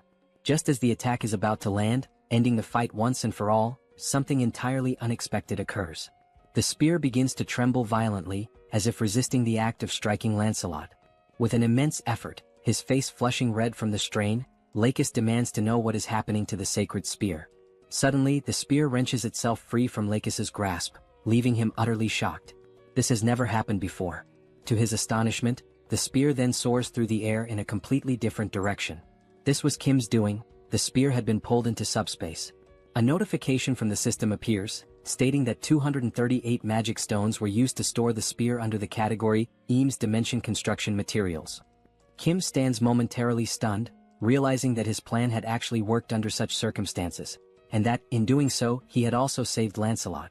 Even so, he does not fully understand why such a powerful weapon has been classified under construction materials. Regardless, he expresses his gratitude and resolves to make good use of it. Back on the battlefield, Lancelot remains kneeling as Lakis turns his furious gaze toward Kim, struggling to comprehend what has just happened. Frustration growing, Lakis demands to know why Kim has chosen to disgrace a duel between sacred warriors in such a manner. Redirecting his anger back toward Lancelot, Lakis accuses him of speaking so much about lacking skill, when in reality, Lancelot himself is the disgraceful one. Lancelot swiftly denies the accusation and explains that Sir Kim took the spear because he clearly had a purpose for doing so. He then warns Lakis not to speak so recklessly. Lakis's irritation only intensifies. His voice dripping with anger, he asks whether Lancelot is making a joke out of this situation. With a smirk, Lakis then raises his index finger, pointing it directly at Lancelot. His voice is laced with mockery as he questions whether this so-called master whom Lancelot follows is truly so dishonorable that he does not even understand the concept of honor. Lancelot, unshaken, demands that Lakis take back his words. His tone shifting, Lancelot declares that he now fully understands his opponent. He states that the reason Lakis is so enraged is not because of the duel itself but because he fears losing his spear. However, Lancelot reassures him that there is no need to worry, after all he himself is a warrior.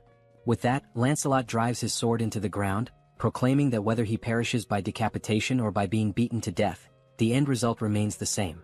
Now raising his fists, ready for a hand-to-hand battle, Lancelot asserts that one fact remains unchanged: Lakis will die. The lizard man smirks, remarking that Lancelot has quite the nerve for someone who was nearly killed just moments ago. Accepting the challenge, Lakis takes a step forward. Lancelot stands firm, calling his enemy to battle. And so, the two warriors prepare to engage in a fight to the death, this time with their bare hands. From another perspective, the remaining lizard man soldiers continue their advance toward the defense tower, their numbers pressing forward relentlessly. Meanwhile, following his acquisition of the sacred spear, Kim watches the system while Soul effortlessly cuts down every lizard man that dares approach the tower's perimeter. While observing the system, Kim notices something peculiar and wonders what exactly it could be. The system then displays the spear, along with its status information. It is identified as the Lakis' Sacred Spear, Enhanced Level 3. The classification is marked as Epic, with enhancements provided by God Eames. The listed attributes include plus 31 penetration, plus 31 acceleration, and purification. Reading through the details, Kim immediately realizes that this spear is on an entirely different level.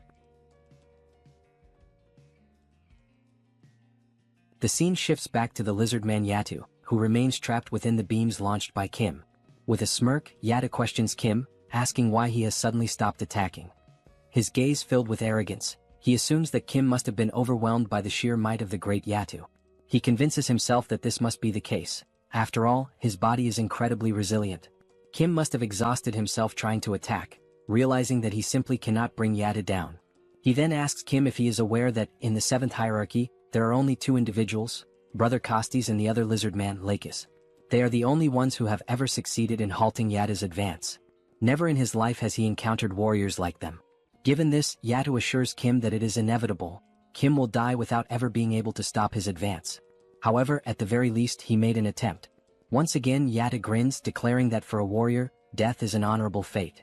He asserts that Kim should feel proud to perish by his hands, as once the dust settles, he will end this battle swiftly.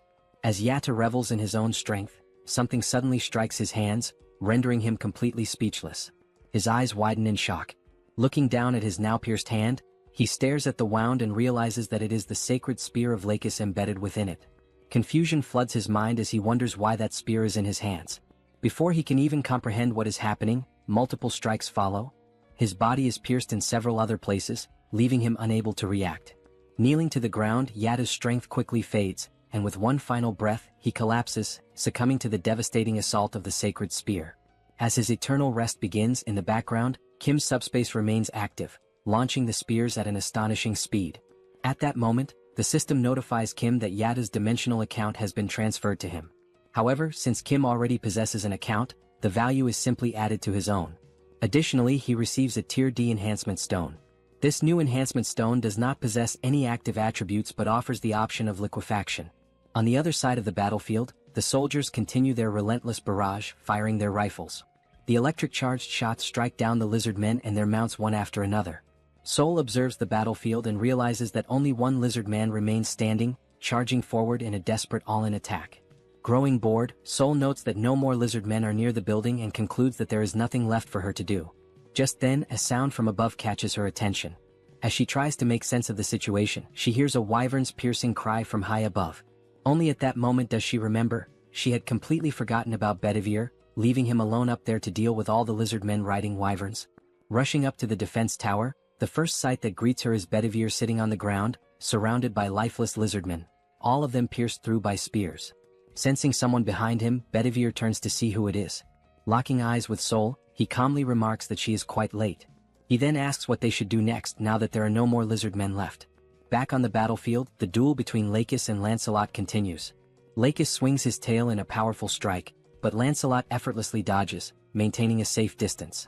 With swift footwork, Lancelot closes in, keeping his guard up, and delivers a solid punch to Lakis's face. Following the initial strike, Lancelot immediately plants his foot firmly on the ground, rotating his torso to throw another powerful punch, this time, landing directly on Lakis's abdomen.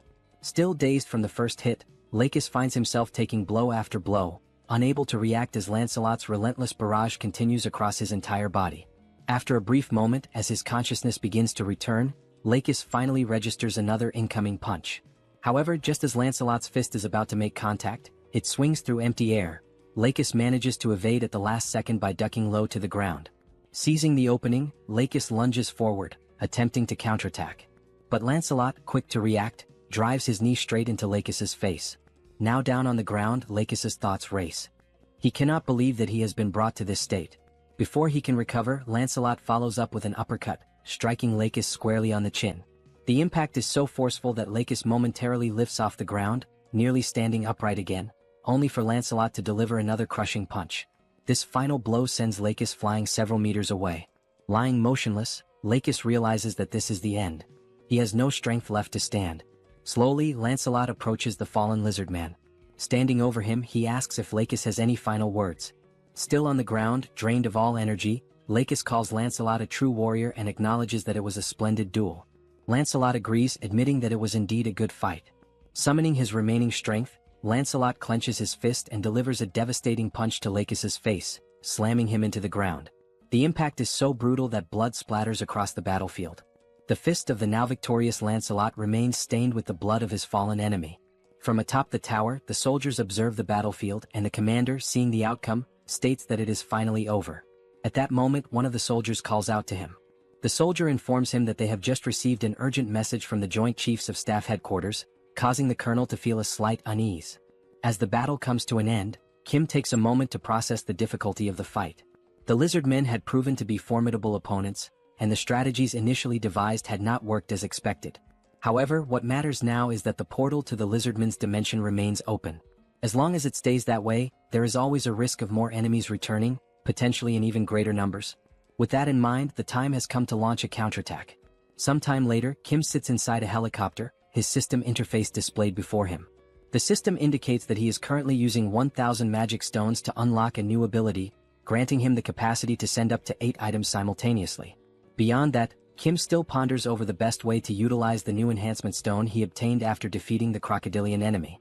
The stone possesses the liquefaction property, and it is becoming increasingly clear that the time has come for Camelot to begin mass-producing enhancement stones. At that moment, Youngso informs him that they are about to land, catching Kim off guard with how quickly they have arrived at their destination.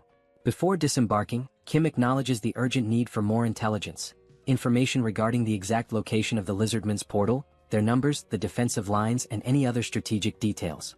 Additionally, he also requires data to determine the ideal location for launching the counterattack.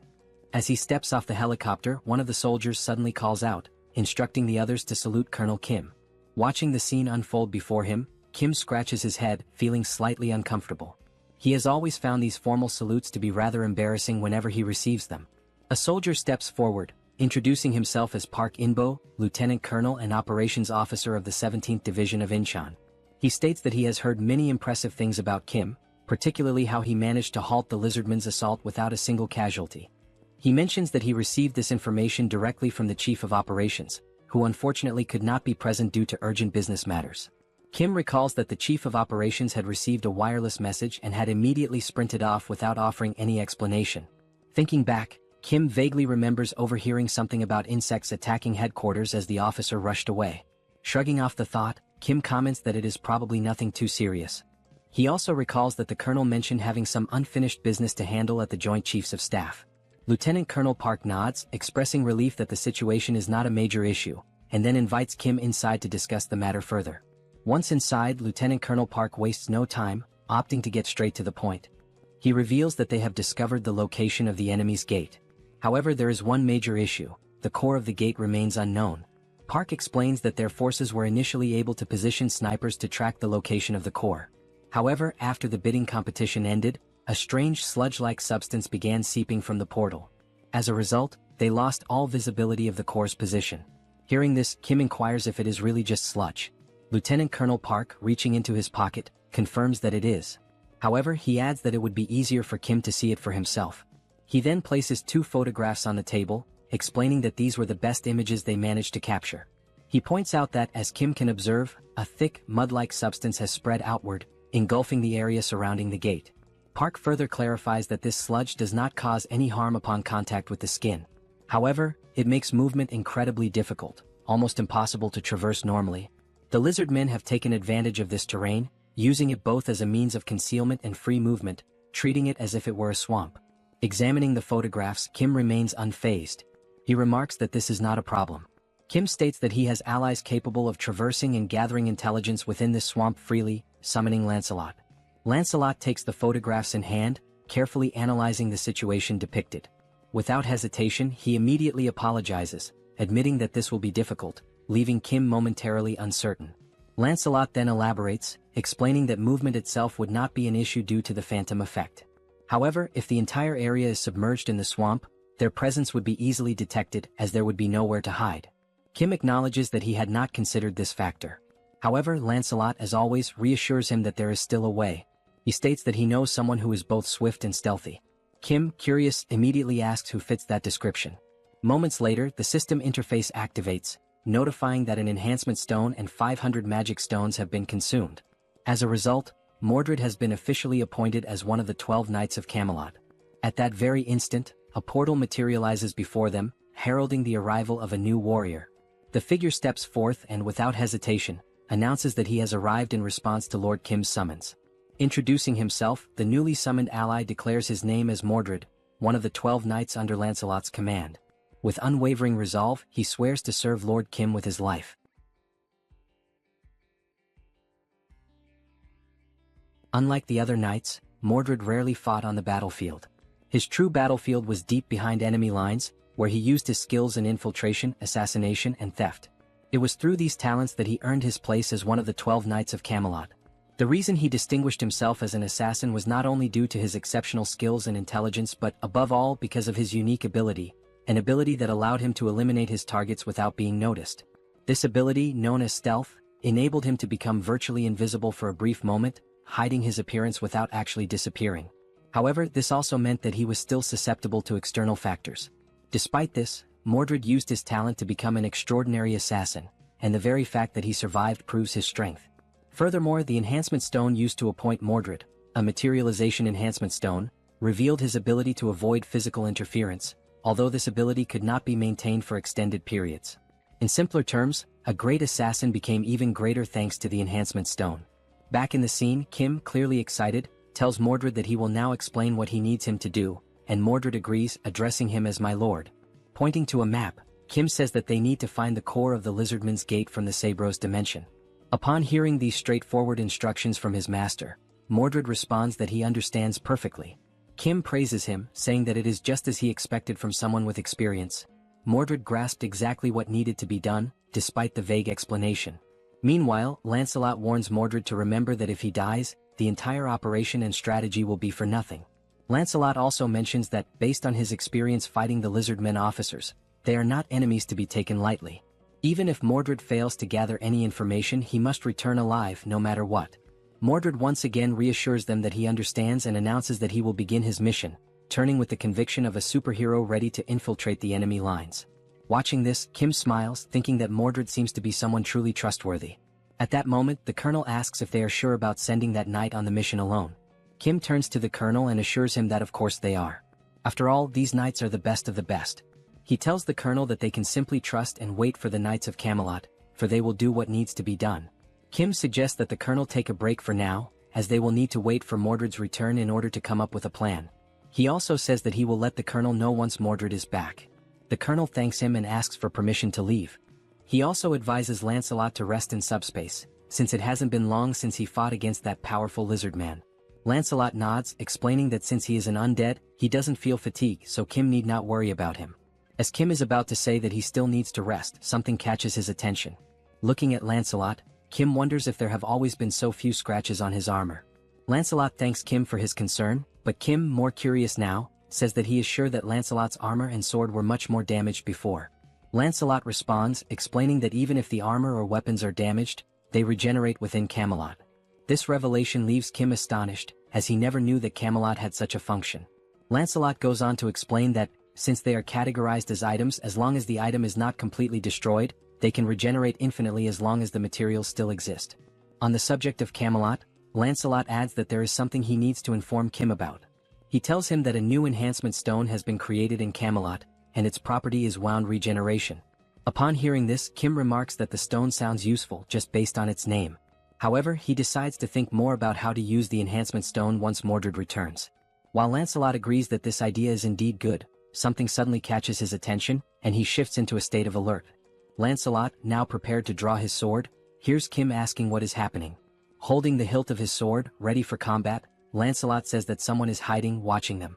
Kim is taken aback, realizing that the enemy is faster than expected. He wonders who is hiding and whether it is truly a lizard man. Lancelot admits that he can only sense the presence of this unknown figure and cannot pinpoint their exact location or identity. He urgently advises Kim to enter Subspace immediately. At that moment, Lancelot hears a noise coming from somewhere. He quickly spots the figure who had been secretly observing them. Lancelot disappears in an instant with a swift movement, stating that he will resolve the matter quickly and return shortly. From the spy's perspective, he watches as Kim remains alone, wondering where Lancelot has gone and whether the other person who had been with him also disappeared. However, due to Lancelot's exceptional speed, he was already behind the man, holding a sword to his neck. Lancelot began to speak to the spy, explaining that the only individuals he serves are Lord Kim and Lord Kim's allies. He emphasized that just because the man was human did not mean he was to be treated as friendly. Upon hearing this, the man slowly turned around.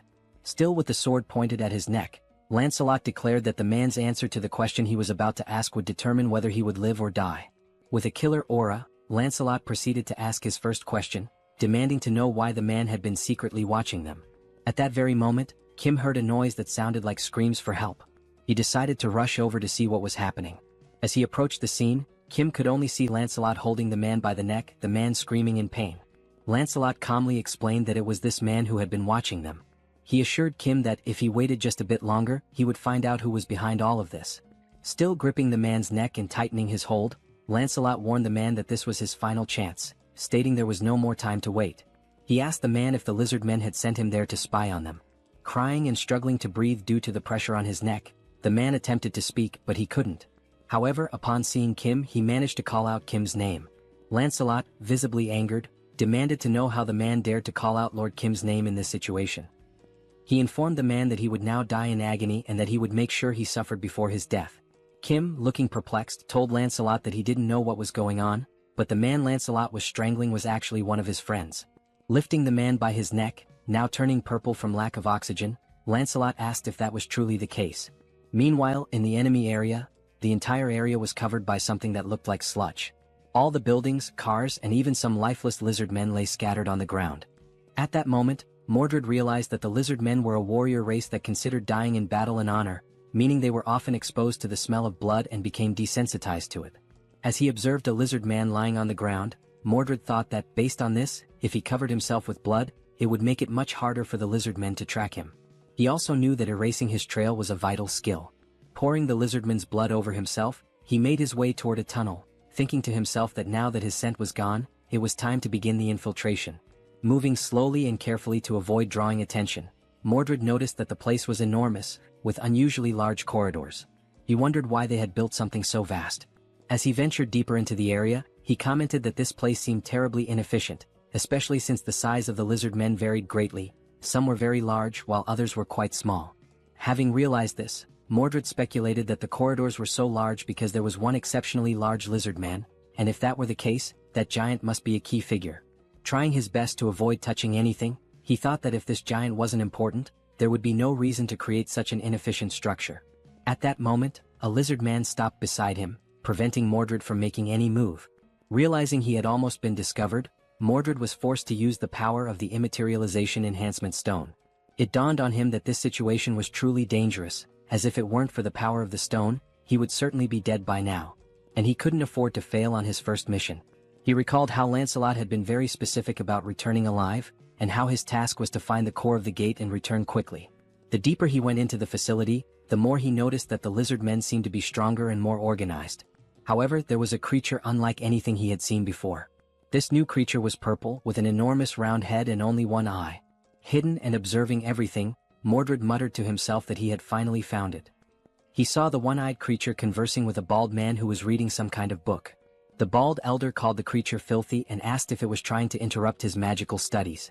The elder warned that if the creature continued to disturb him, he would be forced to imprison it. At that moment, another voice suddenly emerged, expressing irritation at the elder's words and asking if Solzen had forgotten about the agreement between them, addressing him by the name Solzen. Solzen, the elder, responded that he had only agreed to protect the core of the gate, but at no point had he agreed to allow anyone to enter there. Closing the book he had been reading, the elder said that he would seal the core of the gate without causing any damage to it. He added that if he had time to worry about the core of the gate, perhaps he should start thinking about the subordinates who had already died. The voice replied once more, stating that it understood that, a long time ago, Solzen had indeed been an incredible arcane mage, but now he had been exiled and was desperately clinging to them in order to survive. As something moved towards him, Solzen remarked that there was no need to bring up such a topic so suddenly. The thing, which resembled a tail, started wrapping around the elder's neck, and the voice spoke again, warning Solzen to understand his place, unless he wanted every bone in his body to be crushed to death. At that moment, it became clear that the voice was coming from a giant lizard man, who was the leader of all those present there. After this, Solzen acknowledged the situation, stating that he understood and perhaps had misspoken. He then asked the giant lizard man not to be so harsh. Still hidden and observing everything that was happening, Mordred noted that just by looking, it was evident that this was no ordinary lizard man. He wondered whether this elder, Solzen, was truly an arcane mage. Mordred then reflected on what the giant lizard man had said, that Solzen was an arcane mage but was no longer one. Mordred began to ponder the connection between the arcane mage and the lizard men, especially considering that Solzen had been entrusted with guarding the core of their portal. Unable to see everything clearly, he questioned whether the elder was talking to a tail or a tentacle. Not noticing what was beside him and listening to the conversation, Mordred could tell by the tone of the voice that it was authoritative and oppressive, clearly indicating that the giant creature must be the leader of the lizard men. A giant chameleon had blended into the environment so well that even Mordred hadn't noticed it, leaving him vulnerable. At that moment, Mordred realized that, from where he was standing, he could not fully see the entire shape of the massive creature, but it was enormous, and he speculated that the large corridors might exist solely because of that creature. Mordred mentioned that the lizardman's defenses didn't seem so strong, so perhaps he could move a little closer to confirm the size of the creature. But just then he sensed something strange. Despite not being able to see anything or notice the giant camouflaged chameleon, he felt something pressed against his leg. The chameleon then launched its enormous tongue in Mordred's direction. A strange sensation made him turn to look, trying to understand what had just happened. By the time he realized it, something had already wrapped tightly around his arm, leaving him no chance to escape. As he was dragged by the chameleon's tongue, Mordred understood in that instant that everything had gone horribly wrong. The chameleon hurled the stealthy knight against the wall, giving him no opportunity to react. Upon impact, Mordred's camouflage began to fade, leaving him exposed in enemy territory and completely vulnerable. At that moment, the enemies also noticed something unusual and turned to investigate. The giant lizard called out to the arcane mage, demanding to know what was going on. Solzen, who had already understood what needed to be done, responded without hesitation, stating that someone had infiltrated their domain and had been spying on them. The bald elder then activated one of his red aura spells, summoning several scrolls into his hands. Unrolling one of them, he prepared to unleash an arcane spell. Without hesitation, he cast a magic missile, sending multiple powerful projectiles, imbued with a crimson aura, flying straight toward Mordred, who was still in the process of recovering. Seeing the attack rushing toward him, Mordred tried to react quickly. His eye gleamed, possibly as he activated his materialization ability to avoid being hit. At that moment, a flashback emerged. Kim's friend mocked his uniform, calling it pathetic and asking if he had pulled it out of the trash, pointing out how tattered it was. Kim thought back to the very first impression he had of this guy, and how it made him want to buy him a new pair of glasses. The boy laughed, making further remarks about Kim's family being poor, stating that from now on, Kim stinks and should stop talking to him. The word sparked Kim's anger. Without a second thought, Kim punched him in the face, and at that moment, the reason behind Kim's earlier thought about buying him new glasses became clear. Sometime later, the same boy was seen playing on a handheld console. He had just bought the video game the day before, yet he wondered why the other kids in the class didn't seem to care about him at all. Sitting alone in the room, the boy, comfortable in his privileged life, subtly boasted about it, trying to draw attention from his peers. However, the only thing the others could think was how annoying it was that he kept flaunting his wealth. Some even remarked that money wasn't everything, and despite his attempts, no one envied him. Kim, reflecting on the situation, considered that the boy had been young at the time, so it was understandable that he didn't know how to properly connect with his friends. But Kim also thought, I was young too, and I still found him incredibly irritating. What started as a small, random incident eventually led to something much worse. Some kids snatched his console and began fiddling with it, commenting on how he had some good games.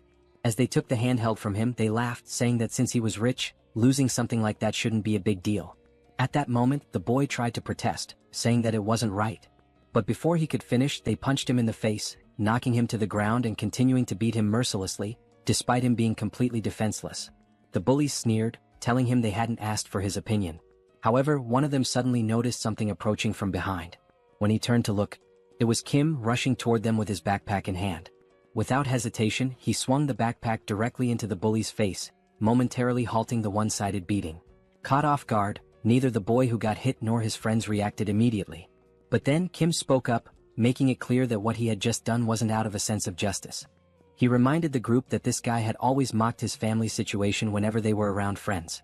Kim had only stepped in to prove that he wasn't an easy target and to show off in front of everyone. The delinquents quickly realized that the two of them might be friends and asked Kim if he wanted to take a beating in his place. At that moment, Kim regretted trying to act tough because the tables had turned. Now he was the one getting beaten up. Meanwhile, the boy with glasses watched, realizing that everything was his fault for having acted like a jerk. As the bullies continued their onslaught on Kim, someone suddenly grabbed the wrist of one of them. It was Sol, their dear sister, arriving at the perfect moment to intervene. Without saying a single word, her terrifying presence alone was enough to make Kim realize something. For the first time, Sol actually seemed kind of cool. And only then did Kim remember that Sol was somewhat famous in the area for being incredibly tough. As Kim grinned with relief at being saved, Sol simply stated that this was unacceptable and that from now on, Kim would be doing morning training with her as well. Hearing those words, Kim was left in shock, fully aware that this was not going to be easy. While still holding the delinquent's arm at that moment, Kim responded, saying that he wasn't even part of a sports club, so he had no intention of doing those exercises. Sol, however, dismissed his protest, stating that it didn't matter and that she would speak with the coach immediately. The other members of the club started asking if Kim was Sol's younger brother, commenting on how adorable he was, while the delinquent stood there, completely unaware that he had just messed with her little brother. The other members patted Kim's head and he thanked them for everything, while Sol took the opportunity to lecture the delinquent, ordering him to go home. As Kim was leaving the scene, he turned around to take a final look and noticed that the rich kid was still standing there. Curious, he asked what he was doing and told him to hurry up and leave as well. Tears streamed down the boy's face, and at that moment, the only emotion filling his heart was gratitude. From that incident onward, the two of them grew close remarkably fast throughout high school. They began spending more time together both at school and outside of it, watching promotional fights featuring famous fighters, cheating on tests, and laughing when Kim got annoyed for still scoring lower than his friend despite his efforts. Even after going to different schools, they remained in frequent contact, constantly checking in on each other's academic performances and sharing updates about their lives. Then, after graduating high school, they ended up enrolling in the same university, and over time, their bond grew even stronger. Now, they were not just close friends but the kind of best friends who genuinely influenced each other's lives. The two even played League of Legends together, where the glasses-wearing friend would come up with wild builds. At some point during one of their matches, he casually mentioned that he had been thinking about joining a kendo dojo. Kim, caught off guard, asked why he suddenly had that idea. His friend explained that watching Kim and Soul train had looked really cool, and it made him want to try a sport of his own. Since there was a kendo dojo near his house, he figured it would be a good place to start. Still shocked that his friend found that kind of training cool, Kim jokingly asked if he had hit his head recently. His friend simply responded that not all training was as brutal as Soul made it seem. At that moment, Kim realized something. That was the exact moment Manhwa started training kendo. Thinking back, before that, he would have never even considered joining a dojo. Returning to the present, Manhwa suddenly said something that left Kim completely stunned. Manhwa repeated himself, revealing that he had awakened swordsman abilities, leaving Kim wide-eyed with shock. Manhwa, noticing Kim's reaction, questioned why he looked so surprised. After all, Kim was the one who should be more shocking. He had become Soul's representative after all. Manhwa even admitted that, at first, he wasn't sure if it was really the same Kim he knew. The sight of Kim's skeletal companion had terrified him so much that he hadn't been able to approach. Explaining further, Manhwa admitted that he had hidden himself, waiting for the skeleton to leave before stepping out. Even though it had been dangerous, he understood that Lancelot had simply been doing his duty. Turning to the side, Manhwa then asked Kim to call off his skeletal friend, saying that he was too intense. Meanwhile, Lancelot had pressed his own head into the ground, bowing deeply as a sign of apology. Kim, observing this, explained that even if he told Lancelot to stop, he wouldn't listen. For a knight, honor was something personal, and this was a matter of self-discipline. It was about not being able to forgive himself, something that only he could atone for. At that moment, the only thought running through Lancelot's mind was how pathetic he was for having wronged Lord Kim's dear comrade. Beyond pathetic, it was tragic. With that heavy realization, Lancelot declared that he no longer had the right to call himself a knight. Manhwa, observing his posture, couldn't help but ask where Lancelot had learned such a stance. Kim casually responded that he had probably learned it from getting beaten by Soul. Shifting the conversation, Kim expressed his relief that Manhwa was safe and asked how his mother was doing. He then suggested that, if Manhwa agreed, his mother could stay within a secure subspace, ensuring her safety. Upon hearing that, Manhwa turned his face away, as if something was weighing on his mind. After a moment he responded, probably she was fine, maybe. Kim, now feeling uneasy, realized that Manhwa didn't even know for sure if his mother was safe. Sometime later, in enemy territory, where the homes had been consumed by mud and filth, Manhwa's mother could be seen, lying down to rest, surrounded by only a few meager supplies. A noise from nearby caused her to wake up. Alerted, she got up and decided to check what it was. As she turned around, her eyes widened at the sight of Lancelot standing outside her window, his fist raised, ready to strike. In an instant, his punch shattered the window, sending shards of glass scattering throughout the house. Stepping inside, he introduced himself. He was Lancelot, the captain of the Knights of Camelot, and one of the loyal knights serving Lord Kim. Then, with a steady voice, he asked, "Are you Manhwa's mother?" The woman responds affirmatively, confirming that she is Manhwa's mother, but immediately questions what all of this is about. Lancelot then states that, from this moment on, he will personally ensure her safe passage to where her son is waiting. Manhwa then recounts how, shortly after the apocalypse began, a bidding war ended with a transparent barrier tragically separating him from his mother. Desperate to see her again, Manhwa even offered himself as a participant in another bidding war, hoping to reunite with her. However, he lost. The barrier eventually disappeared, but due to the terraforming, he still couldn't reach his mother. He explains that terraforming occurs when an environment from one dimension flows into another, altering its landscape and accessibility. Depending on which dimension the terraformation originates from, it may not necessarily be dangerous. In this particular case, while the environment was difficult to access, it wasn't inherently lethal, meaning there was still a strong chance that his mother had survived. Filled with renewed hope at the thought that his mother might still be safe, Manhwa's excitement grows. However, Lancelot tempers that optimism, warning that despite these conditions, she may not be as safe as they assume. While this terraforming event may not have been toxic or deadly, the reality remains that this territory belongs to another dimension. In other words, it is still enemy territory. That is precisely why, as Lancelot carries Manhwa's mother on his back, he speaks with unwavering conviction. Even if the risk of failure is high, even if the mission is arduous and dangerous, he must prove himself worthy of being called a knight. And so, Lancelot declares that he will not repeat the failures of his past. At that moment, Lancelot notices a sudden increase in noise nearby. Glancing to the side, his eyes catch sight of someone running while shouting his name. The voice grows clearer as the person calls out, addressing him as Captain, while sprinting toward him. Focusing on the approaching figure, Lancelot recognizes Mordred, running frantically and yelling that he doesn't know why Lancelot is here, but that he needs to hurry. Mordred, looking increasingly desperate, pleads once more for Lancelot to run and look behind him. For a brief moment, Lancelot struggles to process the urgency in Mordred's words. Then, making the decision to turn around, he finally sees it. A wave of enemies surging toward them at full speed. The advancing enemies, their voices filled with pure hatred, declare that under no circumstances can they let that rat escape. It is only now that Lancelot fully realizes the grim reality before him. The plan to rescue Minwo's mother quietly has completely fallen apart. Irritated by the situation, Lancelot turns his frustration toward Mordred. Fuming, he snaps at him, calling him a useless idiot, blaming him not only for failing the stealth mission but also for making the rescue significantly more difficult.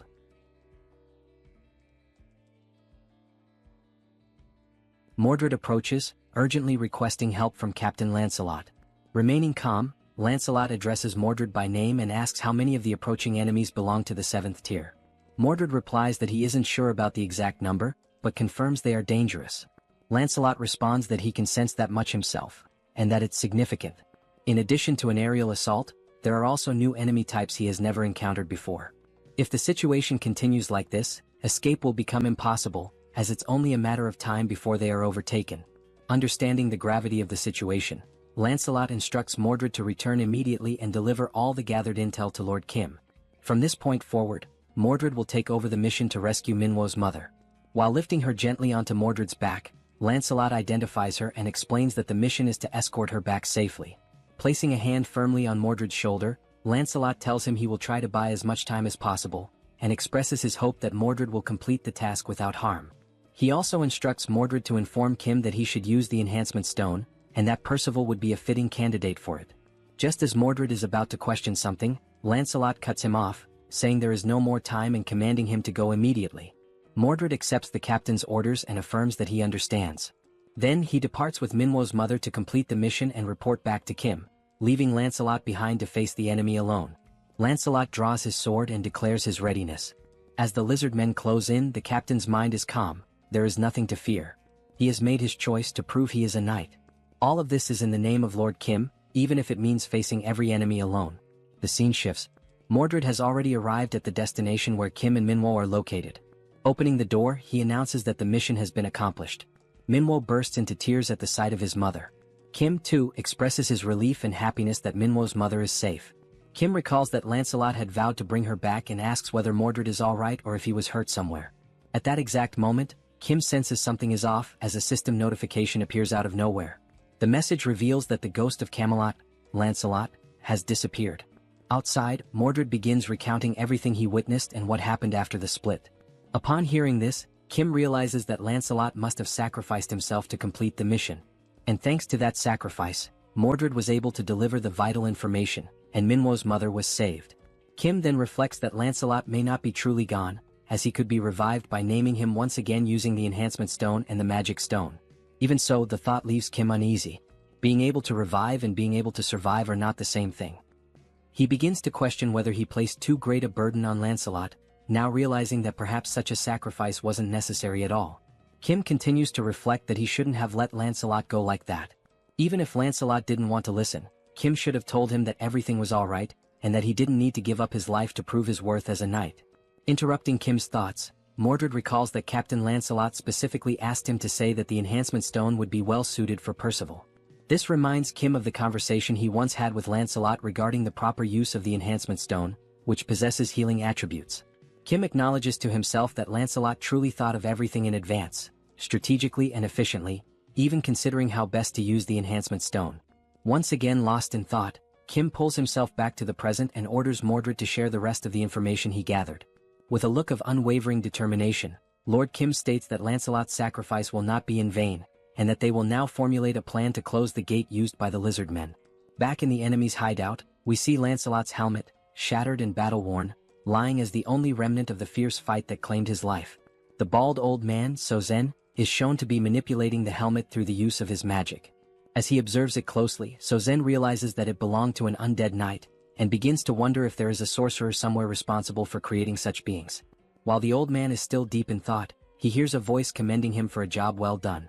The voice belongs to the giant lizard man, who says that although the infiltrator was lost, they managed to capture someone else in his place. The old man responds dryly, saying that in situations like this, it's not about saying well done, but about offering a proper thank you, since it was the giant lizardman's duty to capture intruders in the first place. The lizard man admits that it's no easy task, and the old man then asks what he plans to do with the enhancement stone they obtained after capturing Lancelot. The giant lizard man says that for now he'll put the matter aside. Originally he would have handed it over to Lakis or Yatu, but since both are dead, the old man takes the opportunity to suggest that, since there's no one else to use the stone on, perhaps the stone could be invested in him instead. The lizard man then asks what he would gain in return if he were to invest in the old man. Still levitating Lancelot's broken helmet, the old man now begins levitating a scroll as well. He takes hold of the scroll and describes it as remarkable. He explains that, as the lizard man should know, scrolls can be used even by those without magical abilities, single-use items that allow anyone to cast magic. The value of each scroll, he says, depends on the type of magic imbued in it. At the very least, they're worth more than 3 D-tier enhancement stones.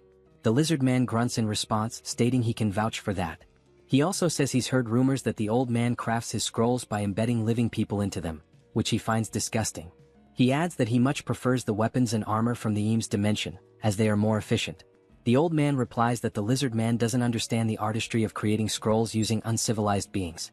The giant lizard man then questions whether he too would be considered an uncivilized brute just for not understanding the old man's customs. He declares that arcane mages are themselves uncivilized beings. He goes on to say that they're barbaric sorcerers, and asks what it feels like to be powerless and exiled. He concludes that the enhancement stones will be used to acquire equipment from the Eames dimension, while the revolting scrolls will continue to be made using the prisoners they capture. The old man accepts this outcome with a sigh and comments that the lizard men truly lack imagination. At that moment, he hears a sound coming from deeper within the hideout, something that draws his attention. Their focus turns to the entrance and soon someone begins to step through. The old man and the lizard man exchange confused looks, unsure who the newcomer could be. Then they see a knight entering, holding a shield in one hand and an axe in the other. The knight announces himself to the enemies. He is Percival, one of the 12 knights of Camelot. The old man demands to know who this man is, and once again the knight identifies himself as Percival. The old man scoffs, saying it doesn't matter, and asks if he's come to avenge his fallen comrade. Wasting no time, Sozen casts a flame spell using one of the scrolls and tells Percival to try and endure it. A fireball crashes into Percival, but after the blaze dissipates, he stands completely unharmed, having blocked it entirely with his shield, without even taking a step back. Seeing the hulking figure standing firm before him, Sozen mutters that Percival is far tougher than he expected. Then, wondering whether the knight can withstand the next spell, Sozen prepares another attack, moving his fingers to control more scrolls. But nothing happens. Turning to look at the scrolls, he sees a portal sucking them all in, every last one of them at once. Sozen freezes in disbelief. This is the first time he has ever seen scrolls behave this way. At that exact moment, the system sends a notification to Kim, stating that all magical scrolls have been stored, at the cost of 3,914 magic stones, leaving only 1,843 remaining. Kim, currently inside a helicopter with Yongsu, confirms that the scrolls have all been safely stored and says he'll leave the rest to the team. The message is transmitted to a radio device, one that is in Percival's possession. Upon hearing the message, Percival raises his voice and asks if Mordred just heard that. The old man, completely confused, asks who this Mordred is that Percival keeps referring to, and whether he's the one who stole the scrolls. Before anyone can react, Mordred deactivates his camouflage right behind Sozen. Without wasting a moment or giving Sozen time to respond, Mordred swiftly swings his weapon, slicing the old man's head clean off with a single blow to the neck.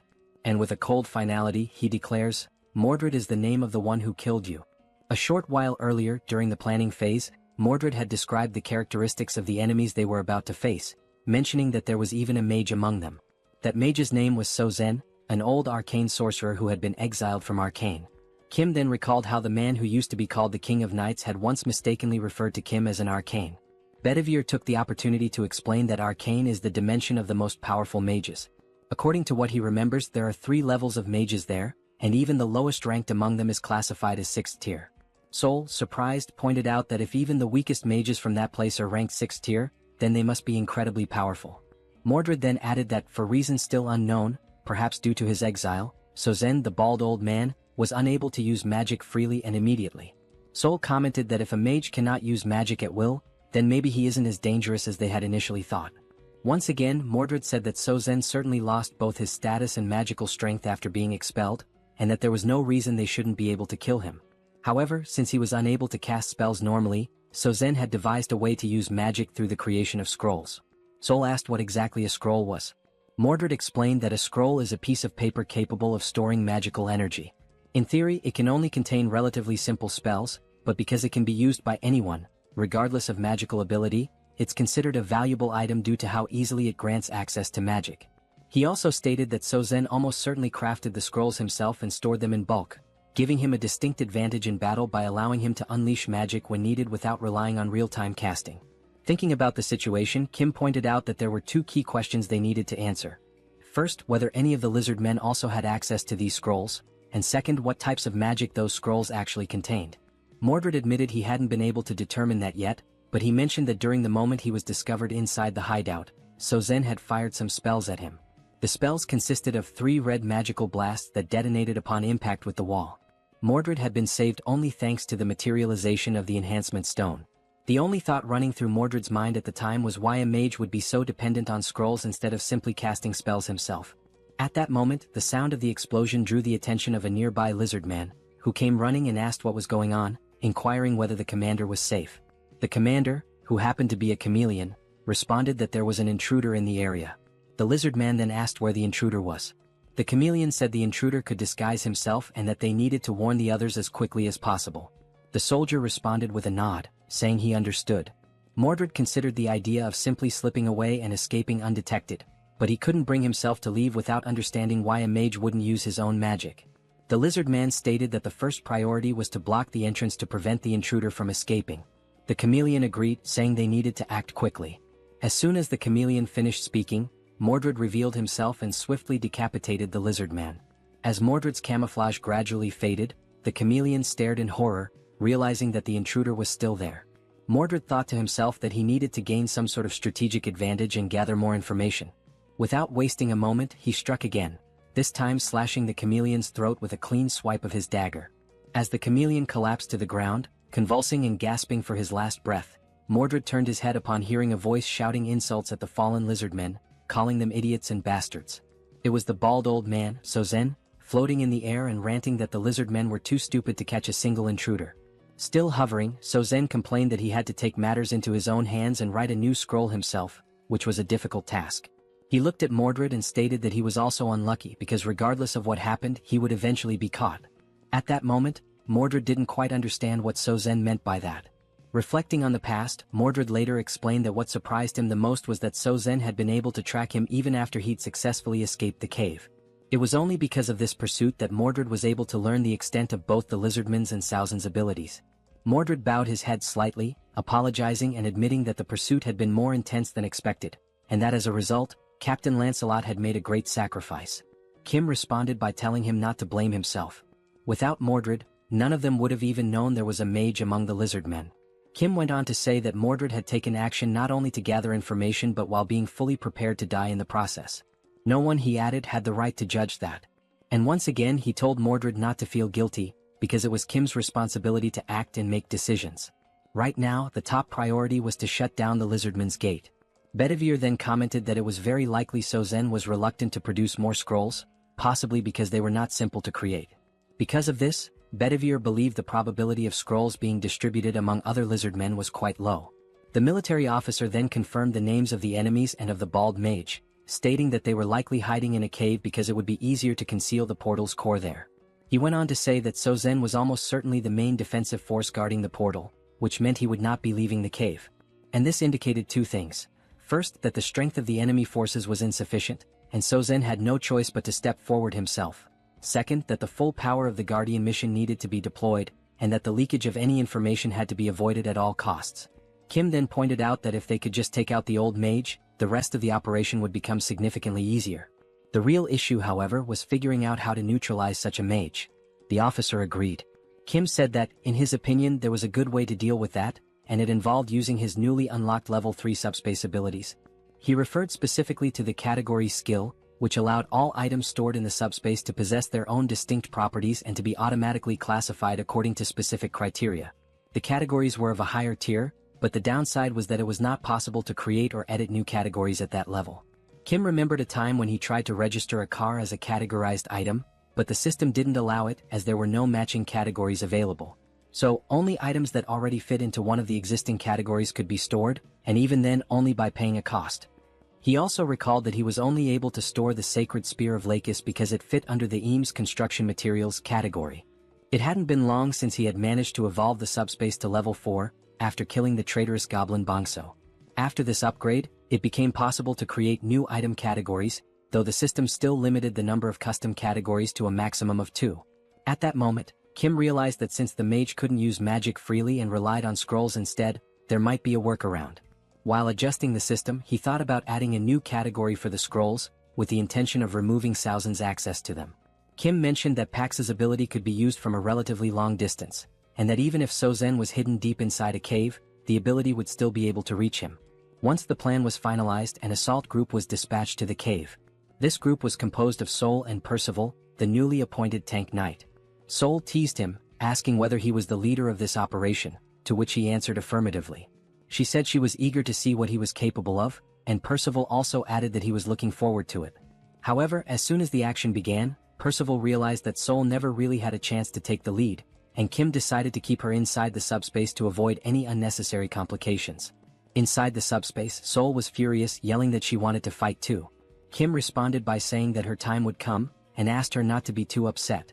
Meanwhile, the lizard men within the cave were communicating among themselves. One of them announced that there was an intruder and that everyone needed to be alerted. Another said he would go report this new invasion to Saozen. As that lizard man ran off to deliver the message, a camouflaged figure suddenly appeared in front of him. It was Mordred, who, true to his skills as an assassin, intercepted the message by decapitating the lizard man in a single clean strike. The infiltration team also included Mordred, who, back in the present, the scene revealed Saozen's severed head rolling across the floor of the cave as Mordred calmly held his dagger. The massive lizard man commented that he had felt a faint vibration in the ground, and then suddenly this man showed up and killed Saozen. He admitted that he hadn't paid much attention to it, since the vibration was weak, and never imagined someone could get so close without making a sound. Now he wondered whether this was the same intruder from before. On the other side of the cave, Percival, wielding his giant axe, charged toward the grotesque one-eyed creature. Realizing that this might truly be its end, the creature froze in place, paralyzed by fear. Percival leaped into the air, aiming his attack directly at the creature's enormous eye. But just before the axe could strike, something moved in front of him, blocking the blow. It was the tail of the giant lizard man, who now seemed to be more like a serpent, swatting Percival away and sending him flying after parrying the attack. Witnessing this, Mordred told Percival to hurry and destroy the gate. But he too was hit by the same tail, sent crashing to the ground. Now both Mordred and Percival lay on the ground, and it became clear that the giant lizard man was, in fact, a massive serpent. The serpent declared that the gate would not be touched. Inwardly, the giant snake reflected on how it had heard stories about the powers of the enemy knights, but nothing had prepared it for these two in particular. Glancing at Saozen's lifeless, headless body on the ground, the snake muttered that the old mage had been useless from the start. It had never accepted him, and now that things had come to this point, there was only one option left. The giant serpent then grabbed the one-eyed creature in its jaws and fled into the tunnels that lay deeper within the cave. Lying on the ground, Mordred questions the reason behind the enemy's actions and wonders what the true intention is with relocating the core of the portal. His thoughts circle around the possible objectives, trying to understand where the enemy intends to go with such a move. Meanwhile, as it flees through the tunnels, the giant serpent reflects on its past experiences in competitive bidding processes. From what it has learned, regardless of how powerful someone might be in the present, a representative is never allowed to be of the 7th rank. That rule, deeply ingrained in its understanding of power dynamics, makes the current situation more complex. The serpent considers that perhaps its leader has chosen to remain outside the cave for protection, yet is still observing and monitoring everything that is unfolding inside. As the serpent moves swiftly through the passageways and begins to see the light of the cave's exit, it becomes aware that with all the forces now focused within the cave, the leader, Kim, will be left exposed. And as the serpent had anticipated, just outside the cave inside the helicopter stood Kim, marked with a massive representative sign glowing above his head. Approaching quickly, the serpent concludes that it has finally found what it had been searching for. Inside the helicopter, Kim suddenly senses something rapidly approaching his position. Looking out and focusing his gaze, he is taken aback by a sudden and startling sight. A gigantic creature is closing in at high speed, preparing to swallow the entire helicopter in a single overwhelming bite.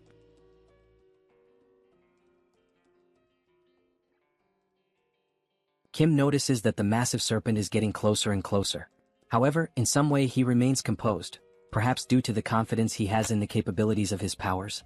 Recognizing the imminent danger, he calmly instructs Pax to throw something at the enormous creature approaching the helicopter. Without hesitation, Pax hurls an object at incredible speed, striking the serpent and causing it to recoil in pain, thereby interrupting its attempt to attack the aircraft. The impact is so intense that the colossal snake is slammed into the ground with tremendous force. The object thrown is revealed to be a beam from the Eames dimension, known for its highly durable properties. The serpent, catching the beam with its tail, flings it far away. After tossing the object aside, it realizes that the material is indeed a construction element from the Eames dimension. Having heard rumors about Kim's strange abilities, the serpent begins to understand that the rumors might be true. From inside the helicopter, Kim watches the creature and assesses its power. The snake, as enormous and intimidating as it appears, is evidently just as strong as its size suggests. Kim instructs Yongsoo to keep some distance from the creature for the time being. Determined not to give the enemy a chance to recover, Kim gives the order for Pax to continue the attack. In response, Pax rapidly launches several Eames dimension beams at astonishing speed, all directed at the giant serpent once again. Sensing the incoming assault, the serpent coils its massive body in an effort to shield itself from the barrage. With its incredibly resilient body and the advantage of anticipating the strike this time, it manages to block the incoming beams, seemingly taking no damage at all. Observing the creature's movements as it defends itself, Kim realizes that defeating this enemy may not be so simple. The beam barrage from Pax continues, but this time the giant serpent seems to come up with a plan. It begins dodging each of the beams one by one with precise and agile movements. It slithers swiftly through the area until it comes across a building which it begins to climb. Reaching the top, the serpent positions itself at an altitude parallel to the helicopter. From inside the aircraft, Kim and Yongsoo remain unsure of the creature's strategy. Then, trying to catch them off guard, the serpent suddenly spits a venomous substance from its mouth, aiming directly at the helicopter. Noticing the incoming attack, Yongsoo attempts to maneuver the helicopter out of harm's way. However, the evasion is only partially successful. The venom still manages to strike part of the windshield. As the toxic substance begins to corrode the surface, Yongsoo panics, knowing that if the windshield weren't so resilient, the venom could have reached him directly. Reacting swiftly, Kim opens the subspace and instructs Yongsoo to enter it immediately. The portal begins to close slowly behind him. Watching the situation unfold, the giant serpent assumes they have chosen to flee from the fight altogether. But the system then displays a new deployment, another unit of the Blackhawk helicopter, emerging from the subspace and returning to the battlefield. The window that had just been hit by venom now appears flawless, as if it had never been damaged. And indeed that is the case, this is a different helicopter altogether. Witnessing this, the only thought running through the serpent's mind is whether the venom attack was somehow undone by re-entering the portal. It wonders what kind of ability Kim could possibly possess. Inside the new helicopter, Kim reflects on the situation. Whether or not the vehicle is struck, as long as it is part of the subspace, he can simply replace it with another. However, he now recognizes that attacking the creature using the Eames beams is ineffective, and he begins to wonder what alternative strategy he should use. The serpent, now coiled around another building, continues to watch him closely. Kim considers whether he should try using that newly acquired item. Choosing not to waste time overthinking, he commands Pax to launch the spear imbued with electrical properties. Flying at high velocity, the spear hits the serpent directly. At first, it shows no reaction, no visible pain. However, unlike the beams, the spear manages to pierce through the creature's thick hide. The serpent turns its gaze toward the object lodged in its body, questioning what it is and where it came from. Upon closer inspection, it realizes that the weapon is none other than the sacred spear once belonging to its ally, the lizard man Lakis. As the serpent tries to process how this is even possible, another spear swiftly follows, landing right next to the first and piercing its flesh once again. The serpent now begins to question just how strange the situation truly is. It was already unsettling to see Lakis' spear embedded in its body, but now there are two of them and Lakis only ever possessed one. Still in disbelief, the serpent tries to process how such a thing could be possible. Meanwhile, yet another object is rapidly approaching, clearly intended to strike it as well. Unlike the previous spears, which carried electrical properties, this new one is imbued with the power of ice. It pierces the serpent's thick hide just as easily as the others, causing it to react with a hint of alarm. Because the spear holds icy properties, it leaves a thin layer of frost spreading from the impact point across the serpent's flesh. The giant creature recognizes that this particular magical signature originates from the old bald sorcerer Salzin's scrolls. It then wonders how Kim is managing to employ such a wide array of different attacks. Enraged, the colossal serpent lets out a furious roar, declaring that weak attacks like these are incapable of bringing it down. Then, in a swift and aggressive motion, it lunges once again toward the helicopter, bearing its enormous fangs. Inside the aircraft, Kim notices that the area surrounding the squad has become slightly frozen due to the latest spell's effects. Reacting quickly, he opens the subspace once more and steps through, thereby avoiding the serpent's assault. In addition to the helicopter, Kim also pulls others into the subspace. Mordred and Percival, who were still hiding, and Bedivere, who had been watching everything from afar. All of them are sucked through the portal in a single motion. Still frozen in place, trying to understand the nature of her opponent's abilities, the serpent notices that the representative mark of soul remains floating in the same place, exactly where Kim vanished into subspace. As she begins to open another portal in front of her, the serpent thinks to herself that Lakis never possessed two spears. Everything must somehow be a part of Kim's ability.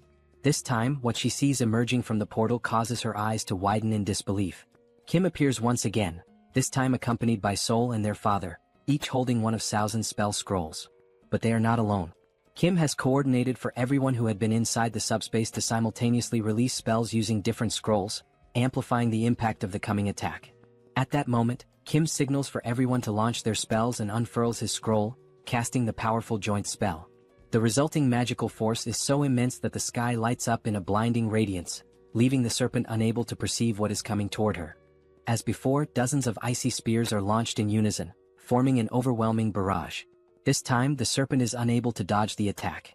Just like the previous strikes, the spears penetrate the serpent's thick skin, each freezing the area around the point of impact. But the assault continues relentlessly. Wave after wave of icy spears rain down, giving the serpent no opportunity to recover. Overwhelmed by the sheer number of piercings and the accumulating frost, the serpent finally collapses to the ground, its body unable to withstand the brutal combination of wounds and freezing effects. Observing the fallen creature, Kim announces that it has gone down and instructs everyone to fall back. He also tells Pax to deploy a new Blackhawk. Within seconds, a Blackhawk materializes in front of them, and Kim calls out to his pilot, Yongsu, preparing for departure. They board the helicopter and exit the subspace together. Looking out the open door, Kim sees the serpent writhing in pain on the ground, clearly struggling to rise. He remarks that for now, the massive beast won't be moving anytime soon. Opening another portal to subspace, Kim gives a sharp command for everyone to launch more scroll-based spells. Now, each person within the subspace is seen holding scrolls of different colors, ready to cast once more. Realizing what's about to happen, the serpent reflects on what it could have done differently. Now, its body is frozen and it can no longer move. Once again, the sky erupts in a blinding flash, caused by the immense power of the many scrolls being unleashed at once. At that moment, the system begins displaying multiple notifications, each indicating a different type of attack being launched at the serpent. This powerful, multifaceted magical strike heads straight toward the immobilized creature, which can do nothing but watch as the wave of destruction closes in. Thus, spells of various elements and properties strike the serpent with full force. Sometime later, as the dust finally begins to settle, Kim cautiously approaches the area. He states that he only has one question to ask. Then, looking ahead, he calmly asks why the enemies have been so desperate to launch their invasion. The serpent then states that things had to unfold exactly the way they did. Kim asks why. The serpent replies that he would not understand the reason, at least not now. Kim questions why he wouldn't be able to understand it. The serpent continues, explaining that the Earth's dimension is not far, and that, in time, Kim will realize that instead of simply defending himself as he is now, he will eventually become the one hunting other dimensions. It finishes by saying, "The universe, that is how the system was designed from the very beginning." And with those words, the giant serpent speaks for the last time. At that very moment, the system displays a notification stating that the dimensional account has been transferred, along with a total of 5,911 magical stones. Another screen appears, confirming that since Kim already holds a dimensional account, the values are combined, bringing his new total to 17,668 magical stones. Mordred, approaching silently like the assassin he is, comments that the serpent does indeed appear to be dead. The serpent's final phrases are echoed once more, raising questions about what she meant when she said there was no other choice but to invade, and about the system of the universe having been structured that way from the beginning. Mordred explains that although the leader of their enemies is now dead, the core of their dimensional gate is still intact. Kim asks if he knows where it is, and Mordred responds that he saw the serpent swallow the gate's core in an effort to protect it, something he witnessed not long ago while they were still in hiding.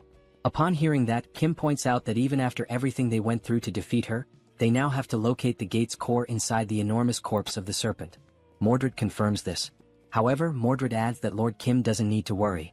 Back in their hometown, they were well known for dismantling and breaking down corpses. Taking the lead, Mordred calls out to the other knights, stating that their objective is to destroy the gate's core and drive the Sabros dimension out for good. All of them step into the remains. After some time, the system displays another transfer notification, this time for 33,638 magical stones, with no depositor information provided. Another screen confirms that since Kim already has an active dimensional account, the total value is updated to 51,306 magical stones. Kim observes that the terraforming in that area is slowly beginning to dissipate. Then Mordred calls out to him, saying that while destroying the core of the portal, he happened to stumble upon something unexpected. Impressed by Mordred's speed and efficiency, Kim turns to see what it is. He sees Mordred holding 3 red enhancement stones in his hand. Without hesitation, Kim commands the system to use the stones. The system then displays a message. The 3 enhancement stones are being consumed, along with 500 magical stones, to designate Lancelot as one of the 12 Knights of Camelot. The enhancement stones begin to float, enveloped by a glowing red aura.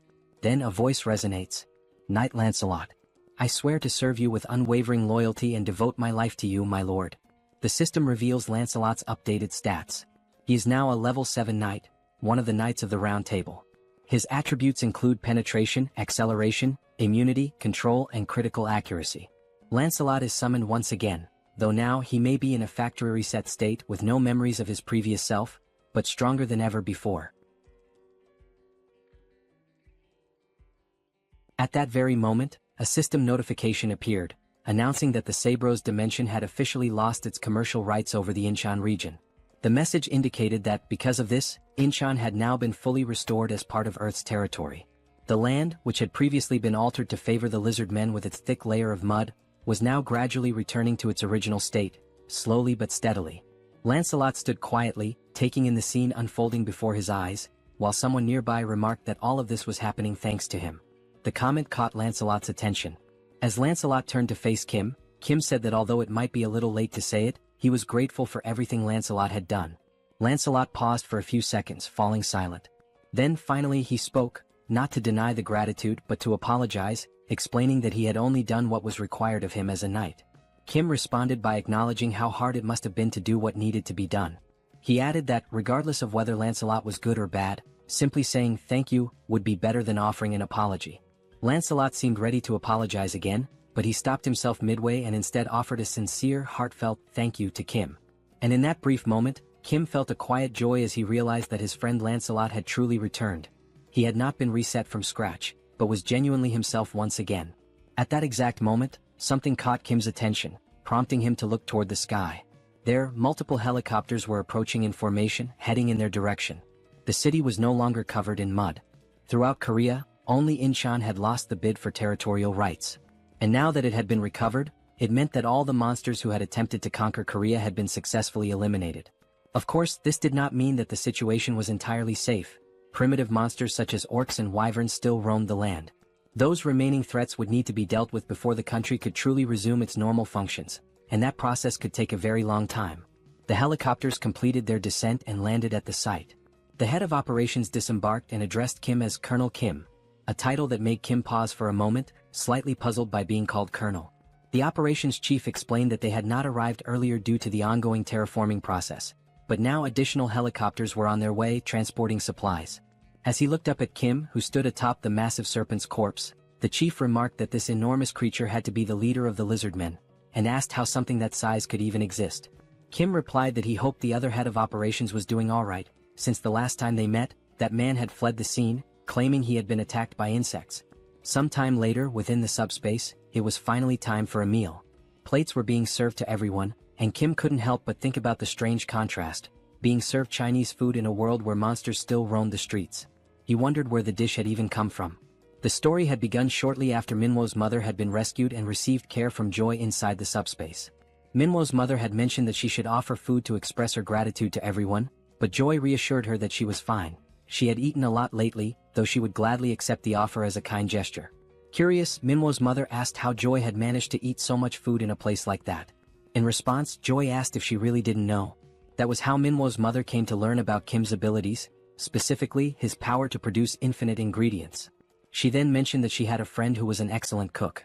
With materials provided by PX, dishes were prepared by the owner of a renowned Chinese restaurant located in Chinatown. This chef cooked with joy in his heart, because even in such a ruined world, he could still prepare food for others. It made him feel blessed to serve people again. And that was the story behind the Chinese dish. Thanks to the kind heart of the chef, it had become possible to enjoy a meal of such quality even in the midst of the apocalypse. Of course, even if the ingredients were unlimited, it was still questionable how the chef had prepared so much food alone. In truth, he had made only one dish, and from that single plate, Paex had duplicated the rest. Seoul, known for her large appetite, devoured the meal and repeatedly asked Kim to bring more food, faster. Hearing this, Kim told her to slow down, commenting that it didn't even look like she was chewing. The women around them were astonished, still wondering how food could possibly taste that good. Meanwhile, Kim reflected on everything that had happened. He had defeated the lizard men, reclaimed Inshan, and now, everyone was able to sit down and enjoy delicious Chinese food together, and celebrate. And there was one more reason to celebrate. At that moment, Kim's sister-in-law, his older brother's wife, was not feeling very well. Joy asked her if she was okay, suggesting she might have caught a cold or something like that, since she hadn't eaten much. Looking down at her nearly full plate, the sister-in-law told them not to worry. But Joy continued, asking whether she had been feeling more nauseous lately, if her urination had decreased, if her mouth felt dry, and whether she experienced dizziness when moving quickly. The sister-in-law responded affirmatively, clearly confused as to how Joy could know all of that. Then Joy said something that took everyone by surprise, even the sister-in-law herself. She explained that those were early symptoms of pregnancy. Shortly after the meal, this information was shared with the rest of the family. Song, Kim's older brother, called everyone together for an important announcement. He explained that after Joy's suspicions, his wife had taken a test, and it had confirmed the pregnancy. Everyone congratulated them with smiles and heartfelt joy. Yangso turns to Kim and congratulates him as well, acknowledging that Kim is now about to have his very first nephew. At that moment, even though the baby's gender is still unknown, Kim suddenly feels as if he has crossed into adulthood, an inner shift he wasn't expecting. As the family gathers, their thoughts begin to wander toward the future of the baby. They start wondering about what the baby will wear, whether PX includes children's clothing, and which sport the child might eventually take up. Joy and Seoul are equally excited about the baby's arrival, filled with anticipation and happiness. However, just as with many things in life, wherever there is joy, there can also be looming concerns. The moment of celebration and happiness proves to be brief. A soldier approaches Kim and speaks quietly, informing him of an urgent radio transmission coming from the chief of the Central Operations Command. He suggests that Kim should hear it immediately. Kim heads over to the transmission line and confirms to the operations chief that he is now listening. After receiving several initial details, Kim explains that the terraforming has disappeared from Inshan and asks if the chief will be returning soon. The chief of operations then reports that, through the remaining direct communication lines with both China and Japan, he is currently sharing the developing situation among the nations. He explains that terraforming is now occurring on a large scale in those areas, and its effects are slowly spreading. He adds that the impact varies from country to country. At the moment, they are facing specific dangers. Toxic gases are pouring from the Beijing Gate, while poisonous water is erupting from the Fukuoka Gate. Kim realizes that being in Korea, China and Japan are neighboring countries, practically next door. He asks which of the two is currently experiencing the most severe damage. The operations chief responds that neither situation is minor, but among the two, the most urgent threat is definitely the toxic gas leaking from the Beijing Gate. While the colonel continues speaking to Kim, a shot reveals a massive insect, already dead, lying on the ground. He explains that the toxic atmosphere hasn't reached them yet, but the arrival of these giant insects shows it's only a matter of time before the real danger begins. The colonel emphasizes that closing the toxic gate in Beijing is now the highest priority. He explains that troops are being organized for deployment, but this isn't a problem that can be solved through military might alone. That's why he has remained calm until now. Admitting he feels a bit ashamed, the colonel says he needs to ask Kim for a favor. Kim tells him there's no need to feel embarrassed. If they do nothing, the entire Korean peninsula could soon become a living hell. Wanting to understand the situation more deeply, Kim offers to fly directly to China by helicopter and asks whether that would be acceptable. The colonel instructs him to first visit the 3rd Guard Brigade before heading to China. Kim confirms the order, says he will leave tonight, and ends the radio transmission with the colonel. Now driven by the thought that he cannot allow his future nephew to grow up in a world filled with giant insects, air pollution and poison, Kim feels an even deeper determination to resolve these problems and restore balance to Earth. He gives the command for PAX to increase the level of the subspace. Immediately, the system displays the progress. 30,000 magic stones are consumed to raise the level, leaving 20,000 stones remaining in the system's reserves. As night falls, the system finally notifies that the subspace level upgrade has been completed, unlocking new features and enhancements. One of these newly unlocked functions is the installation of a fixed portal. different from the general portals seen so far. Kim gives the command to install this new portal. As stated in the skill description, this new type of portal is distinct from all previously summoned portals. There are several key differences. First, once this portal is installed, it becomes fixed in the exact location where it was summoned and cannot be moved. Second, this portal has no physical presence or defensive power, meaning it cannot be used as a barrier to block enemy attacks. However, for those granted access, they are able to pass through the portal and enter the subspace, effectively allowing them to avoid enemy assaults altogether. This portal differs from the summoning-type portals used until now. The ability to enter and exit the subspace and collect necessary items through a single fixed location is, without a doubt, a remarkable capability. Watching all of this unfold, Manhwa comments that this is indeed an amazing skill, one that could easily be used for fraud if someone had bad intentions. He then asks if Kim is really going to China and urges him to hurry up. Kim confirms that he will be heading there soon, and adds that after closing the gate in China, he will have to go to Japan as well. Manhwa, clearly pleased, observes how Kim's abilities are now developing and expanding on a global scale. He tells Kim that if he ever needs assistance, he can count on him, because although he hasn't demonstrated it yet, Manhwa has awakened as a swordsman. He also expresses his gratitude for everything Kim has done, especially for saving his mother. Kim thanks him as well, for everything, before heading off on the next journey to save Earth once more. Inside the helicopter, Kim and Yangso give a thumbs up as a way to signal that everything is okay and to offer a temporary goodbye. The helicopter lifts off and begins its flight toward a new destination. Sometime later, at Incheon International Airport, someone is calling out for James, but there is no reply. A man approaches an aircraft while James's name is called again, urging him to come out. The man says he just received a call from the Joint Chiefs of Staff, informing him that the individuals they had discussed, the ones heading to China, have now arrived. Suddenly, James appears from underneath the plane, asking how they arrived so quickly. From his appearance and actions, it seems James is a mechanic. Still processing the sudden arrival, James expresses surprise at the speed of their arrival and comments that the aircraft hasn't even been fully remodeled yet for a long-range flight to China. As things stand, they won't be able to depart at this moment. After arriving at the airport, a military officer was already waiting for them, standing at attention and expressing his gratitude for their efforts in coming all the way there. This officer introduced himself as Park Cheo-hwan, captain of the 3rd Guard Brigade. Both Kim and Yangso respectfully returned the gesture and introduced themselves by name. The officer mentioned that he had already been informed in advance about their arrival so that preparations could be made for their flight to China. Yangso, visibly eager, commented on how excited he was to pilot a new type of aircraft. Without further delay, the officer instructed them to follow him. Once inside, they entered a hangar where the aircraft that would take them to China was waiting. The officer explained that the model of the aircraft was the C-130J, which is significantly faster than a Blackhawk, making the journey to Beijing possible. Hearing this left Yangso fascinated, and he quickly asked whether this aircraft was the same kind used by special forces in spy movies, equipped with cargo compartments. The officer confirmed it was, but added that maintenance work on the aircraft had not yet been completed. He asked them to wait a moment until the preparations for takeoff were finished. Curious, Yangso asked what kind of modifications were being made. The officer explained that they anticipated encounters or possible monster attacks on the way to China, so the aircraft was being upgraded with minimal defensive capabilities. However, they were not equipping it with missiles or similar offensive weapons, just enough to improve survivability. As Yangso stared in awe, clearly itching to fly the aircraft, the officer noted that it was almost ready, they just needed to be patient a little longer. However, he mentioned that there was only one engineer working on it. This surprised Kim, who questioned whether just one person could really handle modifications on an aircraft of that size. The officer admitted that Kim had a point, but added that the engineer, a man named James, was quite an unusual individual. Even with that reassurance, Kim couldn't help but feel skeptical about a single person managing such a massive task. Looking behind him, the officer suddenly noticed someone approaching and remarked that if he was already on his way over, it must mean the job was done. Walking over calmly was James, the engineer responsible for the aircraft's maintenance, who called the others over to show them the result. Holding a magic stone in his hand, James explained that if they looked carefully at the aircraft's exterior, there wouldn't appear to be any difference before and after the upgrade. That was intentional.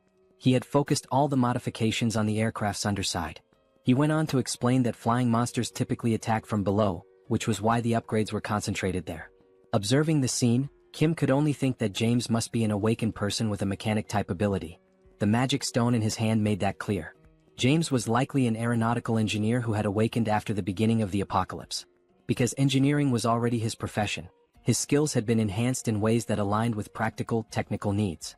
As Kim looked at the sharp metal spikes attached beneath the aircraft, he couldn't help but be impressed by James's extraordinary abilities. Still, part of him wondered if the plane would even be able to fly properly after being modified like that. Before departing for China, they would test the functionality of the modified parts. In the meantime, Kim distributed food and other supplies to the local soldiers. As a portal opened beside James, Kim observed him closely. What stood out was how James showed absolutely no reaction to the portal's sudden appearance. In a world filled with monsters, where people were forced to hide, live with anxiety and fear, endure hunger and thirst, and where resources were incredibly scarce, any sign of food or water usually brought joy. But James didn't react at all. Not even when presented with first-class Chinese cuisine prepared by a professional chef. He simply said that he had already eaten too much and was full, remaining entirely indifferent. Kim wasn't sure whether this was a good or bad thing. But what he did realize was that James genuinely wasn't interested. And just as the captain of the 3rd Brigade had said, James truly was a special kind of person. Kim called Pax and asked it to take the dish away. It was only then that Kim noticed something that did interest James. James's expression changed when he caught sight of the machines inside the subspace. He even stood up from his chair to get a better look, his face lighting up with surprise and curiosity. Watching him, Kim thought, this man rejected fine food without a second thought but showed clear excitement over machinery. There was no doubt in Kim's mind, James was a complete and utter machine fanatic. Thinking about recruiting James into his team just as he had done with Yangso, Kim wondered what dreams James might have, if any. He couldn't help but think, would James be interested in a flying motorcycle? Or maybe a motorcycle designed to look like a horse? Kim's expression shifted as he suddenly realized that he had absolutely no idea who this James truly was. He only had a vague notion of the man's abilities, but he already felt a strong urge to explore them further. With the limitless supply of materials available to him thanks to his subspace ability, he could potentially make such exploration a reality. Unable to hold back, Kim asked James whether he would be interested in accompanying him to China. Upon hearing Kim's proposal, James simply looked at him in silence, not uttering a single word. Kim then began to explain that he shares food with others, that he possesses many mechanical capabilities, and that James would be free to use a motorcycle whenever he wanted. He also added that by joining them, James would be protected from monsters. Believing he was making good progress, Kim smiled and added that he helps people by defeating monsters. But James replied that he was not fond of such things. James then stated that this was the first day he had even met Kim, and they had barely spoken at all, so he couldn't place his trust in someone so unfamiliar. Hearing this left Kim momentarily stunned, because it was undeniably true, there was nothing substantial he could say to change James's mind. Kim replied that he understood, acknowledging that the proposal had indeed been sudden. However, he said that perhaps their abilities would be highly compatible if combined. Now rubbing his neck and already sweating nervously, Kim remarked that it had been a good conversation, but the time had come for them to part ways. At that point, James asked if what Kim truly wanted were his mechanical abilities. Kim confirmed that, yes, it was those abilities he wished to make use of. However, he also admitted that he did not have enough time at the moment to prove himself worthy of trust. James then stated that there was one condition. If Kim were willing to travel to America, then James would accompany him on that journey. Kim asked if that meant James would only lend his skills if they went to America, to which James replied affirmatively. At that moment, Kim could only think about how the trip from their current location to the United States would not be short. Still, something told him it might be worth the effort. He then asked James why he wanted so badly to go to America. James replied immediately that he didn't have any family there. But even without family, there was still a place he deeply wished to return to. However, he did not want to risk making the journey alone, and with Kim being as strong as he was, it would be reassuring to go with him. Kim responded that going to the United States was a possibility, but not immediately. After closing the portal in China, he would need to head to Japan right away. James said he wouldn't pressure Kim that far as long as the delay wasn't too long. Kim smiled and said they had a deal, promising to take James back home. Then, as a way to initiate the sealing of this agreement, he opened a portal to his subspace. James had no idea what Kim was planning to do next. Suddenly, Kim pulled the entire aircraft into his subspace. Then he summoned 2 motorcycles and 2 Black Hawk helicopters. But upon noticing how empty the space still looked, he increased the quantity significantly, making many more vehicles appear. Kim looked over at James, who stood there speechless, and told him that all those vehicles now belonged to him. He could dismantle or rebuild them however he wished. Kim clarified that this wasn't a gesture of goodwill or a promise. It should simply be considered a gift. Smiling, he said he would return soon, waving goodbye. Then Kim left, while James remained behind, still in shock at what he had just witnessed. As Kim continued walking away, the only thing running through his mind was that what he had just done might have seemed frightening, but also slightly amusing. Back with James, he could only wonder what he was supposed to do with that many vehicles and aircraft. He questioned what kind of ability Kim even possessed. And at that very moment, James felt a deep sense of regret. If he had known that Kim had that kind of power, he definitely would have agreed to join him right away. Meanwhile, the flight continued on its course toward China. From inside the aircraft, Kim thought to himself that James truly had no idea what he was capable of. A few hours passed after the beginning of the journey, and they appeared to have reached their destination. In the city below, something abnormal was taking place. Giant insects were scaling the buildings, what appeared to be cockroaches, and not just a few of them. The number of these creatures was uncountable, crawling all over the structures. In addition to the cockroaches, there were also massive praying mantises, which were feeding on equally giant crickets. In the distance, the aircraft could be seen arriving, drawing attention from everyone on the ground. Looking through the window at the horrors below, Kim could only think that their previous enemies, the lizard men, had been noble by comparison. Meanwhile, Yangso announced that he was beginning the landing process. As the aircraft touched down, some of the insects were already hiding in its landing gear.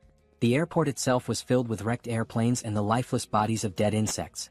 However, Kim had anticipated this situation and quickly opened his portal, pulling the aircraft into his subspace for safety. The aircraft was fully pulled into the subspace in a swift motion. However, to ensure safety, Kim opened another portal and from it someone stepped out. It was Lancelot who emerged, and it was clear that his aura had grown noticeably more intense. Lancelot addressed Mr. Kim, informing him that it was safe to come out. Kim responded by asking for a moment, explaining that he was in the process of putting on a new outfit. After a short pause, Kim stepped out from the portal wearing a suit designed to protect against radiation. He immediately asked whether there were any insects in the vicinity. While adjusting the helmet, Kim remarked that the toxic gases presented a significant hazard, and beyond that, the giant insects were likely to be both numerous and formidable.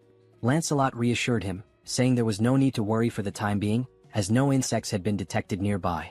However, he added that it appeared they already had company. Kim turned to look and saw something he hadn't expected to encounter so soon. A man stood there, his hands pressed together in a respectful gesture, asking whether they were from Korea and saying he had been waiting for their arrival. The man was not alone. He was accompanied by several others, all of whom expressed their happiness that Kim had come to assist China. Besides the giant insects, the toxic air remains one of the most pressing concerns at the moment. Inside one of the buildings, a man with long hair cautiously opens the door. He takes a quick glance outside and notices to his relief that there do not appear to be any insects following them. After closing the door, he turns toward Kim, mentioning that the place might not be very comfortable but hopes it will suffice. Kim responds that the conditions are acceptable, yet something unusual catches his attention. There are individuals inside, cultivating a type of energy that radiates a blue light. It is not just one person but several, all meditating while emitting this aura. The men, however, do not appear to be in good health. Their eyes are marked by dark circles, and they seem noticeably dehydrated. While observing alongside Lancelot, Kim inquires about the condition of everyone present. The long-haired man explains that he has expelled all the toxins from the area using internal energy, so it is safe to remove the gas mask. Curious, Kim asks what exactly internal energy is. The man explains that, among awakened members of the Murim family, it is an inherited ability. He goes on to clarify that there are awakened members from the world of martial arts. In various parts of China, traditions that have been preserved since ancient times coexist with the new reality. One day, when monsters suddenly appeared in the world, individuals with awakened abilities also began to emerge. The abilities of regular people differed greatly from those of the martial arts school members. For instance, Kim's ability is Subspace, while Joy, his sister, possesses the ability to heal wounds. In contrast to individuals awakening unique abilities, martial arts members utilize internal energy. Thus, it becomes essential to wield inner strength with personal meaning and individuality, according to each practitioner's skills.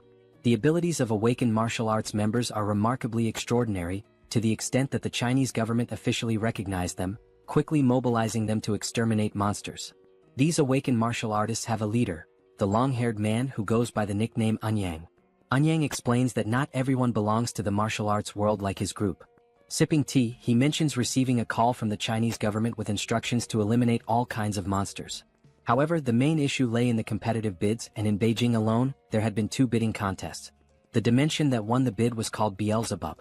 Kim briefly reflects, considering that Beijing's population is twice that of Seoul, so it would not be surprising if there were indeed 2 competitions for bidding. Anyang continues, emphasizing that there was a lack of crucial information about the enemies. While he detected the presence of toxic gases, the real issue proved to be the poison itself. Ordinary awakened individuals and soldiers, unaware of how to use internal energy, lost their lives almost instantly. Although the martial artists eventually deciphered the poison, the energy required for purification was so immense that it made simultaneous combat impossible. Even after resolving the initial problem, the gate opened, leading to a surge in the number of insects, which is the current situation. Anyang explains that detoxification requires continuously consuming a vast amount of internal energy, meaning the longer it takes, the worse the situation becomes. Moreover, for those who must breathe fresh air to accumulate and utilize energy, the toxic atmosphere becomes increasingly lethal. He further mentions that the toxic gases continue spreading through various channels, leaving no time to spare. Surprised, Kim asks him to wait for a moment before proceeding. He then inquires whether Anyang feels invigorated by fresh air. Anyang confirms this, somewhat puzzled while standing up. Kim reassures him that it is not a problem. Without further explanation, Kim opens the subspace, announcing that he will return shortly. As he steps inside, Anyang remains unsure about what Kim intends to do. The system displays the cost of an air canister, 9,901 each. Kim instructs the system to generate several canisters. Once produced, Kim commands the system to remove the canisters and stack the air bubbles in layers. As the layers of air accumulate, they begin to form a mass as large as a giant boulder, with each portion of air being recorded as a separate product. Near the martial artist deciphering the gas, the system is set to automatically release fresh air at intervals of 1 second. Suddenly, a powerful explosion erupts near the men, catching them off guard. The force of the air blast is so intense that it pushes all the toxic gas out of the area, creating a clean and breathable environment. And only then did the men finally manage to breathe properly after so much time. An unsettling sensation arose as they wondered how such a thing could be possible. Anyang remained there, watching all those men expressing how refreshing and invigorating the clean air felt. Still in disbelief, he asked what Kim did to achieve such a result, as now all the men seemed revitalized just from being able to breathe pure air. Anyang, still incredulous, questioned how this could be possible. Turning towards the subspace portal, he noticed that the fresh air was emanating from Kim's ability. He began to realize that when he had reached out to the Koreans for help, it was truly a desperate situation. People who did not know how to utilize internal energy could not even move, and meanwhile the insects reproduced faster than they could be eradicated. That was the reason he pleaded for help, desperately grasping at any possibility. Naturally, he had anticipated a refusal when he explained over the call that the situation involved insects and toxic gases. However, during the call, he heard the soldier relay the situation to Kim, and the response came that Kim would be happy to assist. During the call, Anyang had also noticed the relaxed tone of the Korean soldier. Still uncertain, he had tried to confirm if Kim truly intended to come to China to help, and the answer was swift. The soldier explained that Kim would be departing that very night and arriving the next morning. For a brief moment, Anyang had thought the Koreans were being arrogant, assuming that the problem was small enough to be resolved by just Kim. And at that precise moment, when Kim did not merely arrive to eliminate the insects but genuinely demonstrated his immense strength, Anyang realized that he himself had been the arrogant one by underestimating Kim. Casting a sidelong glance with a look of surprise, Anyang finally grasped why Kim had been so composed. His abilities were indeed astonishing. Kim then noticed something that caught his attention. Looking to the side, he saw Anyang leaning towards him, seemingly wanting to express gratitude.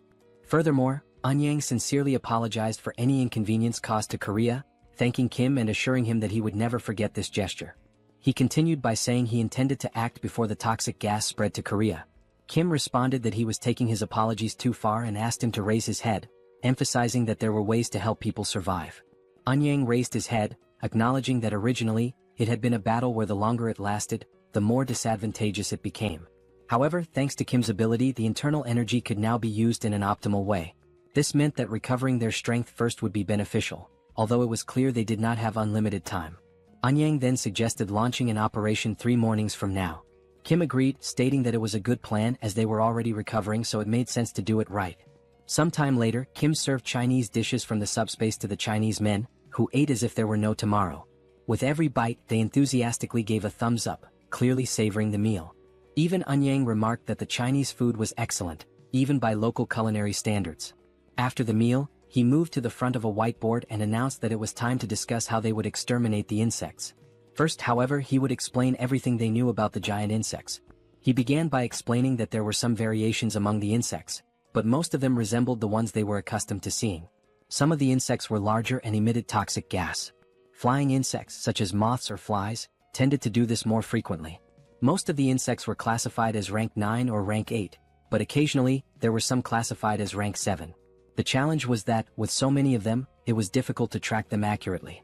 Anyang continued his explanation, addressing not only Kim but the entire group. He noted that identifying rank 8 insects often involved spotting large numbers of them, while rank 7 insects were rarer and appeared more formidable at first glance. Moving on to the locations of the gates, Anyang described their positioning, but Lancelot suddenly noticed something unusual. Deciding to investigate, he moved closer to the window. The toxic gas was still present in the area, except inside the building, where Kim had configured the air to refresh every second. Suddenly, the leg of an insect appeared near the building. Lancelot, interrupting the explanation, called out to Lord Kim, mentioning that something had shown up. Kim inquired what had appeared, but Lancelot admitted he had never seen such a creature before and could not accurately describe it. The creature continued to approach the building, revealing itself as a giant centipede with a seemingly resilient carapace. Observing it carefully, Lancelot remarked that just from looking at it, it was evident that the creature was rank 7. As the centipede approaches rapidly, its immense size and speed become increasingly evident. Kim comments that although he already found it disgusting before, it now seems even worse due to its larger size and increased speed. He also mentions that it does not seem to be a 7th level creature, but rather a 6th level one. However, Anyang corrects him, explaining that this monster is actually classified as an 8th level being. Kim then points out that it appears far too powerful for an 8th level creature. Anyang agrees that it is indeed strong, but continues to explain that, compared to other insects, this centipede is particularly formidable. Suddenly, Sol interrupts the conversation by questioning whether that creature truly belongs to the 8th classification. Cracking her neck with a sense of anticipation, she remarks that she has been feeling extremely bored and hopes that this fight might finally satisfy her. She firmly requests that the others refrain from intervening. Continuing to stretch, Sol mentions that it has been a day since she moved from Korea to China, and she feels the need to move her body to relieve stress. After preparing herself, she dashes toward the giant centipede with remarkable speed and determination. Seeing her rushing forward, Kim encourages her to show the monster what they are truly capable of. Anyang, however, becomes worried, but Kim reassures him, insisting that everything is fine and that there is no need to worry, as Sol is so strong that it almost feels like something is amiss. At that moment, another man interjects, questioning whether Sol is prepared to deal with the toxic gases, leaving Kim stunned as he realizes they had completely overlooked that crucial detail. Outside, Sol focuses all her strength into a single punch, appearing to channel an electric current into it. She is exhilarated as it has been a long time since she last fought monsters. In one powerful motion, she delivers a punch to the centipede's head, strong enough to shatter its exoskeleton.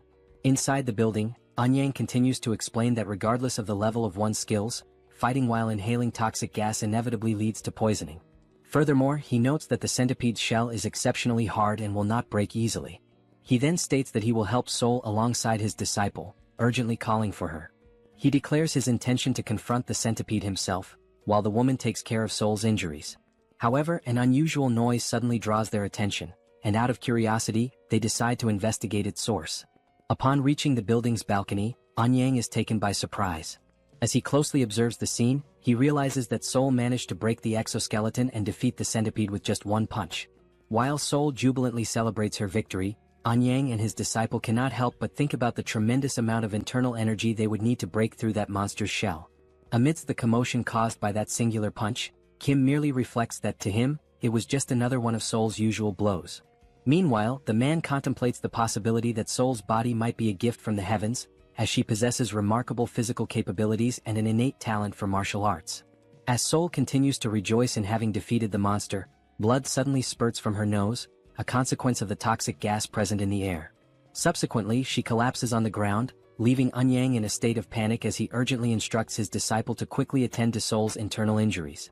Returning to the ongoing lesson about insects and proceeding with the plan to breach the insect gate, the situation is summarized as follows. Firstly, there is a polluted atmosphere that significantly hinders movement. Secondly, it is extremely challenging to identify multiple insects simultaneously, as there could even be unidentified 7th level creatures among them. Thirdly, the maximum deadline for closing the gate is 3 days. Therefore, the primary objective is to destroy the gate's core while avoiding contact with the insects as much as possible. The destination is to move rapidly toward the mountain. Anyang continues explaining, acknowledging the difficulty of the task, as it is certain that the closer they get to the gate, the more insects will appear. He admits that the plan may seem somewhat reckless and bold, but for now it remains the best strategy available. Hearing this, Sol becomes deeply thoughtful. Anyang then states that they will teach Sol all the skills they possess. He proposes a sparring session as it would not take long to accurately assess her abilities. He hints that Sol seems to prefer fighting bare-handed rather than using weapons and suggests that it would be beneficial for her to learn the secrets of martial arts from Ryong, his disciple. Sol, however, declines, expressing gratitude for the assistance with her injuries and the willingness to teach new skills, but questions whether it is truly necessary to go to such lengths. Ryong then explains that it is also a training exercise for them and will aid in closing the gate. She assures Sol that despite being young, she is skilled enough and that there is no need for concern. Sol states that since Ryong insists so much, she will go ahead with it, but she reminds her that she is still in the process of recovering. In response, Ryong politely requests her assistance with the training. Without hesitation, Sol quickly raises her fists and declares that she will begin first. Moving with remarkable speed and agility, she advances toward Ryong, initiating the confrontation. In that instant, a frenzied exchange of blows commences, capturing the attention of everyone present and filling the atmosphere with excitement.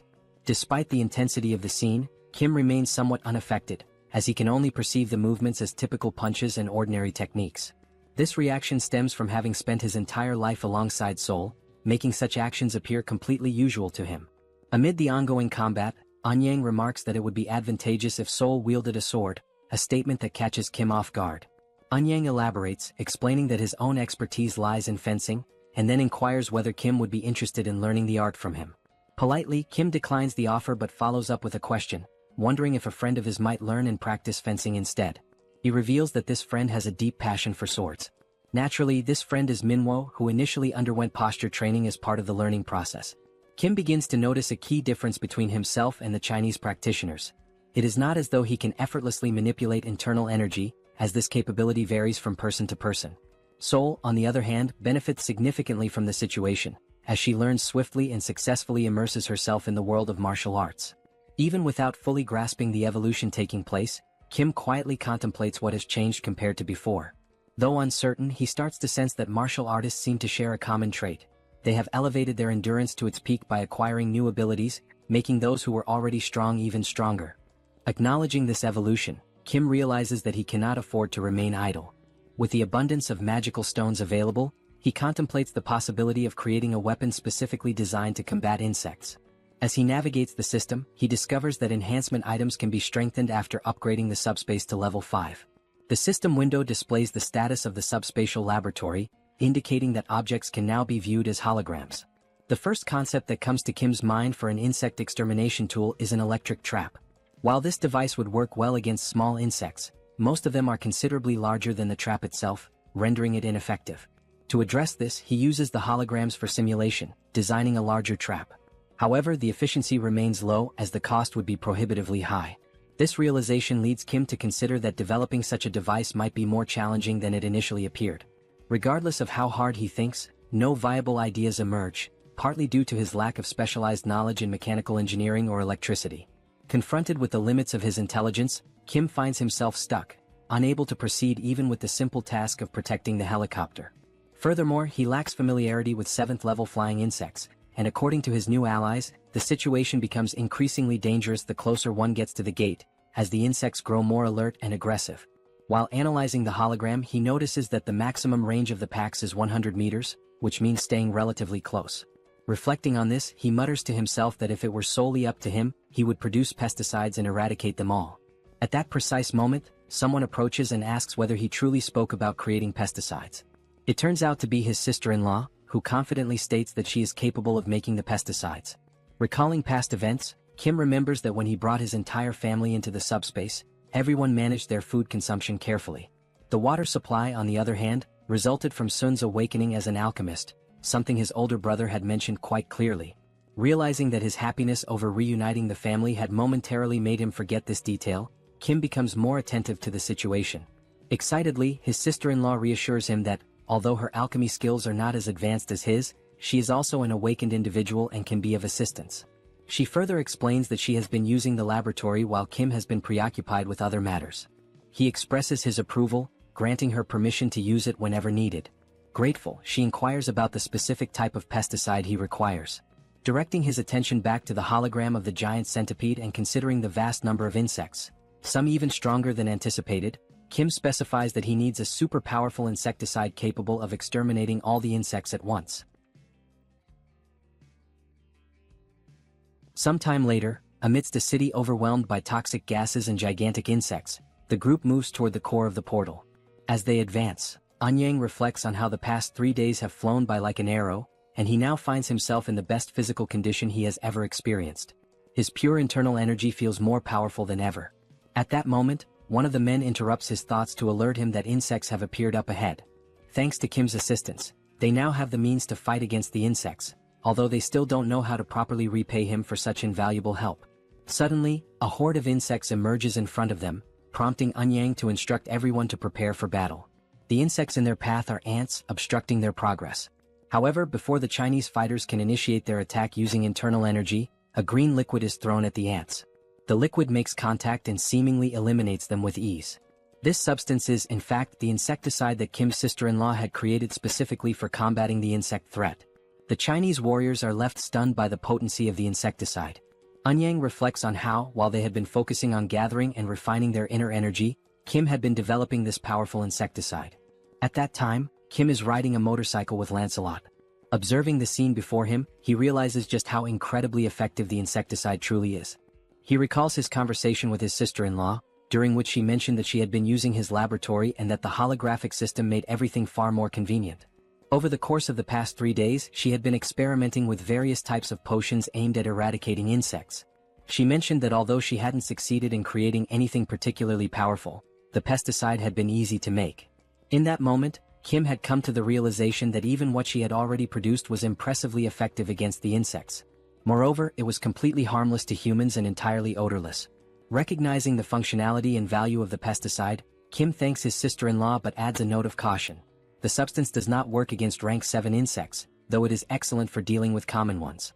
After taking a short break, Anyang gazes out a window at what used to be a mountain known for its natural beauty, now transformed into nothing more than a dungeon swarming with insects. Turning to the others, he explains that from this point on, things become significantly more difficult. He expresses gratitude to Kim for getting them this far without needing to fight. However, the mountain itself will not be so easy to deal with. He further explains that many attempts have already been made to destroy the portal's core, but all have failed. Whenever they have tried to climb the mountain, the insects would unite and attack in force. Though they are mindless creatures, they seem to possess an instinctual understanding that they must protect the core of the portal. Anyang continues, stating that it has been a long time since their last attempt, and therefore, they have no idea what kinds of insects currently inhabit the area. Kim responds by saying that Anyang need not worry, as he is fully prepared to fight rank 7 insects. With a confident smile, he reveals something he had not mentioned earlier. He gestures to Lancelot and explains that Lancelot himself is a rank 7, and there is also something inside the subspace capable of dealing with rank 7 threats. Kim then reassures Anyang once more, encouraging him not to worry too much.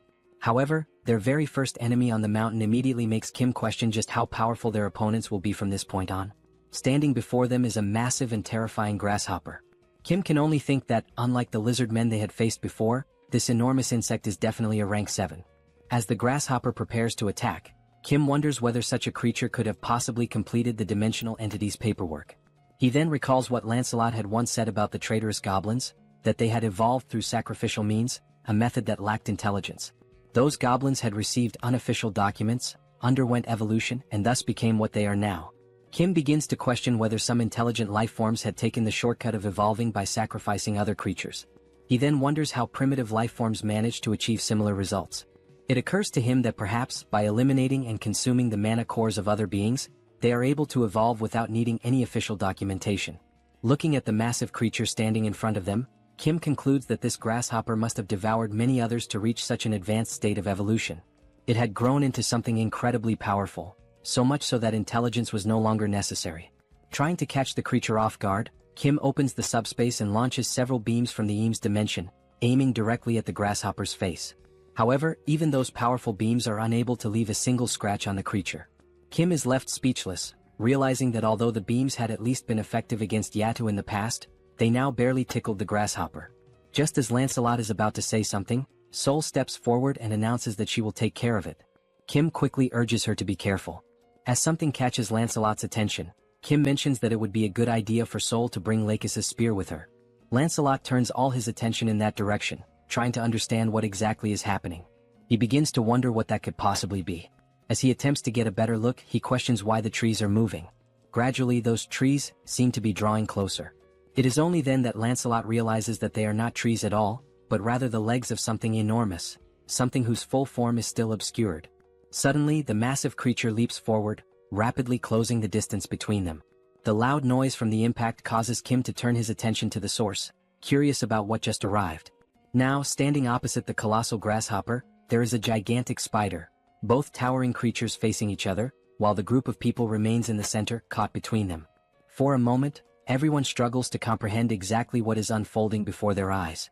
Amidst the confusion, Kim remarks that the next wave of giant insects might appear on a continental scale, hinting at the magnitude of what they could face next. Lancelot calls out to Mr. Kim, urgently suggesting that they should climb onto the spider's back. He explains that the spider is incapable of reaching its own back with its legs. From that elevated position, they would be safe from immediate attack, buying enough time to devise a new strategy. Kim expresses his appreciation for the idea and immediately gives the order for everyone to move onto the spider's back. Even without knowing what the specific plan is, everyone follows his command without hesitation, quickly making their way upward. They ascend using various methods, some relying on a technique known as light steps, which allows brief bursts of flight or enhanced movement, others using barrier jumps, while a few grab hold of the spider's thick hair for support. Now safely positioned on the spider's back, the group looks around trying to figure out what comes next. They begin to question what the plan will be moving forward. Kim states that Lakis's spears might be effective against the spider, but they won't work against the grasshopper. Sol adds that she had already struck the grasshopper multiple times and found its exoskeleton to be unbelievably hard. While the spears could manage to leave shallow scratches, actually taking the creature down seemed impossible. She also warns that if anyone drops their guard, the grasshopper will not hesitate to devour them. Right as she finishes speaking, the grasshopper suddenly launches itself toward their position with astonishing speed. The sheer agility of the movement leaves everyone momentarily stunned and unable to react in time. All of them are caught off guard by the sudden charge of that colossal creature, now barreling straight toward them. Seeing that massive creature charging toward them with clear intent to attack, Kim shouts for everyone to get out of the way. Instinctively, the group is already moving, reacting without hesitation. In the next moment, the giant grasshopper collides violently with the spider. From a distance, Lancelot shields Kim from the force of the impact, placing himself between his master and the shockwave. The men around them begin to question what on earth just happened so quickly. Looking down at the ground, they spot insect blood splattered across the terrain. The grasshopper remains standing, and now it begins to devour the spider it had just so effortlessly defeated. Witnessing this, Kim questions why the grasshopper would attack what seemed to be its own ally.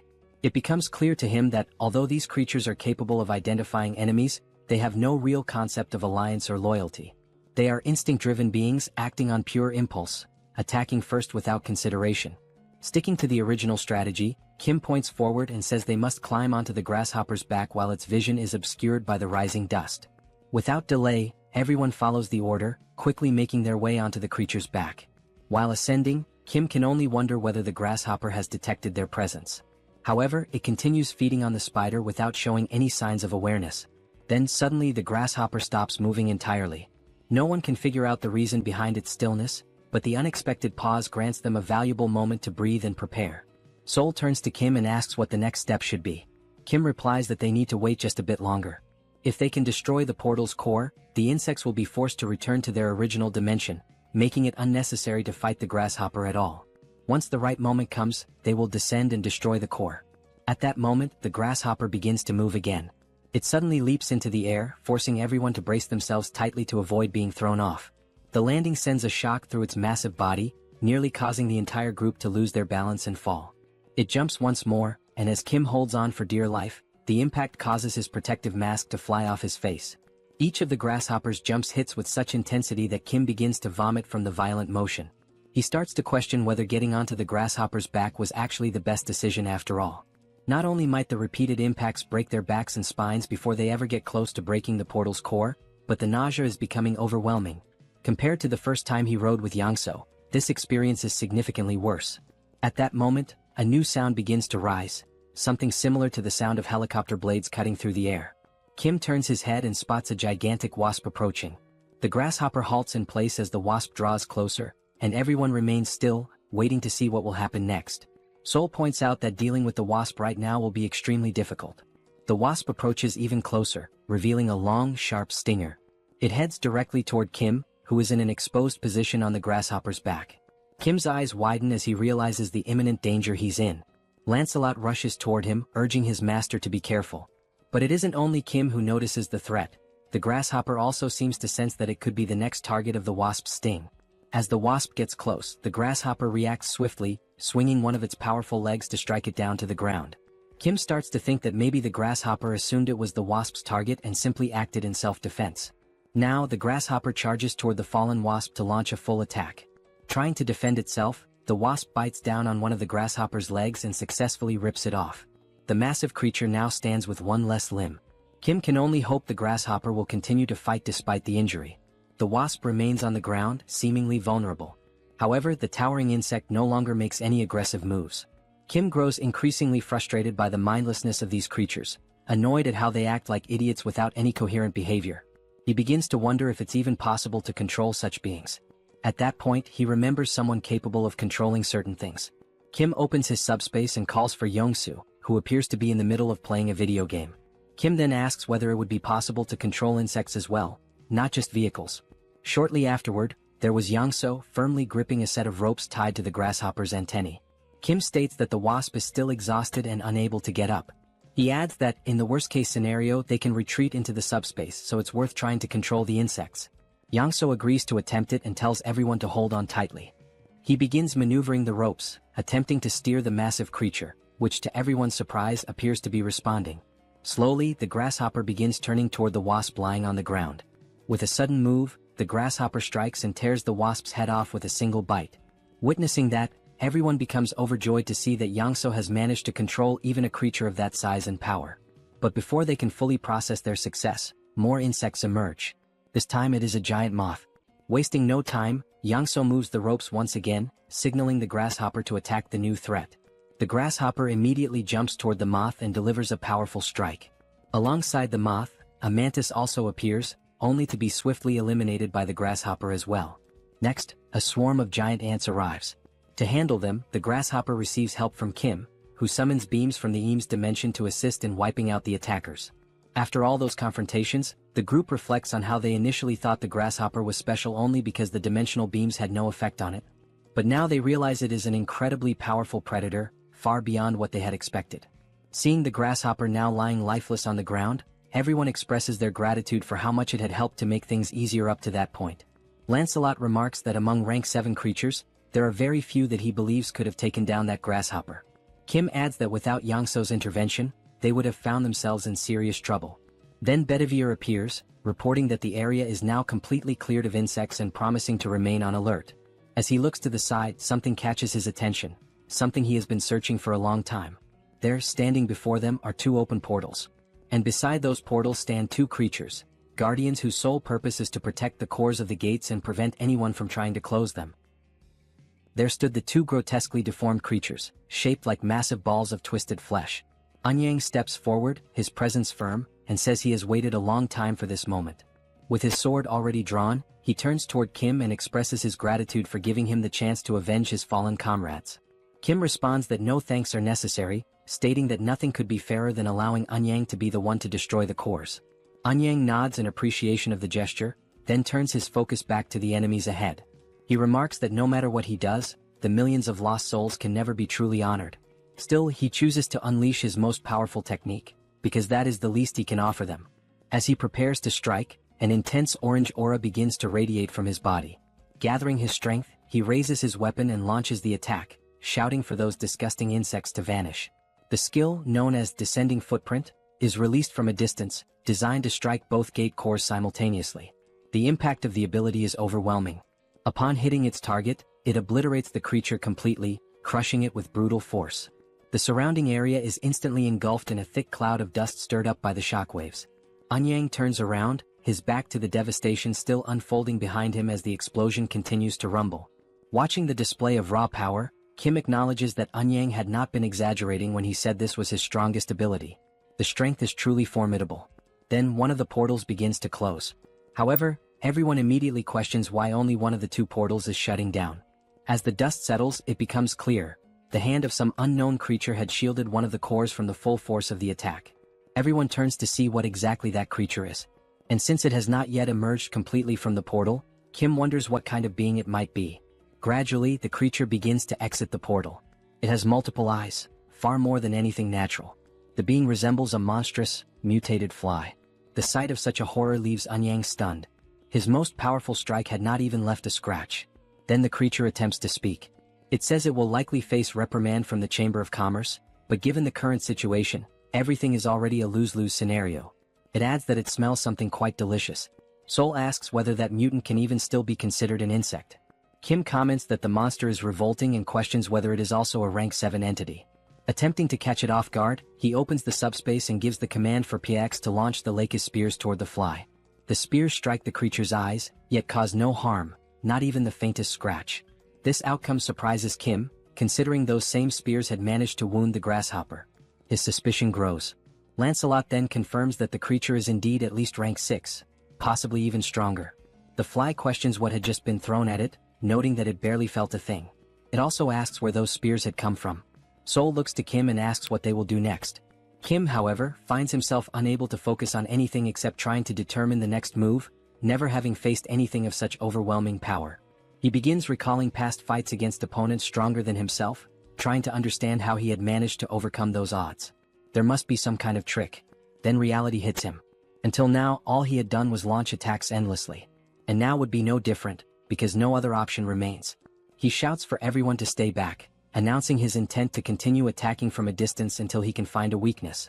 Again, he opens the portal and fires more of Lakis's electric spears.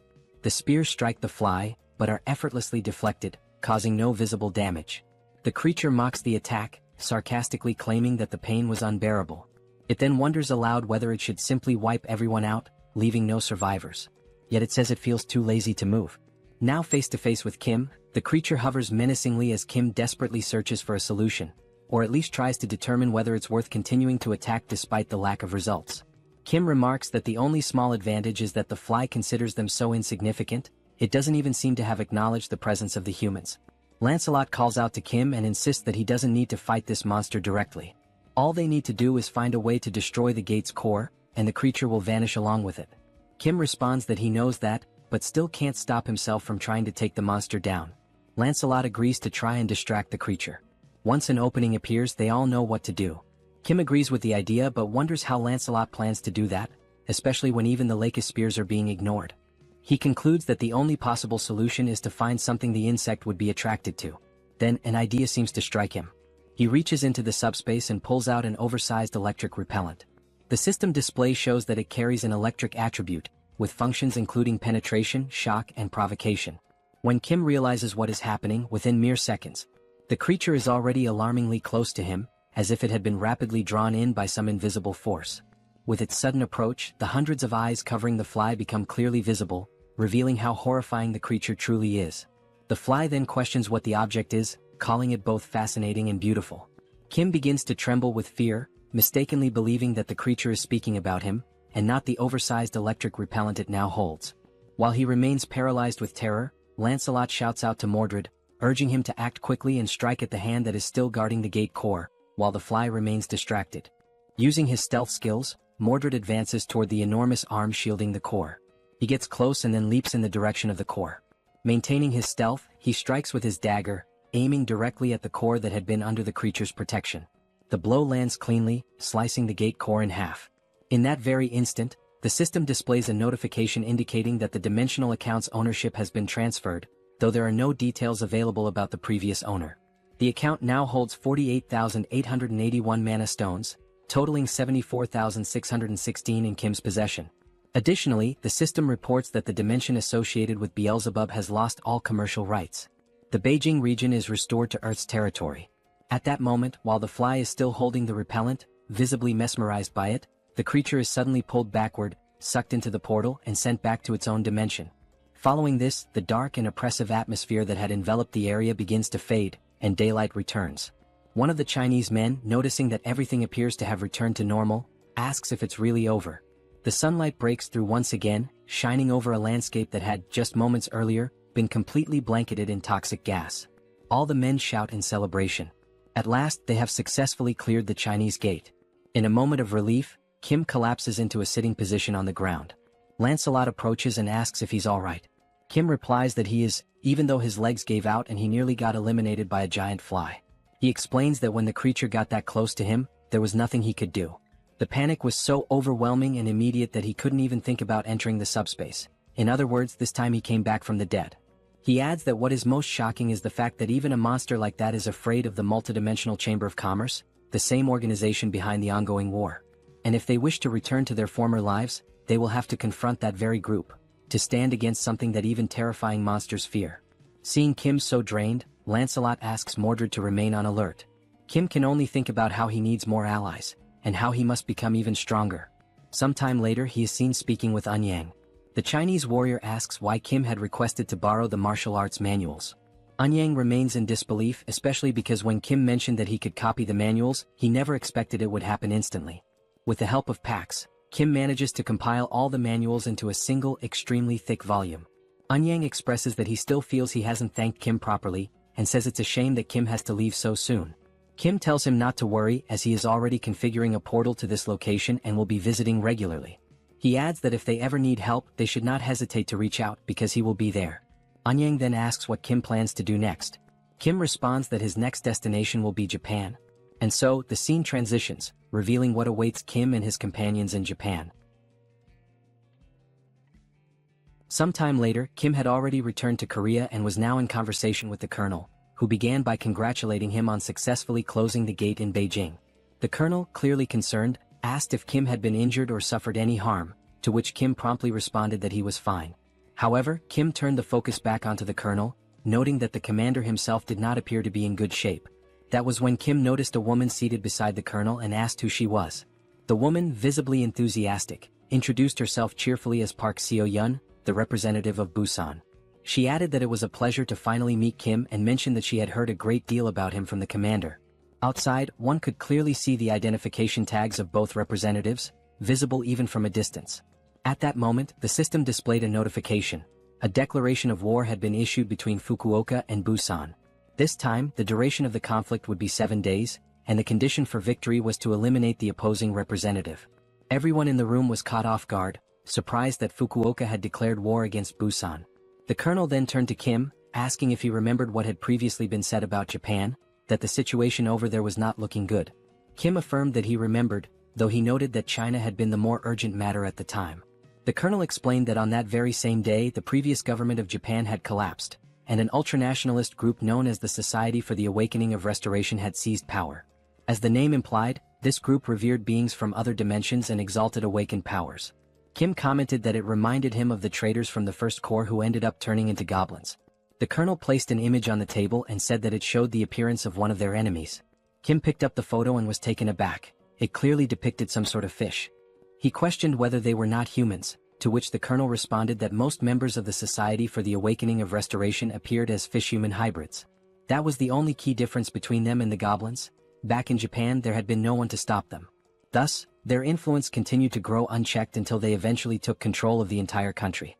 The situation escalated just the previous day when Hideki, a so-called assault captain, made a sudden appearance in Busan.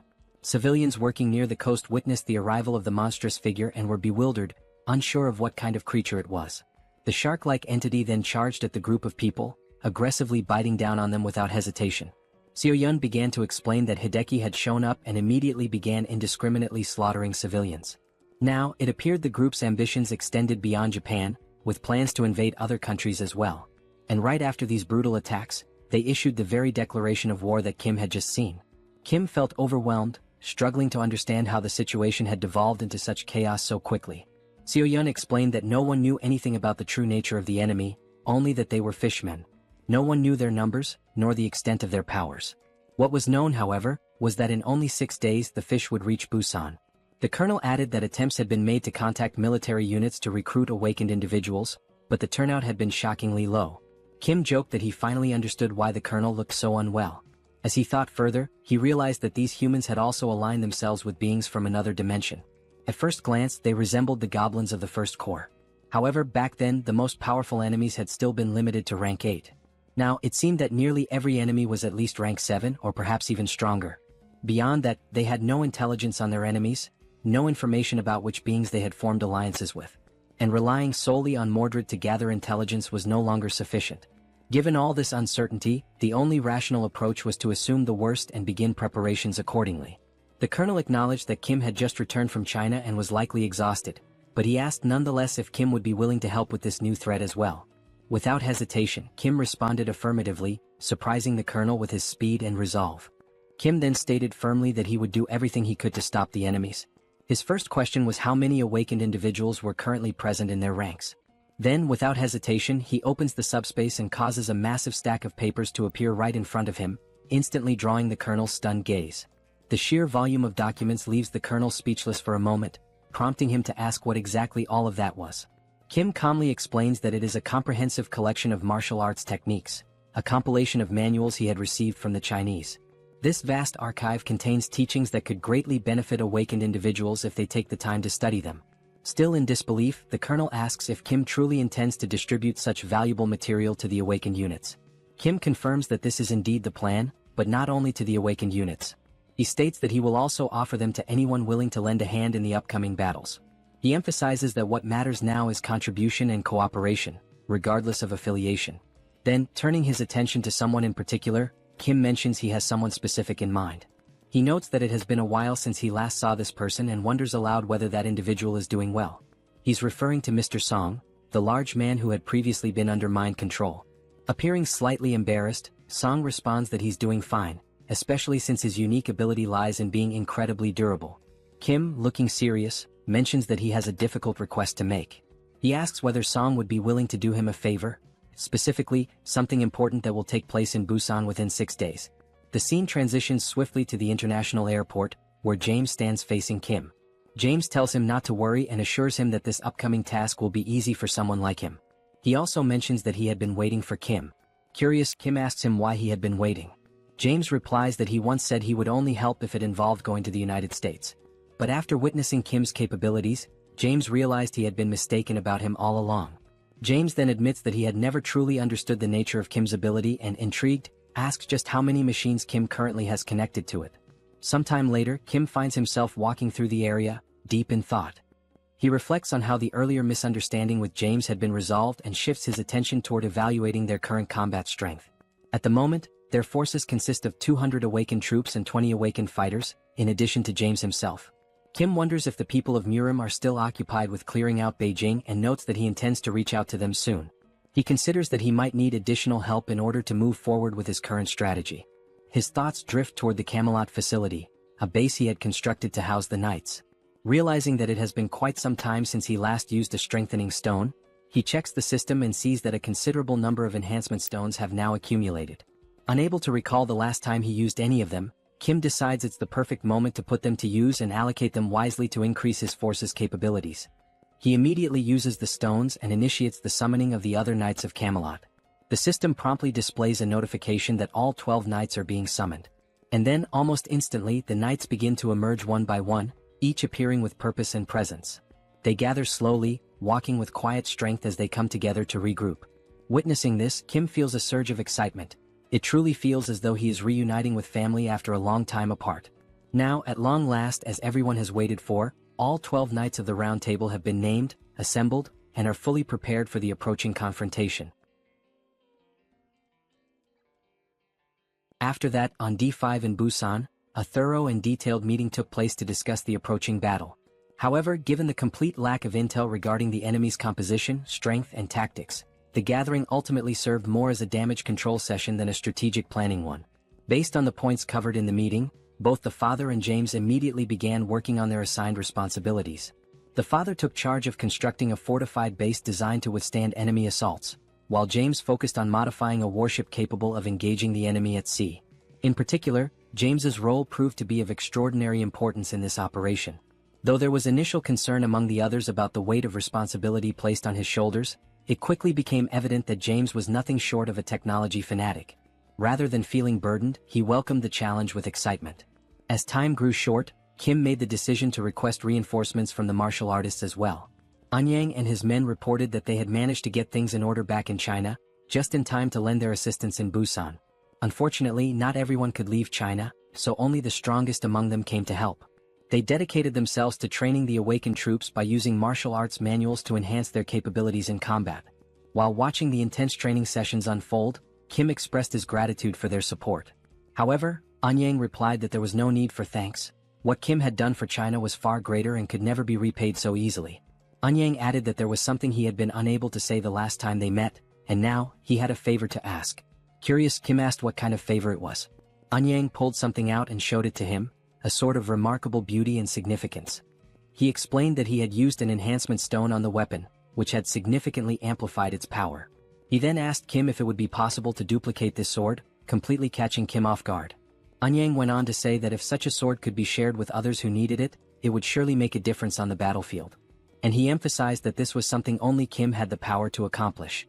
Still stunned by the request, Kim asked him to wait a moment, pointing out that it was such a valuable weapon. Duplicating something so rare felt like a big decision. Nevertheless, Kim accepted the sword and sincerely thanked Anyang for entrusting it to him. Eager to test its potential, Kim promised to treasure the sword and ensure that it would be shared with those who needed it most. The system then displayed the sword's stats. It was a rare-grade weapon with wind attributes and included piercing and acceleration options, an extremely powerful and well-rounded blade. Afterward, Kim opened his portal and summoned Minwo, telling him that he had brought a gift. Minwo, exhausted from continuous training, didn't even manage to ask what the gift was. He could only wonder what Kim had in store. A few minutes passed. Minwo began to speak, saying that once he reached skill level 10, he learned that with 1,000 mana stones, he could obtain a classification and a dimensional account. He had since gone monster hunting to gather stones. Minwo continued, explaining that he had been the only one left out of the recent battle against the insects due to his lack of official classification. That exclusion left him deeply frustrated. Kim was surprised by Minwo's frustration and began to wonder whether raising one's skill level truly helped elevate their classification. It was at that moment Kim realized that the majority of martial artists were already at rank 8. He speculated that perhaps some of them had received registration forms from dimensional entities to increase their rank. However, the more likely explanation was that they had simply advanced their level in tandem with their abilities, especially since those registration forms were so difficult to obtain. Then Kim thought about Seoul. She hadn't said much about her own progression, despite always staring at the system screen and muttering that it kept asking for more mana stones, leading her to suspect the system itself was trying to scam her. Kim came to a harsh realization: it would take 100,000 mana stones just to reach rank 6. He turned to Minwo and asked how many stones he had managed to collect so far. Minwo answered that he had only gathered 314. Kim then said he would provide the rest of the stones, but only if Minwo agreed to do him a favor. Minwo asked what kind of favor that would be. And so, Minwo joined the upcoming battle against Fukuoka. As preparations progressed, time seemed to accelerate. Finally, the day arrived. The day of the battle. Gradually, the enemy began to approach from the sea. The waters, calm just moments before, suddenly erupted as the invaders emerged without warning. The fishmen began shouting as they arrived, claiming that nearly 1,000 merfolk were on their way. They boldly declared that human weapons would be useless against them. Furthermore, they offered what they called a bloodless solution: surrender the representative and they would spare the rest. Observing their arrival, Kim noted how articulate the fishman was. The creature had spoken the perfect words to earn himself a punch. Then a magical barrier opened. The fishman, convinced that the humans were about to surrender their representative and capitulate, let out a loud command, ordering the merfolk to attack. From beneath the waves, a vast number of fishmen surged forward. But before the lead fishman could continue his proclamation, something pink came flying toward him. It was a whip. The strike landed squarely, launching him through the air and leaving the rest of his kind stunned in fear. That powerful attack came from the newly appointed knight, who addressed the fishman with absolute contempt, calling him a filthy piece of trash. She was flanked by 3 other knights, standing firm as she boldly declared that those damned fish wouldn't be allowed to take even a single step closer to Lord Kim.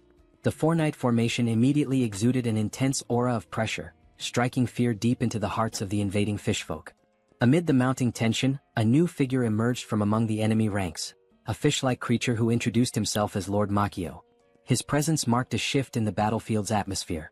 Observing the resistance before him, Lord Makio remarked that this scene was quite different from what had previously been described by another of their lords, Lord Hideki. A hammerhead-headed subordinate of his stepped forward, ordering the other fish to stand back as he alone would break through the enemy's defenses. Wearing a confident smile, Lord Makio stated that he would now show them the vast difference in power between their forces. But despite his posturing, the hammerhead fishman was swiftly intercepted and utterly defeated by Percival in a decisive, brutal counter. The blow left him crumpled and motionless, showcasing the sheer gap in strength between them. Witnessing one of their commanders fall so easily, the rest of the fish warriors charged in desperation. They shouted that the mighty Lord Hideki was still with them, and they had far greater numbers. Surely they still stood a chance. Joining the battle's front line was Anyang, wielding his sacred sword with unshakable determination. Fighting at his side was his trusted aide, delivering a relentless flurry of punches against the enemy. Also present on the battlefield was Sol, effortlessly taking down wave after wave of fish soldiers. Her strikes were sharp and well-coordinated, drawing from the new combat techniques she had recently mastered through rigorous training. A bright smile played on her face as she fought with poise and strength. Amidst the chaos, the second Lord Hideki finally made his entrance. Commanding his troops to charge, he stepped forward with a declaration of power, claiming that even among fishfolk, there existed a hierarchy of strength, and they were about to witness it firsthand. But his confidence was abruptly shattered. Out of nowhere, a Virga beam shot through the air at blinding speed and struck him square in the chest, throwing him back violently and halting his advance in an instant. The ordinary fish warriors gasped in horror, eyes wide as they watched their powerful commander being flung through the air like nothing more than debris. Seconds passed as confusion turned into panic. Suddenly, cries broke out among the enemy ranks, urging everyone to retreat. Something was clearly wrong. One of the fish soldiers, now frantic, shouted that they couldn't see any human ships nearby. If there were no ships, there should be no threat. The sea, by all logic, should be a safe haven for them. From the rooftop of a nearby building, Kim silently watched as the fish forces scattered in retreat. There was no celebration in his expression, only observation. He wondered to himself why they were fleeing in such a disorganized manner. Unlike the lizard men or the insect hordes, the fish folk had yet to display any truly formidable power. It left Kim questioning whether this was really the full extent of their strength. Out in the ocean, as the enemy tried to escape, Kim opened a portal high in the sky above the retreating fish. From it, a massive ship descended, an imposing war vessel engineered with unmatched precision and technological enhancements. The fish had plans, no doubt, but against this masterpiece that James had constructed, any strategy would prove meaningless. Inside the ship, Kim gave a direct order to Yangso to set course for Fukuoka. Yangso replied with certainty, affirming that he would take them there, especially now that they had a fully equipped and masterfully modified warship at their disposal. While they sailed on the newly modified ship, Yongsu was excited to be steering the vessel, while Kim thought about how it had already been 2 hours since they had set off for Fukuoka. Besides having escaped earlier, no monsters had appeared. In other words, it had been 2 hours without any incidents or disturbances, completely silent.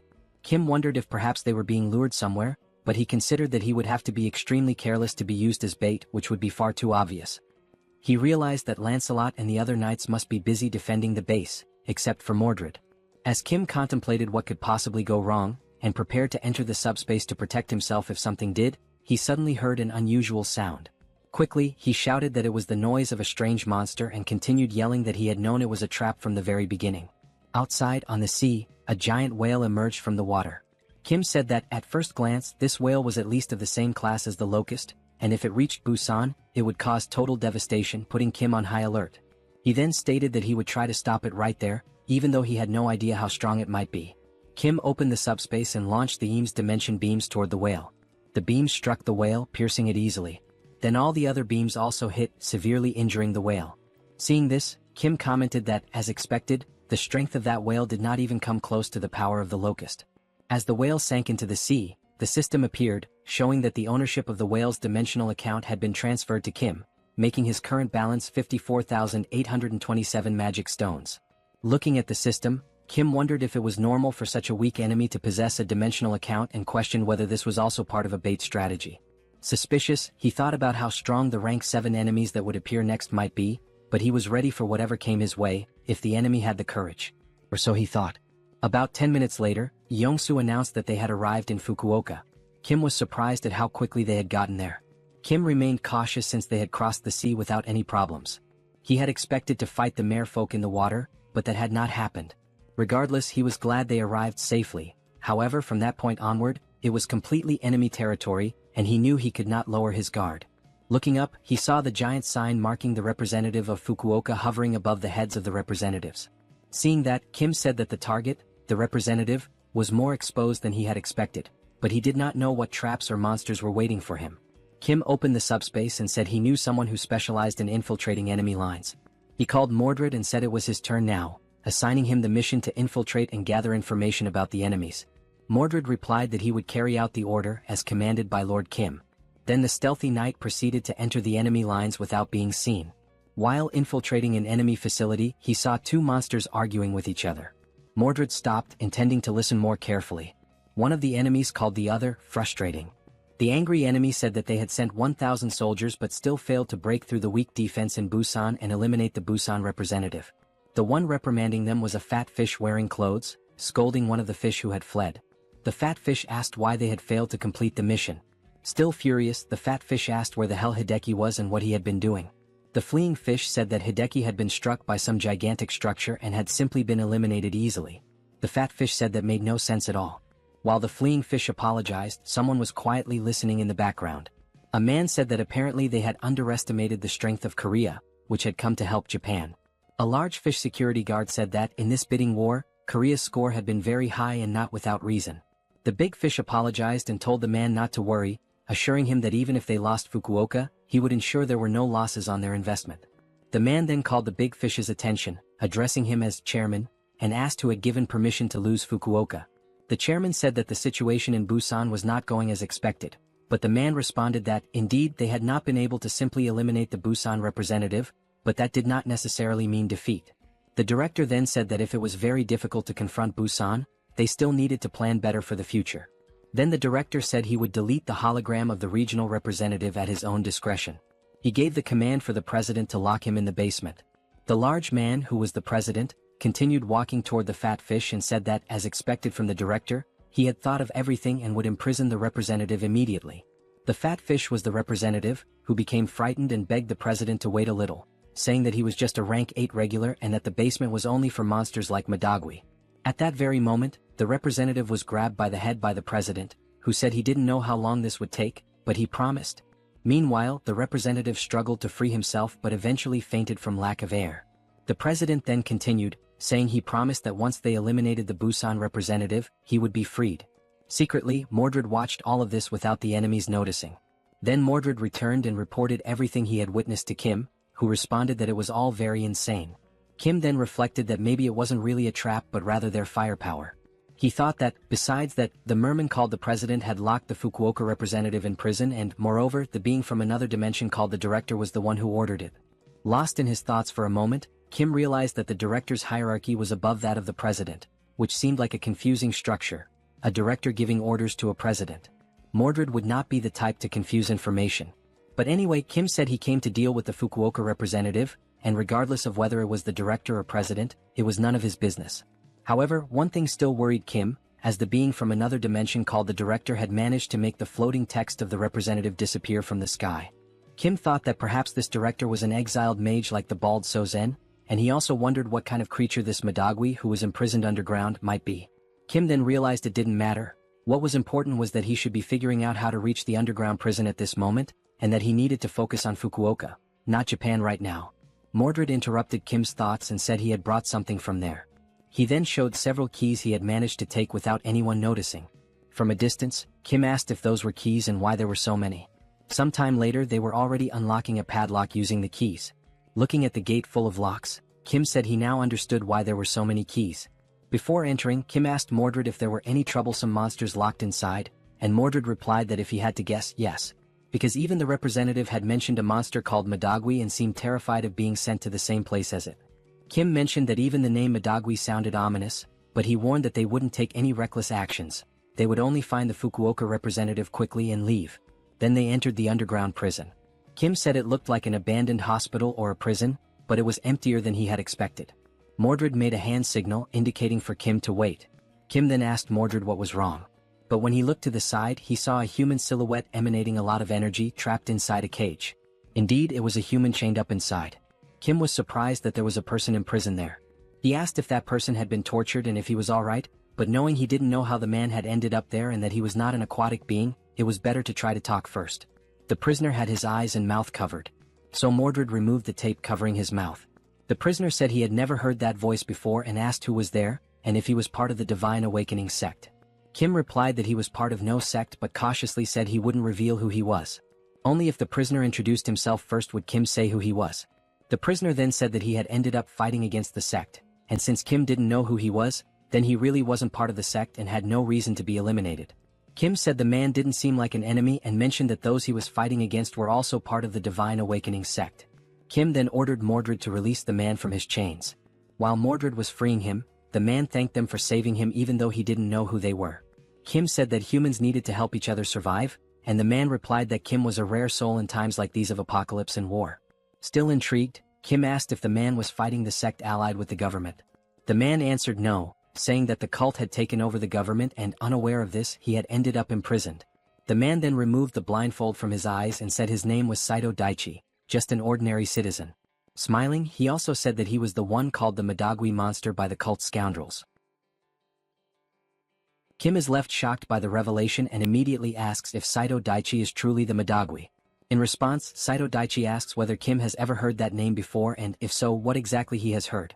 Kim, still suspicious, replies that he had heard the merfolk fear a powerful monster known by that name. Daichi confirms it. He explains that Madagui is indeed a powerful monster ranked at the 7th classification. However, what the merfolk truly fear is not just the monster's strength, but the heat it emits, an intense energy that practically makes Madagui their natural enemy. Still taken aback, Kim asks if this heat is Saito Daichi's own ability, considering that he appears to be just an ordinary person. Daichi calmly responds that his ability is not to transform into Madagui.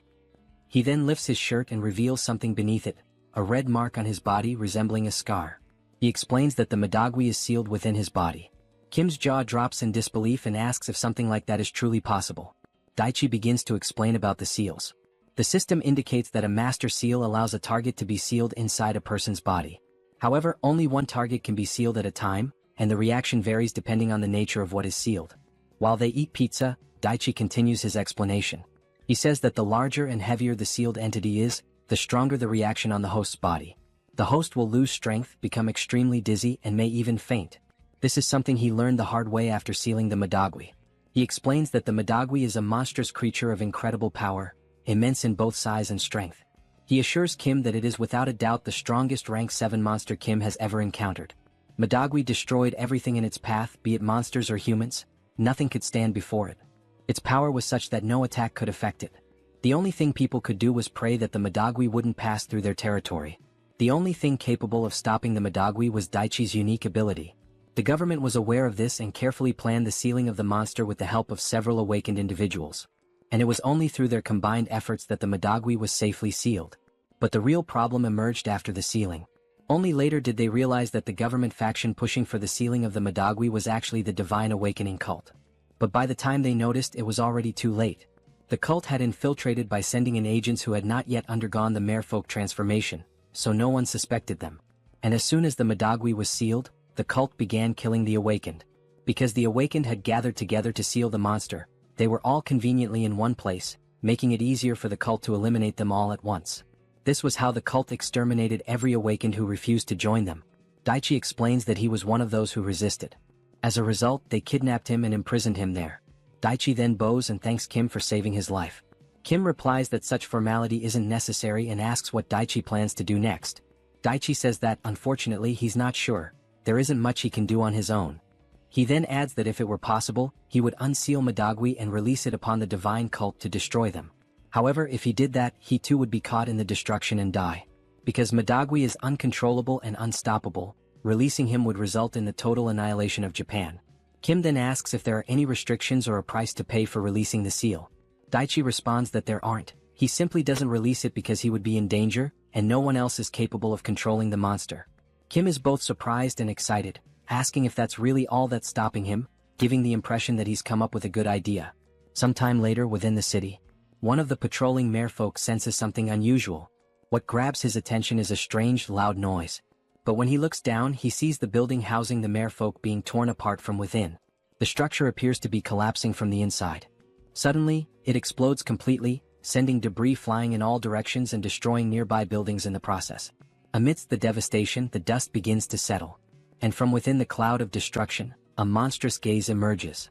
It is Madagui, now unsealed, rampaging and laying waste to everything in his vicinity. The merfolk who had been nearby see him and can do nothing but widen their eyes in sheer terror, fully aware that this is the end for them. They are frozen in place, paralyzed with fear, unable to move a single step, still struggling to believe that the Madagui is truly standing there before them. Meanwhile, the Madagui continued to advance, and with every step it took closer, the merfolk began to feel as if they could no longer breathe. A suffocating sensation overcame them, as though the very air was being burned away. The monster pressed forward, destroying everything in its path without mercy.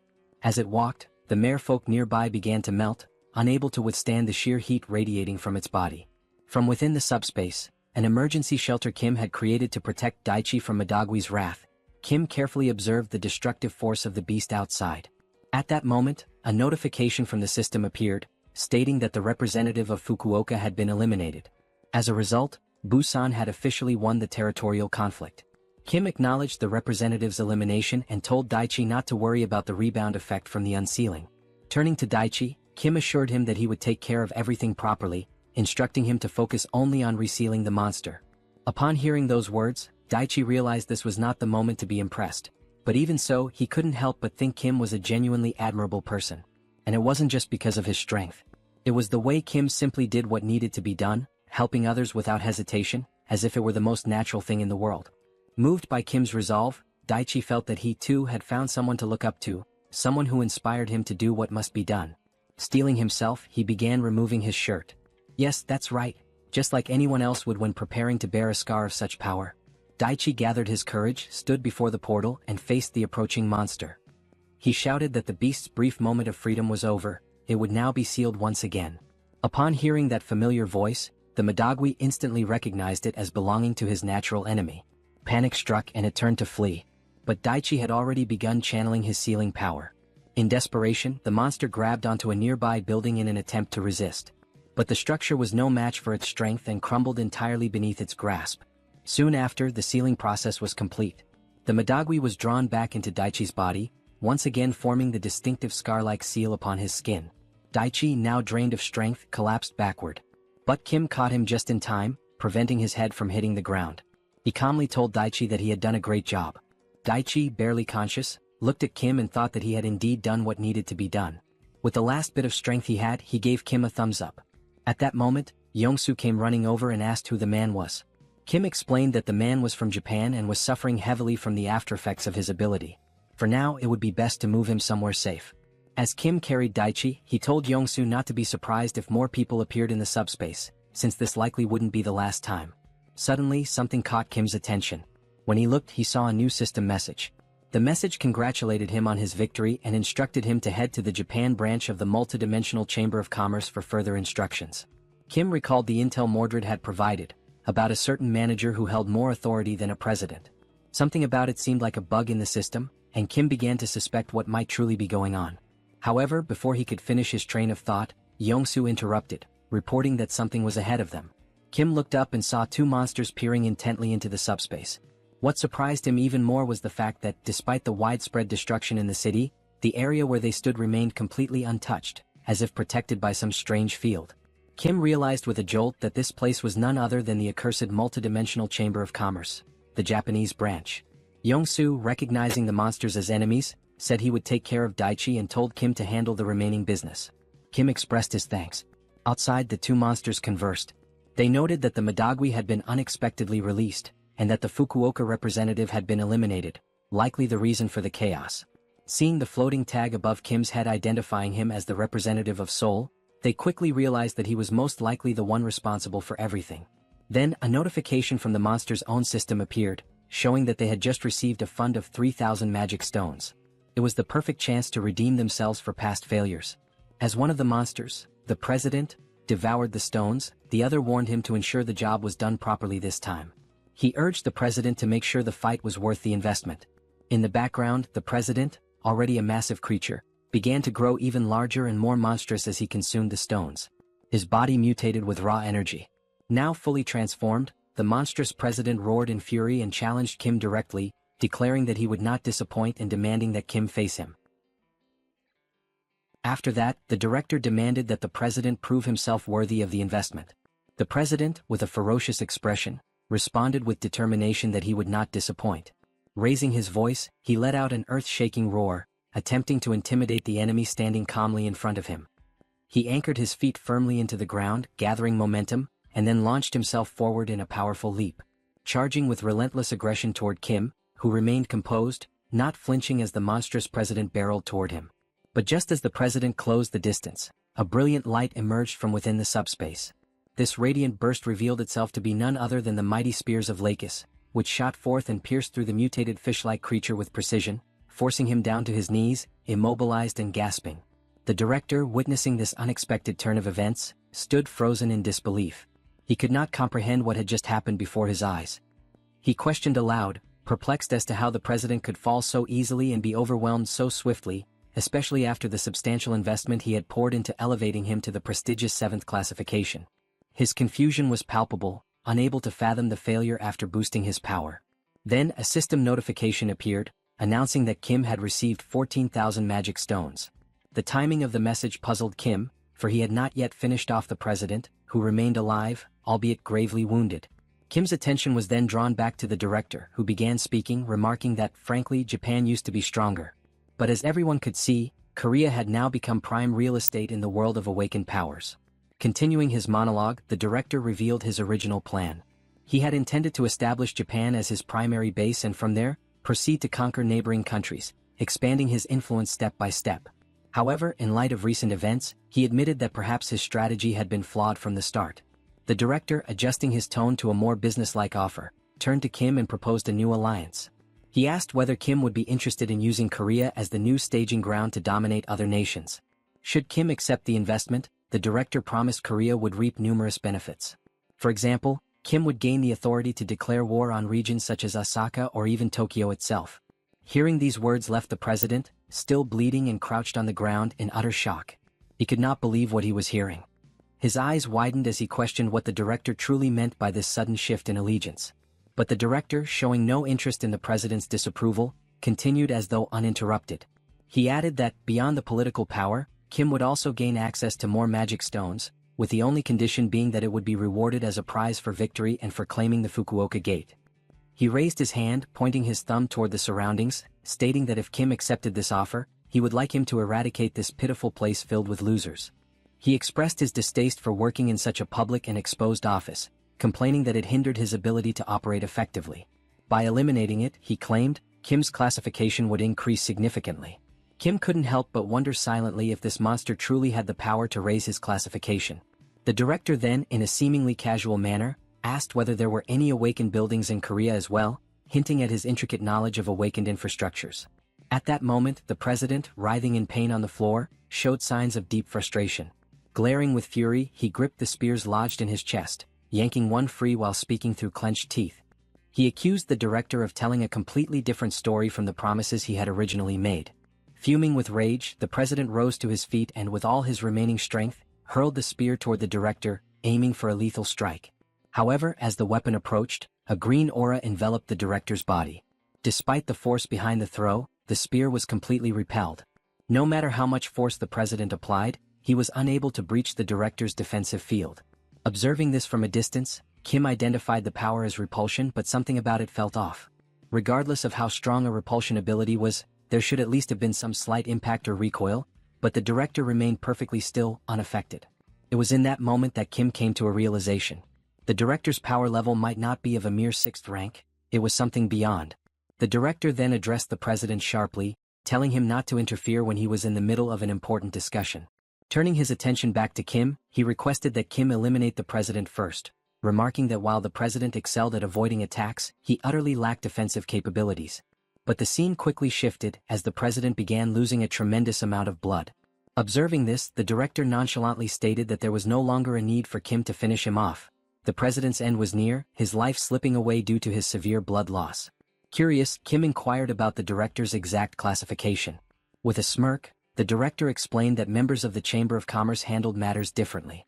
He suggested Kim should consider him a rank 0 existence, the highest possible classification. Since they operated on Earth, after all, they needed certain privileges and benefits to manage affairs efficiently. Abruptly shifting the conversation, the director asked Kim if he would accept the proposal or not. His tone left no room for evasion.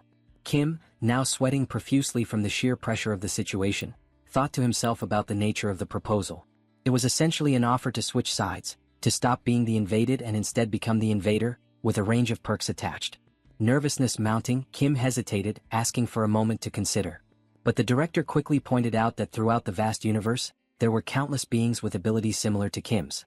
He even mentioned the man Kim had just rescued recently, hinting that he too possessed a comparable power. The director continued, saying that if there were already many like that in the places Kim had been, one could only imagine how many more existed across the entire world. At that moment, the director stated firmly that he was merely offering an investment. He emphasized that this did not give Kim the right to become arrogant or presumptuous about his strength. However, within that very instant, Kim's thoughts revealed his conviction. This being clearly had no understanding of his real powers. The director mistakenly believed that Kim's abilities were limited to sealing alone. It became evident to Kim that the director truly had no clue about his actual potential. Now, with a growing sense of certainty, Kim internally confirmed that the director was completely ignorant of his true power. Kim then confronted the director with a direct question, asking what would happen if he were to refuse the offer. The director, without hesitation, responded that if Kim refused, it would simply be over.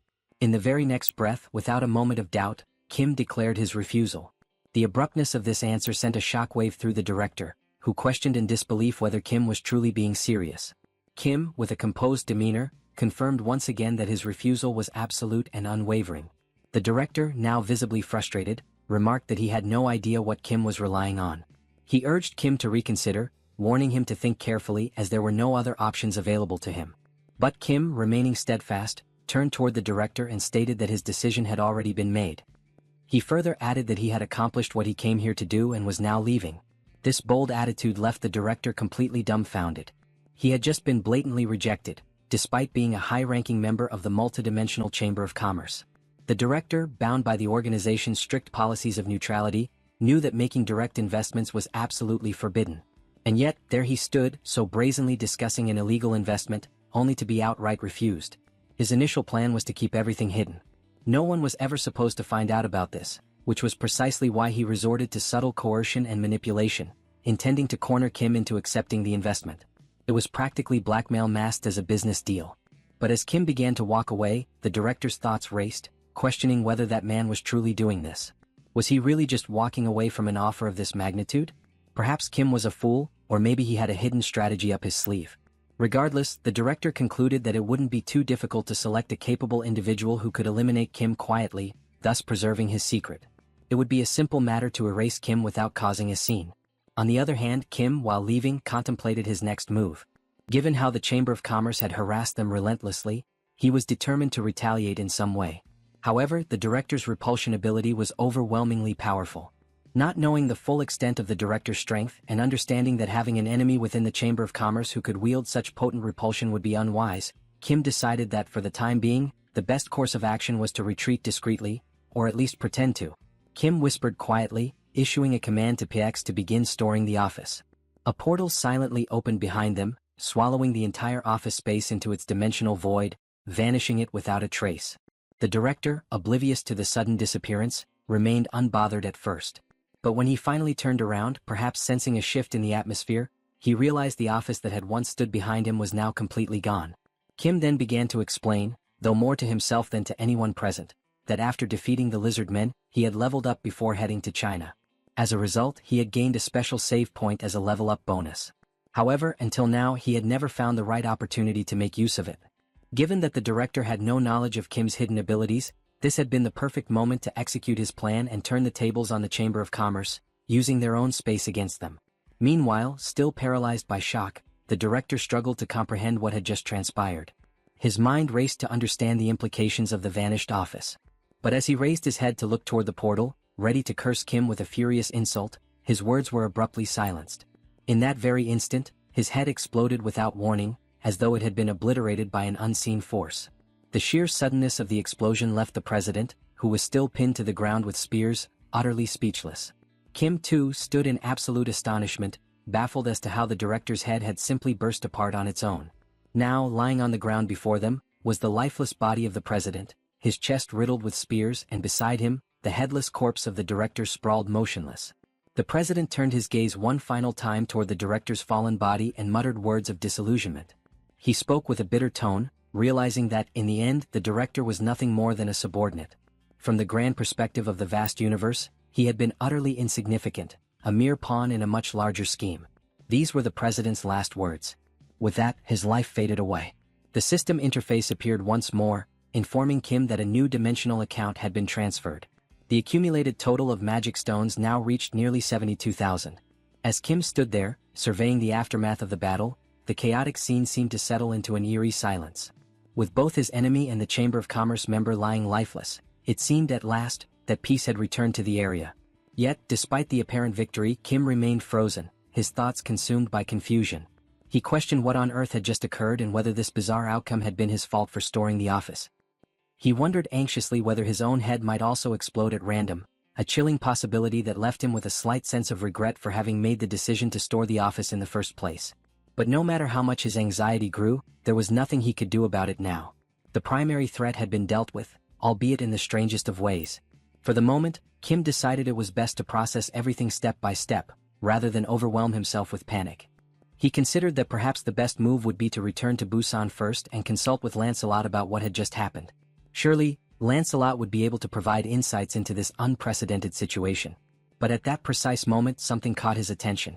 A system notification appeared, indicating that a significant system update had been detected due to the contents that had been stored. Reading this message, Kim's mind could only produce a single thought. With an awkward, somewhat perplexed expression, he realized that perhaps storing the office had been the right move after all. After accepting, the system displays that the update is currently in progress.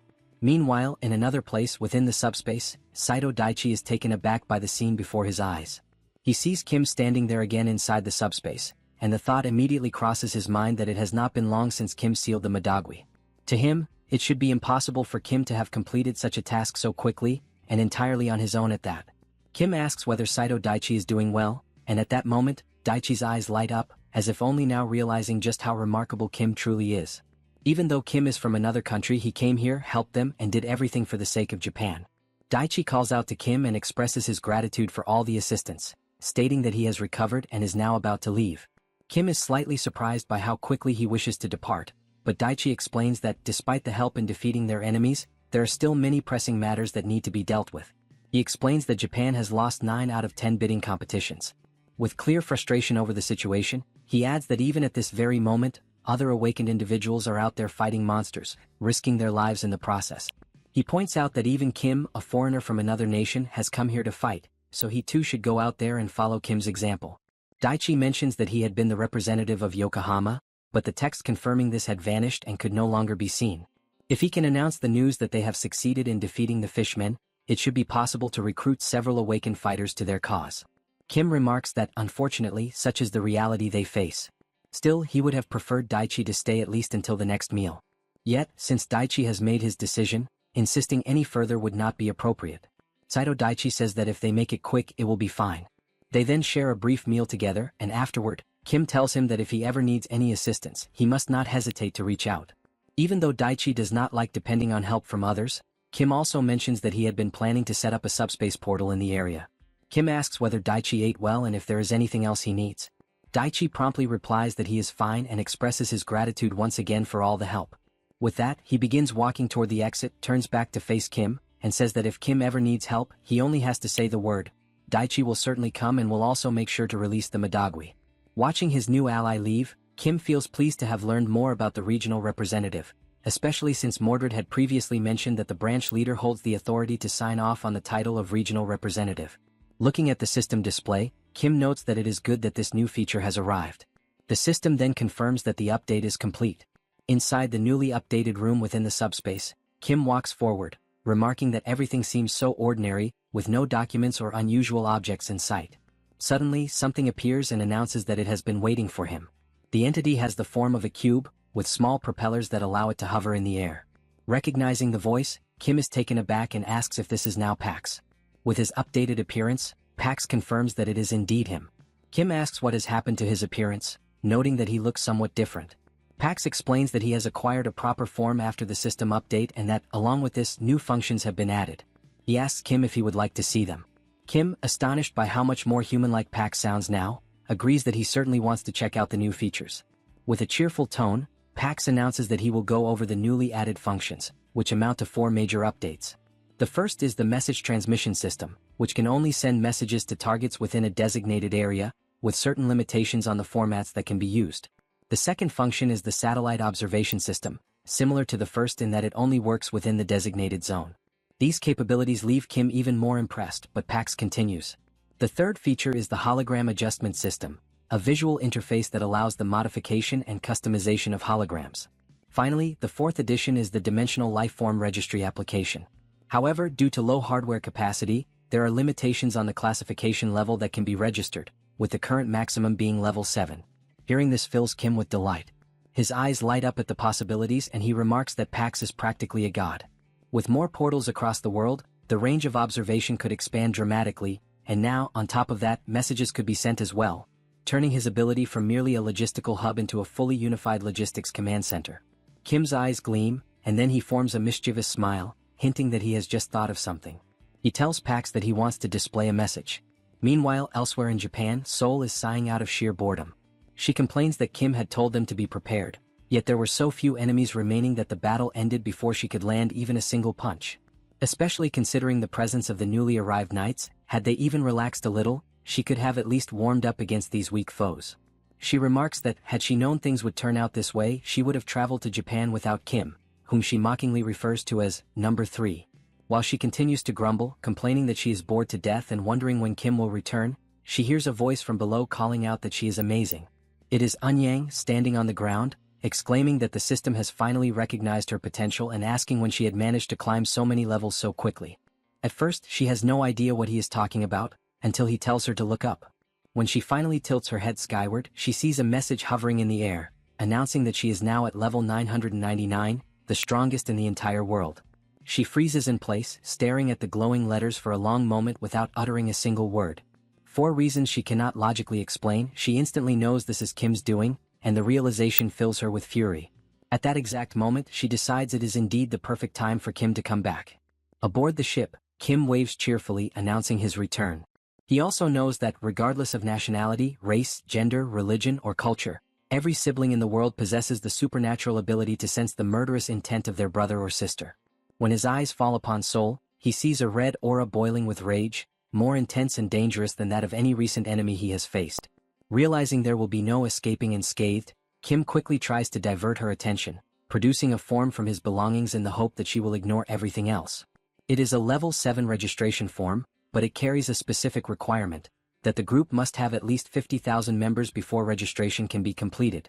After receiving a thorough beating from his sister, Kim admits he believed the form would be enough on its own, but he himself had not realized there was such a prerequisite of 50,000 members. Seoul demands to know exactly what this 50,000 members requirement means, and Kim replies that he will ask Pax for clarification. Pax then appears and announces that he will explain. Seoul also notices the change in his appearance. He proceeds to describe how the system includes a function that allows the creation of groups, enabling someone to establish a group and recruit members into it. Once registered in a group, members cannot join any other group or create separate ones. Seoul asks if, in order to raise the group's level, they must actually gather all 50,000 people, and Pax confirms that this is indeed the case. Once again she grumbles, declaring that the idea is insane. How on earth are they supposed to find 50,000 people? Kim tells her to wait a moment, explaining that he has a method to gather the required number. Elsewhere, in another location, a ruined city stretches out under a gray sky, its streets littered with debris and broken structures. In the middle of the destruction, a massive foot slams down, belonging to a hulking creature that resembles an orc. The orc catches a strange scent in the air. When it turns toward the source, it notices a thin trail of blood smeared across the cracked pavement. It follows the trail until it discovers an injured human, attempting to remain hidden among the rubble. The creature chuckles, confident it has found its prey with laughable ease. The man is paralyzed with fear, unable to move. A sudden spray of blood splatters across the ground, soaking the shattered stone beneath them. The man had squeezed his eyes shut, unwilling to witness what was about to happen to him.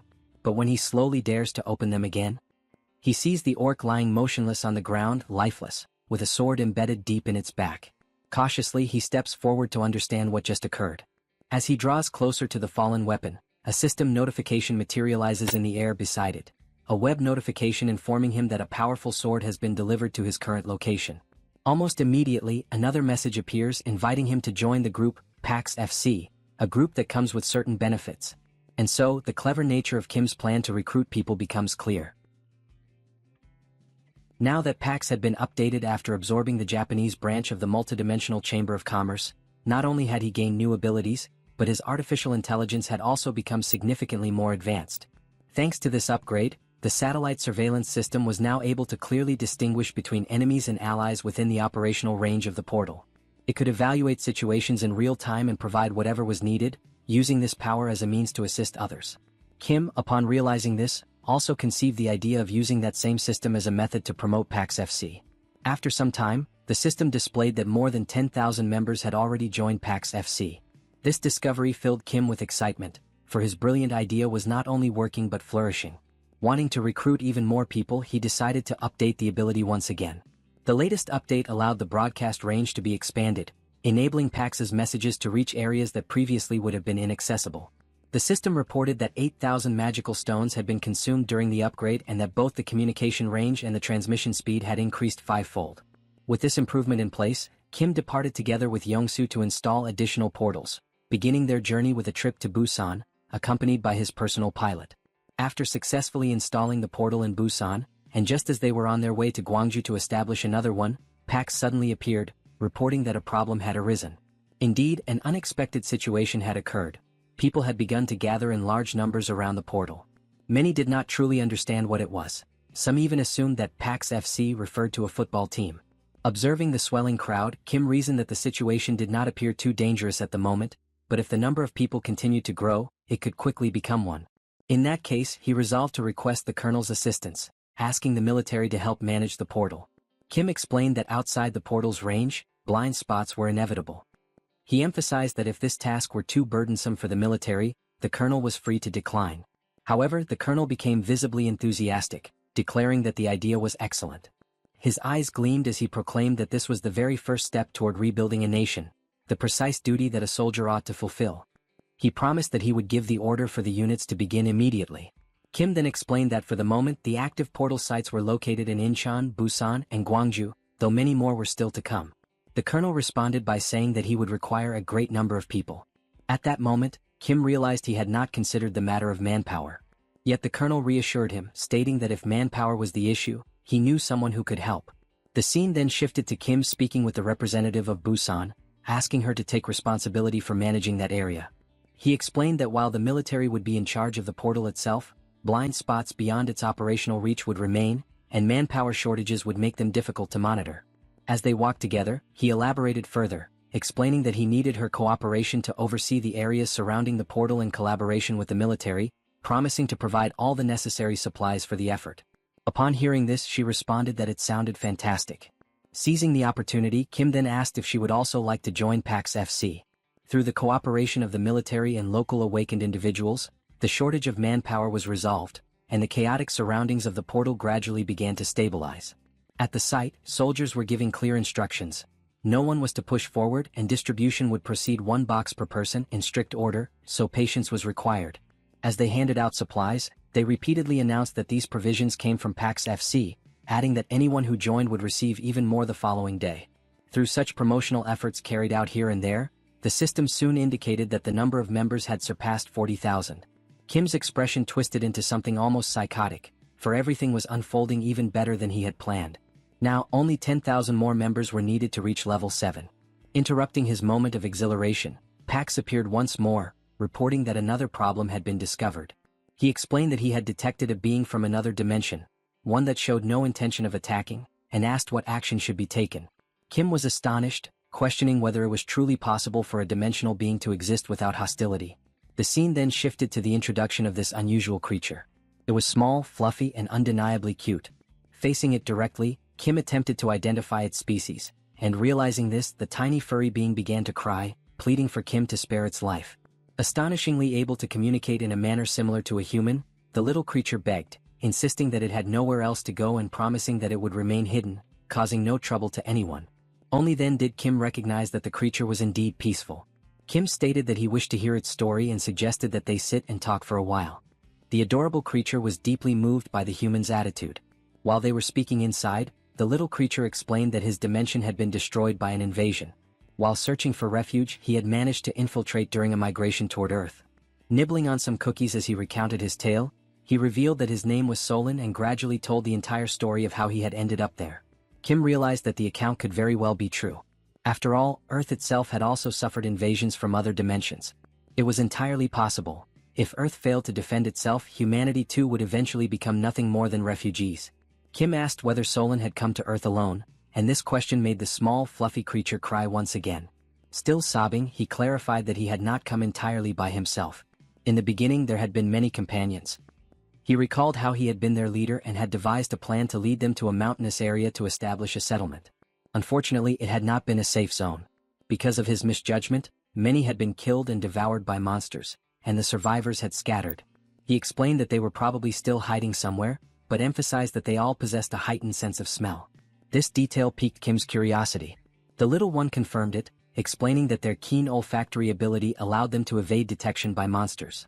To demonstrate, Solon sniffed the air and declared that there was the scent of a goblin coming from the third floor of the building next door. Kim was left stunned by such a remarkable ability. To be absolutely certain, Kim asked if he might verify the claim. He opened a portal and summoned Mordred, instructing him to investigate the building for goblins. Whether or not to kill them would be Mordred's decision. Only a few seconds later, Mordred returned, carrying the severed head of a goblin. He reported that the goblins had attacked him the moment he appeared, which was why they had been eliminated. Impressed by the speed and precision of the execution, Kim reflected that this was exactly how Mordred operated, efficient, direct, and swift as expected. Kim then considered that, while the result was not entirely surprising, it was still perplexing. Nevertheless, this new companion was astonishing in his own right, for he could identify goblins solely by scent. As Kim glanced back, he noticed the small creature now crying because the cookies had run out. It struck Kim that this ability was essentially a kind of wall hack, but at the same time dangerously exposed, since it left them vulnerable to sudden attacks from other monsters. Kim extended his hand and acknowledged that he could not pretend to fully understand the pain of losing so many companions. However, he reminded Solon that humans too had suffered greatly from invasions, which made both of them victims of similar tragedies. Therefore, Kim asked whether he might like to live with him, proposing a mutual arrangement. Kim would help him find his missing friends, and in return, Solon would lend his assistance. The system then displayed that an invitation had been sent to join PAX FC. Looking at the notification, the furry creature saw that Kim was the leader of the group and asked if he might pose a question. He identified himself as Manong and explained that, throughout his entire life, he had never once eaten so well. Filled with gratitude, he submitted a request for his entire Manong tribe, more than 10,000 members, to join PAX FC. For a brief moment, Kim was rendered speechless by the sheer number. Then his eyes gleamed with astonishment and delight. He had never anticipated so many Manongs, and with their addition, the total instantly reached 50,000 members, enough to achieve level 7 immediately. He considered it a stroke of luck that might never be repeated and gladly joined forces with the Manongs. The system confirmed that together they now possessed 50,000 members. At that time, everything seemed marvelous. Yet Kim had not realized that this also meant he would now have to locate the 10,000 scattered Manongs. And thus began Solon's journey to reunite with his lost comrades. As they walked, Kim remarked that the initial search would begin in the mountain where Solon had first attempted to establish a settlement. Riding on Kim's shoulders, Solon admitted that he would only truly recognize the place when he saw it again. After some time, they arrived before a mountain, and Solon affirmed that this was indeed the very location. Kim recognized it as Mount Sirak, well known for its treacherous and difficult terrain. But this would not be an obstacle, for he had access to a helicopter and intended to survey the area from above.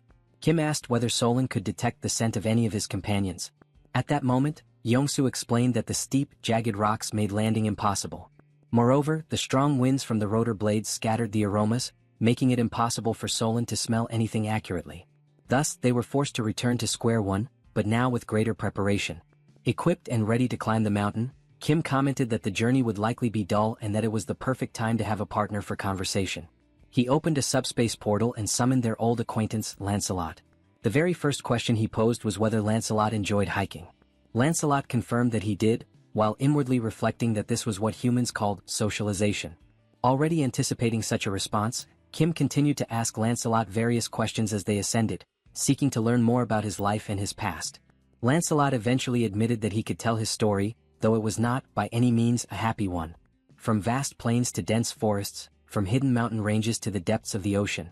This dimension, home to a vibrant ecosystem, is known as Avalon. It is a world where countless creatures coexist, and where the inhabitants of Avalon have learned to endure and survive in the constant presence of monstrous threats. The fundamental skills required for survival were hunting and gathering. Even children, barely learning how to speak, already carried rudimentary hunting tools, and naturally the people of Avalon evolved into a warrior race. And yet, despite the ever-looming menace of monsters, the people of Avalon managed to push their civilization forward.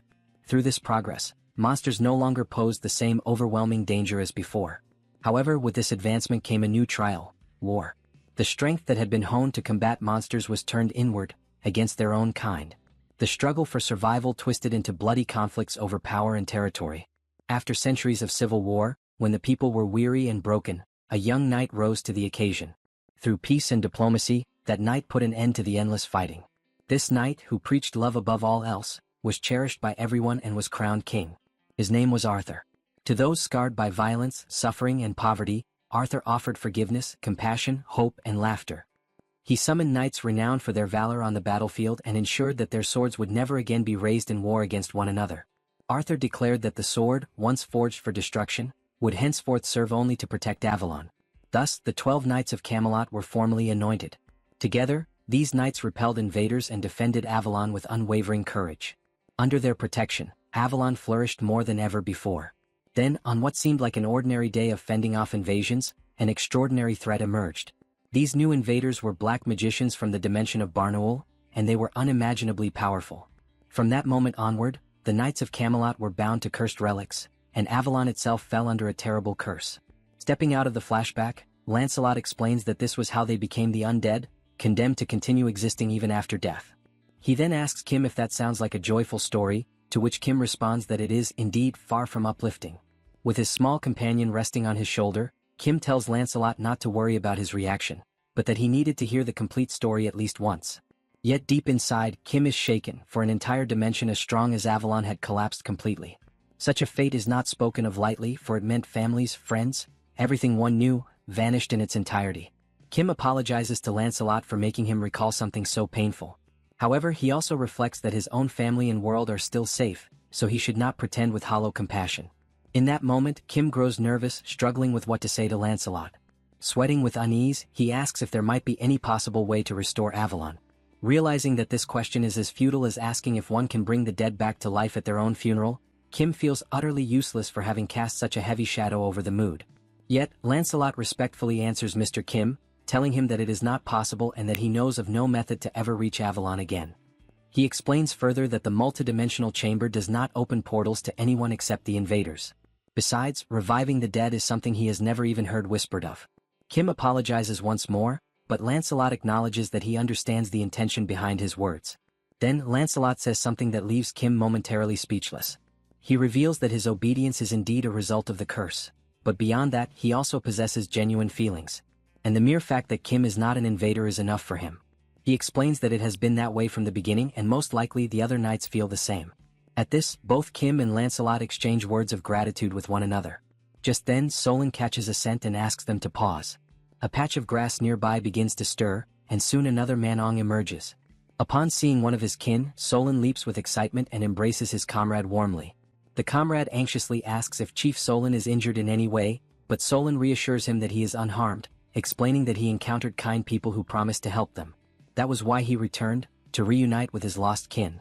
His comrade then turns to Kim and expresses deep gratitude. He goes on to declare that he will also help, and that he knows where some of the missing Manongs are hiding.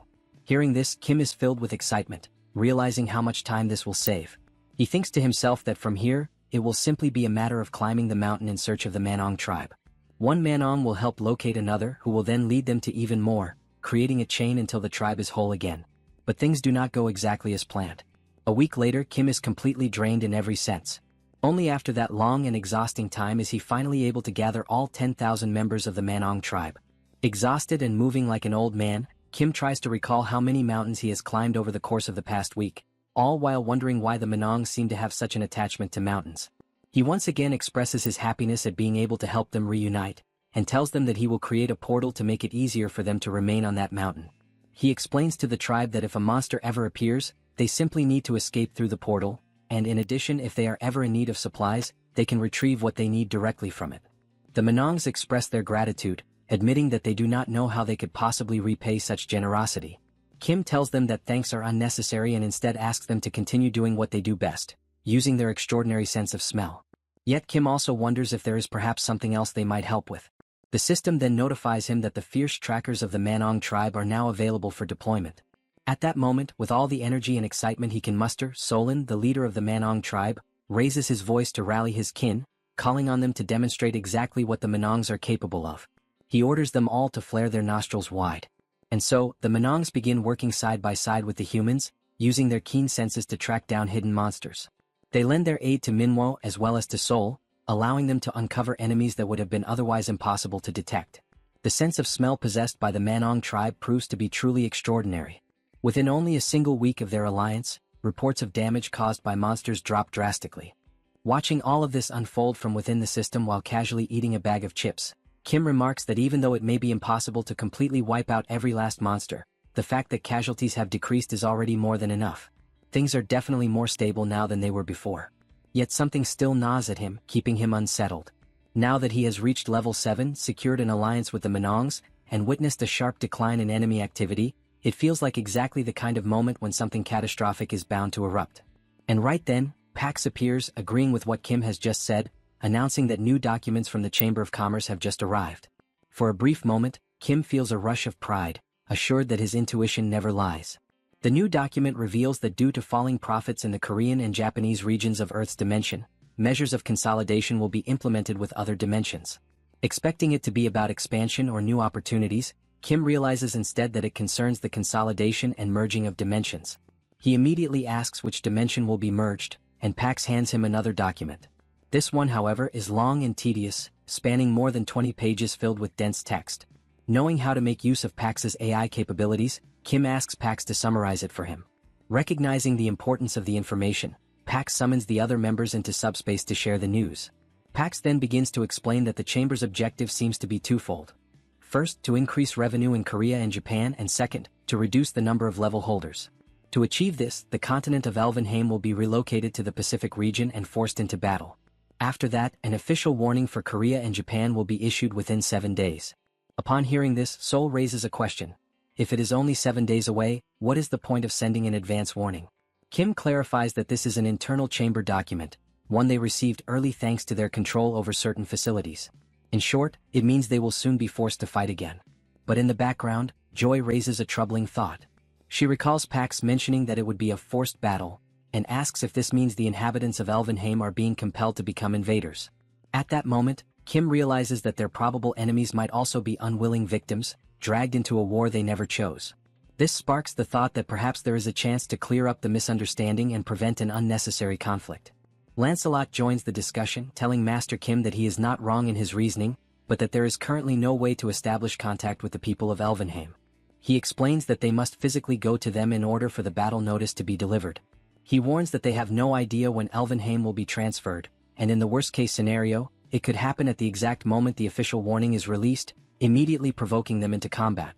Pax reassures them that this is not the case, explaining that Elvenheim has already been relocated to the Pacific, and only the formal warning remains, which will be issued in 7 days. Kim states firmly that there is no time to waste. Joy, however, raises another concern, pointing out that there is still a chance that the people of Elvenheim may not see things as they do and may in fact desire war. She adds that it is also possible they might be similar to the primitive creatures they once encountered in China. These possibilities leave Kim deep in thought about what step he should take next. But after a moment of reflection, he declares that he will only decide on a course of action once they arrive. The scene shifts to a beach covered in dark sand. The landscape, though striking at first glance, carries an unsettling air for two young elves with golden hair who have just arrived there. One of them remarks that, despite the dirty and gloomy appearance of the place, it still feels preferable to their homeland. As they walk along the water's edge, the young female elf comments once more on how filthy the place looks, yet admits that even so, it is not as unbearable as returning home. Her companion nods in agreement, reflecting that perhaps there are even filthier and more unpleasant places scattered across the vast universe. However, since neither of them has ever set foot beyond their realm, Elvenheim, they have no way of confirming such assumptions. Curiosity eventually takes over the boy, and he crouches down, reaching out to touch the water. As his fingers skim its surface, a faint, luminous blue glow radiates from his hand, a sign that immediately attracts attention. An older elf notices the display, approaches with disapproval etched across his face, and sternly demands to know what the boy thinks he is doing. He reminds them in a sharp tone of the supervisor's strict orders: nothing is to be done on Earth. Startled, the young elf stammers in response, insisting it was nothing, that he was merely playing around. The elder, unconvinced, reprimands them firmly, stressing that they had been clearly instructed to be cautious in every single action. Even the act of purification, he warns, requires express prior permission. Intimidated, the two children fall silent under his reproach. From a distance, another elven figure keeps watch, ensuring the rules are upheld and no further mistakes occur. Hidden further away, Kim observes the entire scene unfold with careful attention. Inside a command room, Kim discusses the situation with Lancelot. Together, they observe that although these beings are elves, the environment around them still looks appallingly dirty. Lancelot adds that it appears the young boy has just purified the ocean itself. Intrigued by the term, Kim asks what exactly purified means. Lancelot explains that purification is a natural and unique magical ability belonging to elves, used to restore balance and vitality to nature. He points out that while elves are famous for their combat prowess, this ability is what truly sets them apart. Hearing this, Kim concludes that although elves may look fragile and unreliable, their powers also reveal that they might not be inclined to fight when approached without hostility. Back on the beach, the elder elf suddenly notices something unusual and wonders what it could be. The leader of the group, quietly reflecting, considers the nature of the humans around them. Without warning, she senses a presence drawing near and questions whether enemies have arrived, perhaps after detecting the surge of their mana. A dazzling blue energy manifests before their eyes, condensing into a large glowing cube. The cube slowly opens, unveiling a basket overflowing with fresh vegetables. A notification from the system clarifies that a welcome gift has been modified into this offering. The elves stare at it, completely astonished and uncertain of how to react. It is at this moment that an elf steps forward, acknowledging that he does not know what manner of being stands before them, but that it is undeniably remarkable. With a composed smile and a firm handshake, Kim introduces himself by his true name and declares his origin as Korea. The elf responds by introducing himself as Ethan, and offers greetings in the dignified manner of the noble elves, who, in their belief, live under the blessings of God. The tone of the meeting soon shifts into seriousness. The female elf's expression changes to one of surprise, her eyes widening at the sound of the word Korea, as though the name carries weight and familiarity. Kim notices the reaction and deduces that they must already have received alarming war reports. He immediately seeks to reassure her, urging her not to be distressed. He explains that although the current situation appears to signal the outbreak of war, the truth is far different. It is nothing more than a carefully orchestrated scheme by the Chamber of Commerce.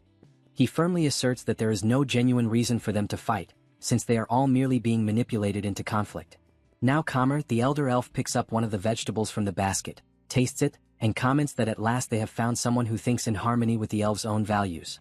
Jongwoo advises her not to rush into speaking further, suggesting instead that she eat more slowly and carefully. He then informs them that their leader, President Ellie, resides in the capital, a destination that lies about 3 days' journey from their current location.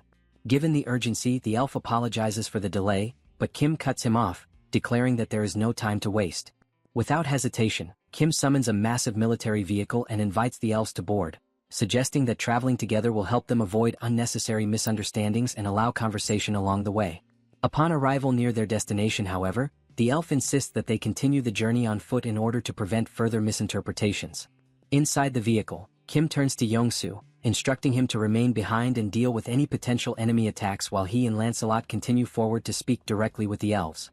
As they enter the town, Kim notices children at play and other elves arguing about watering and fertilizing their plants. He observes that the materials look worn and that nobody appears particularly powerful. The place resembles a cozy rural village, yet he wonders how far the capital can possibly be. Ethan announces that they have arrived, and Kim had not expected the destination to be like this. The place is almost entirely ruined. One elf who had been sleeping is nudged awake by another, who jokes that the sleeper had drooled. The embarrassed elf grumbles while the other laughs, remarking that some odd sound escaped him. The elves approach Kim to confirm that this is indeed the capital they must reach. Kim studies a building that looks like an old asylum and wonders to himself whether this could possibly be the so-called Galactic Council. Stunned, Kim realizes that the capital he had pictured is in fact a small, picturesque hamlet. His surprise is interrupted by the arrival of a stern, braided elf who berates the litter scattered about and scolds the children, warning that if they keep behaving this way they will grow up as filthy as the elders. Her scolding stops abruptly when an elder announces that Mother Nature will take care of the mess, and then informs her that guests have arrived. Startled, she turns and sees Kim's group for the first time. Led into a council hall, Kim and Lancelot receive a formal welcome. A noble-looking elf apologizes to Kim, explaining that the children apparently caused some trouble and that Kim's assistance eased their journey. Kim replies that it was no bother at all. The conversation shifts toward the future. The braided elf makes clear that they do not want war either and insists she has no intention of leaving Elvenheim. Their only desire is to discover what happened to their people. Kim agrees to maintain peaceful relations and coexistence, but the elf interrupts him coldly, declaring that they do not mingle with outsiders and warning, to eliminate any doubt, that piety does not equal naivete. Whoever dares to invade their people in Elvenheim will be killed. Kim smiles confidently, certain of his previous words, and asks what she means by whoever. The elf confirms bluntly that she means exactly what he heard. Anyone who threatens them will be eliminated. At that moment Lancelot steps forward, sword in hand, and reproaches her for a grave mistake. She has shown disrespect to Lord Kim, who seeks only peace, and she is refusing to distinguish sincere intent from hostile intent, choosing instead to threaten to kill indiscriminately. The fragile calm shatters when the braided elf lunges at Lancelot in fury, spitting insults as she attacks. She sneers that the sight is repulsive and that she does not intend to soil her eyes with the sight of a human. Those are her last words before striking. Kim cries out his knight's name in shock as he watches Lancelot be brutally overpowered. Victorious, the elf begins to explain the nature of her people. She says that while humans live roughly 100 years, for elves that span hardly marks the beginning of adulthood. Their long lives have exposed them to innumerable battles and hardships across many worlds, forcing them to fight for survival for ages. As a consequence, most adult elves have reached at least level 6 in power, and even elders who sweep the courtyard are often level 5 or higher. Turning to Kim with fragments of what is left of Lancelot in her hands, she mocks him. Apologize? You come here armed to the teeth and expect us to beg forgiveness. She continues, declaring that they have confronted countless sinners like him before. Surrounded by a menacing green aura, she presents a grim offer. Bow your head and apologize. If you do, perhaps I will let you live. Realizing how swiftly and effortlessly the elf had defeated Lancelot, Kim remarks that her response was far too extreme, given that Lancelot had merely carried a sword on his back. Panic grips him, and he asks if it is truly as simple as lowering his head and apologizing. Without hesitation, he does exactly as instructed, declaring that such an act is no hardship for him. Bowing awkwardly, he expresses deep regret and begs for her mercy. The elf then questions why Kim lowered his head so quickly, especially considering that he is the master. Kim answers that he did so because one of his comrades was on the verge of death. Opening the subspace, he recalls Lancelot back inside. Lancelot, battered and holding his own arm, apologizes as he disappears. Observing the interaction between the humans, the elf finds Kim peculiar, yet she resumes the earlier discussion, emphasizing that the elves will not invade them, but they will show no mercy to any who attempt to invade Elvenheim. She repeats that anyone who approaches will be considered an intruder. Kim can only remark that they are incredibly reclusive. The elf responds that whether reclusive or not, humans should at least be grateful that elves are not the ones invading them. Furthermore, she explains that the elves are prepared to die in silence, and so she sees no issue in maintaining such isolation. Kim counters that he cannot understand why the elves would prefer death over accepting aid, suggesting that perhaps their pride is too great, and insists that they ought to accept help when it is freely given. The elf watches him silently, her aura of intimidation beginning to radiate once more. Kim, sensing the tension, tries to ease the atmosphere with humor, remarking that she could speak less since his own words seem to slip away from him. The elf then declares that she has an idea, one that will be faster than endless talking, and instructs him to follow her. Caught off guard by her sudden decisiveness, Kim can only wonder whether she has been offended by his earlier words. Cold sweat trickles down his face as grim possibilities flood his mind. She might kidnap, imprison, and torture him. Resolved not to overthink, he decides to follow, reassuring himself that if anything happens, he can retreat into the subspace and look for an opportunity to escape with the helicopter. After all, she does not possess wings to chase him through the skies. Suspicious but determined to endure, Kim clings to the thought that as long as he maintains his composure, he can survive even within the den of a tiger, though this elf is both swift and overwhelmingly strong. As they walk, he notices in the background elves training with bows and arrows. Watching them, he comforts himself with the notion that arrows could never bring down a helicopter. That fragile reassurance vanishes instantly when the elf fires an arrow. The shot is so powerful that a helicopter would be obliterated effortlessly if struck. Horror grips him as he realizes that escape is impossible. The elf explains that the child who fired the shot possesses little skill, which is why she trains separately. Her power cannot compare to that of her peers and she lacks composure, but even so, she must prepare for the possibility of war. If this is the strength of a weak elf, Kim cannot begin to imagine the might of a strong one. Trying to mask his fear, he jokes that he finally understands the saying, when one tries to keep composure in the tiger's den, one simply dies with a clear mind. The elf turns and declares that they have arrived. Already resigned, Kim asks where exactly the den is in which he is expected to lie. But instead of danger, he is met with an unusual sight, a small tree enveloped in a glowing aura. The elf identifies it as the World Tree. She explains that within Elvenheim, a land steeped in curse, the tree has endured until now, allowing them to survive. Kim asks if it truly is a curse and she confirms it. She recalls how the tree was once unimaginably vast, radiating a brilliance so bright it could overwhelm the eyes. But after the elves were defeated in a battle against a particular dimension, the World Tree began to shrink. Not only were the elves cursed, but the entire continent of Elvenheim as well. Since then, the tree has resisted the curse, though it has been slowly dying all this time. Thanks to its resistance, the elves are still able to harvest a small amount of crops. Yet the elf warns that it will not last much longer. At last, Kim understands what she meant earlier about dying in silence. She falls silent once more, prompting Kim to ask who cast the curse. She questions his sudden curiosity, and he responds that perhaps he can help. The elf insists that his level is far below that of the elves, but he counters that he might help in other ways. She dismisses the notion, telling him that he cannot comprehend the scope of the problem, as Earth's dimension was only open to the multiverse less than a year ago. Finally, she reveals the truth. This curse was the work of the black mages of Barnaul. Kim's expression changed instantly as he remembered that Barnaul were the same ones Lancelot had mentioned, and he began to question who exactly these dark mages were, spreading destruction wherever they went. The elf gathered energy in her hand and declared that this was natural power. She explained that Barnaul had been careless with the natural energy radiating from the World Tree, a power belonging to the elves. She further explained that even among elves, there are those born with the talent to wield natural power, and they are marked by horns on their heads, beings known as superior elves. Distracted, Kim remarked that perhaps he had seen a few earlier.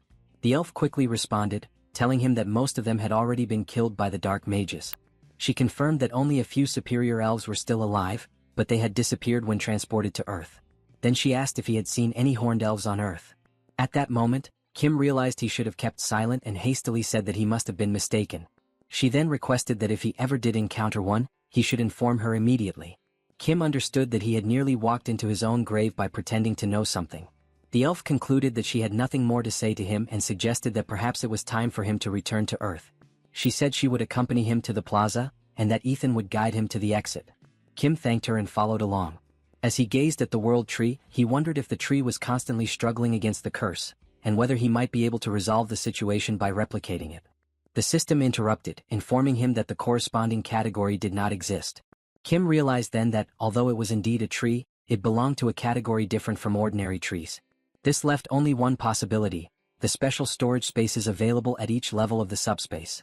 Since the current subspace was at level 5, and he had already managed to store the branch of the Chamber of Commerce within it, perhaps the World Tree could only be stored at level 6.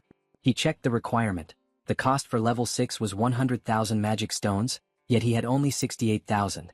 At that moment, the elf announced that they had arrived at the plaza.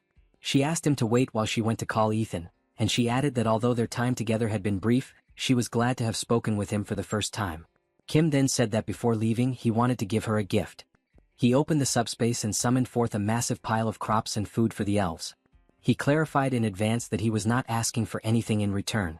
It was simply a gift, and they could eat as much as they wanted, promising that he would return soon. At that instant, someone emerged from the subspace. It was Saito Daichi, stating that he wanted to speak with Kim. Kim asked whether there were still fish left and whether Saito needed help. Saito confirmed that there were, explaining that only one location remained, but the enemies had seized the core and escaped into the sea, now guarded by a giant kraken along with the fishmen. The elf listened to their conversation, still in disbelief, and recalled what Kim had said earlier about offering help. She thought to herself that even though he was not particularly friendly, he had still given them a great amount of food, which made her wonder if he would eventually demand something in return, perhaps a contract or even a trap. And if not that, then maybe this human named Kim simply had some sort of intellectual deficiency. The scene shifted back to Kim, who confirmed that there was indeed a massive kraken spraying acidic ink that made it nearly impossible to approach. No one had the range to deal with such a creature, since its attack radius was 800 meters. Kim's own ability only reached 500 meters, which meant it would be difficult for him as well. He realized then that they needed a long-range, powerful attack, and the only one capable of this was the elf.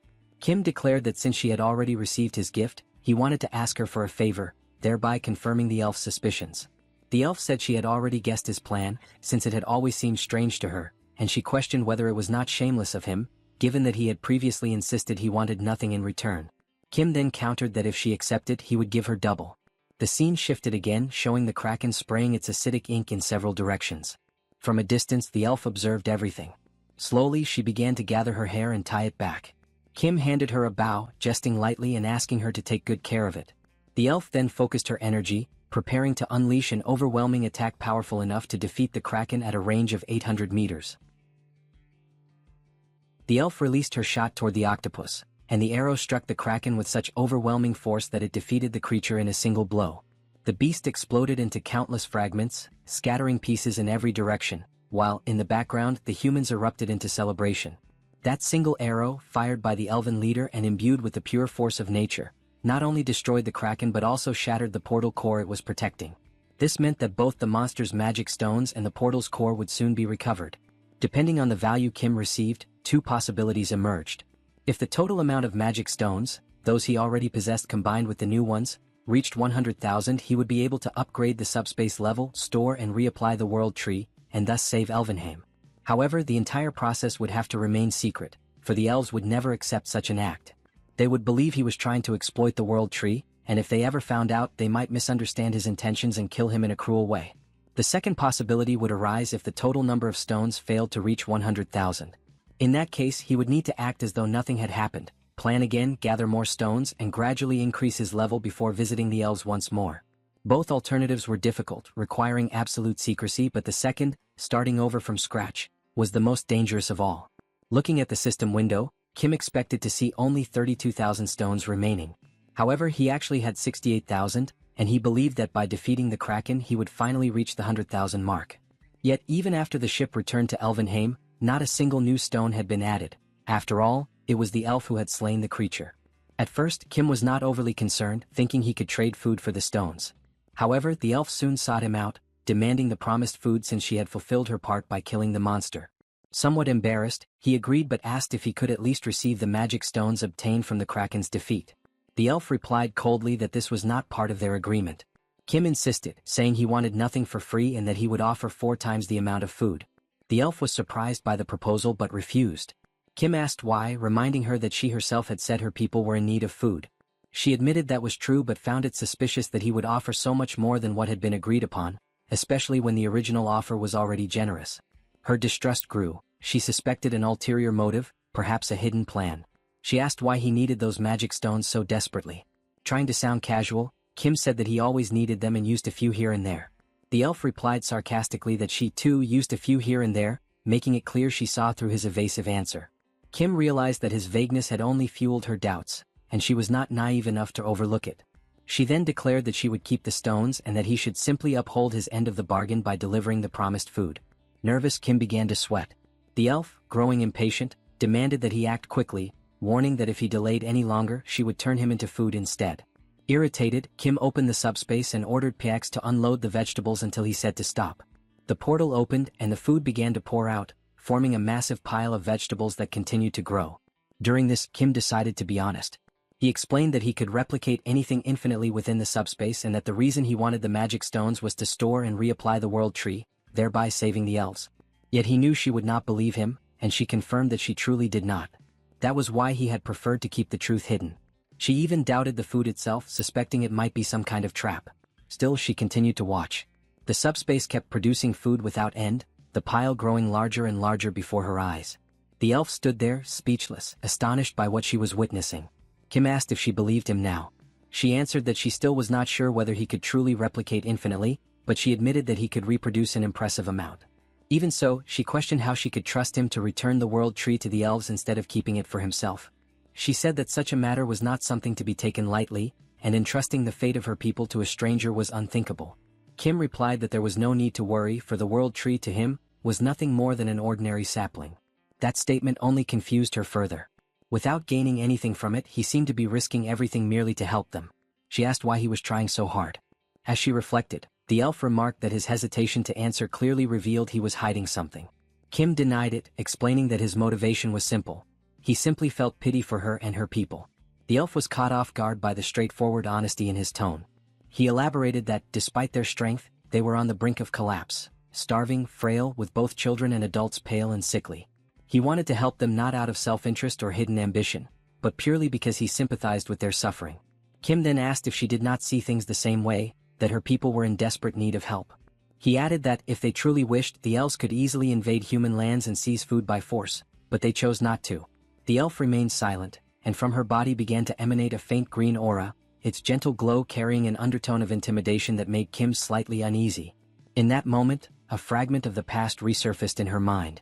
She remembered a distant conversation, someone once scolding her for provoking others. That voice, likely belonging to her father, spoke patiently about the importance of mutual growth and coexistence, saying that both were vital for survival. Competition was necessary, he explained, but the destruction of one another would never lead to prosperity. Coexistence and shared development were the paths of true wisdom. He had called her Elia, reminding her that a hand was not meant solely to strike, but also to be extended toward those in need. And if someone offered help, he had said, there was no shame in accepting it. Even the elves were not perfect. They had much to learn, not only how to fight but also how to receive assistance when it was offered in goodwill. Returning from her memories, Elia looked at Kim and remarked that she did not even know his name yet. Kim introduced himself and she requested that, when the time came to search for the High Elves, he lend his aid to them as well. Kim agreed without hesitation. Moments later, the system displayed a message. Kim had received 46,000 additional magic stones, bringing his total to 115,000. A notification followed, announcing that the level upgrade was complete. Kim immediately summoned Pax again and commanded him not to stop until ordered. He then requested that the world tree be sent out. Back in Elvenheim, the elders watched the sky, struggling to comprehend what was unfolding before their eyes. One of them began to cry, overcome by emotion and shame that Feindrick, a former elder, was no longer alive to witness that moment. From above, countless crates began descending, each one sent by Pax, and inside every box lay a newly duplicated world tree created by Kim. The elves were overwhelmed with emotion, their cheers and tears blending into one. After some time, Sol, Kim's sister, pointed out that there was no more space left to plant and asked that the remaining trees be placed near her. Witnessing the scene, Elia's composure finally broke. Tears streamed down her face once more. Even after all these years, she still cried like before. She was not alone. All around her, other elves were weeping too. They said that they had always given their utmost to endure hardship, but expressing gratitude, that somehow was even harder. An elder replied that they could not help it, for their tears would not stop flowing. Another elf, smiling through his exhaustion, murmured that they were likely tired down to their very bones. Meanwhile, everyone, elves, knights, and even Kim with his family and friends, joined together in replanting the world trees. In the midst of the work, one of the knights suddenly began trembling, scratching himself uncontrollably, confused and alarmed by the strange itching spreading rapidly through his body. As Kim observes the growing forest before him, he realizes there are now far too many world trees and not nearly enough people to plant them. Faced with this, he orders Pax to halt the transmission of the trees for the time being. Then, turning to the system, he requests that messages be sent across the realms, summoning anyone willing to come to Alverheim and assist in the planting effort. Before long, countless responses begin to arrive. Among the volunteers are Colonel Myo, an old friend of Kim, and the Chinese man he once helped in the past. Both assure him that they came to lend their strength, insisting that Kim need not worry. Moved by their enthusiasm, Kim decides to explain to everyone exactly what is happening. With a spirited grin, Colonel Myo declares that he trusts his own skill with a shovel and that this is the perfect time to prove the strength of an experienced worker. Kim smiles faintly and instructs everyone to think of the mission as a grand divine reforestation campaign, a sacred effort to plant the world trees throughout the continent of Alverheim. Each volunteer is to take one tree, plant it at a safe distance from the others, and ensure that its roots are firmly set in the soil. As he speaks, a voice calls out urgently from behind. It is Sol, his sister, who pleads for him to come quickly, saying that something is wrong with the knights. Concerned, Kim rushes toward the location she indicates. Meanwhile, the elves remain cheerful, invigorated by the presence of the world trees. Their hearts and bodies brim with vitality, a feeling they have not experienced in ages. Yet, upon reaching the knights, Kim is met with a disturbing sight. Every one of them is trembling and scratching at their skin, their bodies appearing gaunt and skeletal. Lancelot, visibly shaken, struggles to explain that his entire body itches, the same sensation he once felt when trapped within the subspace. Observing closely, Kim suspects that the power of the world tree might be attempting to heal them, though he cannot understand why the reaction is so intense. Without hesitation, he decides to send them back to Camelot immediately. But before he can act, one of the elven elders raises a hand and asks him to wait. The elder calmly explains that the natural energy radiating from the world tree is never a force of harm. Lancelot, still trembling, argues that an excess of that same energy can sometimes act like a curse. The elder responds with quiet assurance, saying that perhaps all that is needed is a simple adjustment, a realignment of the tree's natural properties so that their energy may harmonize with the knights' bodies. Approaching each of the knights in turn, the elder begins to manipulate their energetic balance.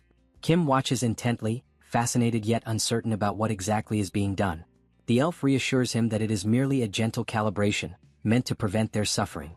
Moments later, Lancelot blinks in surprise. The itching has vanished completely.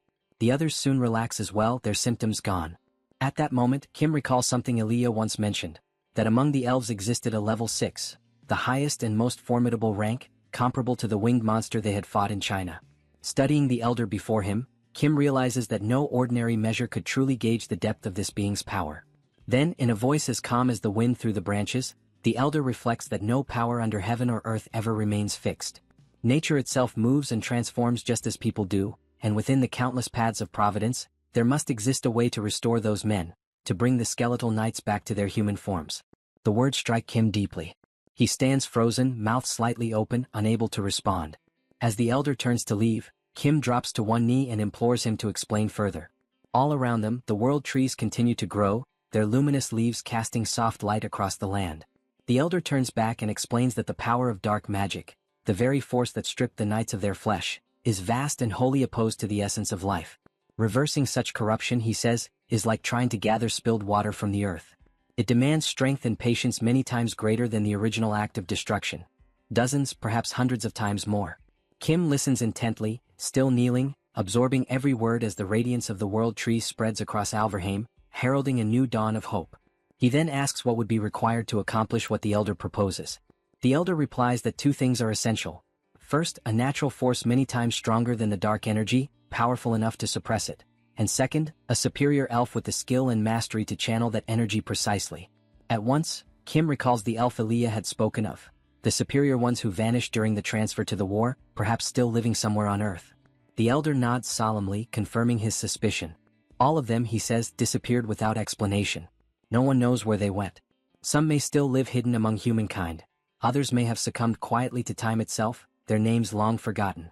The possibility that one of the superior elves had died in silence fills Kim with a faint sorrow, a quiet ache for the lost greatness of an age long past. The elder then asks whether it is even worth continuing to speak of natural force, given that the whereabouts of the superior elf remain unknown. Kim, though visibly shaken, insists that he continue and demands to know how much natural energy would be required. The elder explains that this power flows from the world tree itself, and to gather the necessary amount would take no less than 150 years. The response makes Kim smile awkwardly, aware that such a span of time far exceeds the life of any ordinary human. The elder adds gently that the amount they possess now is still a mere fraction of what would be needed. With a tone of resignation, Kim realizes that the task before him is not simply difficult. It borders on the impossible. Yet the elder continues, explaining that there is no way to hasten the growth of the world tree. The only path forward, he says, is to repeat the cycle of pain and recovery again and again. Kim understands the principle and, as he reflects, interprets it as a process of enduring suffering and then healing from it, a painful yet potentially feasible path. The elder emphasizes that such a procedure is far from simple. The energy they face is extraordinarily resilient, nearly destroyed by the curse that taints it, and lesser beings could never hope to inflict even a scratch upon it.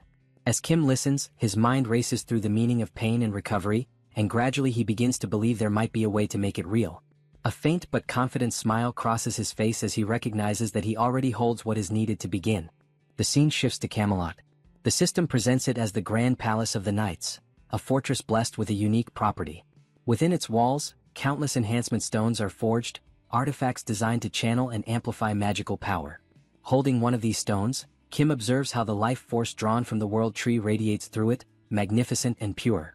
The cycle of stone reproduction has become drastically shorter, accelerated by the energy accumulated since the naming of all the knights. With the addition of 2 world trees, the process intensifies further, spawning an unending flood of new enhancement stones. Now the stones multiply at an exponential rate, so quickly that Kim deems it pointless even to attempt counting them. He cannot be sure how much Camelot can accelerate the growth of the world tree, but he knows that it will take some time before the results become apparent. With a mischievous glint in his eyes and a determined expression, he resolves to begin enhancing his weapons. Kim grasps Rakiza's sacred spear and attempts to elevate it to a new tier of power. Yet the attempt fails. the enhancement requires a C-grade stone or higher. Curious, he checks the system and finds that all the stones in his possession are merely D-grade. This discovery leads him to question how one might obtain the superior grade. Back in Elvenheim, Kim seeks answers from the elf. She explains that C-grade stones can only be crafted by dwarves, small, sturdy beings renowned for their unmatched skill with the hammer. Startled, Kim realizes he has never once encountered a dwarf. The elf remarks that this is likely because no dwarves exist on Earth, and she briefly describes their kind. According to her, such creatures truly do exist, though they are absent from this world. Still curious, Kim asks if there is any other way to acquire C-grade stones without relying on the dwarves. The elf answers plainly that it is practically impossible. It is at that moment that Kim fully understands the gravity of his mission, the sheer magnitude of the path that lies ahead. He glances at the massive piles of enhancement stones surrounding him and recognizes that they are all useless. The realization dampens his spirits, especially after having been so eager to forge countless powerful weapons from them. But the elf, noticing his disappointment, adds one final remark, that perhaps not all hope is lost. She explains that it is possible the dwarves may also have come to Earth, since the elves may not have been the only race affected by the dimensional consolidation process. She continues, noting that the level cap of the earthly dimension was raised to match that of the elves, and thus the presence of other races in this world is not impossible, merely uncertain. The elf adds that if an immense, previously unseen mountain range were ever to appear, there would be a high chance that dwarves dwell within it. She advises Kim to seek them out if he wishes to continue with his plans. Then, with a graceful nod, she takes her leave, saying she must finish planting the world trees. Kim thanks her for the information, straightens his posture, and prepares to depart, his mind already turning toward the next great step in his journey. Before departing, the elf remarks that Kim is regarded as the savior of Elvenheim, and because of that he may speak to her more informally. She adds that she has spoken with his sisters and that all of them seem to be wonderful people. They conversed casually, and it would be strange if only he remained formal. Yet Kim cannot help but recall the moment when that very same elf had effortlessly destroyed Lancelot before his eyes, making it impossible for him to behave naturally in her presence. He turns his gaze toward the horizon and concludes that, for now, there are no pressing problems left to resolve. With a faint smile, he decides that it is time to move forward. As the sun sets, he prepares for his departure. The colonel watches him closely and asks whether he truly intends to travel to America, curious about the reason behind such a choice. Kim reflects that James had expressed a wish to return home and that, in any case, he himself must continue exploring new lands. However, something in the colonel's reaction draws his attention, a subtle expression that suggests he knows more than he is willing to say outright. The colonel explains that he no longer maintains direct contact with the United States and does not know every detail, but he states firmly that the federal government there has collapsed. Among the few remaining state governments, something strange seems to be unfolding. He goes on to say that the real issue may not lie within America itself, but rather with the monsters that have taken positions above the Pacific Ocean. The revelation catches Kim off guard. The colonel then mentions that there is a video that can better illustrate what has been happening. The footage shows fighter jets streaking through the skies at nearly the speed of light. The pilots report unidentified flying objects approaching at extreme velocity and attempt to change course to avoid collision. Before they can maneuver, however, enormous creatures tear through the aircraft as though they were made of paper, obliterating them with terrifying ease. It is not a single attack. Multiple monsters move in coordinated formations, defending their aerial territory with frightening precision. As they watch, the colonel explains that only one pilot survived, thanks to an emergency ejection. Through him they managed to retrieve the recording. After the incident, American forces stationed in Korea attempted to return to their homeland, but every attempt ended in failure. The number of soldiers who succeeded in setting foot on American soil remains zero. Kim contemplates the situation, wondering if James might be able to modify an aircraft capable of crossing the ocean despite the dangers. Yet when James studies the data, he realizes the creatures are faster than fighter jets and strong enough to pierce armored warplanes. He concludes that flying over the ocean for more than 13 hours amidst such beasts would be nothing short of suicidal. For a brief moment, James's eyes glimmer with the spark of invention, and Kim expects him to propose some brilliant modification. But, to his astonishment, James simply decides to remain in Korea, calmly concluding that he will live happily there instead. Kim is left speechless by the unexpected decision, silently wondering what he will do if James truly chooses to abandon the journey. After hearing everything, Kim questions James, reminding him that he himself had claimed he wanted to go to America. James still wishes to go, but admits that the plan is impossible under the current circumstances. He explains that the threat level is so high that he would not be able to simply modify the existing plane. He would need to build an entirely new one from scratch. Kim insists, asking whether such a task is truly beyond James's special ability.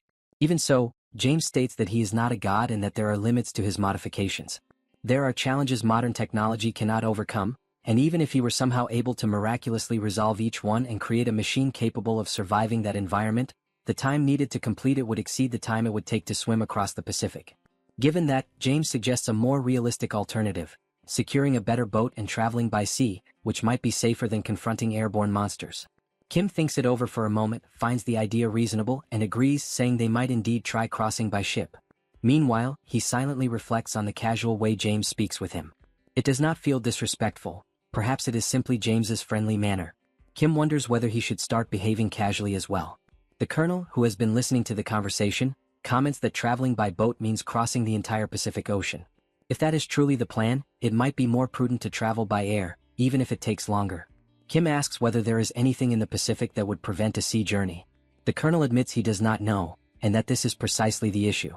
Ever since the world changed, the climate has transformed completely, and no one knows what the oceanic conditions are like now or what kinds of monsters might exist in the sea. Kim smiles, saying that with his current level it might turn out fine. And if things go wrong, he can simply hide inside Subspace. He then adds that if the colonel is so worried, he can always hire a reliable bodyguard. The colonel asks what kind of bodyguard he has in mind. The next scene shifts to the elf and to Sol as they receive the travel plan. Sol becomes immediately excited, asking when they will depart. She is already bored from planting so many world trees. The elf is enthusiastic as well, as the journey is a chance to search for clues about the missing upper elves. She cannot refuse the opportunity. It has been a long time since she last left Elvenheim. When Kim appears through the hatch, he says he is glad to have them accompanying the voyage, but he asks whether they will truly be fine, since they mention the weather could be terrible. He offers them a place inside the aircraft so they can travel comfortably. Sol reacts with surprise and amusement, wondering to herself what must be going through his mind, since the chaotic weather is precisely what makes her want to remain outside. To her, it makes everything even more entertaining. The elf, on the other hand, asks whether Kim is underestimating her abilities. She thanks him for his concern, but reminds him that she is an elf, and that she hopes the destination of the journey is not a meaningless place. Still, she acknowledges that she is unlikely to find anything comparable to Elvenheim. Kim, observing the two of them, can only think that common sense simply does not work with either of them. In the end, he accepts their decision and allows them to do as they please. The journey begins by ship, heading toward America. The sea is far from calm, storms build in every direction. Even so, Sol and the elf remain enthusiastic. The elf considers the weather surprisingly mild compared to Elvenheim and notes that Sol is handling everything better than expected. Kim appears, questioning the endurance of the two, but they insist on staying outside. He begins wondering why they push themselves so hard to face something that, for him, is suffering. Realizing that there is nothing he can do, he returns inside the ship, concluding that, at this point, it might not even be suffering for them. Perhaps they enjoy the experience just as Yong-Soo seems to enjoy it. Outside, Yong-Soo, the pilot, steers the ship with almost excessive excitement, even in the middle of the storm. The sight makes Kim realize it is already late, and he decides it is best to try sleeping and leave his thoughts for later. The storm intensifies with lightning and violent waves. The sea becomes so agitated that even the elf grows alert. She admits to herself that she is surprised, for she had underestimated Earth. She decides to abandon the outside and enters the ship, still reflecting on the unexpected strength of that ocean. For her, however, the most astonishing thing is Sol, who continues smiling throughout the entire storm, comparing the experience to an amusement park water ride. The elf notices that Sol becomes even more excited as the waves grow larger. Without knowing for sure, she imagines that perhaps waves of such magnitude are common on Earth. If that is true, she feels she cannot lose the opportunity to demonstrate elven pride, and she becomes enthusiastic as well, wanting to show the strength of someone who leads the elves. With that thought, she decides to challenge her own nature and begins wishing for even bigger waves. What she does not know is that the Pacific Ocean is the birthplace of typhoons and hurricanes. Adding to that, after the dimensional consolidation, unprecedented geological shifts turned Earth's climate into something extreme. Without realizing it, the three of them end up passing directly through a super typhoon, something that leaves the elf genuinely astonished by Earth's power. On the following morning, the sea finally calms down. Kim goes outside to see how the two are doing and finds them standing upright with their arms crossed, striking a pose reminiscent of Zoro from One Piece. He tries to understand what happened during the night and whether they are actually fine, but both remain silent. Yong-Soo comments that he now believes the colonel was right. The climate has changed drastically. Kim begins reflecting on how absurd the crossing was. A trip that should have lasted more than a week was completed in a single night.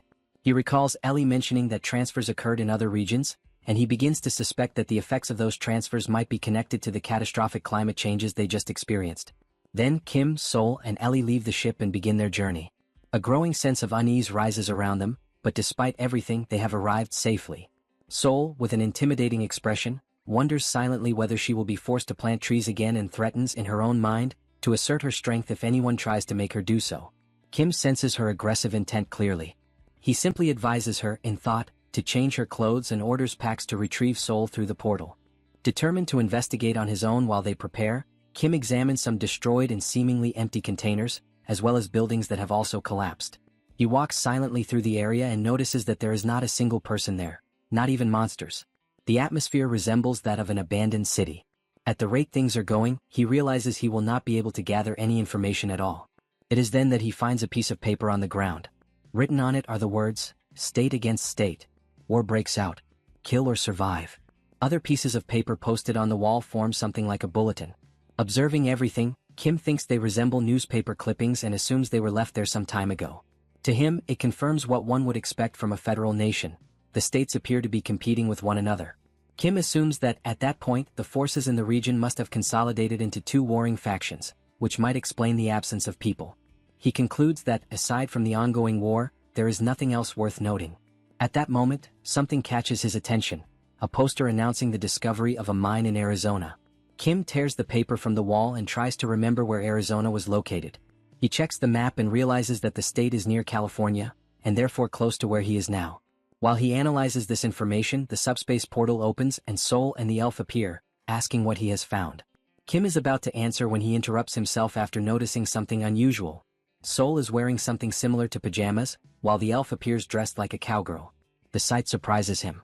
Sol casually remarks that she intended to put something warmer on him as well but prefers to observe the elf's more conventional choice of clothing. The elf, however, thinks the hat is uncomfortable, though there is nothing she can do about it. Kim notes that the outfit ends up drawing attention and, in a way, suits her. Sol, impatient, considers it exhausting to change clothes again and simply urges Kim to hurry up. She asks what information he discovered. With that, the group heads toward Village 49 in an army vehicle. During the ride, someone complains about the abrupt braking, feeling worse than they did on the ship and blaming the situation on the fact that someone with an expired driver's license is behind the wheel. The amount of sand and dust around them also draws attention, prompting the person to wonder about the cause. When they exit the vehicle, someone asks for silence and orders everyone to stop complaining for a moment, stating that their first destination will be a store. Sol questions whether the place was not supposed to be abandoned, but the group agrees that it is far too clean for that, suggesting that someone has been taking care of it. Kim considers the possibility and prepares to open the door. He pushes the entrance aside and announces their arrival. To his surprise, the interior reveals a bar, and several people turn to look at him with visible confusion. Sol confirms that there are indeed people inside, while Kim forces an awkward smile, recognizing the unexpected presence of so many individuals. The elf remains silent, simply observing from behind. The people in the bar keep staring at the group, clearly judging their presence there. Sol immediately hardens her expression, showing irritation, and wonders to herself why they are receiving such sharp looks. Upon noticing Sol's hostile expression, one of the men in the bar reaches for his waist, unbuttons his holster and grips his revolver, fully prepared to react. However, a cowboy interrupts him by asking whether the group is Korean, causing the armed man to hesitate. The cowboy considers it a pleasant surprise to meet Koreans there in the United States and introduces himself as Park Dong-Yuhan, shaking Kim's hand with enthusiastic energy. Kim responds somewhat awkwardly, states his own name, and follows the man to a table along with his two companions. Excited, the cowboy declares that this must be fate and enthusiastically announces that he will buy everyone a round of drinks. He calls the waiter and orders 4 beers. As the group settles in, the cowboy leans forward and lowers his voice, explaining that he acted that way because of Sol's aggressive stance. He believes she had been moments away from provoking trouble with the people in the bar and warns that any sudden movement like that could result in death, especially because, according to him, the reinforced bullets used in the region are powerful enough to pierce through protective layers. Hearing this, Kim quietly reflects on how even in that place ammunition is apparently enhanced. The cowboy continues whispering and comments that, exaggerated as it may sound, the two women should wear less conspicuous clothing, since there are too many dangerous people in the world for anyone to walk around dressed like that. The waiter soon arrives with the beers, apologizing that they are not cold. The cowboy thanks him, and Kim watches with curiosity as the man pays for the drinks using magical stones. The cowboy then explains that, in that town, everything needs to be handled as discreetly as possible, and asks where Kim came from to know so little about such basics. Kim answers that he came from Korea, but the man insists, wanting to know from which part of the United States he had traveled. Kim surprises him by stating that the group truly came from Korea, by boat, and arrived about an hour earlier. The cowboy is stunned and insists that crossing the ocean is impossible, recalling reports of waves reaching dozens of meters in height. Sol and the elf, amused, consider that exact danger what made the journey so thrilling, leaving the cowboy even more confused and suspecting it might be some kind of Korean joke. Kim silently concludes that trying to explain the behavior of the two would not be worth the effort. He changes the subject and asks whether the cowboy knows the location of the Lisayon mine. The sudden question catches the man off guard, and the entire bar shifts its attention toward them. Kim immediately notices that he has touched on a sensitive topic. The cowboy confirms that he does, explaining that awakened individuals from several places have gathered there to attempt to explore the mine. Kim apologizes for bringing up such a delicate matter, especially after having been told not to draw attention. Even so, the cowboy concludes that if Kim wants to know the mine's location, he is likely also after the reinforcement stones. He sighs and informs him that the group will not be allowed to enter. The elf intervenes, stating that they are not there for the stones because they have business with the dwarves. The cowboy becomes even more surprised and asks why they would not be seeking the stones, but she repeats her claim. She also asks why they are forbidden from entering the mine. At that moment, the man who had previously drawn the revolver approaches once more, still armed, and declares that he wants to know why the group is asking about the mine. He warns that if they attempt to enter, they will end up dead. Sensing the growing tension, the cowboy thinks to himself that the group has drawn far too much attention and that allowing the situation to pass quietly is now impossible. He even considers using his own gun if an opportunity arises. Meanwhile, the armed man presses the revolver directly against Sol and asserts, based on what he heard, that she likely possesses reinforcement stones. He demands that she hand over every stone she has in exchange for the mine's location, and insinuates that, in the case of the beautiful women, another form of payment would also be acceptable. Sol simply fixes her gaze on him. The man smiles, convinced he holds all the power. Facing the revolver, Sol displays a dark and chilling smile. She asks whether the man truly wants her to kill him with a single strike. Then she clenches her fist and delivers a punch so powerful that it launches him upward, breaking through the ceiling as his body is sent flying out of the bar. Everyone in the establishment freezes, stunned, unable to comprehend how a single blow could generate such force. Kim watches the scene and concludes that it has finally happened, exactly what he had expected, because someone had dared to provoke the second strongest person. He stands up and remarks to the cowboy that it would be best for them to leave. The cowboy thanks him for the warning, and the group promptly exits the place to avoid further trouble. Sol follows after Kim, asking him to wait. The cowboy, still in shock, tries to process what he has just witnessed. He wonders how a person can literally be sent flying by a punch and begins to reconsider whether the group truly did cross the ocean by boat. He imagines that, if they are indeed who they appear to be, then perhaps anything is possible. As Kim, Sol, and the elf run toward the vehicle, they hear someone calling out to them. It is the cowboy, sprinting after them and asking whether they truly intend to go to the mine. He pleads for them to count on his help and insists that they listen to his story. When he finally catches up, he explains that finding the mine without guidance is practically impossible, and he offers to guide them there. In return, he asks only that they decide whether they still want to go after hearing everything he has to say. Kim agrees to listen even though he feels a hint of hesitation. The cowboy then activates a system notification related to his own story. The Lisayon mine appears listed as an occupiable territory in Arizona, containing vast quantities of reinforcement stones and buried treasures. The mission is to occupy the territory and claim the reward. The cowboy recounts that, upon receiving this alert, he immediately called his friend Gordon and commented on how close Arizona was. Gordon questioned whether pursuing that opportunity was truly wise, but the cowboy insisted, certain that many others were already heading there as well, and confident that with enough reinforcement stones, there would be no reason to conserve bullets. They set out for Arizona. Once they arrive, they discover a large crowd already gathered, forming a long line to enter the mine. Inside, they hear people saying that the environment is extremely complex, so intricate, in fact, that even a low-intelligence monster could easily get lost and starve. Then, unexpectedly, they notice small men moving about the area, dwarves who apparently reside inside the mine. The group tries to understand who these beings are. After a brief exchange, the dwarves realize they are in the human world, the dimension of Earth, and explain that they primarily live inside mines, constantly searching for reinforcement stones. They invite the newcomers to follow them and guide them to the main area, warning that many more stones exist beyond that section and cautioning them not to get lost. They also offer their services for any type of craftsmanship. The cowboy remembers expressing sincere gratitude for the dwarves' hospitality. However, shortly afterward, the situation devolves into chaos. Countless people begin digging simultaneously and fighting over spots inside the mine, arguing that they were the first to arrive. Disputes erupt everywhere. Some accuse others of stealing their stones, while different groups push out those they call intruders, claiming the area is already overcrowded. Tension escalates when several individuals insist there is no guarantee of finding stones elsewhere, and that they will not abandon the place where resources have been confirmed. Others accuse them of selfishness, pointing out that all visible stones had already been mined anyway. From there, the situation collapses entirely, with people resorting to violence to seize stones from others, triggering widespread brawls.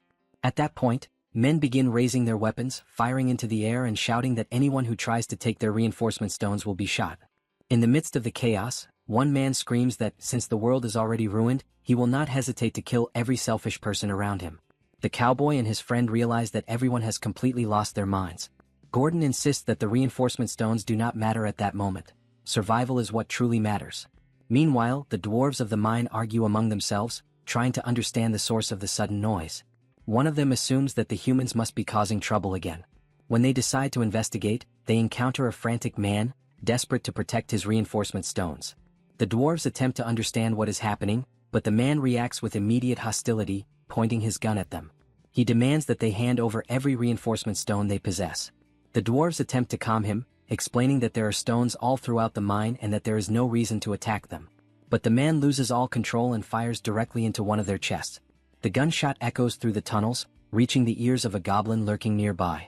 Meanwhile, the cowboy and Gordon run as fast as they can, trying to escape the mine, still completely unsure of where the exit is, disoriented by the chaos around them. The goblin arrives at the site of the shooting and finds several human bodies lying on the ground beside the stones they had been carrying. It begins devouring both the corpses and the reinforcement stones, consuming everything it can until it undergoes a mutation.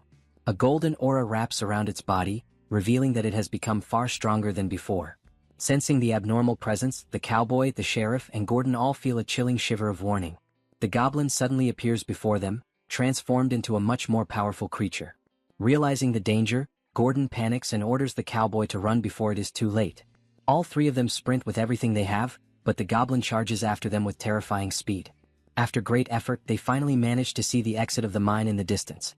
They are moments away from reaching safety, but when the cowboy looks behind while calling out to Gordon, he sees that the goblin has already reached him and seized him firmly. Gordon pleads for help, but the cowboy has no way to save him. The goblin drags him back into the depths of the mine, disappearing with him. From that day onward, the cowboy never sees him again. Returning to the present, the cowboy explains that no one has entered or left that mine since then.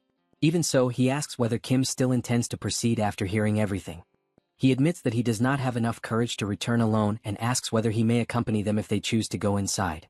Kim understands that the cowboy wishes to find his missing friend, Gordon, and agrees to let him join them. He states that they will seek out the dwarves while Park Dong-yuan, the cowboy, will search for the friend he lost. Thus, the group sets off toward the interior of the mine, determined to find those who vanished and to confront whatever awaits them inside. Now, with their feet firmly planted inside the mine, the group advances with caution. Every step is taken with distrust, their attention fixed both on what appears at their sides and on what stretches ahead. Bloodstains are scattered across the walls. Suddenly, Kim raises his gaze and notices a suspended bridge in the middle of the mine. As he evaluates the path, he realizes they will not make it in time before dawn.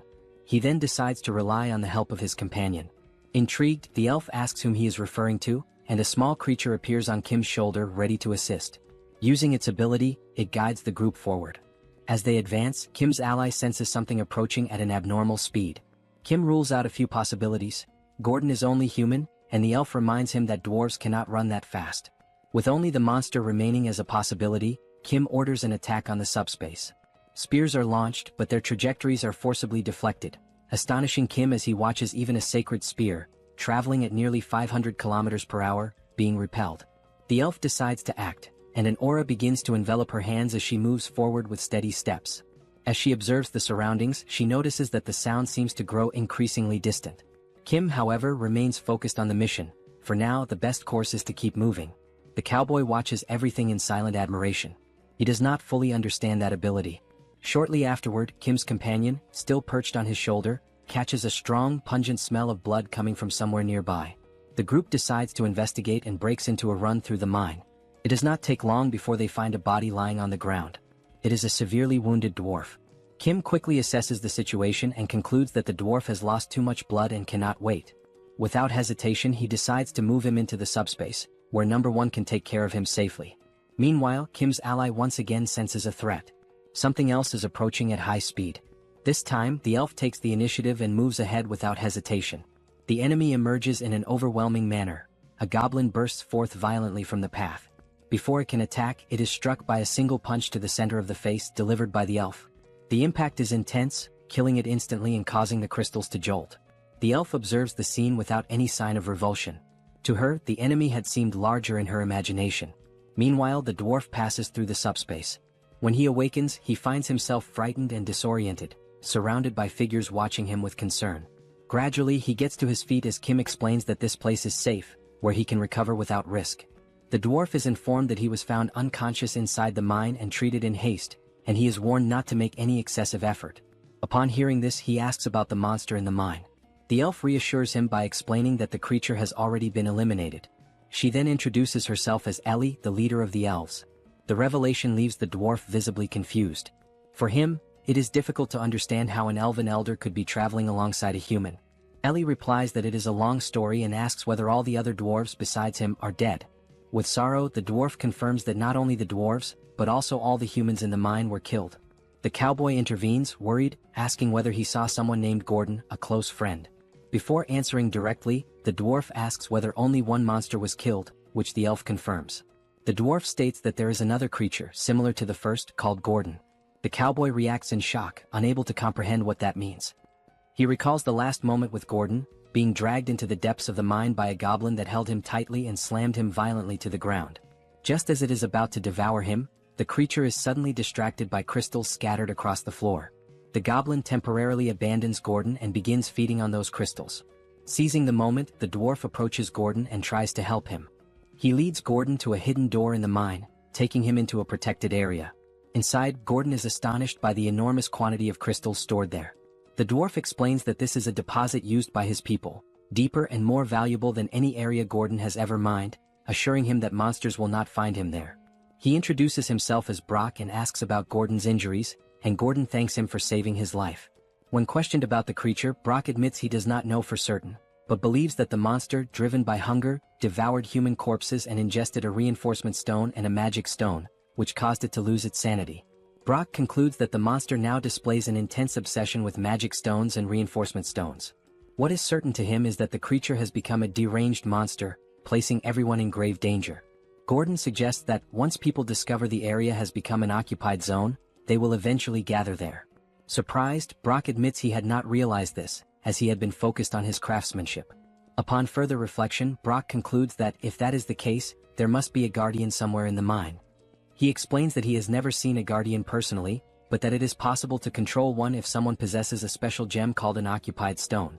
Brock describes the guardian as a massive living rock, capable of moving on its own, likely installed by the multidimensional Chamber of Commerce.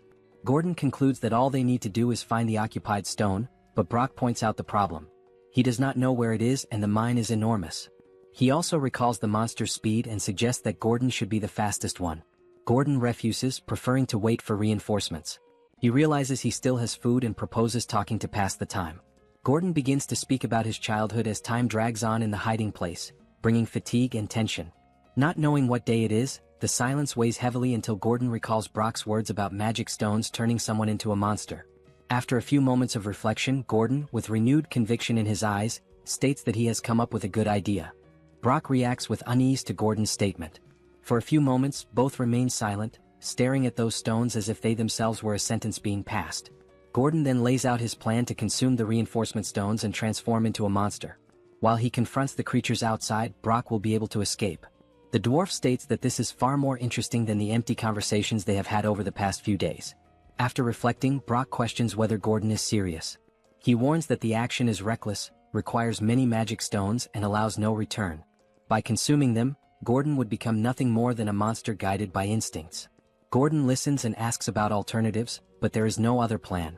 Consumed by hunger, he accepts the option so that at least one of them may survive. Brock says he has nothing left to lose and suggests mutilating himself, but Gordon recognizes the absurdity. That is not survival, it is despair, and the transformation leaves no path back. Gordon tells Brock that he does not need to sacrifice himself, the choice is a personal one. He recalls that he has already died once, reliving the brutal scene of a woman being devoured while he watched helplessly. He remembers who saved him that day, the cowboy. Brock questions him, but Gordon begs, saying it is his final wish. Brock's hands begin to crush the crystals, one by one, while Gordon waits in silence. When everything is ready, Gordon makes one last request, that Brock survive and kill him if he continues living as a monster. Brock promises and leaves the room, carrying the weight of that decision. Alone, Gordon approaches the crushed crystals and begins to consume them. Meanwhile, Brock runs desperately through the mine tunnels. Behind him, a massive goblin advances, drawn by the sounds of hammering that had echoed earlier. The goblin opens its mouth grotesquely, about to attack him. However, something interrupts it. A hand suddenly appears and strikes its head with violence, gripping and forcing the creature back. Brock immediately recognizes who it is. Gordon is there. Gordon stares at him and forms a strange, distorted smile that no longer belongs on a human face. For a moment, Brock believes he is saved, but he realizes something is wrong when Gordon extends claws toward him, not to protect him but to consume him. Now, in the subspace, he recounts that he was injured by the creature Gordon became and that he lost consciousness shortly afterward. The cowboy remains motionless, trying to process everything. The revelation leaves everyone in shock. Brock states that Gordon became a monster to face another, not to live that way, and he begs for help to allow him to pass on in peace. Kim concludes that only the elf could face him, as their weapons would barely wound him. He then begins to consider reinforcements and asks whether it would be possible to forge a grade C reinforcement stone from lower grade ones.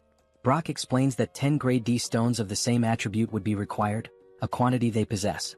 The problem is that none of them have a divine attribute, making it impossible to reinforce Ranks' sacred spear. Kim quickly evaluates the options and decides to reinforce the pistol, which, although less powerful than a rifle, stands out for its portability. He reinforces the pistol without hesitation, and when he opens the system interface he is surprised. There are few resistance stones, rare enough to allow only 3 more reinforcements on the pistol, which still supports an additional bullet enhancement. The decision is made. The group responds in unison, accepting the order, aware that the confrontation awaiting them will not be ordinary. At that exact moment, someone asks Kim for permission. It is the cowboy. He states that this will be the last moment of his friend's life and that he wishes to accompany them to the mine's exit. Kim considers and explains that the situation is extremely complicated and dangerous. Even so, the cowboy insists, pleading to go along. Kim reflects for a few moments before agreeing. He accepts but imposes a condition. With that decided, the group returns to the interior of the mine. As they advance through the tunnels, the cowboy walks in silence, with the small companion perched on his neck, sniffing the air with focus.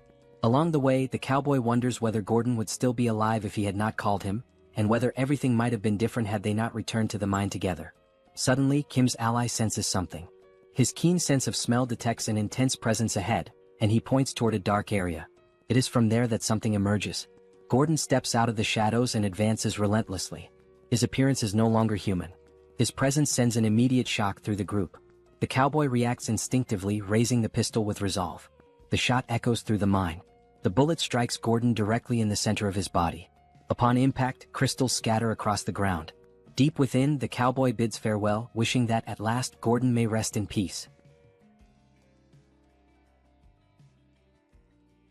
Later, Brooke works in front of the stone, carving its surface with firm and careful strikes. He engraves a name with patience, repeating the same gesture for long hours. Daybreak arrives, and on the face of the stone, Gordon's death is recorded on the gravestone. Standing before the stone, the cowboy remains silent, bidding farewell to his friend. Brooke steps closer and places a hand on his shoulder, a simple gesture of support as if asking him to find strength. Then the dwarf steps away, leaving him alone. Shortly after, Brooke reappears holding a special stone, informing them that it is an occupied stone. That he explains that the gem allows control over a guardian and remarks that it is the first time he has ever seen one in person. After wiping the dust from its circuits, he attempts to activate it. While the group discusses what a guardian is, the elf describes it in simple terms as a gigantic golem that protects an occupied zone. Then the stone begins to glow intensely, drawing everyone's attention. The elf notices the movement and suggests they head toward the mine to investigate. Rain begins to fall, and an intense light starts shining on the ground. From that light, enormous stone figures emerge, true immobile colossi. The sight is absurd, even for those who were expecting something large. Observing the area, the cowboy notices the impressive amount of magical stones accumulated there and concludes that the place was designed to generate conflict, drawing people in to compete against one another.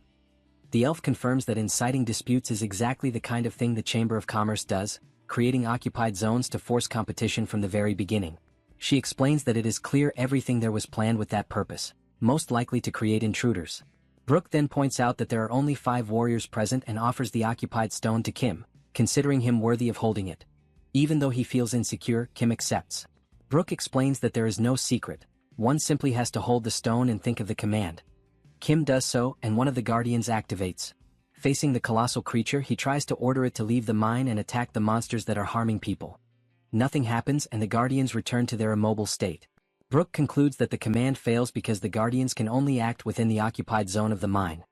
With that, Kim understands that the true prize there is not the guardians, but the magical stones. The cowboy then decides to give up any reward to him. Everything in that place represents regret and tragedy, and accepting anything from there would dishonor Gordon's sacrifice. That he insists that Kim keep all the stones and use them for a noble cause, making his friend's sacrifice even more meaningful. After hesitating, Kim accepts.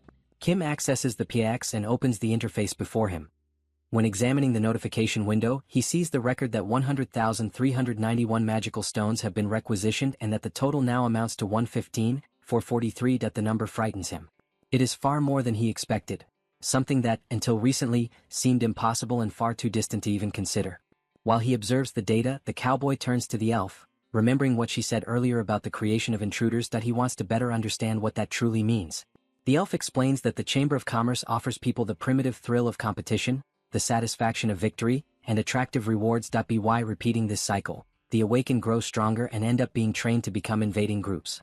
The cowboy reflects on the country's current situation, divided between 2 major factions at war, with several occupied zones spread across the United States. That he realizes that if one of these factions claims all the rewards, the next step will be to invade other territories. The elf confirms that this is exactly what will happen and reminds him that tens of thousands have already died. Kim interrupts the reflection and states that this cannot continue, as he believes it is time for people to unite to overcome the crisis. Soon after, he declares that he will go to war. The cowboy reacts with surprise and tries to treat the statement as a joke, but Kim makes it clear that he is serious. Even while acknowledging Kim's power, the cowboy points out the absurdity of a group of only 5 people facing armies made up of hundreds of thousands. Kim then realizes the misunderstanding and explains that he has never made his true abilities clear. That he clarifies this by opening the subspace, revealing that each member of his team is part of the elite, unveiling the strength of his knights. The demonstration leaves the cowboy deeply frightened. Faced with what he sees, he asks what exactly is happening. Kim then changes the subject and comments that he needs someone to manage that occupied zone. After reflecting, he concludes that the only person suitable for the role is the cowboy himself. A system notification appears, informing the cowboy that he has received an invitation to join the PAX. That he reads the message while Kim explains the benefits of the position, including guaranteed access to water, food, and unlimited supplies. Confused by the speed of events, the cowboy questions everything that is happening. In response, Kim demonstrates how the system works, making the scenery change, and the 2 of them find themselves in a room equipped with a table filled with food. Still in shock, the cowboy looks at the food in front of him. Kim asks him to help himself and suggests that he take some time to think about the offer while he eats. The cowboy lowers his head and begins to eat.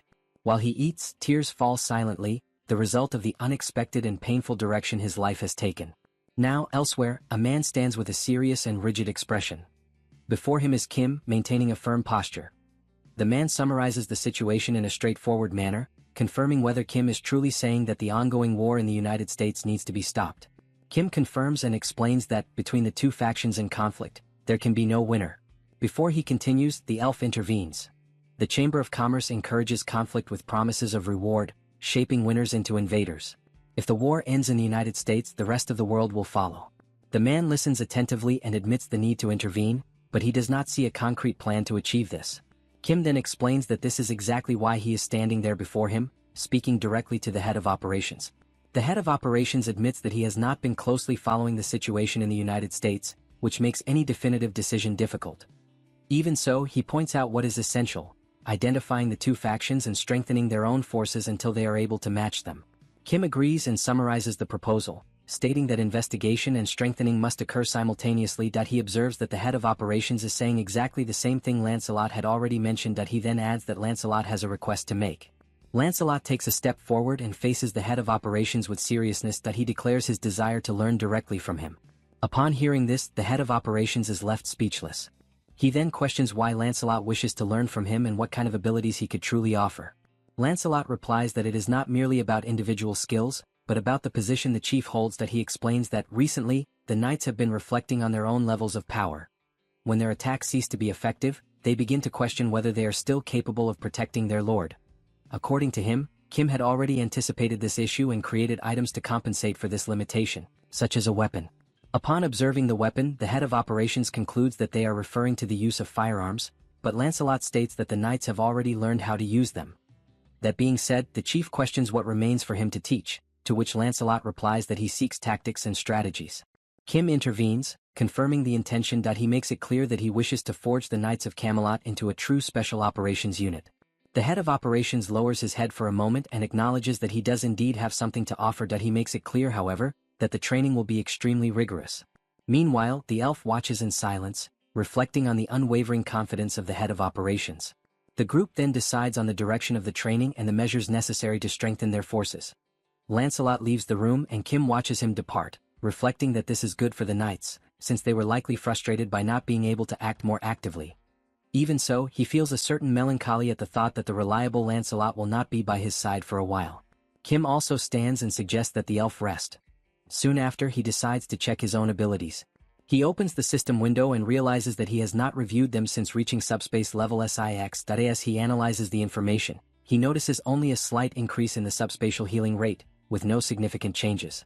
While examining the interface, a long notification suddenly appears, drawing his attention due to its unusual size. He reads it carefully and discovers new unlockable abilities, some with high costs. Among them are portal-to-portal transportation and an automatic system for product ordering and dispatch, but nothing that aids in combat, which disappoints him. Even so, he accepts the situation, reminding himself that he already has enough people to handle firepower. Later, Kim meets another man. Without lifting his gaze much, the man reacts curtly, as if expecting yet another absurd request.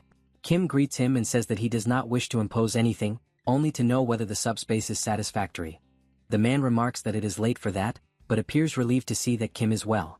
Kim notices the drawing and asks what he is currently working on. The man replies that he is designing an automatic machine to roast food on rollers. Kim's curiosity grows and he asks whether James knows how to build robots. The answer comes cautiously, it depends on the type of robot. Kim mentions the robots from films and comics, large and armed. James frowns and makes it clear that the ability does not create things out of nothing. Kim summarizes the point, understanding that the current level still does not allow for robots of that kind. James confirms with a restrained gesture. Kim walks away, irritating James, who shouts that it is not impossible, just difficult and time-consuming. Kim leaves the area and crosses the subspace, moving to another location. During the journey, the small companion draws his attention, warning him that the cowboy has not yet finished his meal. Under the moonlight, Brock remains in the cemetery. Noticing Kim's approach, he turns around. Kim comments that he finally found him and admits that he spent hours wandering through the mine without knowing he was there. Brock asks whether Kim was looking for him because of craftsmanship. Kim replies that it is not about that and says that there was something he wanted to ask, but he feels that perhaps it is not the right moment. Brock explains that he is past the age of being paralyzed by the pain of losing companions, that he is upset and disappointed, but states that while he is creating something, those feelings quickly fade. That if there is anything to be made, he is willing to do it, and he asks what the request is. Thus, Kim asks directly whether he wants to live and create within the subspace. Brock reacts with surprise, trying to understand what he has just heard. Elsewhere, James continues drawing when Broly suddenly appears, catching his attention. The two stare at each other for a few moments, confused, without fully understanding what is happening. Meanwhile, a man mentions the war in the United States. Kim asks whether it will be difficult to obtain support. The answer comes firmly, no. If the request comes from Kim, there is no reason to refuse help. Even so, the man asks whether Kim will speak with other awakened individuals and regional leaders. Kim confirms that this was always the plan and that he started there. The man then expresses doubt, saying that many will likely not offer help. He explains that, despite the stability brought by Kim, monsters still appear, and that near the portals the system responds, but outside them there are blind spots that depend on the awakened. He questions what these people would do if they were forced to choose between protecting their own regions or helping the United States. The answer seems obvious. Kim absorbs the logic and, with a hint of bitter irony, wonders if this means he is in trouble. The man says that only a few, including himself, will be able to help. Kim thanks him and promises to inform him once there is a plan and a schedule. Kim returns to the subspace, reflecting deeply. He realizes that he naively assumed everyone would help him without hesitation. He analyzes the current situation in Korea. Within a radius of 500 meters from the portals, the system automatically identifies and eliminates enemies. Outside this area, security depends on patrols carried out by regional representatives and military awakened individuals. He concludes that he himself would not leave his region under such conditions. To support the United States, local problems must be resolved first. Kim considers asking James to build automatic defense drones, but dismisses the idea upon remembering that he has already pushed him too far. He then decides to analyze everything calmly, evaluating his own abilities more carefully. Kim looks at the system window and reflects that expanding range is possible, but dispatch remains limited, and he does not have a subspatial laboratory. While assessing the options, a specific notification draws his attention. The system displays the order function, capable of receiving requests and automatically dispatching items from the subspace, with configurable criteria, costs, and evaluations. Kim lingers on this point and wonders whether he can personally designate this channel. The PAX responds affirmatively, confirming that he must designate a channel to receive evaluations and asking whether he wishes to do so now. Before he makes a decision, the scene changes. Elsewhere, a cell phone is visible with two numbers highlighted on the screen, 119 and 112. A man shows the device to another, explaining that the numbers are used for rescue and support requests, requiring only that the user press and hold. The other man reacts with distrust upon recognizing the Paxman. He says that nothing connected to Pax is free and sees it merely as a strategy to charge later.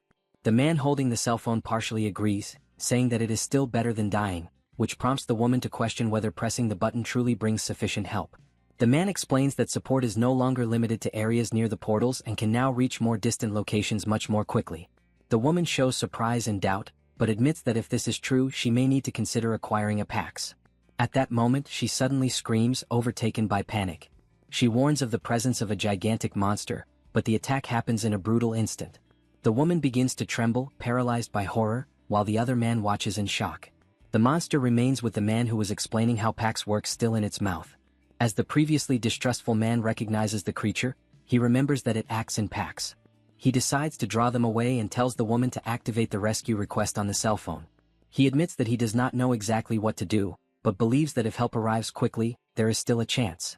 At that moment, something unexpected catches his attention. Even trapped in the monster's mouth, the injured man is still holding the cell phone. The screen lights up repeatedly, and with one last desperate movement, his finger manages to press the help request button. Almost immediately, something begins to happen. The couple watches, confused, as presences suddenly appear around them. Soul moves with precise motion, advancing against the monster without mercy. She strikes it, causing the creature's blood to spray. Her eyes remain cold and focused, as if she had been ready to act long before that moment. Elsewhere, Kim reflected on the two abilities he could unlock upon reaching level 6 in the subspace. The first was portal transport, which allowed travel from one portal to another without having to traverse the subspace, at a cost of 10,000 magic stones. Product request enabled receiving orders and automatically sending items from the subspace. It was possible to set criteria, types, costs, and conditions, as well as receive evaluations if a designated method was provided. He organized the information mentally, noting that portal transport allowed direct movement between portals.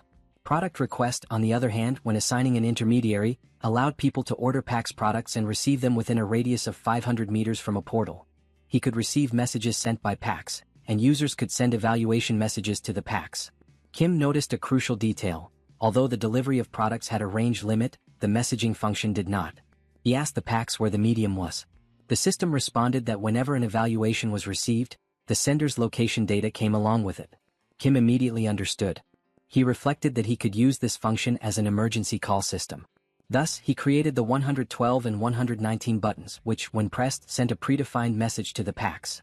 The system analyzed the content and, based on the received location data, forwarded the information to the nearest PAXman. The agent receiving the data was then dispatched to the indicated location. In one instance, PAX sent an emergency rescue notification with detailed location instructions.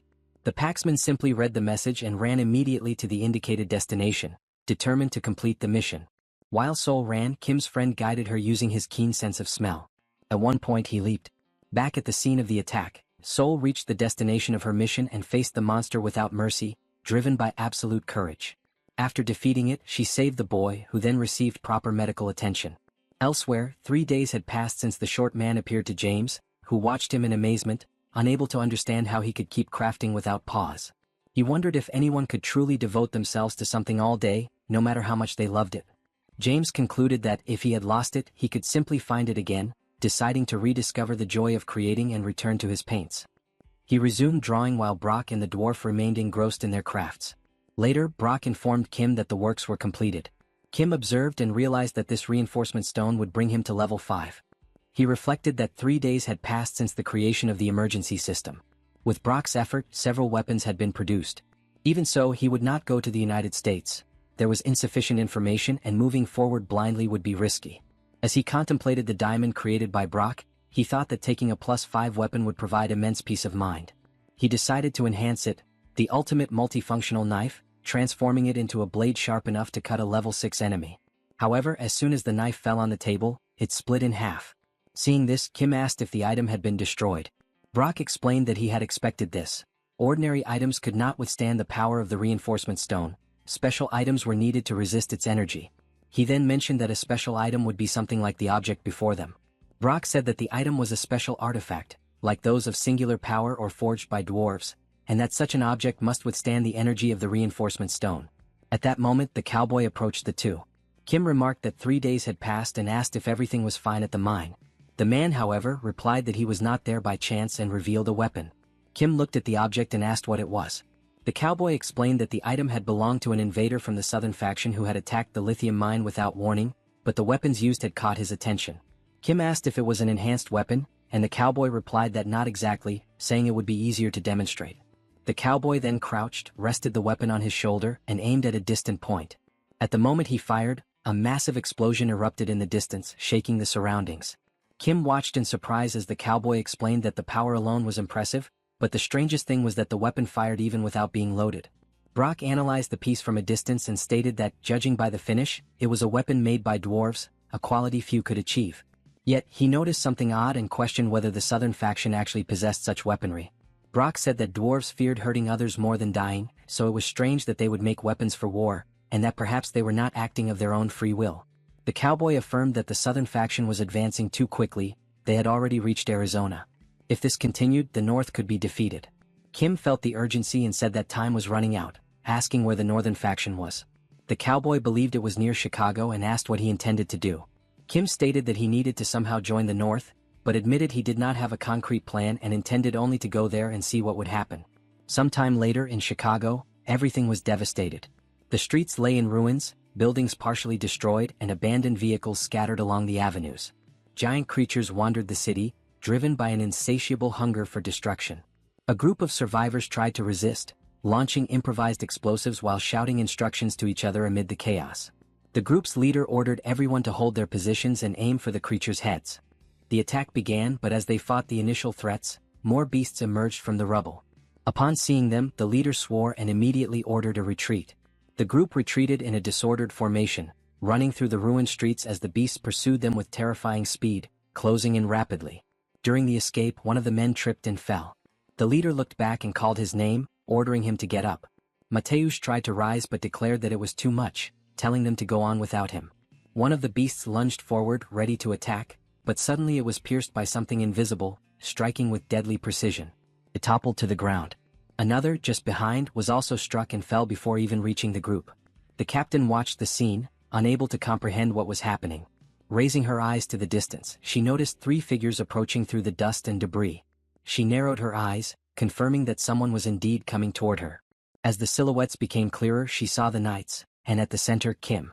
The leader wondered who the man in the middle could be and concluded that, even if he carried a secret weapon of the southern forces, that alone was no reason to fear. Yet something made her shiver. She sensed movement behind her.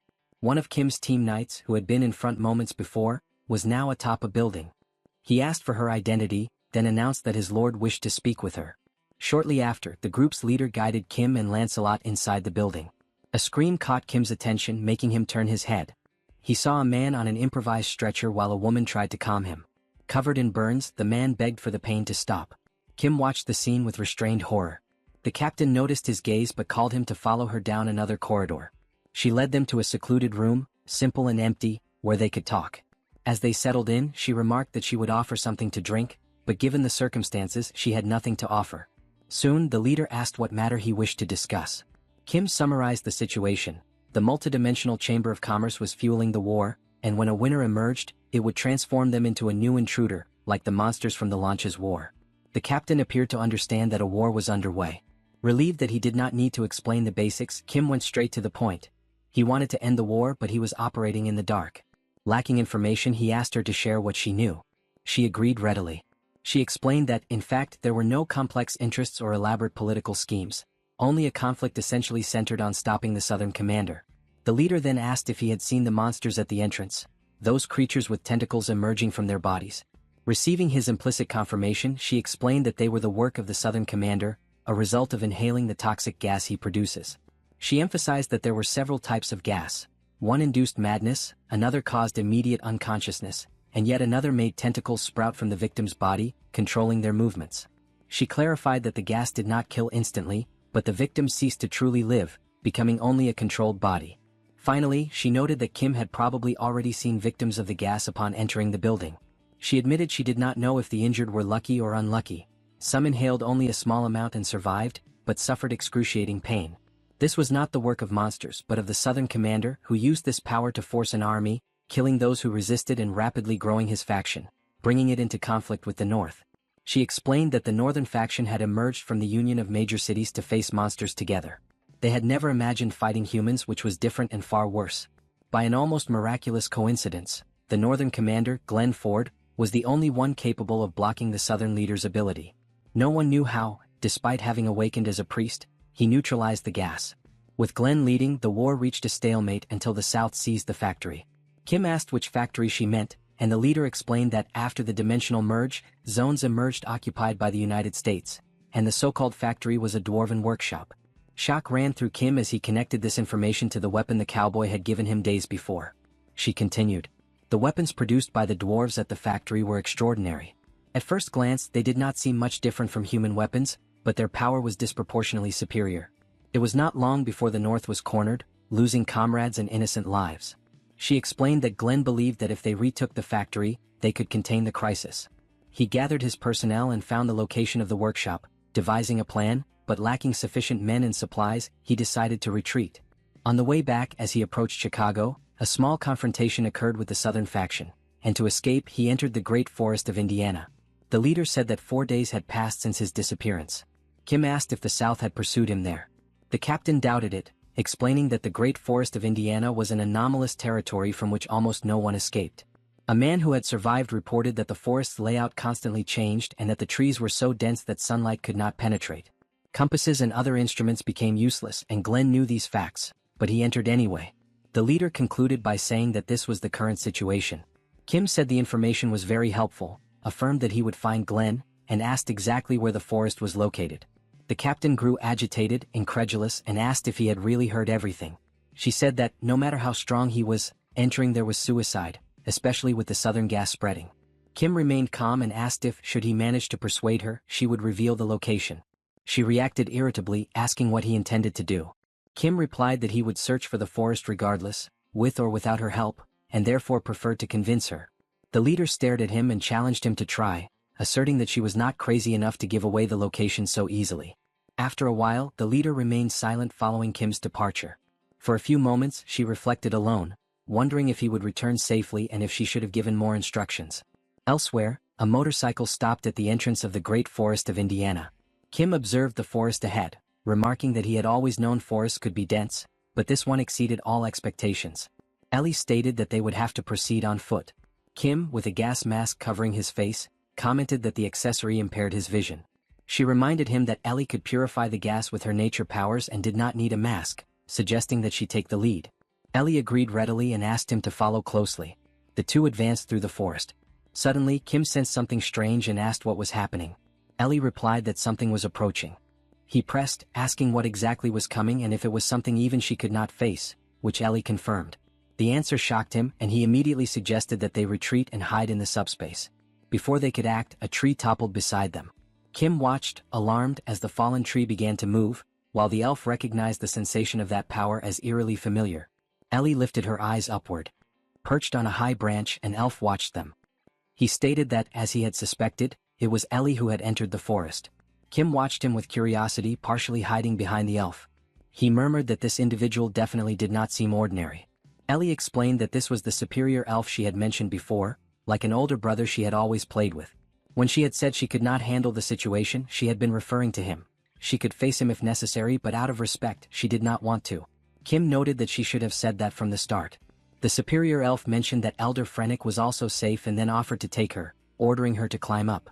Ellie ran to him, relieved, saying she had much to tell, and asked Kim to climb first, explaining that the superior elves controlled the trees and would use this power to traverse the forest. Kim began to follow but was stopped. The elf said that the human could not accompany them, and from what he had seen, humans destroy nature. Someone like Kim deserved to die there. Ellie defended him, insisting that not all humans were the same and that Kim was a benefactor of the elves, reminding the elf that her brother could not even leave the forest on his own. He noticed a change in her and asked if she was being deceived, stating that he had seen humans attempt to destroy the forest before. Before he could finish, Ellie stuffed food into his mouth to silence him, pulled Kim toward the tree, and moved along the branches, smiling, saying that he did not recognize the benefactor before them. Perched on a branch, they were guided through the forest. One of the small elves noticed something in the distance and remarked that it seemed Uncle Obstin was arriving. Her companion confirmed that he had said he would come. Elder Feindrick, who accompanied the children, observed their approach and announced that Ellie was indeed coming, and that she was bringing a guest from afar. They could see the three approaching, while Ellie's brother, with his mouth full of food, waited with a stern expression. As they neared, they quickly descended from the tree branch. Ellie's brother asked if anything inconvenient had happened on the way, and Kim replied that he would make the path darker. Kim introduced himself to Elder Feindrick and remarked that there was much to discuss, but suggested everyone eat first. After the meal, the elves lay down for a brief nap. Feindrick, impressed by the kindness shown, commented that he did not know how they could ever repay such consideration. Kim, however, stated that there was no need for thanks as it was a natural ability. Feindrick expressed interest in hearing more from Kim, who then explained that 4 days earlier, a man with a robust physique had crossed the forest. Feindrick reflected and confirmed that the man had been found wandering, suffering from severe injuries but with eyes full of an intense will to live. Although a stranger, they could not ignore him, and he used his powers to tend to the wounds, even though the man had not yet fully regained consciousness. Kim explained that this man was exactly the person they were looking for, Glenn Ford. Kim recounted that the war between invaders and resistant forces was ongoing. The elf confirmed that, since the man's arrival, human attacks had worsened. Initially, small groups tried to invade the forest, but recently they had begun spreading toxic substances.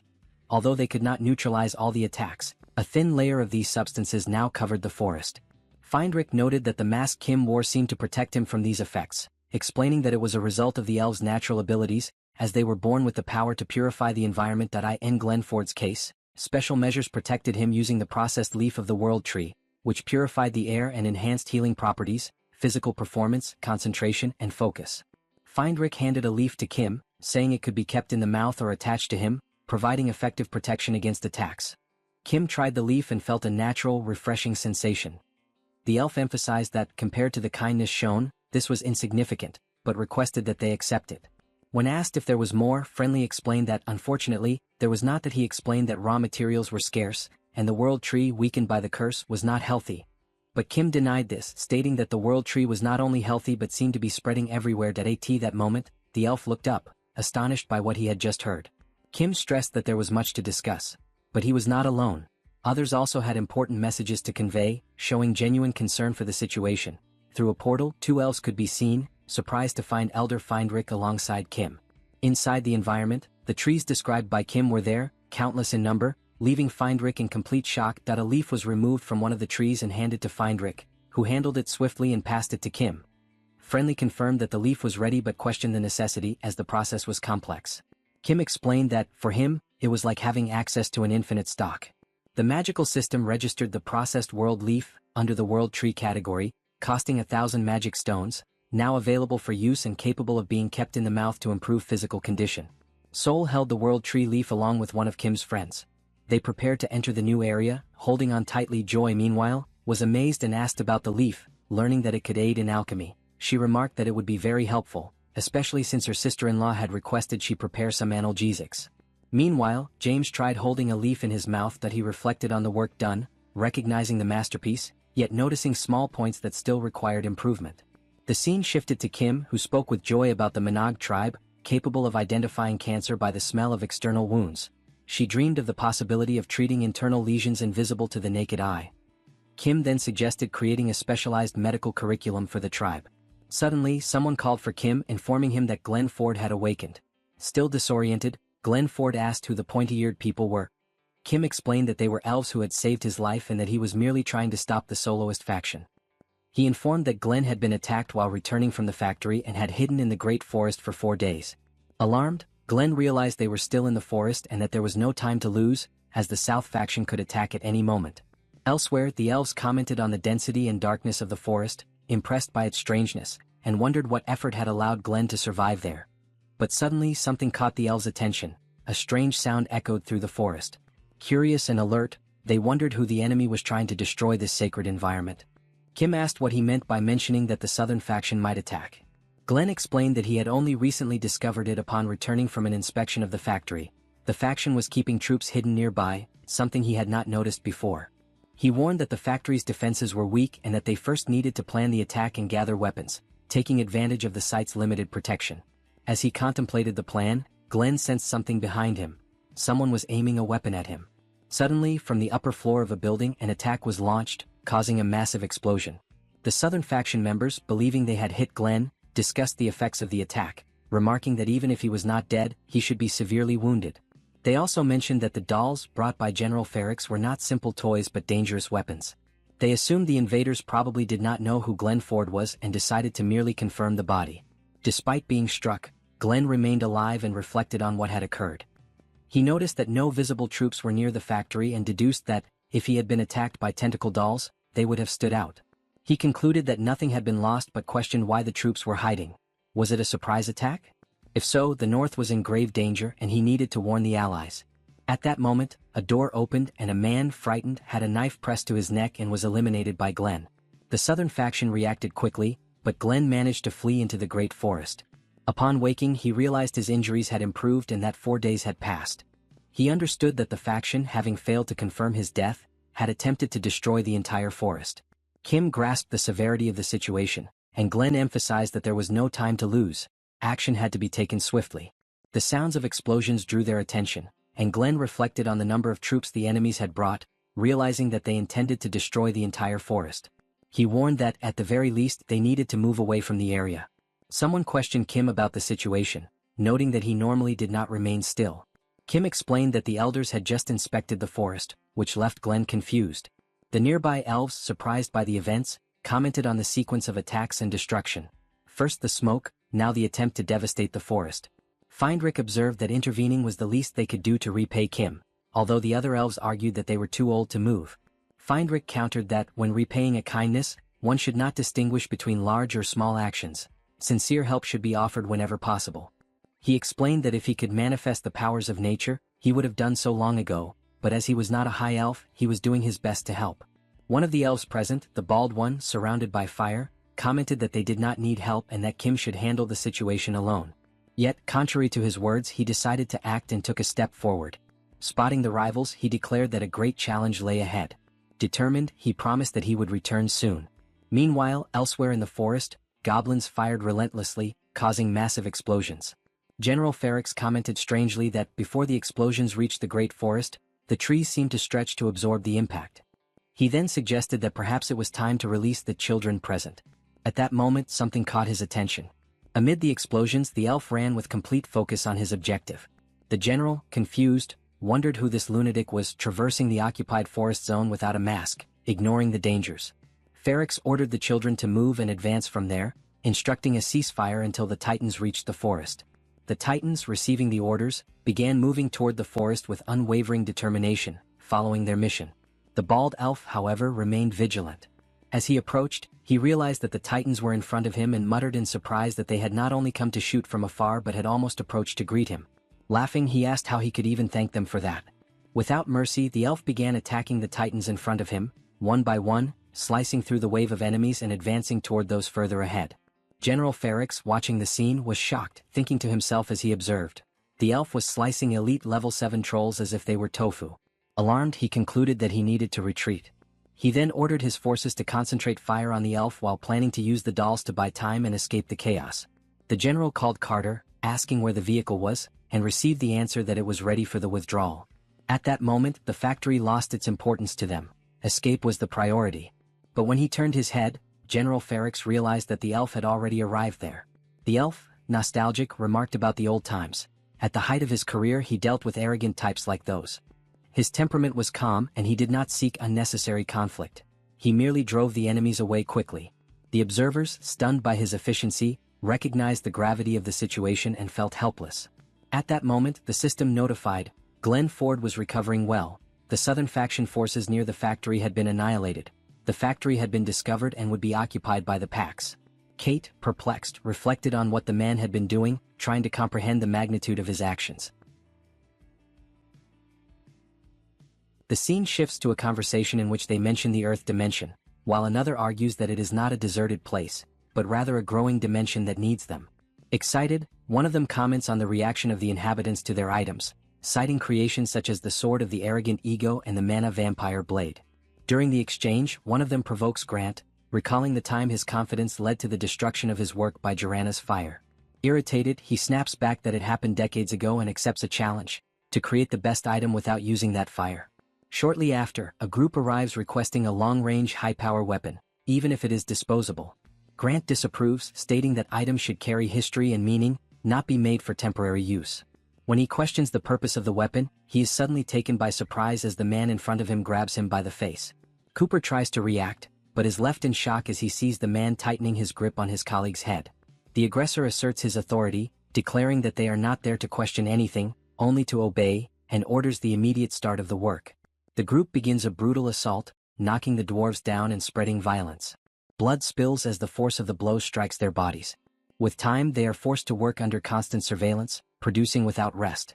Supervisors demand greater speed, threatening punishment and forbidding complaints, while the weakest end up overburdening the others. Exhausted, they continue working, sustained by a dark liquid that keeps them awake despite the discomfort. Cooper, worn down, questions how long they have been living like that, but another replies bitterly that it no longer matters. He suggests taking a substance provided to them, a dark water that causes discomfort but keeps everyone awake. Amid this oppressive routine, something draws the attention of all the dwarves. One of them notices unusual movement, and a dwarf woman looking outside confirms that something unexpected has happened. The oppressors appear to have been defeated. The news brings hope, but not everyone believes in change, fearing new masters who may be just as cruel, or even worse. Looking at his own reflection, one of the dwarves states that it does not matter who won, as new rulers will continue to exploit them until they are discarded, possibly with even greater cruelty. In response, he proposes observing and judging the newcomers. If they prove to be the same as the previous ones, he suggests destroying the reactor to prevent any further production.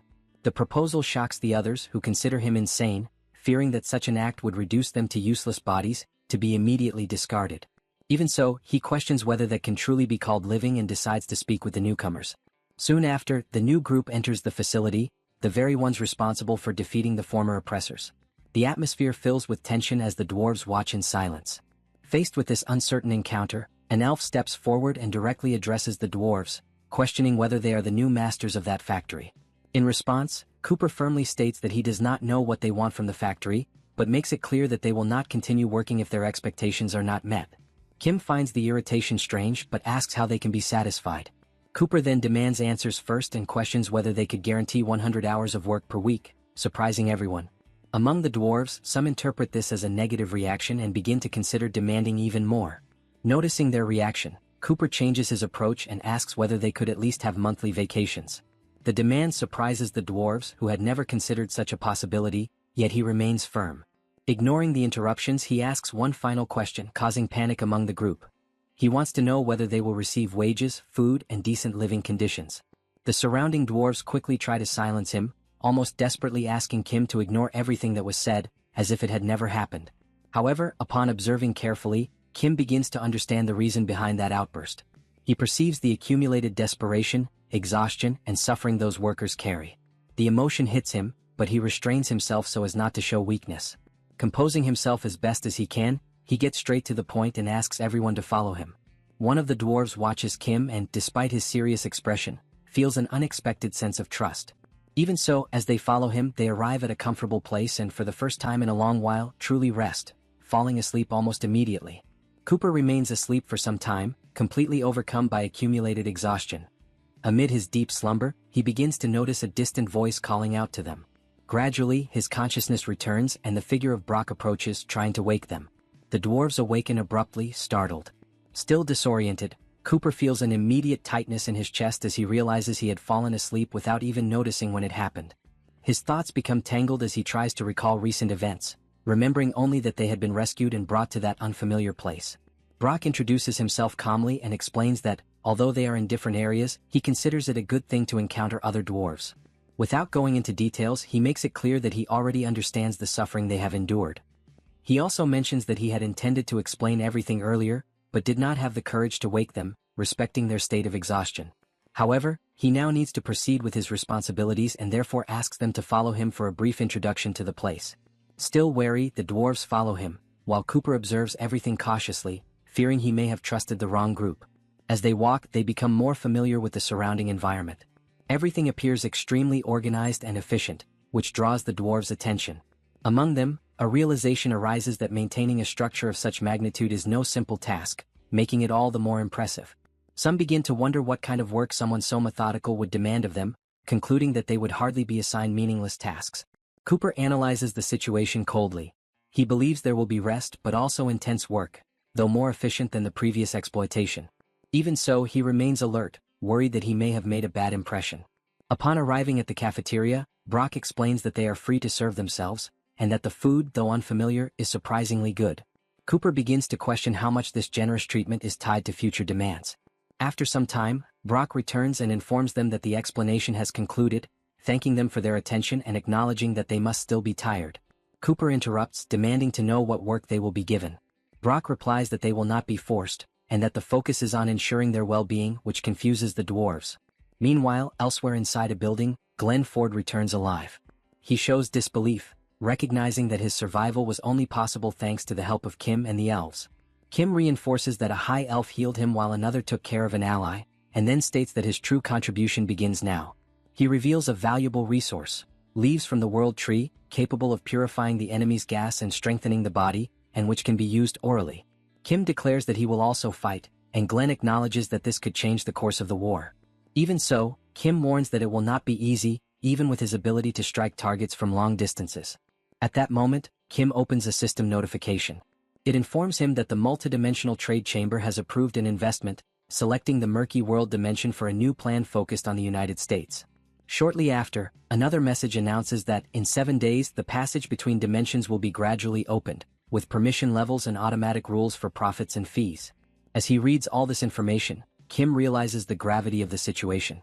He concludes that the level of difficulty has increased significantly, and that the presence of high-level entities indicates an extremely challenging combat scenario. He reflects on the gap between power levels and equipment, recognizing that his current capabilities are still insufficient to face higher-level opponents. Even enhanced weapons would not be enough to guarantee an advantage against enemies of that caliber. For this reason, he concludes that he must better understand the entities of the new dimension, since without that knowledge he will not be able to prepare properly. Glenn Ford explains that Murky World is a dimension inhabited by beasts that rely on brute strength as their primary weapon. He describes the creatures as agile, powerful, and highly regenerative, emphasizing their danger. He states that he has already faced them in the last bidding war and reveals that some are controlled by the Southern faction, making them even more treacherous. Upon hearing this, Kim concludes that if that dimension was chosen and Glenn Ford has already fought those creatures, then the Southern commander is likely involved. Glenn Ford confirms this, stating that the commander, after losing allies in the factory, has become even more desperate and willing to take extreme measures. Kim realizes that the situation is worse than he had imagined. Bringing entities from another dimension reveals an alarming level of recklessness. Even with the support of the elves, he understands that he cannot rely solely on that and concludes that he urgently needs a countermeasure.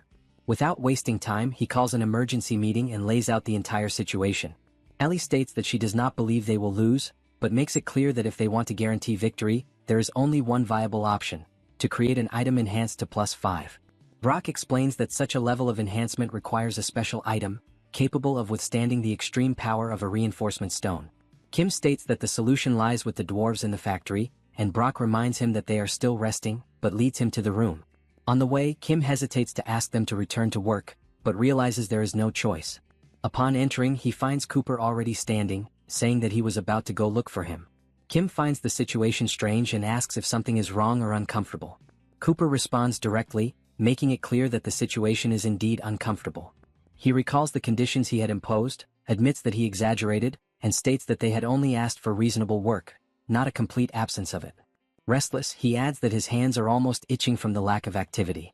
The reaction catches Kim completely off guard, leaving him momentarily speechless. Meanwhile, in another location, the scene shifts to one of the individuals responsible for the enemy faction's entire operation. He observes the surroundings and, although he does not expect much from the trade chamber, acknowledges that those selected are suitable. Around him, large and menacing creatures wait. One of the creatures remarks that it analyzed the location before the general's arrival and concluded that, aside from that one man, everyone else there is nothing but scum.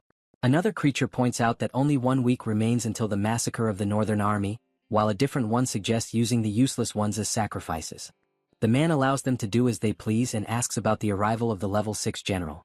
He is reprimanded for his lack of respect, but is informed that the general will arrive soon. Faced with any doubt, the creatures dismiss the possibility of defeat, asserting that they do not need strategy, as the sheer power involved guarantees a swift victory. Even aware of the risks, the man accepts it. The scene then returns to Cooper, who hears everything and understands that Kim needs a +5 weapon, and that it would require creating an item capable of withstanding a reinforcement stone of that level. Kim immediately confirms, adding that, if possible, he would also like the weapon's design to be striking. Cooper responds directly that it will not be possible. Surprised, Kim asks whether the problem lies in the design. Cooper dismisses that idea and states that the issue is not the design, but the impossibility of creating such an item under the current conditions. The answer weighs heavily, and Kim, in silence, realizes that without the weapon, his chances drop drastically. Cooper remains with his arms crossed, unsure of how to help. He explains that a mana reactor would be required to create the item, but the only one in existence cannot be used there. Building a new one would take 10 days, time they do not have, since in 7 days a portal will open in Washington, releasing the monsters from the murky world. Amid this urgency, an emergency meeting is called. During the discussion, the situation is laid out. Most of the enemies will be level 7 or B, yet there are no weapons capable of dealing with level 6 creatures. James reflects that if the stones fail, nothing else will matter, while others question why the elves would lose or disappear. It is clarified that this is not the point. The objective is preparation, and the meeting is not meant to produce a magical solution, but to bring ideas together in search of new approaches. At the table, Cooper proposes creating an item capable of storing the power of a +5 stone. However, he warns that without a mana furnace, the process would be unstable and dangerous. The object would ultimately explode with force comparable to a +5 bomb. If it is not designed specifically for that purpose, the intensity would be unpredictable. Faced with this, James asks whether such an explosion could be controlled. Cooper states that it could, at least to a certain extent, leading James to conclude that it might be possible to adjust its scale and power. Wasting no time, James grabs his notebook and begins to draw. He then shows the sketch to Cooper, asking if he recognizes the structure. Upon examining the drawing, Cooper's eyes light up. He takes the sketch and quickly understands the idea: to use the force of the explosion as propulsion. He finds the proposal interesting but questions its efficiency, noting that 45 gears would generate only vertical movement. James counters by stating that there is no inefficiency in Kim's abilities, as his products are limitless, something that surprises Cooper. Focusing on what matters, Cooper shifts his attention to understanding the engine in order to develop the concept of using an explosion as propulsion, taking into account size, weight, and gearing. As Kim tries to grasp the proposal, Cooper questions whether such a thing is truly possible and who would be capable of piloting it. The answer is unanimous: Junsu, the best pilot among them. Cooper admits that it is the first time he has seen something like this, and although he is unsure what to say, he shows clear curiosity. James reassures Kim, explaining that it is not as complicated as it seems, and that he and Cooper have decided to build it, emphasizing that time is the most critical factor. When questioned further, he states that the project will be completed quickly, as the circuits will not take long, and the greatest challenge will be getting Youngu to adapt to piloting the creation.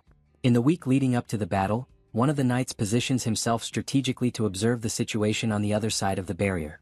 Meanwhile, Kim's team carefully organizes a plan to face what is coming, even making use of valuable resources such as the leaves of the Tree of Life to strengthen their chances. As time passes, in Washington, signs of destruction are already visible in the streets and avenues. The barrier separating the two universes remains firm. On one side, humans stand armed and prepared for war. On the other, the creatures wait for the moment to advance. When the decisive day finally arrives, the day of the battle, the atmosphere is one of absolute tension. Among the creatures, One addresses a figure responsible for the entire situation, asking whether there is anything he desires or wishes to consider before the beginning. The man, maintaining a firm posture, shows no demands other than a swift victory. The creature accepts the response and orders the rest of the group to identify and eliminate enemies without hesitation. As soon as the command is given, the creatures surge forward at high speed, moving in a coordinated and relentless manner. On the opposite side, Soul prepares for combat and immediately strikes, hitting the first creature that appears before her. However, the others continue advancing, fully focused on their objectives. In the midst of the clash, one of them lands a powerful blow on Soul, knocking her down. Seeing this, a knight reacts instantly, calling out to her. Without hesitation, he aims directly at the center of the creature's head and fires. Even so, the creature's advance does not stop. Gunfire continues in succession from the army, attempting to contain the relentless assault. Amid the chaos, Soul rises again, demonstrating resilience, while the creatures press forward against Kim's forces, maintaining an aggressive pace and constantly pressuring human defenses. In the midst of the battlefield's chaos, Lancelot grips his sword with determination. Without mercy, he delivers a precise strike and decapitates one of the creatures, eliminating it instantly. However, the victory lasts only a moment. Another creature quickly emerges in his direction, ready to attack. Before it can reach him, a shot strikes it. The bullet comes from a weapon wielded by Ancelotti, who intervenes at the exact moment to halt the advance. Even so, the situation escalates rapidly. Unexpectedly, a third creature appears and strikes Ancelotti with a brutal blow. The impact is so powerful that it sends him flying, hurling him a great distance. The creature watches closely as he falls, tracking every second of the impact as if certain of its victory. But against all expectations, Ancelotti rises again and, even while injured, lifts his sword and resumes his combat stance. The creature advances toward him confidently. As he attempts to raise his arm to fire, the severity of his condition becomes clear. Ancelotti has lost one of his arms. Even so, he does not retreat. In response, the creature declares that he should be surprised, emphasizing that no dimension has ever been able to withstand their strength. At that critical moment, something unexpected happens. Suddenly, the prototype appears on the battlefield, piloted by Junsu, and with a sudden movement, it slams the creature into the ground, completely shifting the rhythm of the fight. With the turn of events, the provocation is reversed. The word, surprise, echoes once more, now carrying an entirely new meaning.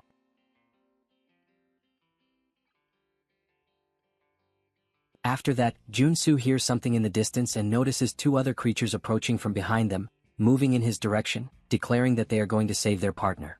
They are two creatures advancing rapidly, determined to rescue their fallen companion. As they run, the prototype prepares to retaliate. At the right moment, it extends its arm, and the two creatures collide against it and fall, blood spilling onto the ground. Junsu remains steady, counting 2 more kills as he prepares for what is yet to come. Days earlier, while observing Mr. Brock's passion for craftsmanship, James recalls the pleasure he once felt in creating and begins to question the fate of his own motivation. Determined to ignore efficiency and act out of pure desire, he conceives the Giant, his new prototype. The Giant is a colossal and inefficient machine, whose immense weight causes structural failures with every movement. To operate it, James uses the energy of unstable magical scrolls that, despite their danger, are viable due to the prototype's limited nature. A gem integrated into the system serves as a warning indicator for overload and imminent explosion. Now, Junsun observes everything from inside the machine and prepares for the signal. At the right moment, he presses the button and exits the prototype he was piloting. He abandons the machinery as the system enters collapse. The logic remains clear. If the machine will stop after only a few movements, then it makes sense to let it explode. The prototype detonates, generating a massive explosion in the middle of the city. Outside, Junsun observes the result and requests the deployment of a new giant from Mr. Kim. Shortly after, a new prototype appears before him. The system recognizes the delivery as James's masterpiece, Unit 1, completed. Junsun reconnects to the machinery. Mr. Cooper's circuit enhances the giant's arm, which, in an uncontrolled swing, shatters dozens of beasts. Inside, Junsun prepares himself internally for combat once again. The leader of the creatures advances to attack, delivering a powerful blow against the giant. The strike hits the machinery with enough force to knock it to the ground and trigger an explosion. After the impact, the creature assesses the situation and orders the retreat of all forces, signaling a change in tactics and instructing everyone to hide and avoid confrontation until further orders. Amid the smoke from the explosion stand Junsun and Kim. He checks for injuries, while Junsun acknowledges that he is alive thanks to the help he received.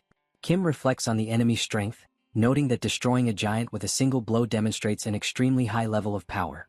At that moment, Ellie appears, holding the head of one of the defeated creatures. She arrives concerned after noticing the explosions, but Kim confirms that no one was seriously injured, while also observing Ellie's bloodied state. Ellie explains that she had been searching for level 6 enemies and believes she has found an ally of that level among them. Kim reports that a creature of immense strength destroyed the giant with a single strike, immediately capturing Ellie's interest as she begins trying to locate the threat.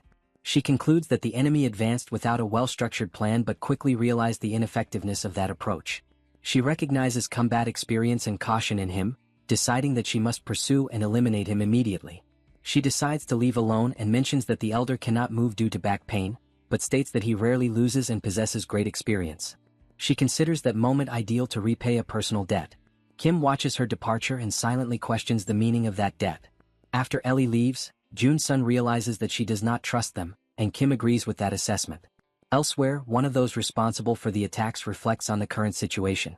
He questions the use of gas to contain the beast of the dark forest and why this strategy does not work against the northern army. He considers the possibility that the elders of the factory may have interfered in some way. Soon after, the leader of the creatures approaches. The entity, identified as General Deltaras, reports that Kim's group is extremely strong and that they need reinforcements. The man listens to the request and states that he does not fully understand what is happening, but acknowledges that his abilities are not working.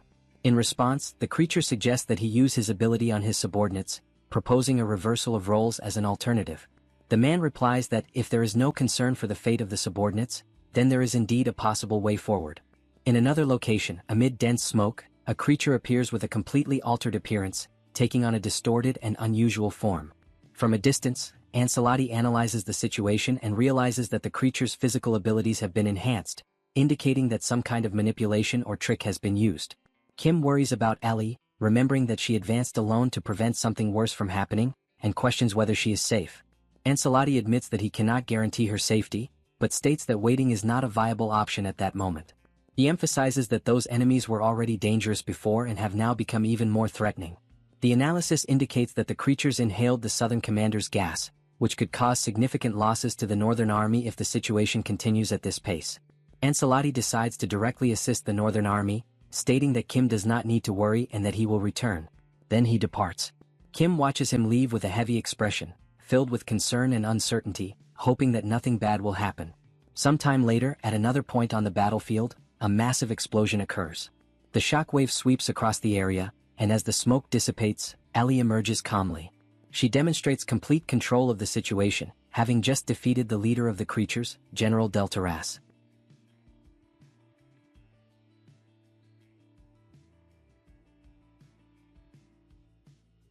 Elsewhere, a creature let out a scream. A powerful strike headed straight toward it, delivered by Glenford directly to the center of its body. The impact sent the creature flying far away, launching it an enormous distance. However, moments later, Glenford noticed another creature advancing and realized that one of them had escaped. The beast sprinted toward the edge of the barrier while being hit by countless gunshots. Even under the barrage of bullets, it showed no sign of fatigue and continued charging at high speed, completely ignoring the projectiles. The soldiers firing at it eventually ran out of ammunition. In desperation, they watched as the creature drew closer and closer at an alarming pace. Then, it stretched out one of its arms to grab one of the men. The chosen soldier panicked and screamed in fear. Before the creature could reach him, Lancelot suddenly appeared and, with a single strike, sliced through the beast, causing blood to spray in every direction. Immediately afterward, he delivered another tremendously powerful attack, sending the creature flying away. Turning toward the soldiers, Lancelot declared that he had come to replace the knights. He ordered them to reorganize their equipment and prepare to face the beasts while he held the defensive line. As he spoke to the men, the creature he had previously knocked down quietly approached from behind. Before the attack could happen, Glenford appeared once again and landed a powerful blow directly in the center of the creature's face. The impact protected Lancelot and sent the beast crashing violently into the ground. Without wasting any time, Glenford rushed toward the fallen enemy. Clenching his teeth, he concentrated all his strength into a single fist and unleashed another devastating strike. The creature completely lost its strength and died. Even so, Glenford continued staring at the body, carefully evaluating whether another blow would be necessary or if the beast had truly been eliminated. He then looked back and warned Lancelot that those creatures possessed an extremely high regenerative ability.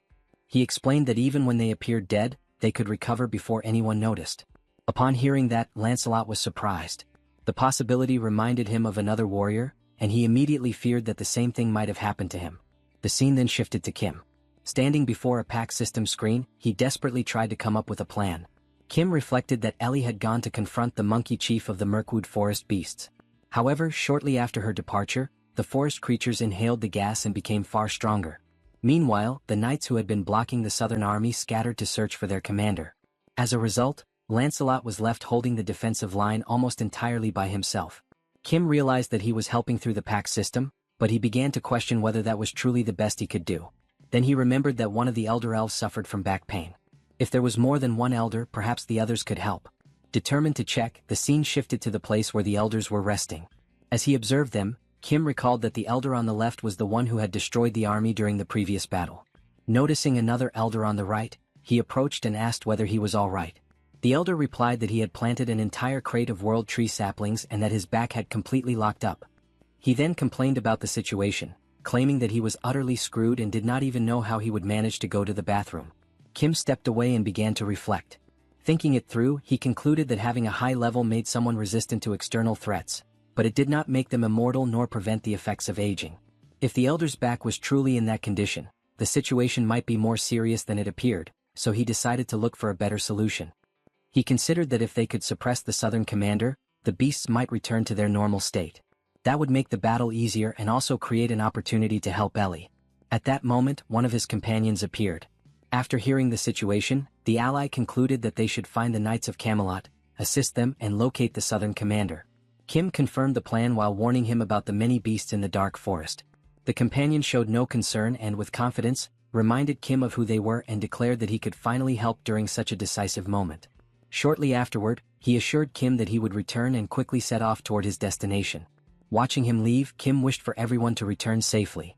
However, he soon pushed that thought aside, realizing that worrying would solve nothing, and decided that he needed to keep acting.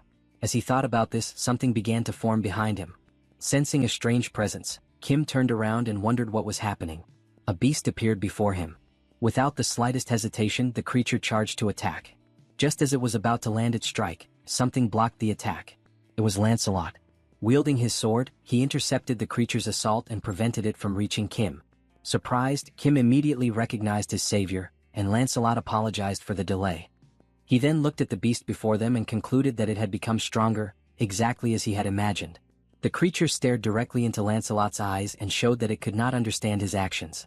To it, only the strong survived, and that was the truth governing all life. For that reason, it found it incomprehensible that someone like Lancelot would risk his own existence for much weaker humans, especially individuals who did not even belong to the same species as him. Lancelot replied that he had expected no other way of thinking from a beast and stated that such savage thoughts were natural for someone who lived solely according to instinct. He then explained that the value of a life did not depend on strength and that judging the world by that standard only produced blood and ashes, while the creature countered that such words were useless in the face of hunger. As the two stared at one another, the tension between them intensified. The creature declared that hunger could devour even gods and that fear could destroy love. It explained that the mercy defended by Lancelot was nothing more than a chain that suffocated the needy. Immediately afterward, it unleashed a powerful kick. The impact sent Lancelot flying backward. He tried to reduce the damage by dragging his feet across the ground and regaining his balance. Even so, he held firmly to his convictions and declared that he fought precisely to break those chains. Growing impatient, the creature said it was tired of the debate and claimed that anyone who faced true hunger would eventually betray everything they believed in. Lancelot remained steadfast and replied that the creature could believe whatever it wished. However, he stated that he had fought for love far longer than the beast had merely survived, and that he would continue defending those ideals until death. Mocking him, the beast declared that he would soon discover whether he could still defend those convictions after losing his head. The next instant, the beast launched itself toward Lancelot with overwhelming speed, strength, and ferocity. From a distance, Kim watched the confrontation and realized that he could not use the pack system in a battle unfolding so quickly. Suddenly, something caught his attention. When he looked back toward the battlefield, he saw a figure being violently slammed into the ground. It was the knight. He crashed down with tremendous force and remained motionless, seemingly unable to react. Alarmed, Kim tried to check his condition. Before he could receive any response, the creature grabbed Lancelot by the head and lifted him from the ground, leaving him suspended in the air as though he weighed nothing. Holding him firmly, the beast stared at him and declared that it would consume Lancelot's convictions. Then, in front of Kim, it promised to destroy him and reveal the true law of that world. According to the creature, strength became reason and weakness became consequence, and Lancelot himself was that consequence. However, before it could continue, a hand firmly seized the creature's arm. When the beast turned its head, it found Eli standing there. With one hand he carried the defeated monkey leader, and with the other he completely restrained the creature's movement by gripping its arm. Without showing the slightest sign of effort, Eli looked directly into the beast's eyes. Then, after observing the situation, Ellie remarked that it seemed the beast was about to become the very consequence it spoke of so confidently.